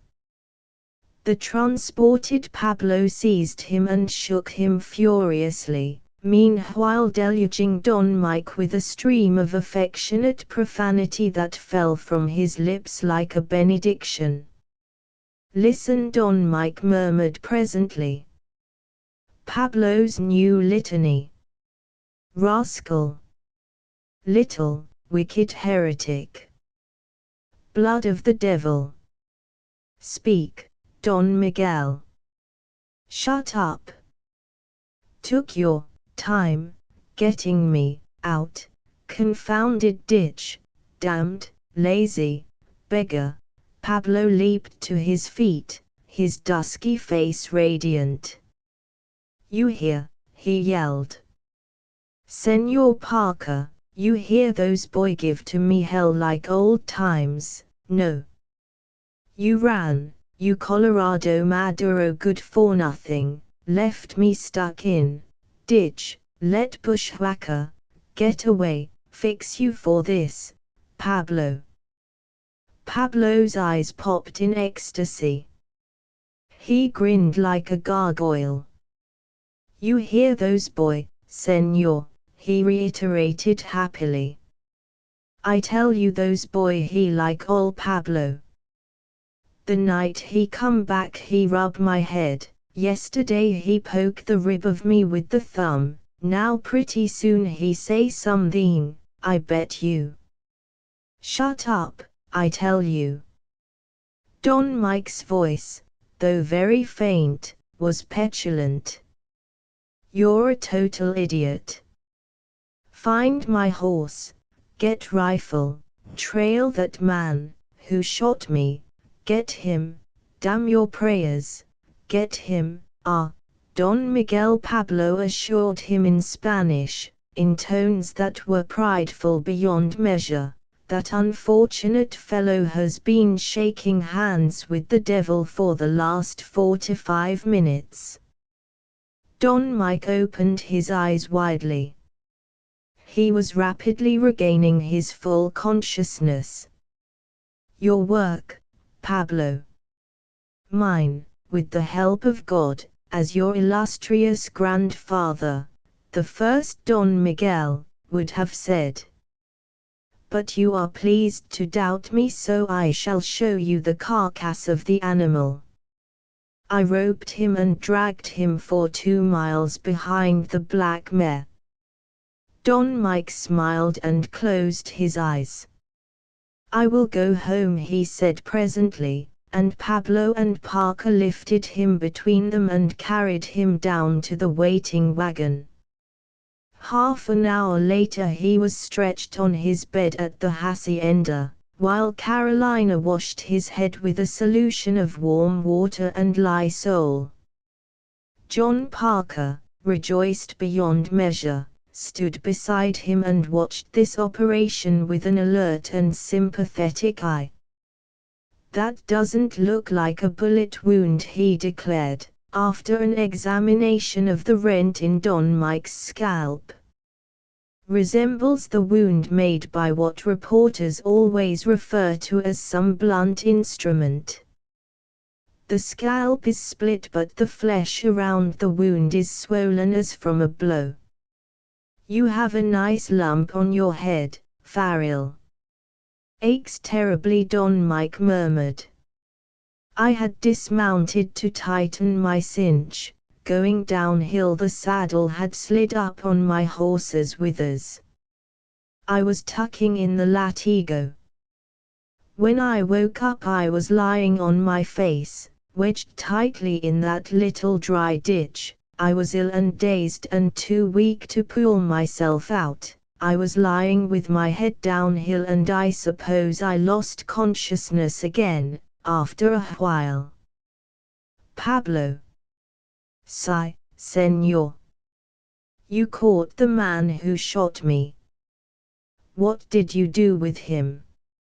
Oh, those fellow plenty good and dead, Don Miguel.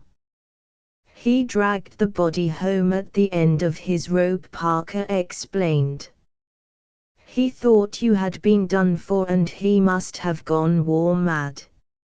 I covered the body of the Jap with straw from that stack out by the barn. Jap, eh? Don Mike smiled. Then, after a long silence, I suppose, Mr. Parker, you understand now. Yes, yes, Farrell. Please do not rub it in. Okada wants the San Gregorio rather badly, doesn't he? Couldn't wait. The enactment of that anti-alien land bill that will come up in the legislature next year. Do Mrs. Parker and your daughter know about this attempt to assassinate me? No. They must not know. Plant that Jap somewhere and do it quickly. Confound you, Pablo, you should have known better than to drag your kill home, like an old she-cat bringing in a gopher. As for my head, well, I was thrown from my horse and struck on a sharp rock. The ladies would be frightened and worried if they thought somebody was gunning for me. When Bill Conway shows up with your spark plugs, I'd be obliged, Mr. Parker, if you'd run me into El Toro. I'll have to have my head tailored a trifle, I think. With a weak wave of his hand he dismissed everybody, so Parker and Pablo adjourned to the stables to talk over the events of the morning. Standing patiently at the corral gate they found the gray horse, waiting to be unsaddled, a favor which Pablo proceeded at once to extend. Myra, he called suddenly and directed Paza's attention to the pommel of Don Mike's fancy saddle. The rawhide covering on the shank of the pommel had been torn and scored and the steel beneath lay exposed. You see? Pablo queried. You understand, senor? No, I must confess I do not, Pablo. Don Miguel is standing beside this horse. He makes tighter the saddle, he is tying those latigo and he have the head bent little hit while he pull those latigo through the ring. Bang! Those Japs shoot at Don Miguel. He miss, but the bullet she hit this pummel, she go flat against the steel. She bounce off and hit Don Miguel on top the head. The force for kill him is use up when the bullet hit this pummel, but still those bullet got plenty force for knock Don Miguel silly, no. Spent ball, eh? I think you're right, Pablo. Pablo relapsed into one of his infrequent gringo solecisms. You bet you my life you know it, he said. John Parker took $100 bill from his pocket. Pablo, he said with genuine feeling, you're a splendid fellow. I know you don't like me, but perhaps that is because you do not know me very well. Don Miguel knows I had nothing to do with this attempt to kill him. And if Don Miguel bears me no ill will, I'm sure you should not. I wish you would accept this $100 bill, Pablo. Pablo eyed the bill askance. What for? He demanded. For the way you handled that murdering Jap. Pablo, that was a bully job of work. Please accept this bill. If I didn't like you, I would not offer it to you. Well, I guess Carolina maybe so she can use it. But first I ask Don Miguel if it is all right for me take it. He departed for the house to return presently with an anticipatory smile on his dusky countenance. Don Miguel say to me, Señor Pablo, any people she's stay my house he's do what she please. Gracias, Señor Parker. And he pouched the bill. Mil gracias, Señor. Pray, do not mention it, Pablo. All right, Pablo agreed. If you don't like it, well, I don't tell somebody. Chapter XXV Bill Conway driving up the San Gregorio in his prehistoric automobile, overtook Kay and her mother walking home from the mission, and drove them the remainder of the distance back to the hacienda. Arrived here, old Conway resurrected the stolen spark plugs and returned them to Parker's chauffeur, after which he invited himself to luncheon. Apparently his raid of the night previous rested lightly on his conscience, and Parker's failure to quarrel with him lifted him immediately out of any fogs of apprehension that may have clouded his sunny soul. "Hello, Conway," Parker greeted him, as the old contractor came into the dining room and hung his battered old hat on a wall peg. "Did you bring back my spark plugs?" "Did better n that," Conway retorted. "The porcelain on one plug was cracked and sooner or later you were bound to have trouble with it. So I bought you a new one.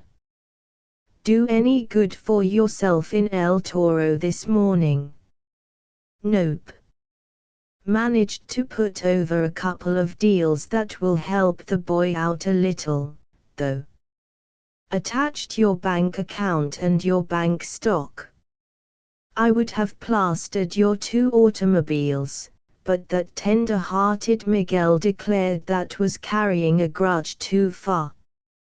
By the way, where is our genial young host? Horse bucked him off this morning.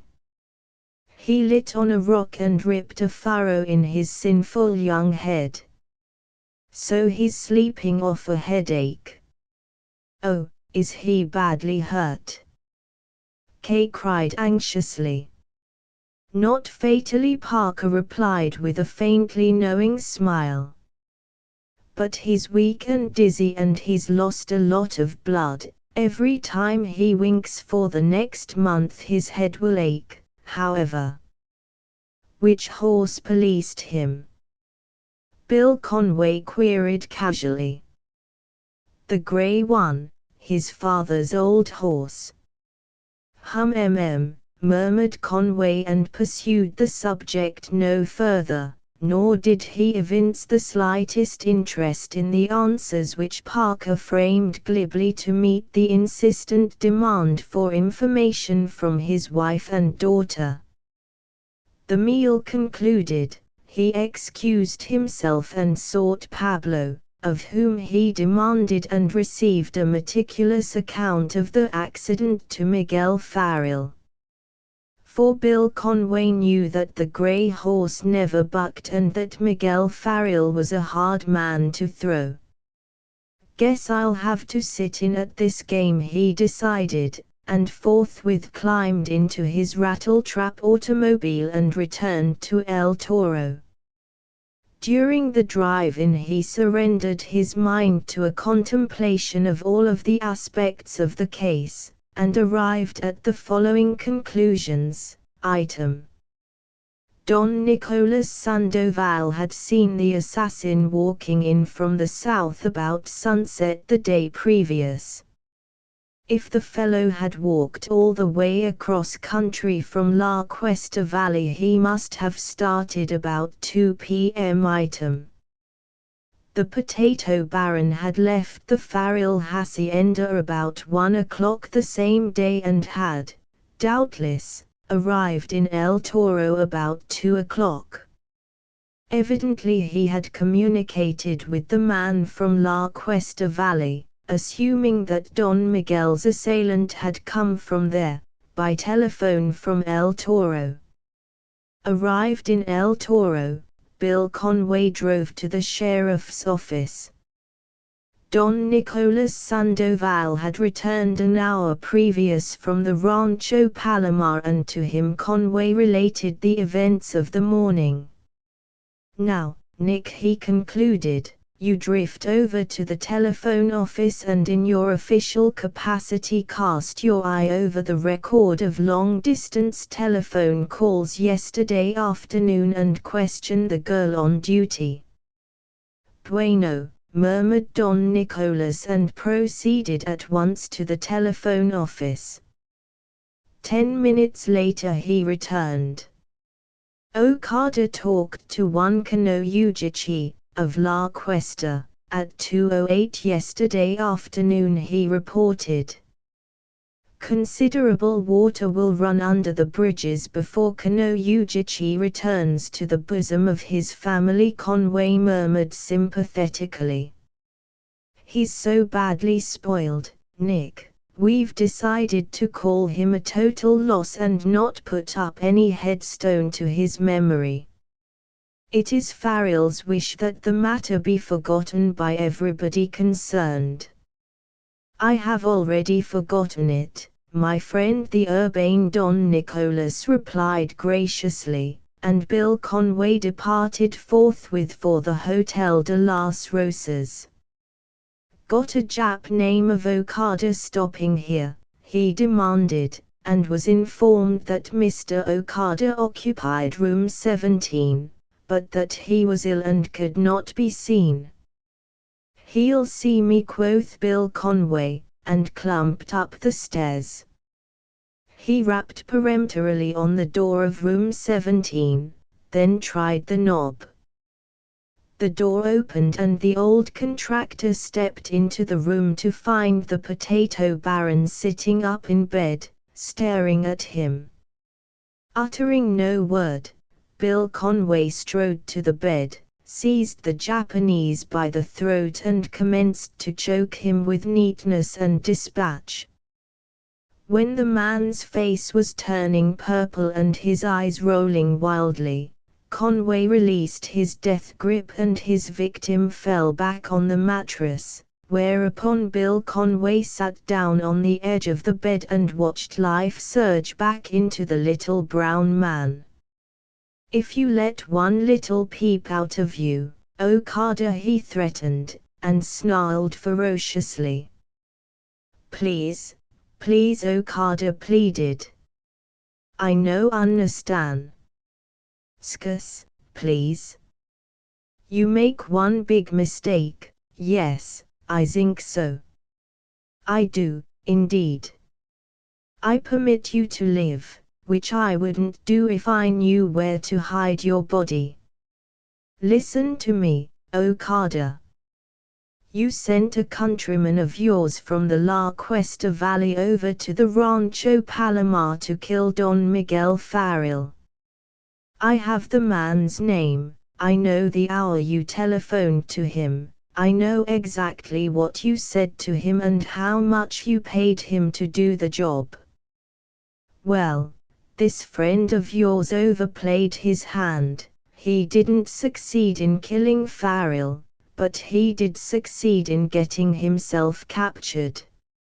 He paused, with fine dramatic instinct, to watch the effect of this broadside. A faint nervous twitch of the chin and the eyelids, then absolute immobility.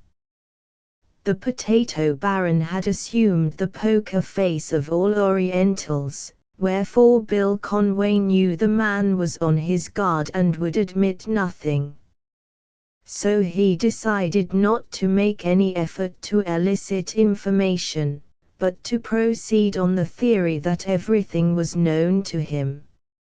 "Naturally," he continued, that man Pablo has ways and means of making even a stubborn Jap tell everything he knows. Now listen, O child of Nippon, to the white man's words of wisdom. You're going to depart from El Toro in a general northerly direction, and you're going to do it immediately if not sooner. And you're never coming back. The day you do, that day you land in the local calaboose with a charge of conspiracy to commit murder lodged against you. We have the witnesses to prove our case, and any time you're tried by a San Marcos County jury before a San Marcos County judge, you'll rot in San Quintin for life. And further, if Miguel Farrell should, within the next 2 years, die out of his own bed and with his boots on, you will be killed on general principles, whether you're guilty or not. Do I make myself clear, or must I illustrate the point with motion pictures? Yes, sir. Skus, please. Yes, sir, I think I go very quick, sir. 3 cheers. The sooner the quicker, the next train, let us say. I'll be at the station to see you off. He was as good as his word. The potato baron, mounting painfully the steps of the observation car, made hasty appraisal of the station platform and observed Bill Conway swinging his old legs from his perch on an express truck. He favored Okada with a very deliberate nod and a sweeping, semi-military salute of farewell. When the train pulled out, the old contractor slid off the express truck and waddled over to his automobile. Well, Liz, he addressed that interesting relic, I'll bet a red apple I've put the fear of Buddha in that Jap's soul. He won't try any more tricks in San Marcos County. He certainly did assimilate my advice and drag it out of town muy pronto. Well, Liz, as the fella says, the wicked flee when no man pursueth, and a troubled conscience addeth speed to the hind legs. As he was driving out of town to the place of his labors at Aguacaliente Basin, he passed the Parker limousine driving in. Between John Parker's wife and John Parker's daughter, Don Miguel Jose Farrell sat with white face and closed eyes. In the seat beside his chauffeur John Parker sat, half-turned and gazing at Don Miguel with troubled eyes. "That girl's sweeter than a royal flush," Bill Conway murmured. "I wonder if she's good for a $50,000 touch to pay my cement bill pending the day I squeeze it out of her father. Got to have cement to build a dam, got to have cash to get cement, got to have a dam to save the Rancho Palomar, got to have the Rancho Palomar before we can pull off a wedding, got to pull off a wedding in order to be happy, got to be happy or we all go to hell together. Well, I'm going down to Miguel's place to dinner tonight. I'll ask her." The entire Parker family was present when the doctor in El Toro washed and disinfected Farrell's wound and, at the suggestion of Kay, made an X-ray photograph of his head.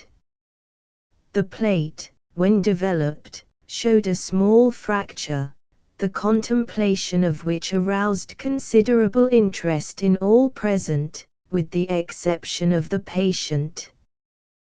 Don Mike was still dizzy. Because his vision was impaired, he kept his eyes closed. He heard a humming noise as if a lethargic bumblebee had taken up his residence inside the Farrell ears. Kay, observing him closely, realized that he was very weak, that only by the exercise of a very strong will had he succeeded in sitting up during the journey in from the ranch. His brow was cold and wet with perspiration, his breathing shallow, his dark, tanned face was now a greenish gray. The girl saw a shadow of deep apprehension settle over her father's face as the doctor pointed to the fracture. "Any danger?" she heard him whisper. The doctor shook his head. "Nothing to worry about. An operation will not be necessary. But he's had a narrow squeak." "With whom has he been fighting?" "Thrown from his horse and struck his head on a rock," Parker replied glibly. Kay saw the doctor's eyebrows lift slightly. "Did he tell you that was what happened?" Parker hesitated a moment and nodded an affirmative. "Wounds too clean for that story to impress me," the doctor whispered. "Not a speck of foreign matter in it. Moreover, the wound is almost on top of his head. Now, if he had been thrown from a horse and had struck on top of his head on a rock with sufficient force to lacerate his scalp and produce a minor fracture, he would, undoubtedly, have crushed his skull more thoroughly or broken his neck. Also, his face would have been marred more or less. And if that isn't good reasoning, I might add that Miguel Farrell is one of the 2 or 3 men in this world who have ridden Cyclone, the most famous outlaw horse in America." Parker shrugged and, by displaying no interest in the doctor's deductions, brought the conversation to a close. That the return trip to the ranch, in Don Mike's present condition, was not to be thought of, was apparent from the patient's condition. He was, therefore, removed to the single small hospital which El Toro boasted, and after seeing him in charge of a nurse the Parker family returned to the ranch. Conversation languished during the trip, a disturbed conscience on the part of the father, and on the part of Kay and her mother an intuition, peculiar to their sex and aroused by the doctor's comments, that events of more than ordinary portent had occurred that day, were responsible for this. At the ranch Parker found his attorney who had motored out from El Toro, waiting to confer with him regarding Bill Conway's adroit maneuver of the morning. Mrs. Parker busied herself with some fancy work while her daughter sought the Farrell library and pretended to read. An atmosphere of depression appeared to have settled over the rancho. Kay observed that even Pablo moved about in a furtive manner. He cleaned and oiled his rifle and tested the sights with shots at varying ranges. Carolina's face was grave and her sweet falsetto voice was not raised in song once during the afternoon. About 4 o'clock, when the shadows began to lengthen, Kay observed Pablo riding forth on his old pinto pony. Before him on the saddle he carried a pick and shovel, and in reply to her query as to what he purposed doing, he replied that he had to clean out a spring where the cattle were accustomed to drink. So she returned to the library and Pablo repaired to a willow thicket in the sandy wash of the San Gregorio and dug a grave. That night, at twilight, while the family and servants were at dinner, Pablo dragged his problem down to this grave, with the aid of the pinto pony, and hid it forever from the sight of men. Neither directly nor indirectly was his exploit ever referred to again, and no inquiry was ever instituted to fathom the mystery of the abrupt disappearance of Kano Ujichi. Indeed, the sole regret at his untimely passing was borne by Pablo, who, shrinking from the task of removing his reator from his victim, for he had a primitive man's horror of touching the dead, was forced to bury his dearest possession with the adventurer from La Cuesta, a circumstance which served still further to strengthen his prejudice against the Japanese race. The following morning Pablo saddled Panchito for Kyne and, at her request, followed her, in the capacity of groom, to Bill Conway's camp at Aguacaliente Basin. The old schemer was standing in the door of his rough temporary office when Kay rode up. He advanced to meet her. "Well, young lady," he greeted her, "what's on your mind this morning in addition to that sassy little hat?" "A number of things. I want to know what really happened to Mr. Farrell yesterday forenoon." "My dear girl, why do you consult me?" She leaned from her horse and lowered her voice. "Because I'm your partner, and between partners there should be no secrets." "Well, we're supposed to keep it a secret, just to save you and your mother from worrying. But I'll tell you in confidence if you promise not to tell a soul I told you." "I promise." "Well, then, that scoundrel, Okada, sent a Jap over from La Cuesta Valley to assassinate Miguel and clear the way for your father to acquire this ranch without further legal action, and thus enable their interrupted land deal to be consummated. My father was not a party to that. Oh, Mr. Conway, surely you do not suspect for a moment, Tish?" "Tush. Of course not. That's why Miguel wanted it given out that his horse had policed him. Wanted to save you the resultant embarrassment. The poor dear.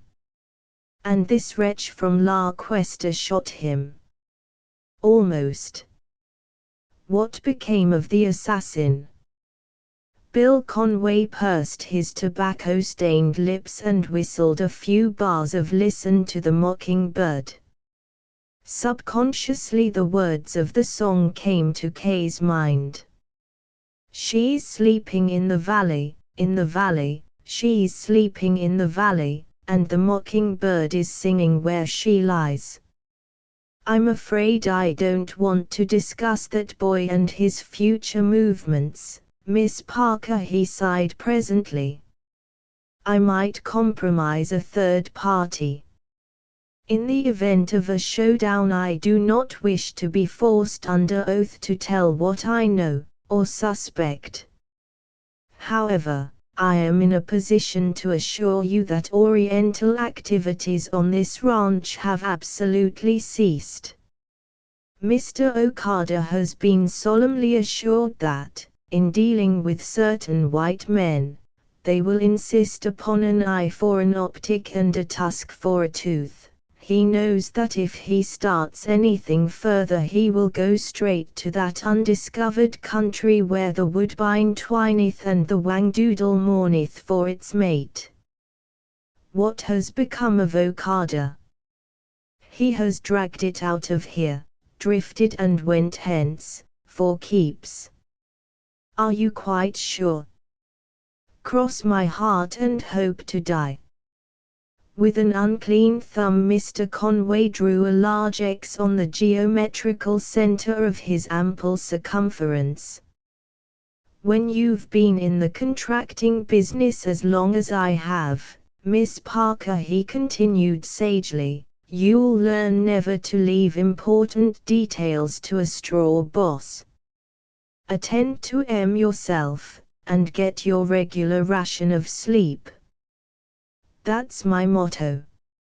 She beamed gratefully upon him. "Need any money, Bill, old-timer?" she flashed at him suddenly, with delightful camaraderie. There should be no secrets between partners. "I do." "Cuánto?" "50,000 oro, señorita." "Help." $50,000, iron men, simoleons, smackers, dollars. She reached down and removed a fountain pen from his upper vest pocket. Then she drew a checkbook and, crooking her knee over Panchito's neck and using that knee for a desk, she wrote him a check on a New York bank for $50,000. "See here," Bill Conway demanded, as she handed him the check, "how much of a roll you got, young woman?" "About 200,000 in cash and $500,000 in Liberty bonds. When I was about 5 years old my uncle died and left me his estate, worth about 100,000. It has grown under my father's management. He invested heavily in Steel Common, at the outbreak of the war, and sold at the top of the market just before the armistice was signed." "Well," Conway sighed, "there is a little justice in the world, after all. Here at last is one instance where the right person to handle money gets her hands on a sizable wad of it. But what I want to know, my dear young lady, is this: why purchase philanthropy in $50,000 installments? If you want to set that boy's mind at ease, loan him $300,000 to take up the mortgage your father holds on his ranch, then take a new mortgage in your own name to secure the loan. If you're bound to save him in the long run, why keep the poor devil in suspense?" She made a little moue of distaste. "I loathe business. The loaning of money on security, the taking advantage of another's distress. Mr. Bill, it never made a hit with me. I'm doing this merely because I realize that my father's course, while strictly legal, is not kind. I refuse to permit him to do that sort of thing to a Medal of Honor man." He noticed a pretty flush mount to her lovely cheeks. "It isn't sporty, Mr. Bill Conway. However, it isn't nice to tell one's otherwise lovable father that he's a poor sport and a Shylock, is it?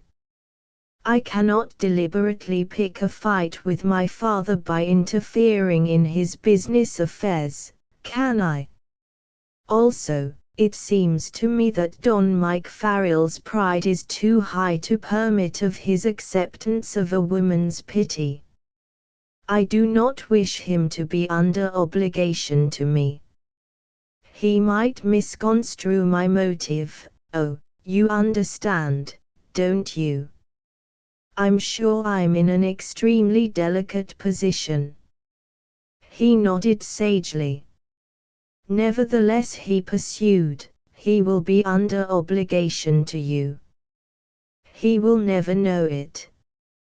I depend upon you to keep my secret. He will think himself under obligation to you, and you're such an old and dear friend. Men accept obligations from each other and think nothing of it. By the way, I hold you responsible for the return of that $50,000, not Don Mike Farrell. You are underwriting his battle with my father, are you not?" "Yes, I am," he retorted briskly, "and I've got more conceit than a barber's cat for daring to do it. Wait a minute and I'll give you my promissory note. I'm paying 7% for bank accommodations lately. That rate of interest suit you?" She nodded and followed him to his office, where he laboriously wrote and signed a promissory note in her favor. Pablo, remaining politely out of sound of their conversation, wondered vaguely what they were up to. "Don Mike has told us something of the indolent, easygoing natures of his people," Kay continued, as she tucked the note in her coat pocket.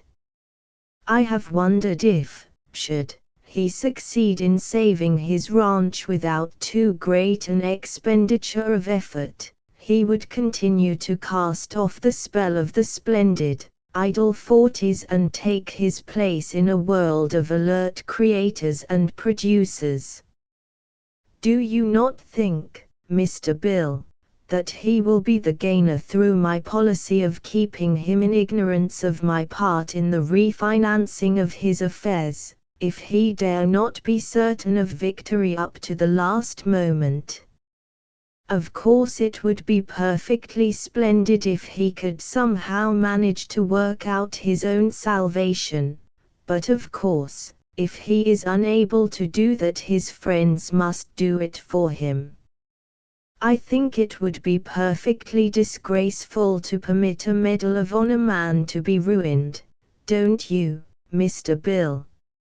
Say, how long have you known this fellow Miguel?" 72 hours, more or less.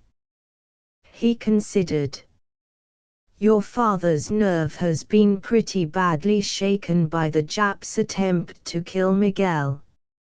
He feels about that pretty much as a dog does when he's caught sucking eggs. Why not work on your father now while he's in an anti-Jap mood? You might catch him on the rebound, so to speak. Take him over to La Cuesta Valley someday this week and show him a little Japan. Show him what the San Gregorio will look like within 5 years if he persists. Gosh, woman, you have some influence with him, haven't you?" "Very little in business affairs, I fear."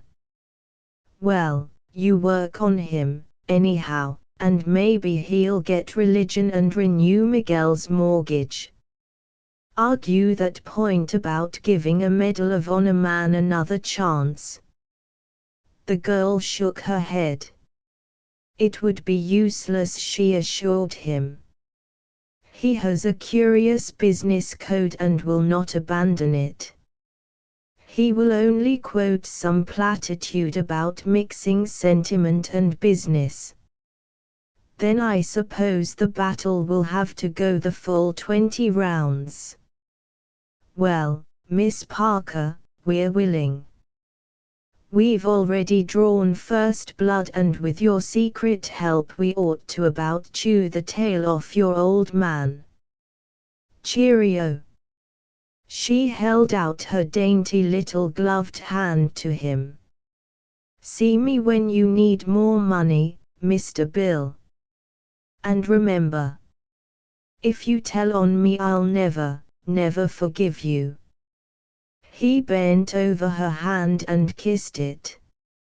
His caress was partly reverence, partly a habit of courtliness surviving from a day that is done in California, for under that shabby old tweed suit there beat the gallant heart of a true cavalier. The girl, Kay Parker. Illustration, the girl, Kay Parker.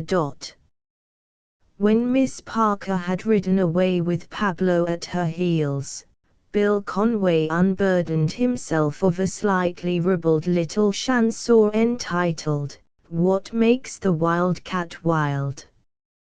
In the constant repetition of this query it appeared that the old Californian sought the answer to a riddle not even remotely connected with the mystifying savagery of non-domestic felines. Suddenly he slapped his thigh. Got it, he informed the payroll. He had been trying to add for half an hour. Got it. She does love him. Her explanation of her action is good but not good enough for me. Medal of Honor man. Rats. She could loan him the money to pay her father, on condition that her father should never know the source of the aid, but if they reduced their association to a business basis he would have to decide between the ranch and her. She knows how he loves this seat of his ancestors, she fears for the decision. And if he decided for the ranch there would be no reasonable excuse for the Parker family to stick around, would there? There would not.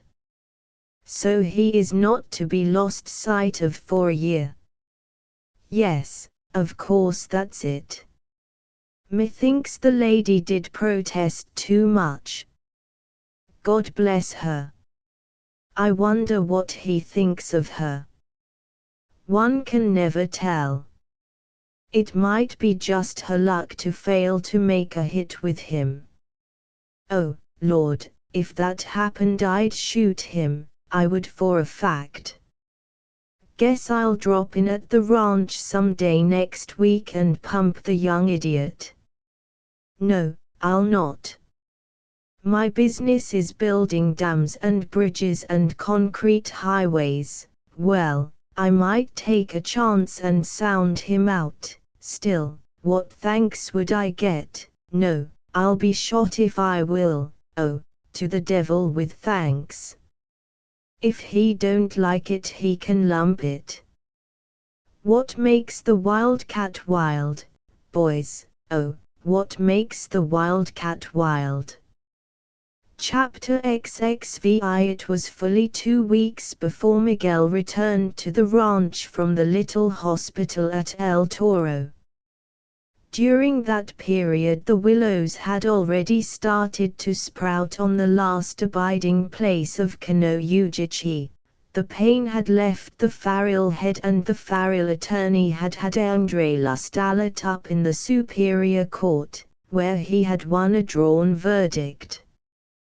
The cash in bank was proved to have been deposited there by Lustalat personally. It had been subject to his personal check, and was accordingly adjudged to be his personal property and ordered turned over to Miguel Farrell in partial liquidation of the ancient judgment which Farrell held against the Basque. A preponderance of testimony, however, Don Nicolas Sandoval swore it was all perjured and paid for, indicated that but 1/4 of the sheep found on the Rancho Palomar belonged to Lustalat, the remainder being owned by his foreman and employees. To Farrell, therefore, these sheep were awarded, and in some occult manner Don Nicolas Sandoval selected them from the flock. Then, acting under instructions from Farrell, he sold the sheep back to Lustalat at something like $1 a head under the market value and leased to the amazed Basque for 1 year the grazing privilege on the Rancho Palomar. In return for the signing of this lease and the payment of the lease money in advance, Farrell executed to Lustalat a satisfaction in full of the unpaid portion of the judgment. For as the sheriff remarked to Farrell, while you hold the balance of that judgment over this fellow's head your own head is in danger. It is best to conciliate him, for you will never again have an opportunity to levy against his assets. I think you're right, Don Nicolas Farrell agreed. I can never feel wholly safe until I strike a truce with that man. Tell him I'll give him back his $8,000 automobile if he will agree on his own behalf and that of his employees, agents and friends, not to bushwhack me or any person connected with me. I have already made him a tentative offer to that effect, my boy, and, now that the first flush of his rage is over, he is a coyote lacking the courage to kill. He will agree to your proposal, and I shall take occasion to warn him that if he should ever break his word while I am living, I shall consider, in view of the fact that I am the mediator in this matter, that he has broken faith with me, and I shall act accordingly. The arrangement with Lustalet was therefore made, and immediately upon his return to the ranch Farrell, knowing that the sheep would spoil his range for the few hundred head of cattle that still remained of the thousands that once had roamed El Palomar, rounded up these cattle and sold them. And it was in the performance of this duty that he discovered during the roundup, on the trail leading from the hacienda to a Guacalient basin, a rectangular piece of paper. It lay, somewhat weather-stained, face up beside the trail, and because it resembled a check, he leaned easily from his horse and picked it up. To his amazement he discovered it to be a promissory note, in the sum of $50,000, in favor of K. Parker and signed by William D. Conway. Pablo was beating the thickets in the river bottom, searching out some spring calves he knew were lurking there, when his master reined up beside him. "Pablo," he demanded, "has Señor Conway been to the ranch during my absence?" "No, Don Miguel, he has not." "Has Señorita Parker ridden Panchito over to Señor Conway's camp at Guacalient Basin?" "Yes, Don Miguel. I rode behind her, in case of accident." "What day was that?" Pablo considered. "The day after you were shot, Don Miguel." "Did you see Señorita Parker give Señor Conway a writing?" "I did, truly." She wrote from a small leathern book and tore out the page whereon she wrote. In return Señor Conway made a writing, and this he gave to Señorita Parker, who accepted it. "Thank you, Pablo. That is all I desired to know." And he was away again, swinging his lariat and whooping joyously at the cattle. Pablo watched narrowly. "Now whatever this mystery may be," he soliloquized, "the news I gave Don Miguel has certainly not displeased him. Ah, he is a sharp one, that boy. He learns everything and without effort. Yet for all he knows he talks but little. Can it be that he has the gift of second sight? I wonder." Chapter XXVIII. K. Parker was seated on the bench under the catalpa tree when Miguel Farrell rode up the palm-lined avenue to the hacienda. That night, his face, as he dismounted before her, conveyed instantly to the girl the impression that he was in a more cheerful and contented mood than she had observed since that day she had first met him in uniform. She smiled a welcome. He swept off his hat and favored her with a bow which appeared to Kay to be slightly more ceremonious than usual. "Your horse is tired," she remarked. "Are you?" "Something accomplished, something done, has earned a night's repose," he quoted cheerfully. "Rather a hard task to comb this ranch for a few hundred head of cattle when the number of one's riders is limited, but we have gotten the herd corralled at the old racetrack." He unbuckled his old leathern chaps, and stepped out of them, threw them across the saddle, and with a slap sent his horse away to the barn. You're feeling quite yourself again, she hazarded hopefully. My foolish head doesn't bother me, he replied smilingly, but my equally foolish heart. He heaved a gusty Castilian sigh and tried to appear forlorn. Filled with mixed metaphors, he added, "May I sit here with you?" She made room for him beside her on the bench. He seated himself, leaned back against the bole of the catalpa tree and stretched his legs, cramped from a long day in the saddle. The indolent gaze of his black eyes roved over her approvingly before shifting to the shadowy beauty of the valley and the orange-hued sky beyond, and a silence fell between them. "I was thinking today," the girl said presently, "that you've been so busy since your return you haven't had time to call on any of your old friends." "That is true, Miss Parker." "You have called me Kay," she reminded him. "Wherefore this sudden formality, Don Mike?" "My name is Miguel." "You're right, Kay. Fortunately, all of my friends called on me when I was in the hospital, and at that time I took pains to remind them that my social activities would be limited for at least a year.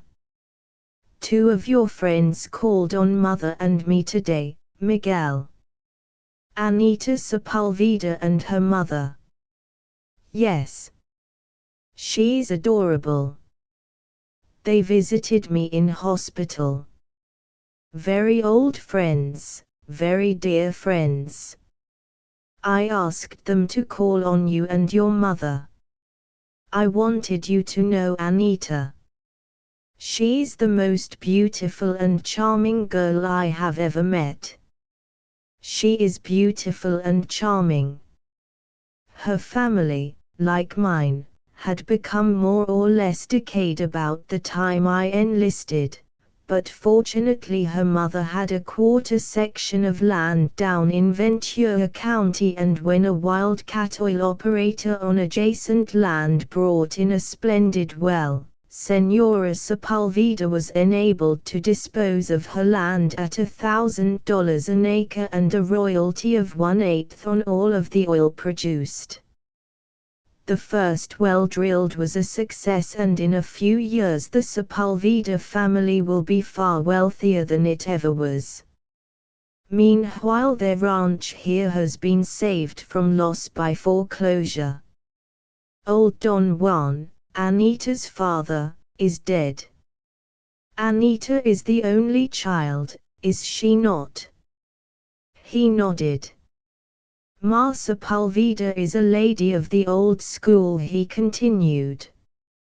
"Very dignified, very proud of her distinguished descent, and very fond of you." Kay interrupted. "Always was, Kay. She's an old peach.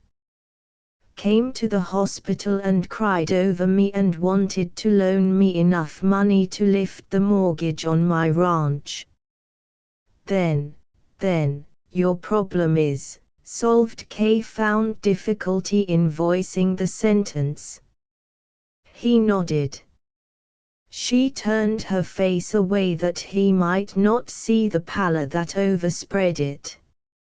"It is a very great comfort to me," he resumed presently, "to realize that the world is not altogether barren of love and kindness." "It must be," she murmured, her face still averted. "It was the dearest wish of my poor father and of Anita's that the ancient friendship between the families should be cemented by a marriage between Anita and me.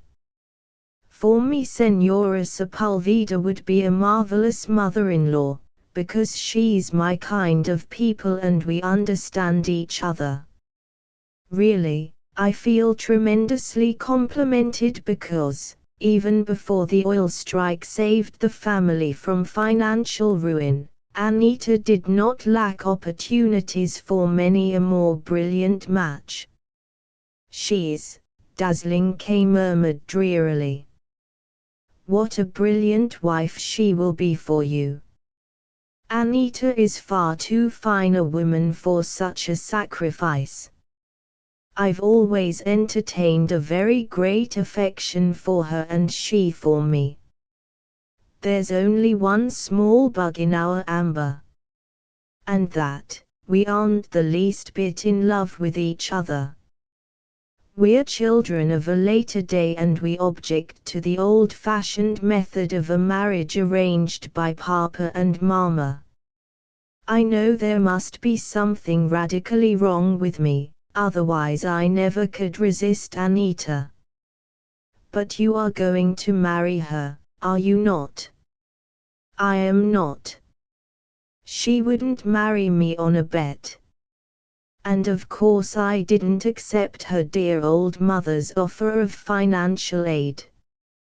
Couldn't, under the circumstances, and besides, it would not be kind of me to transfer my burden to them. I much prefer to paddle my own canoe." He noticed a rush of color to the face as she turned abruptly toward him now. "What a heritage of pride you have, Miguel. But are you quite certain Anita does not love you? You should have heard all the nice things she said about you today."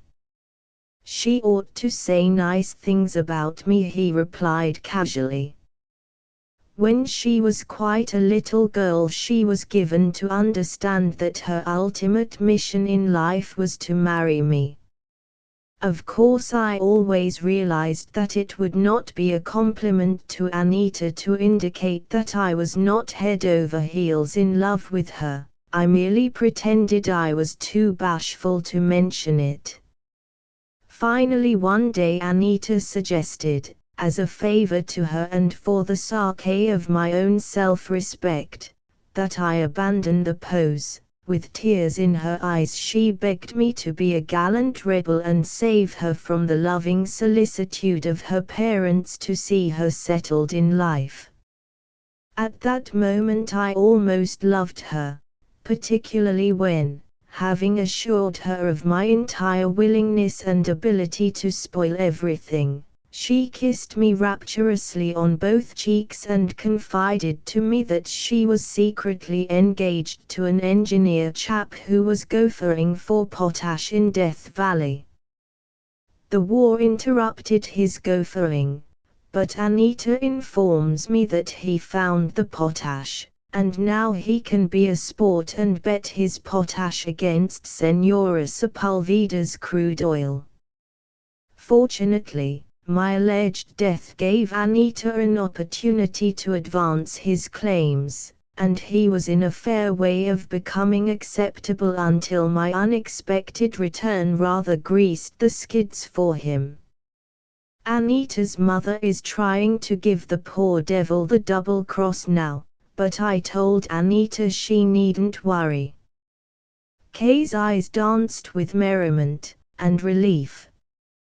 "But she persisted, you told me your problem was settled." "And it isn't." "It is.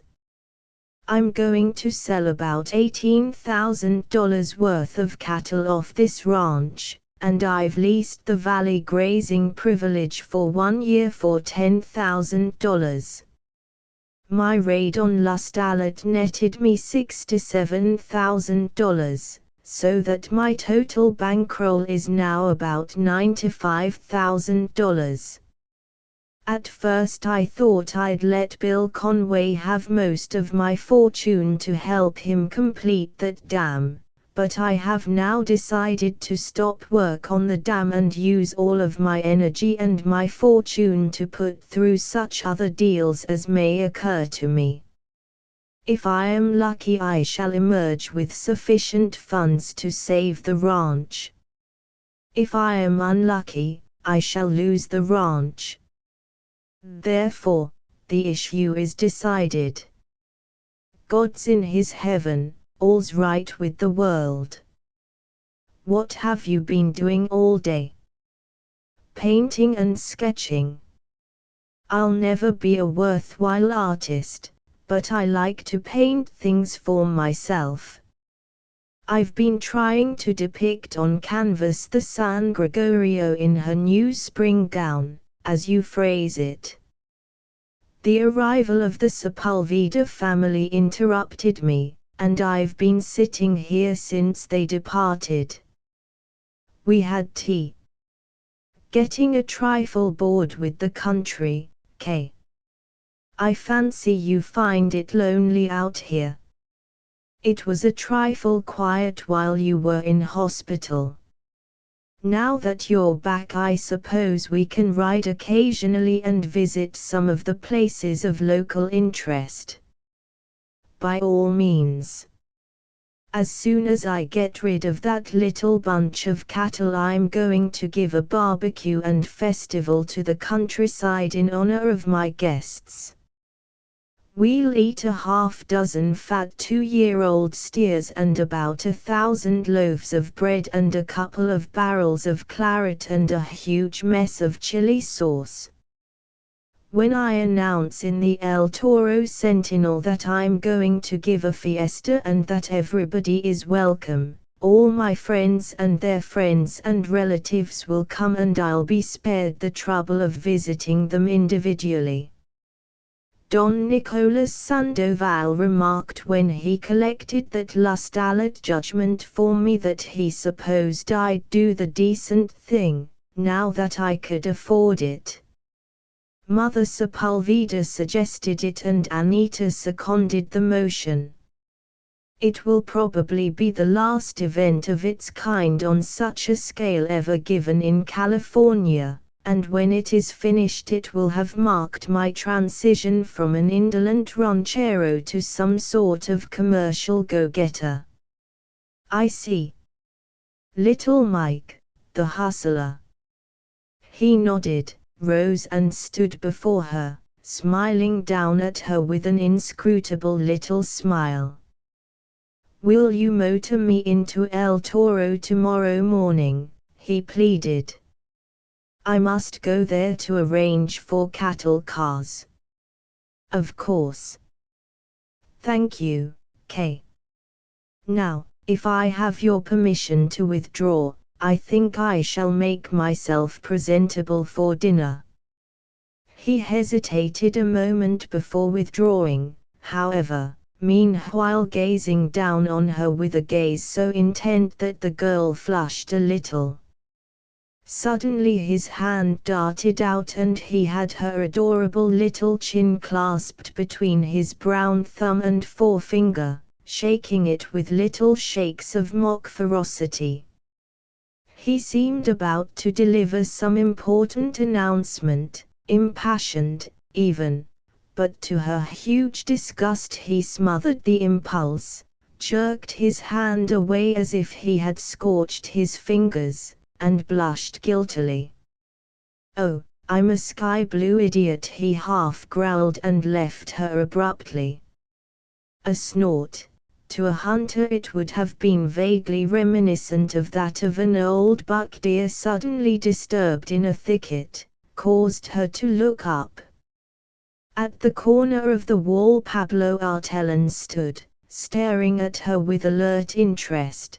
His posture was one of a man suddenly galvanized into immobility. Kay blushed, but instantly decided to appear nonchalant. Good evening, Pablo, she greeted the majordomo. How do you feel after your long, hard day on the range? Gracias, miss. Myself, I feel pretty good. When my boss he's happy, well, Pablo Artellán he's happy just the same. The girl noted his emphasis. That's very nice of you, Pablo, I'm sure. Have you any idea, she continued with bland innocence, why Don Miguel is so happy this evening? Pablo leaned against the adobe wall, thoughtfully drew forth tobacco bag and brown cigarette paper and, while shaking his head and appearing to ponder Kay's question, rolled a cigarette and lighted it. "Well, señorita," he began presently, "I think first maybe it is because Don Miguel find him one little piece paper on the trail. I see him pick those paper up and look at him for long time before he write to me and ask me many question about the señorita and Señor Bill Conway those day we ride to Aguacaliente. He say to me, 'Pablo, you see Señor Bill Conway give to the señorita a writing.' Si, señor. You see Señorita Parker give to Señor Bill Conway a writing."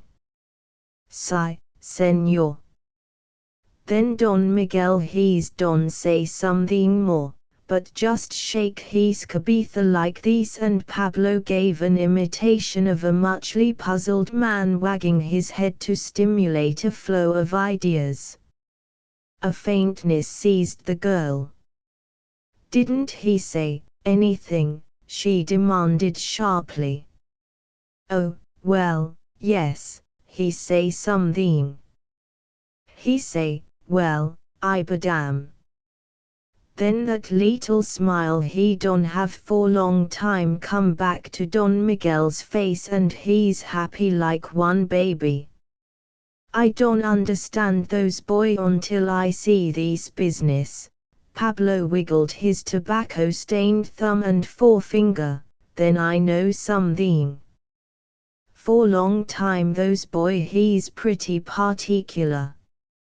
Even those so beautiful señorita, Nita Sepulveda, she don't rope those boy like you rope it, señorita." And with the license of an old and trusted servant, the sage of Palomar favored her with a knowing wink. He knows, the girl thought. What must he think of me? Oh dear. If he mentions the subject to me I shall die. Tears of mortification were in her eyes as she turned angrily upon the amazed Pablo. You, old sky blue idiot," she charged and fled to her room. Chapter 8. First coherent thought was to claim the privilege of her sex, a headache, and refrain from joining Don Mike and her parents at dinner. Upon consideration, however, she decided that since she would have to face the issue sooner or later, she might as well be brave and not try to evade it. For she knew now the fate of the promissory note Bill Conway had given her and which she had thrust into the pocket of her riding coat. It had worked out of her pocket and dropped beside the trail to Aguacaliente Basin, and fate had ordained that it should be found by the one person in the world not entitled to that privilege. Kay would have given $50,000 for some miraculous filter which, administered surreptitiously to Miguel Farrell, would cause him to forget what the girl now realized he knew of her secret negotiations with Bill Conway for the salvation of the ranch. Nevertheless, despite her overwhelming embarrassment and distress, the question occurred to her again and again, what would Don Miguel Farrell do about it? She hadn't the slightest doubt but that his tremendous pride would lead him to reject her aid and comfort, but how was he to accomplish this delicate procedure? The situation was fraught with as much awkwardness and embarrassment for him as for her. She was late in joining the others at table. To her great relief, after rising politely at her entrance and favoring her with an impersonal smile, Farrell sat down and continued to discuss with John Parker and his wife the great natural resources of Siberia and the designs of the Japanese Empire upon that territory. About the time the black coffee made its appearance, Kay's harassed soul had found sanctuary in the discussion of a topic which she knew would be of interest, one in which she felt she could join exuberantly. "Do tell father and mother of your plans for a fiesta, Miguel," she pleaded presently. "A fiesta, eh?" Mrs. Parker was instantly interested. "Miguel, that is, indeed, a bright thought. I volunteer as a patroness here and now. John, you can be a judge of the course, or something. Miguel, what is the occasion of your fiesta?" "At a period in the world's history, Mrs. Parker, when butter is $1 a pound and blue denim overalls sell freely for $3 a pair, I think we ought to do something to dissipate the general gloom. I want to celebrate my return to civil life, and my more recent return from the grave. Also, I would just as lief indicate to the county at large that, outside of business hours, we constitute a very happy little family here, so if you all please, I shall announce a fiesta in honor of the Parker family. It will last all day and night and we are to have a Wild West show," Kay added eagerly. "Where will it be held, Miguel?" "Down at our old abandoned racetrack, about a mile from here." Mrs. Parker nodded approval. "John, you old dud," she decided, "you always liked horse races and athletics. You're stuck for some prizes." Her indulgent husband good-naturedly agreed, and at Kay's suggestion, Carolina brought a pencil and a large writing tablet, whereupon the girl constituted herself secretary of the carnival committee and wrote the program, as arranged by Don Mike and her father. She thrilled when Farrell announced a race of 6 furlongs for ladies' saddle horses, to be ridden by their owners. "You ought to win that with Panchito," he suggested to Kay. Kay's heart beat happily. In Farrell's suggestion that she ride Panchito in this race, she decided that here was evidence that her host did not contemplate any action that would tend to render the ranch untenable for her prior to the fiesta. Indeed, there was nothing in his speech or bearing that indicated the slightest mental perturbation now that he had discovered the compact existing between her and Bill Conway. Perhaps his pride was not so high as she had rated it. What if her action had been secretly pleasing to him? Somehow, Kay found this latter thought disturbing and distasteful. It was long past midnight before she could dismiss the enigma from her thoughts and fall asleep. It was later than that, however, before Don Miguel José Federico Noriega Farrell dismissed her from his thoughts and succumbed to the arms of Morpheus. For quite a while after retiring to his room he sat on the edge of the bed, rubbing his toes with one hand and holding Bill Conway's promissory note before him with the other. "That girl and her mother are my secret allies," he soliloquized. "Bless their dear kind hearts." Kay has confided in Conway and for reasons best known to himself he has secretly accepted of her aid. "Now I wonder," he continued, "what the devil actuates her to double-cross her own father in favor of a stranger." He tucked the note back in his pocket, removed a sock and rubbed the other foot thoughtfully. Well, whatever happens, he decided eventually, I've got to keep my secret to myself, while at the same time effectually preventing this young lady from advancing Bill Conway any further funds for my relief. I cannot afford her pity or her charity. I can accept her sympathy, but not her aid.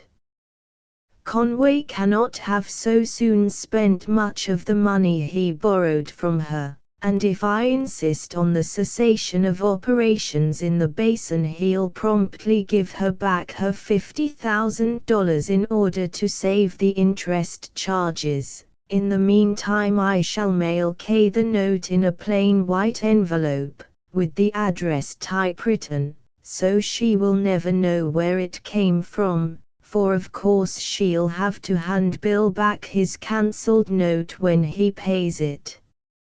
He blew out the light and retired, not to sleep, but to revolve plan after plan for the salvation of the ranch.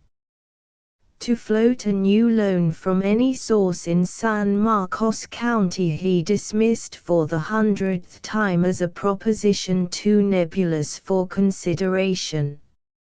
His only hope of a bank loan lay in an attempt to interest outside bankers to a point where they would consent to have the property appraised. Perhaps the letter from Parker which he held would constitute evidence to cautious capitalists of the sufficiency of the security for the loan. It was for that purpose that he had cunningly inveigled Parker into making him that offer to clear out and leave him a fair field and no litigation. However, Don Mike knew that between bankers there exists a certain mutual dependence, a certain cohesiveness that makes for mutual protection. If, for instance, he told himself, he should apply to a San Francisco bank for a loan on the ranch, the bank, prior to wasting either time or mental energy on his application, would first ascertain from sources other than him, whether it was remotely worthwhile considering the loan up to a point of sending a representative down to appraise the land. Their first move, therefore, would be to write their correspondent in El Toro, John Parker's bank, the First National, for information regarding the Farrell family, the ranch and the history of the mortgage. Don Mike was not such an optimist as to believe that the report of Parker's bank would be such as to encourage the outside bank to proceed further in the deal. He was also aware that the loan would not be attractive to commercial banks, who are forced, in self-protection, to loan their money on liquid assets. He must therefore turn to the savings banks and trust companies.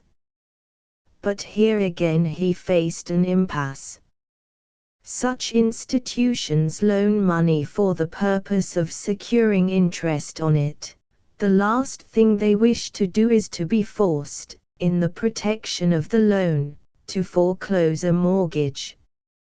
Hence, should they entertain the slightest doubt of his inability to repay the mortgage, should they be forced to consider the probability of foreclosure eventually, he knew they would not consider the loan.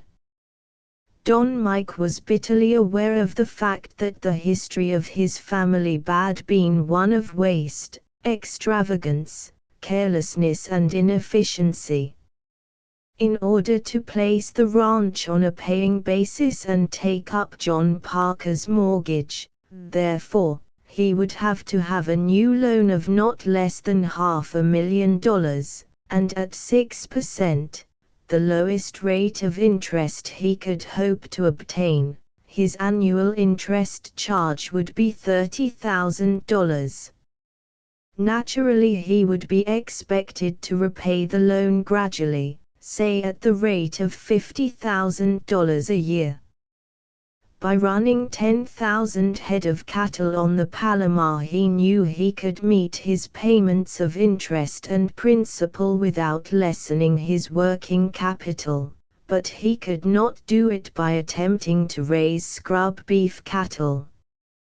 He would gradually produce a herd of purebred Herefords, but in the meantime he would have to buy feeders, grow them out on the Palomar range and sell them at a profit. During the present high price of beef cattle, he dared not gamble on borrowed capital, else with a slump in prices he might be destroyed. It would be a year or two, at least, before he might accept that risk. Indeed, the knowledge of this condition had induced him to lease the San Gregorio for 1 year to the Basque sheep man, André Lustalet. If, in the interim, he should succeed in saving the ranch, he knew that a rest of 1 year would enable the range to recover from the damage inflicted upon it by the sheep. In his desolation there came to him presently a wave of the strong religious faith that was his sole unencumbered heritage. Once again he was a trustful little boy. He slid out of the great bed of his ancestors and knelt on the old rag mat beside it. He poured out an appeal for help from one who, he had been told, who, he truly believed, marked the sparrow's fall.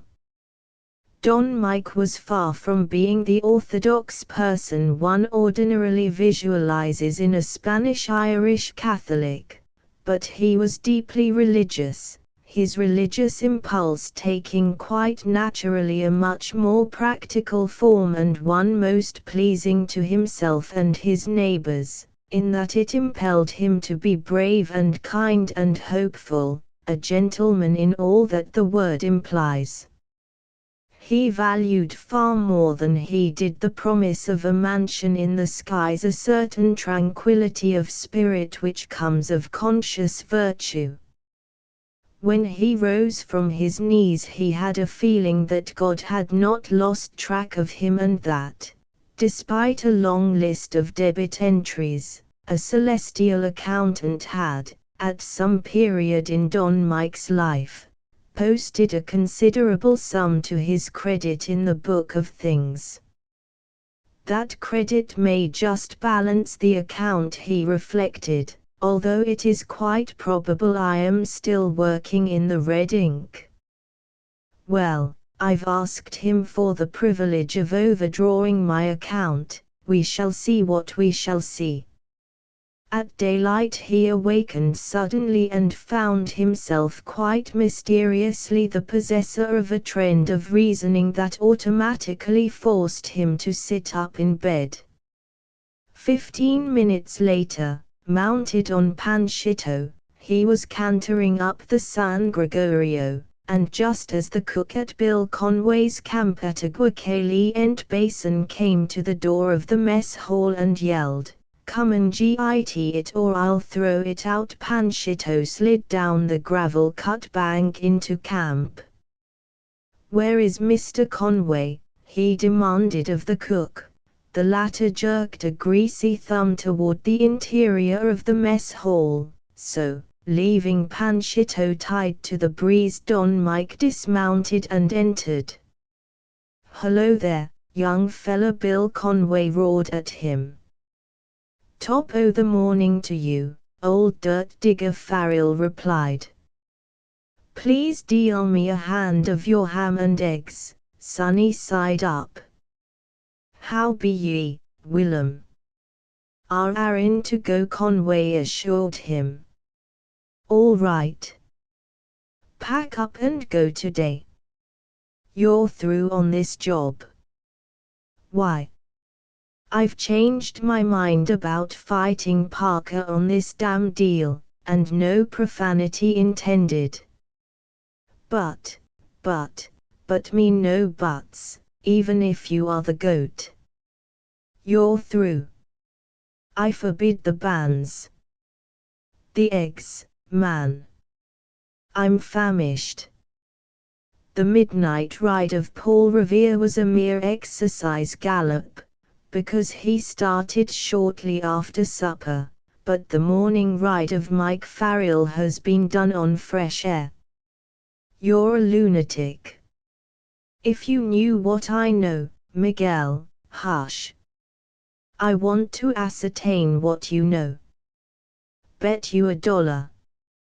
He slammed $1 down on the table and held his palm over it. Bill Conway produced $1 and likewise covered it. Very well, son, he replied.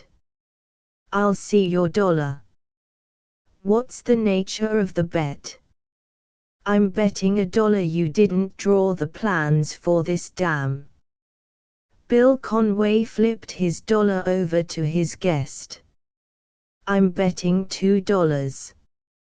Conway took $2 silver from his vest pocket and laid them on the table.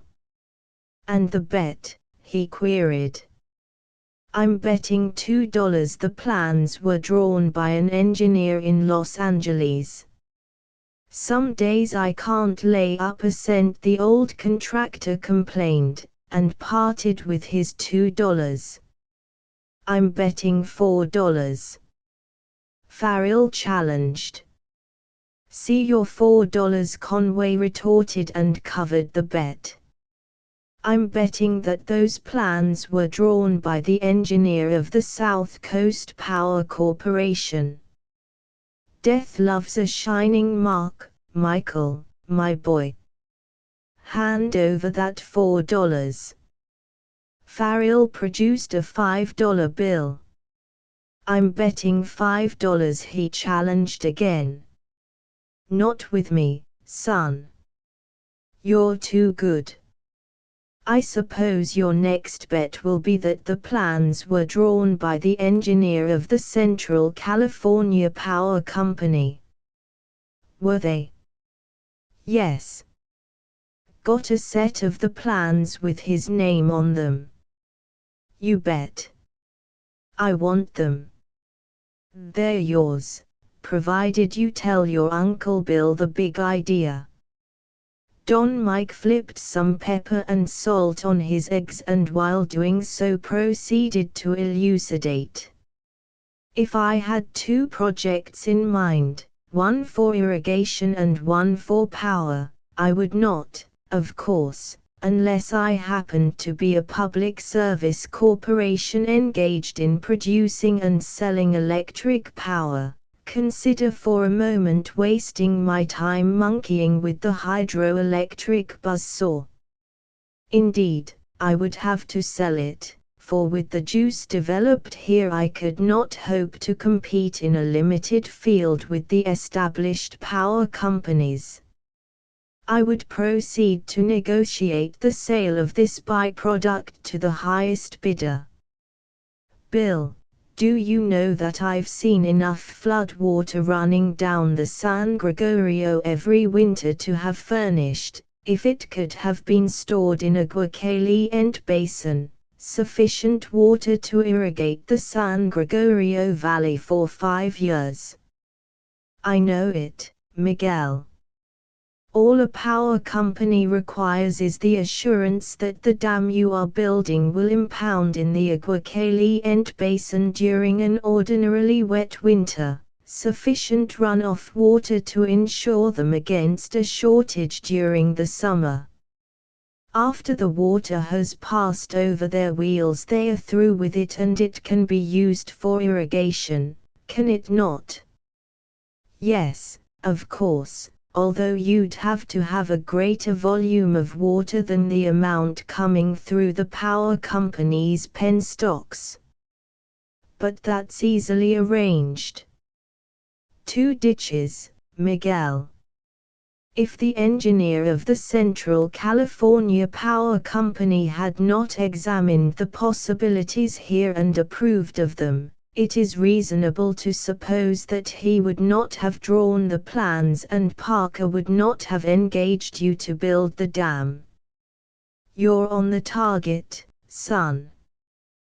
Go on. Then Parker must have entered into an agreement to sell, and the Central California Power Company must have agreed to buy, if and when Parker could secure legal title to the Rancho Palomar, a certain number of miners' inches of water daily, in perpetuity, together with certain lands for a power station and a perpetual right-of-way for their power lines over the lands of this ranch. Well, son, that's what I would have done in a similar situation.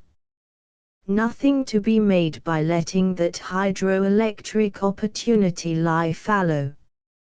No profit in wasting kilowatts, Miguel. We haven't got a third of the power necessary for the proper development of this state.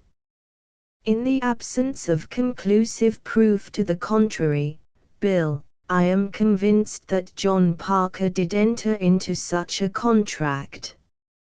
Naturally, until he should secure the title to the ranch, the Railroad Commission, which regulates all public service corporations in this state, would not grant the power company permission to gamble on the truth of an official report that I had been killed in Siberia. Your reasoning is sound. Now eat, and after breakfast I'll tell you things. Your visit and your eager inquiries have started a train of thought in my thick head.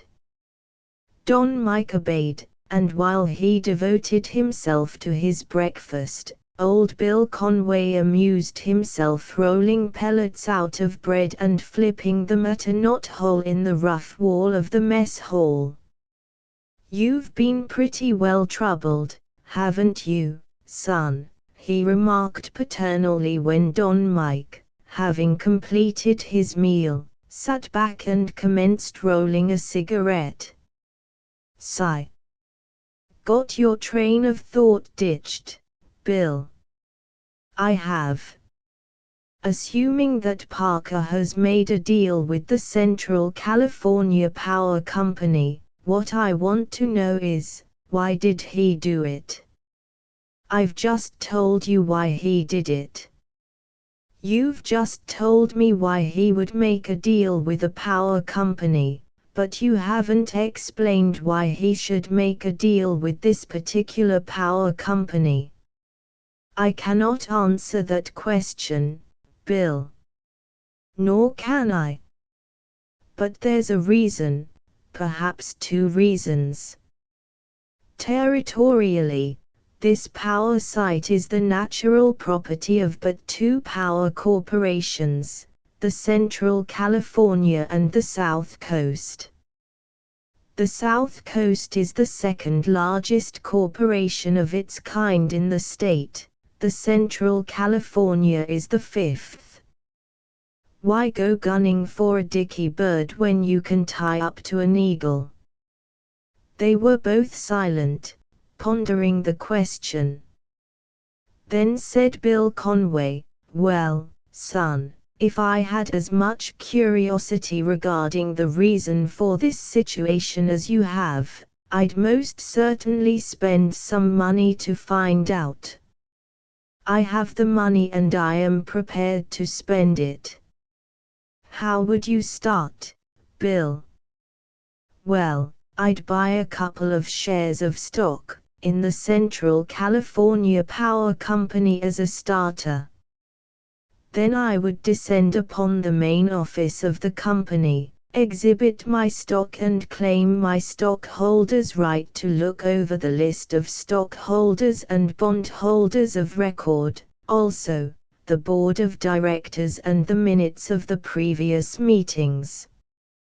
You may not find John Parker's name listed either as stockholder, bondholder or director, but you might find the First National Bank of El Toro, represented by the cashier or the first vice president of that institution. Also, if I were you, I'd just naturally hop the rattler for San Francisco, hire myself to some stockbroker's office to buy this stock, and while buying it look over the daily reports of the stock market for the past few years and see if the figures suggested anything to me. Anything else? Thus endeth the first lesson, Miguel. At that it's only a vague suspicion. Get out of my way, boy. I'm going out to build a dam and you're not ready to stop me, yet.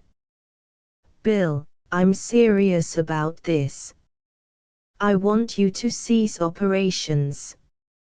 Bill Conway turned upon him almost angrily. What for? He demanded. I own the Rancho Palomar. I forbid it. I have a good and sufficient reason. But, son, I can finance the confounded dam. I have it financed already. So have I, if I cared to accept favors. Bill Conway approached and took his young friend by each shoulder. Son, he pleaded, please let me build this dam. I was never so plumb interested in any job before. I'll take a chance. I know what I'm going to do and how I'm going to do it, and you aren't going to be obligated the least little bit. Isn't John Parker stuck for it all, in the long run? Why, I've got that hombre by the short hair. I know, but long before you can collect from him you'll be financially embarrassed. Don't worry. I've been a miser all my life and I've got a lot of money hid out. Please, son, quit interfering with me. You asked me to help you out, I accepted and I'm going to go through until stopped by legal procedure. And if you have the law on me I'll never speak to you again. Your attitude doesn't fit in with my plans, Bill Conway. Yours don't fit in with mine. Besides, I'm older than you and if there was one thing your father taught you it was respect for your elders. 2 heads are better than 1. You crack right along and try to save your ranch in your way and I'll crack right along and try to save it my way. You pay your way and I'll pay mine. That's fair, isn't it? Yes, but, fiddlesticks, on your way. You're wasting your breath arguing with me. Don Mike knew it. Well, let me have a set of the plans, he concluded sulkily. Bill Conway handed him out a roll of blueprints and Farrell-mounted panchito and returned to the hacienda. The blueprints he hid in the barn before presenting himself at the house.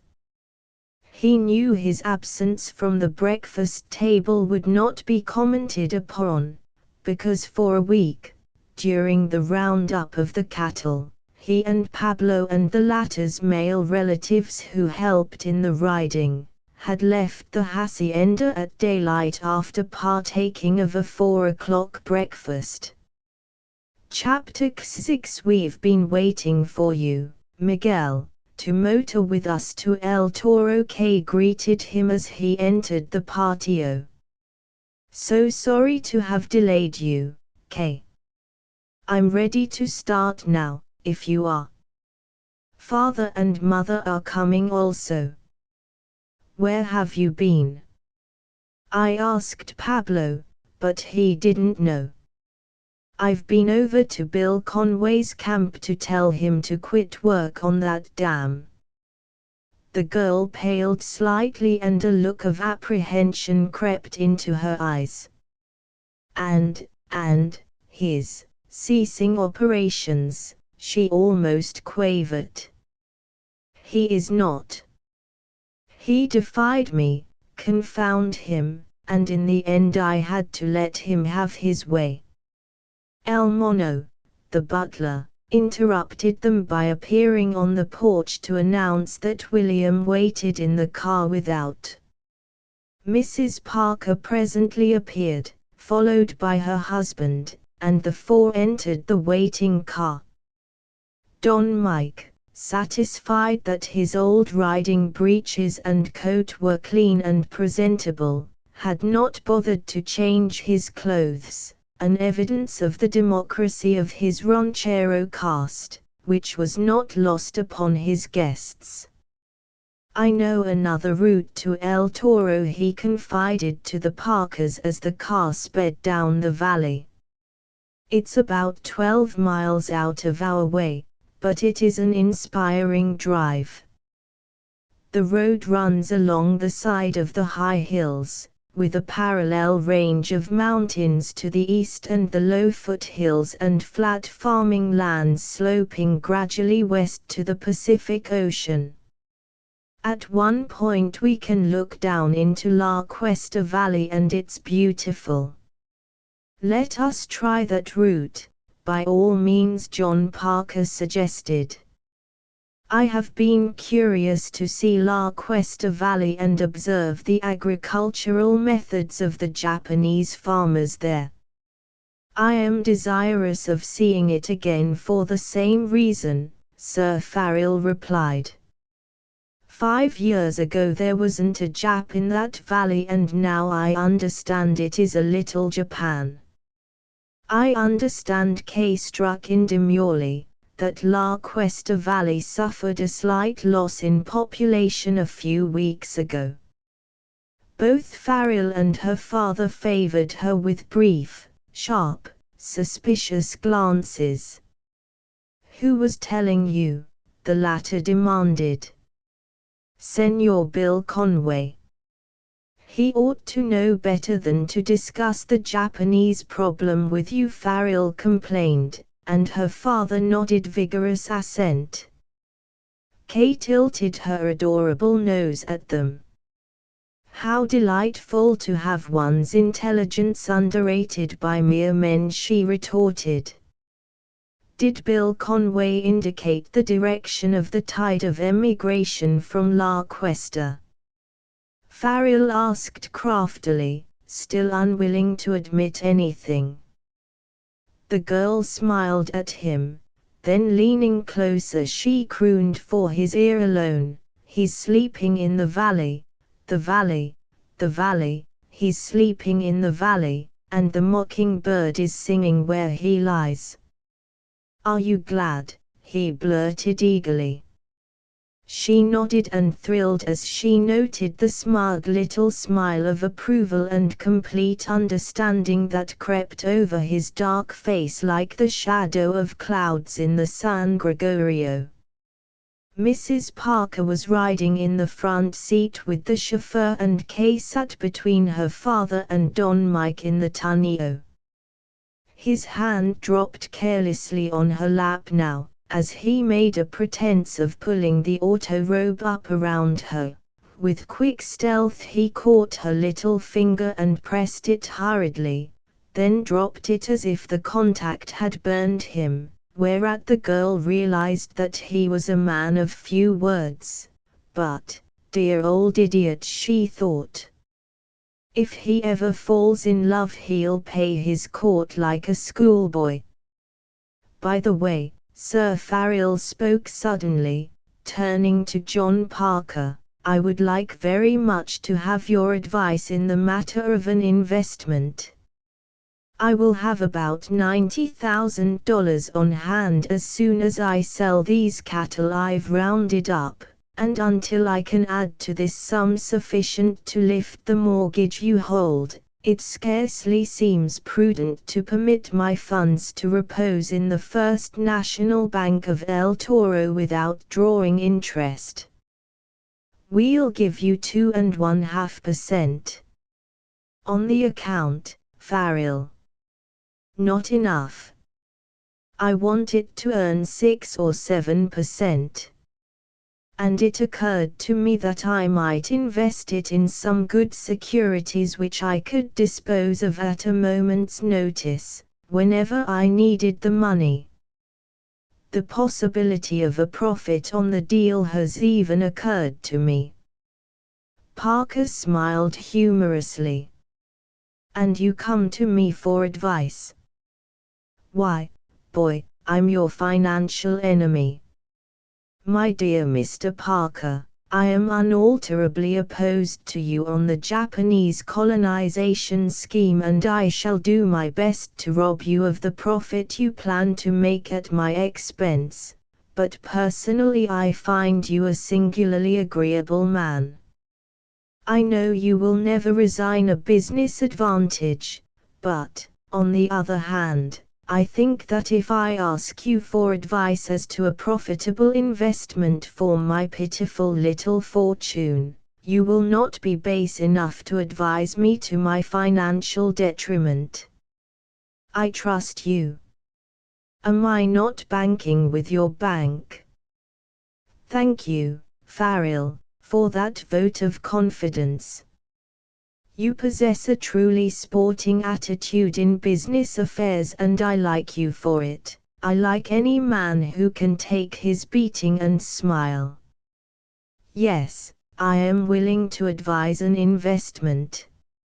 I know of a dozen splendid securities that I can conscientiously recommend as a safe investment, although, in the event of the inevitable settlement that must follow the war and our national orgy of extravagance and high prices, I advise you frankly to wait a while before taking on any securities. You cannot afford to absorb the inevitable shrinkage in the values of all commodities when the showdown comes. However, there is a new issue of South Coast Power Company first mortgage bonds that can be bought now to yield 8%. And I should be very much inclined to take a chance on them, Farrell. The debentures of the power corporations in this state are about the best I know of." "I think you are quite right," Sir Farrell agreed. "Eventually the South Coast Company is bound to divide with the Pacific Company control of the power business of the state. I dare say that in the fullness of time the South Coast people will arrange a merger with the Central California Power Company." "Perhaps. The Central California Company is underfinanced and not particularly well managed, Farrell. I think it is, potentially, an excellent property, but its bonds have been rather depressed for a long time." Farrell nodded his understanding. "Thank you for your advice, sir. When I am ready, will your bank be good enough to arrange the purchase of the South Coast bonds for me?" "Certainly. Happy to oblige you, Farrell. But do not be in too great a hurry. You may lose more in the shrinkage of values if you buy now than you would make in interest. I shall be guided by your advice, sir." "You are very kind. By the way," Parker continued, with a deprecatory smile, "I haven't entered suit against you in the matter of that foreclosure. I didn't desire to annoy you while you were in hospital, and you've been busy on the range ever since. When can I induce you to submit to a process server?" "This afternoon will suit me, Mr. Parker. I'll gladly wait a while longer, if you can give me any tangible assurance of your ability to meet the mortgage." "I cannot do that today, sir, although I may be able to do so if you will defer action for 3 days." Parker nodded and the conversation languished. The car had climbed out of the San Gregorio and was mounting swiftly along the route to La Cuesta, affording to the Parkers a panorama of mountain, hill, valley and sea so startling in its vastness and its rugged beauty that Don Mike realized his guests had been silenced as much by awe as by their desire to avoid a painful and unprofitable conversation. Suddenly they swung wide around a turn and saw, 2,000 feet below them, La Cuesta Valley. The chauffeur parked the car on the outside of the turn to give his passengers a long, unobstructed view. "Looks like a green checkerboard with tiny squares," Parker remarked presently. "Little Japanese farms. There must be 1,000 of them, Farrell." "That means not less than 5,000 Japanese, Mr. Parker. It means that literally a slice of Japan has been transplanted in La Cuesta Valley, perhaps the fairest and most fruitful valley in the fairest and most fruitful state in the fairest and most fruitful country God ever made. And it is lost to white men. Serves them right. Why didn't they retain their lands? Why doesn't water run uphill? A few Japs came in and leased or bought lands long before we Californians suspected a yellow peril. They paid good prices to inefficient white farmers who were glad to get out at a price in excess of what any white man could afford to pay. After we passed our land law in 1913, white men continued to buy the lands for a corporation owned by Japanese with white dummy directors, or a majority of the stock of the corporation ostensibly owned by white men. Thousands of patriotic Californians have sold their farms to Japanese without knowing it. The law provides that a Japanese cannot lease land longer than 3 years, so when their leases expire they conform to our foolish law by merely shifting the tenants from one farm to another. Eventually so many Japs settled in the valley that white farmers, unable to secure white labor, unable to trust Japanese labor, unable to endure Japanese neighbors or to enter into Japanese social life, weary of paying taxes to support schools for the education of Japanese children, weary of daily contact with irritable, unreliable and unassimilable aliens, sold or leased their farms in order to escape into a white neighborhood. I presume, Mr. Parker, that nobody can realize the impossibility of withstanding this yellow flood except those who have been overwhelmed by it.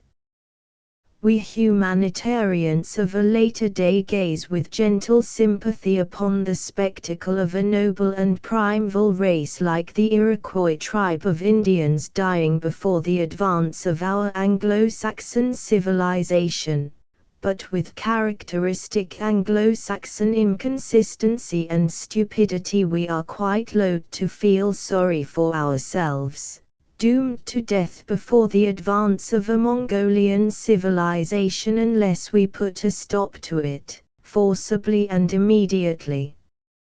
Let us go down and see for ourselves, Mrs. Parker suggested. Having reached the floor of the valley, at Farrell's suggestion they drove up one side of it and down the other. Motor truck after motor truck, laden with crated vegetables, passed them on the road, each truck driven by a Japanese, some of them wearing the peculiar bamboo hats of the Japanese coolie class.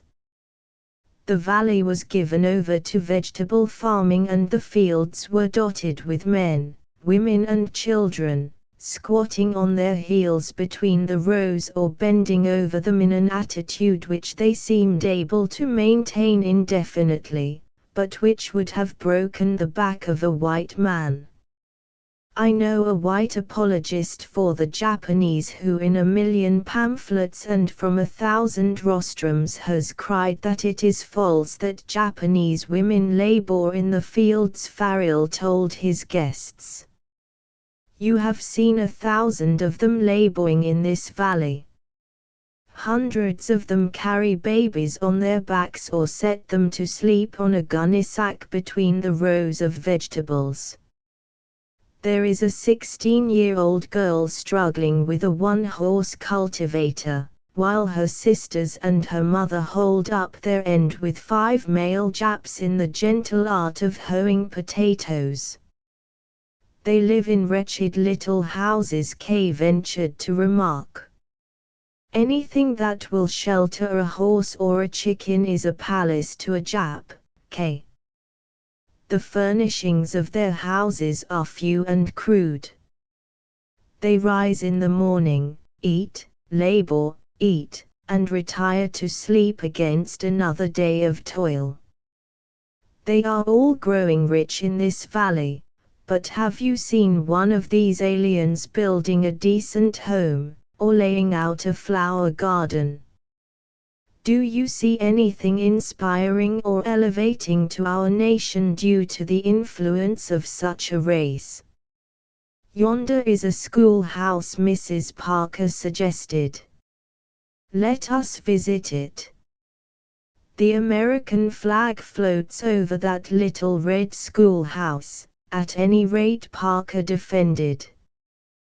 William halted the car in the schoolhouse yard and Farrell got out and walked to the schoolhouse door.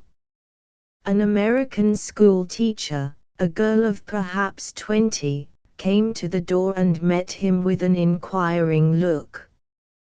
May we come in? Farrell pleaded. I have some Eastern people with me and I wanted to show them the sort of Americans you are hired to teach. She smiled ruefully. I am just about to let them out for recess, she replied. Your friends may remain in their car and draw their own conclusions. Thank you. Don Mike returned to the car. They're coming out for recess, he confided. Future American citizens and citizenesses. Count 'em. 32 little Japanese boys and girls, 3 Mexican or Indian children and 4 of undoubted white parentage trooped out into the yard and gathered around the car, gazing curiously.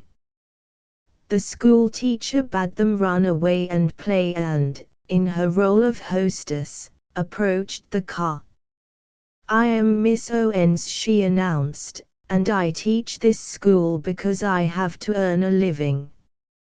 It is scarcely a task over which one can enthuse, although I must admit that Japanese children are not unintelligent and their parents dress them nicely and keep them clean. I suppose, Miss Owens, Farrell prompted her, having introduced himself and the Parkers, that you have to contend with the native Japanese schools. She pointed to a brown house half a mile away. Over it flew the flag of Japan. They learn ancestor worship and how to kowtow to the emperor's picture down there, after they have attended school here, she volunteered. Poor little tots. Their heads must ache with the amount of instruction they receive.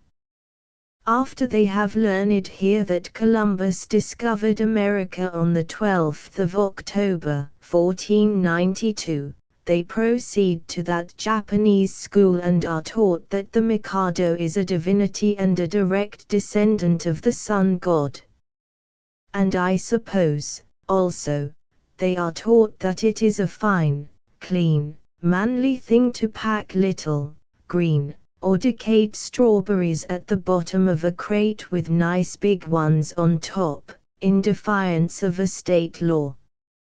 Our weights and measures law and a few others are very onerous to our people in La Cuesta. Do you mean to tell me, Miss Owens Parker asked, that you despair of educating these little Japanese children to be useful American citizens? I do.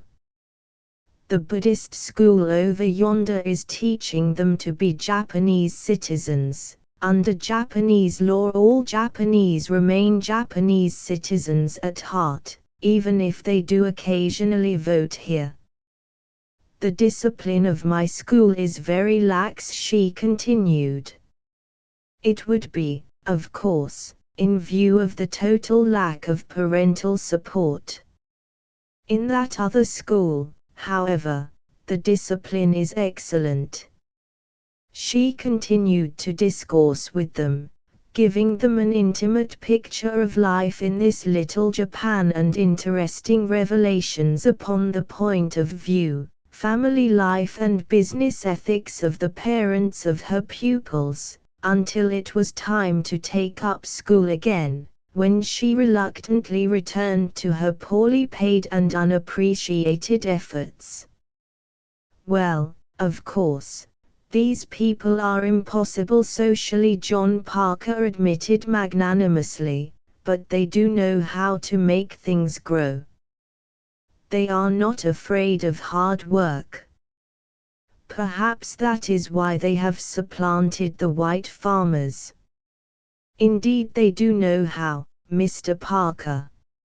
And they can produce good crops more cheaply than a white farmer. A Japanese with a wife and 2 fairly well-grown daughters saves the wages of 3 hired men. Thus he is enabled to work his ground more thoroughly. When he leases land, he tries to acquire rich land, which he robs of its fertility in 3 years and then passes on to renew the outrage elsewhere. Where he owns land, however, he increases fertility by proper fertilization.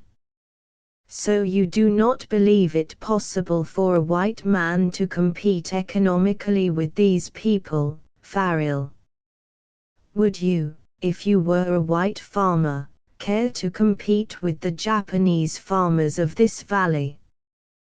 Would you care to live in a rough board shack, subsist largely on rice, labor from daylight to dark and force your wife and daughter to labor with you in the fields? Would you care to live in a kennel and never read a book or take an interest in public affairs or thrill at a sunset or consider that you really ought to contribute $1 toward starving childhood in Europe? Would you? You paint a sorry picture, Farrell. Parker was evasive. I paint what I see before me, he answered doggedly. This, in 5 years. And if this be progress as we view progress, if this be desirable industrial or agricultural evolution, then I'm out of tune with my world and my times, and as soon as I am certain of it I'll blow my brains out.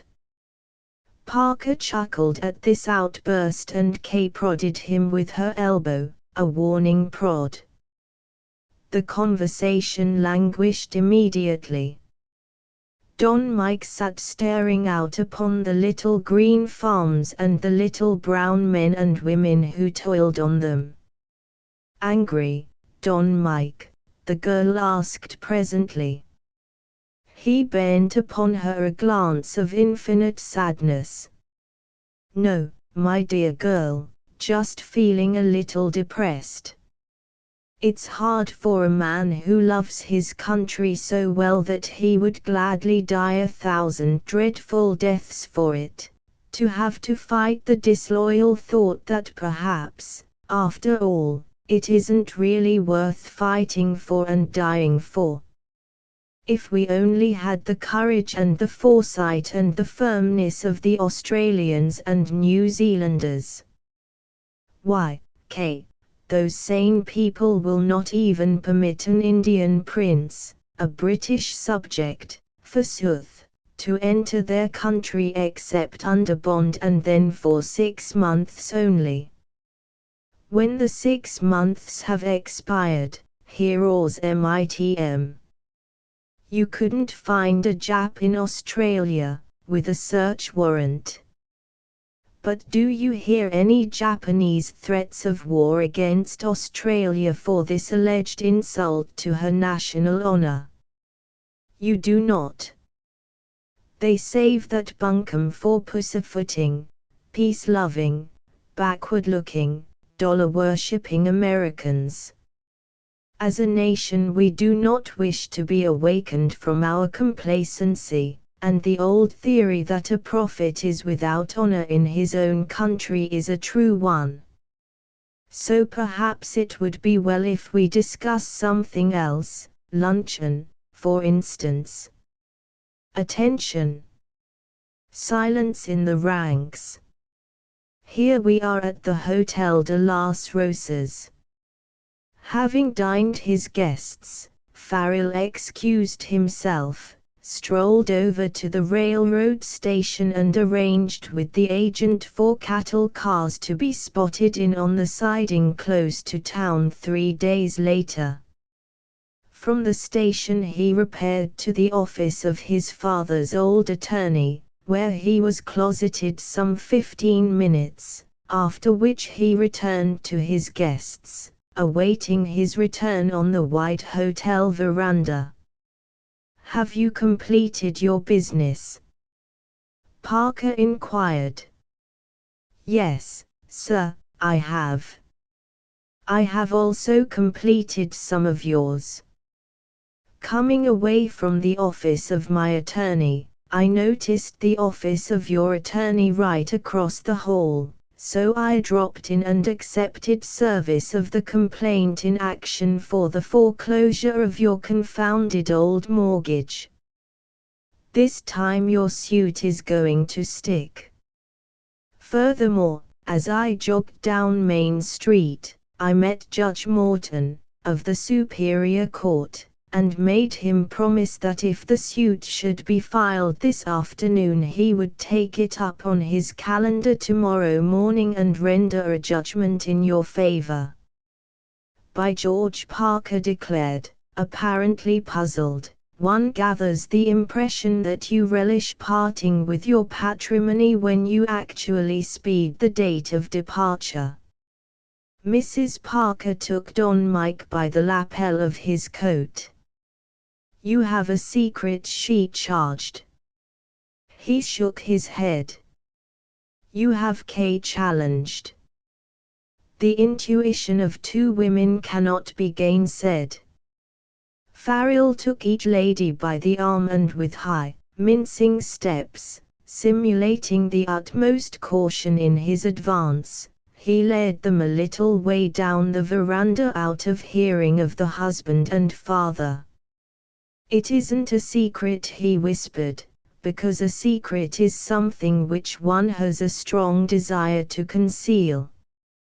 However, I do not in the least mind telling you the cause of the joyful look that has aroused your curiosity. Please lower your heads and incline your best ears toward me. There. I rejoice because I have the shaggy old wolf of Wall Street, more familiarly known as John Parker, beaten at his favorite indoor sport of high and lofty finance. 'Tis sad, but true. The old boy's a gone fawn. Le roi est mort. Vive le roi." Kay's eyes danced. "Really, Miguel?" "Not really or actually, Kay, but, morally certain." "Oh." There was disappointment in her voice.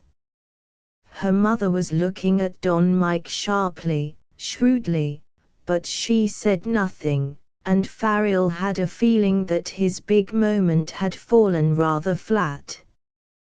How soon will John be called upon to bow his head and take the blow?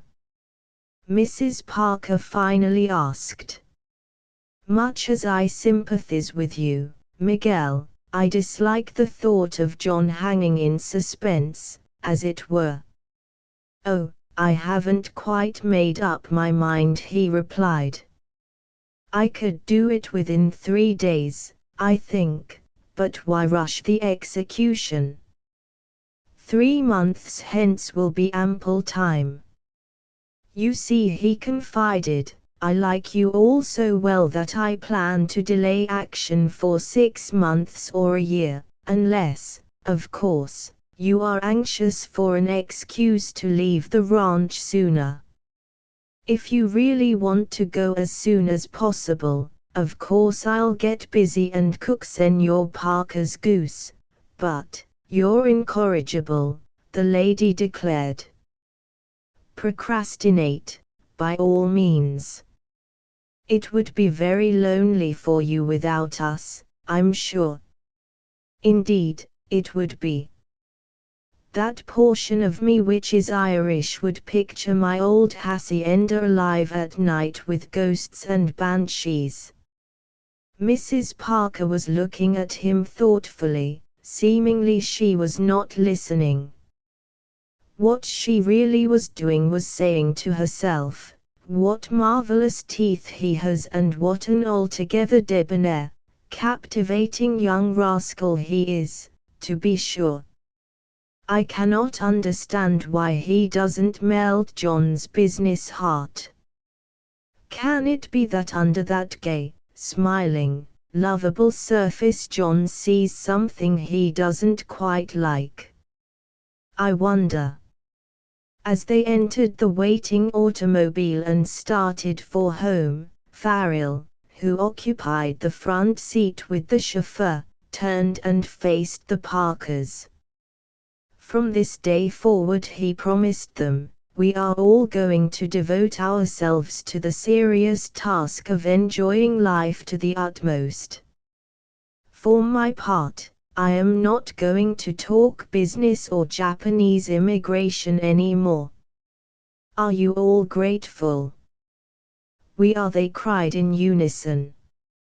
He thanked them with his mirthful eyes, faced around in his seat and, staring straight ahead, was soon lost in daydreams. John Parker and his wife exchanged glances, then both looked at their daughter, seated between them. She, too, was building castles in Spain.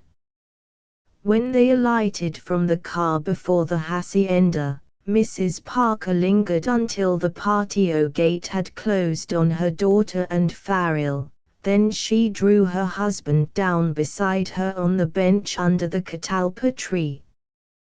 John, Miguel Farrell says he has you beaten. I hope so, dear, he replied feelingly. I know of but one way out for that young man, and if he has discovered it so readily, I'd be a poor sport indeed not to enjoy his victory. You never really meant to take his ranch away from him, did you, John?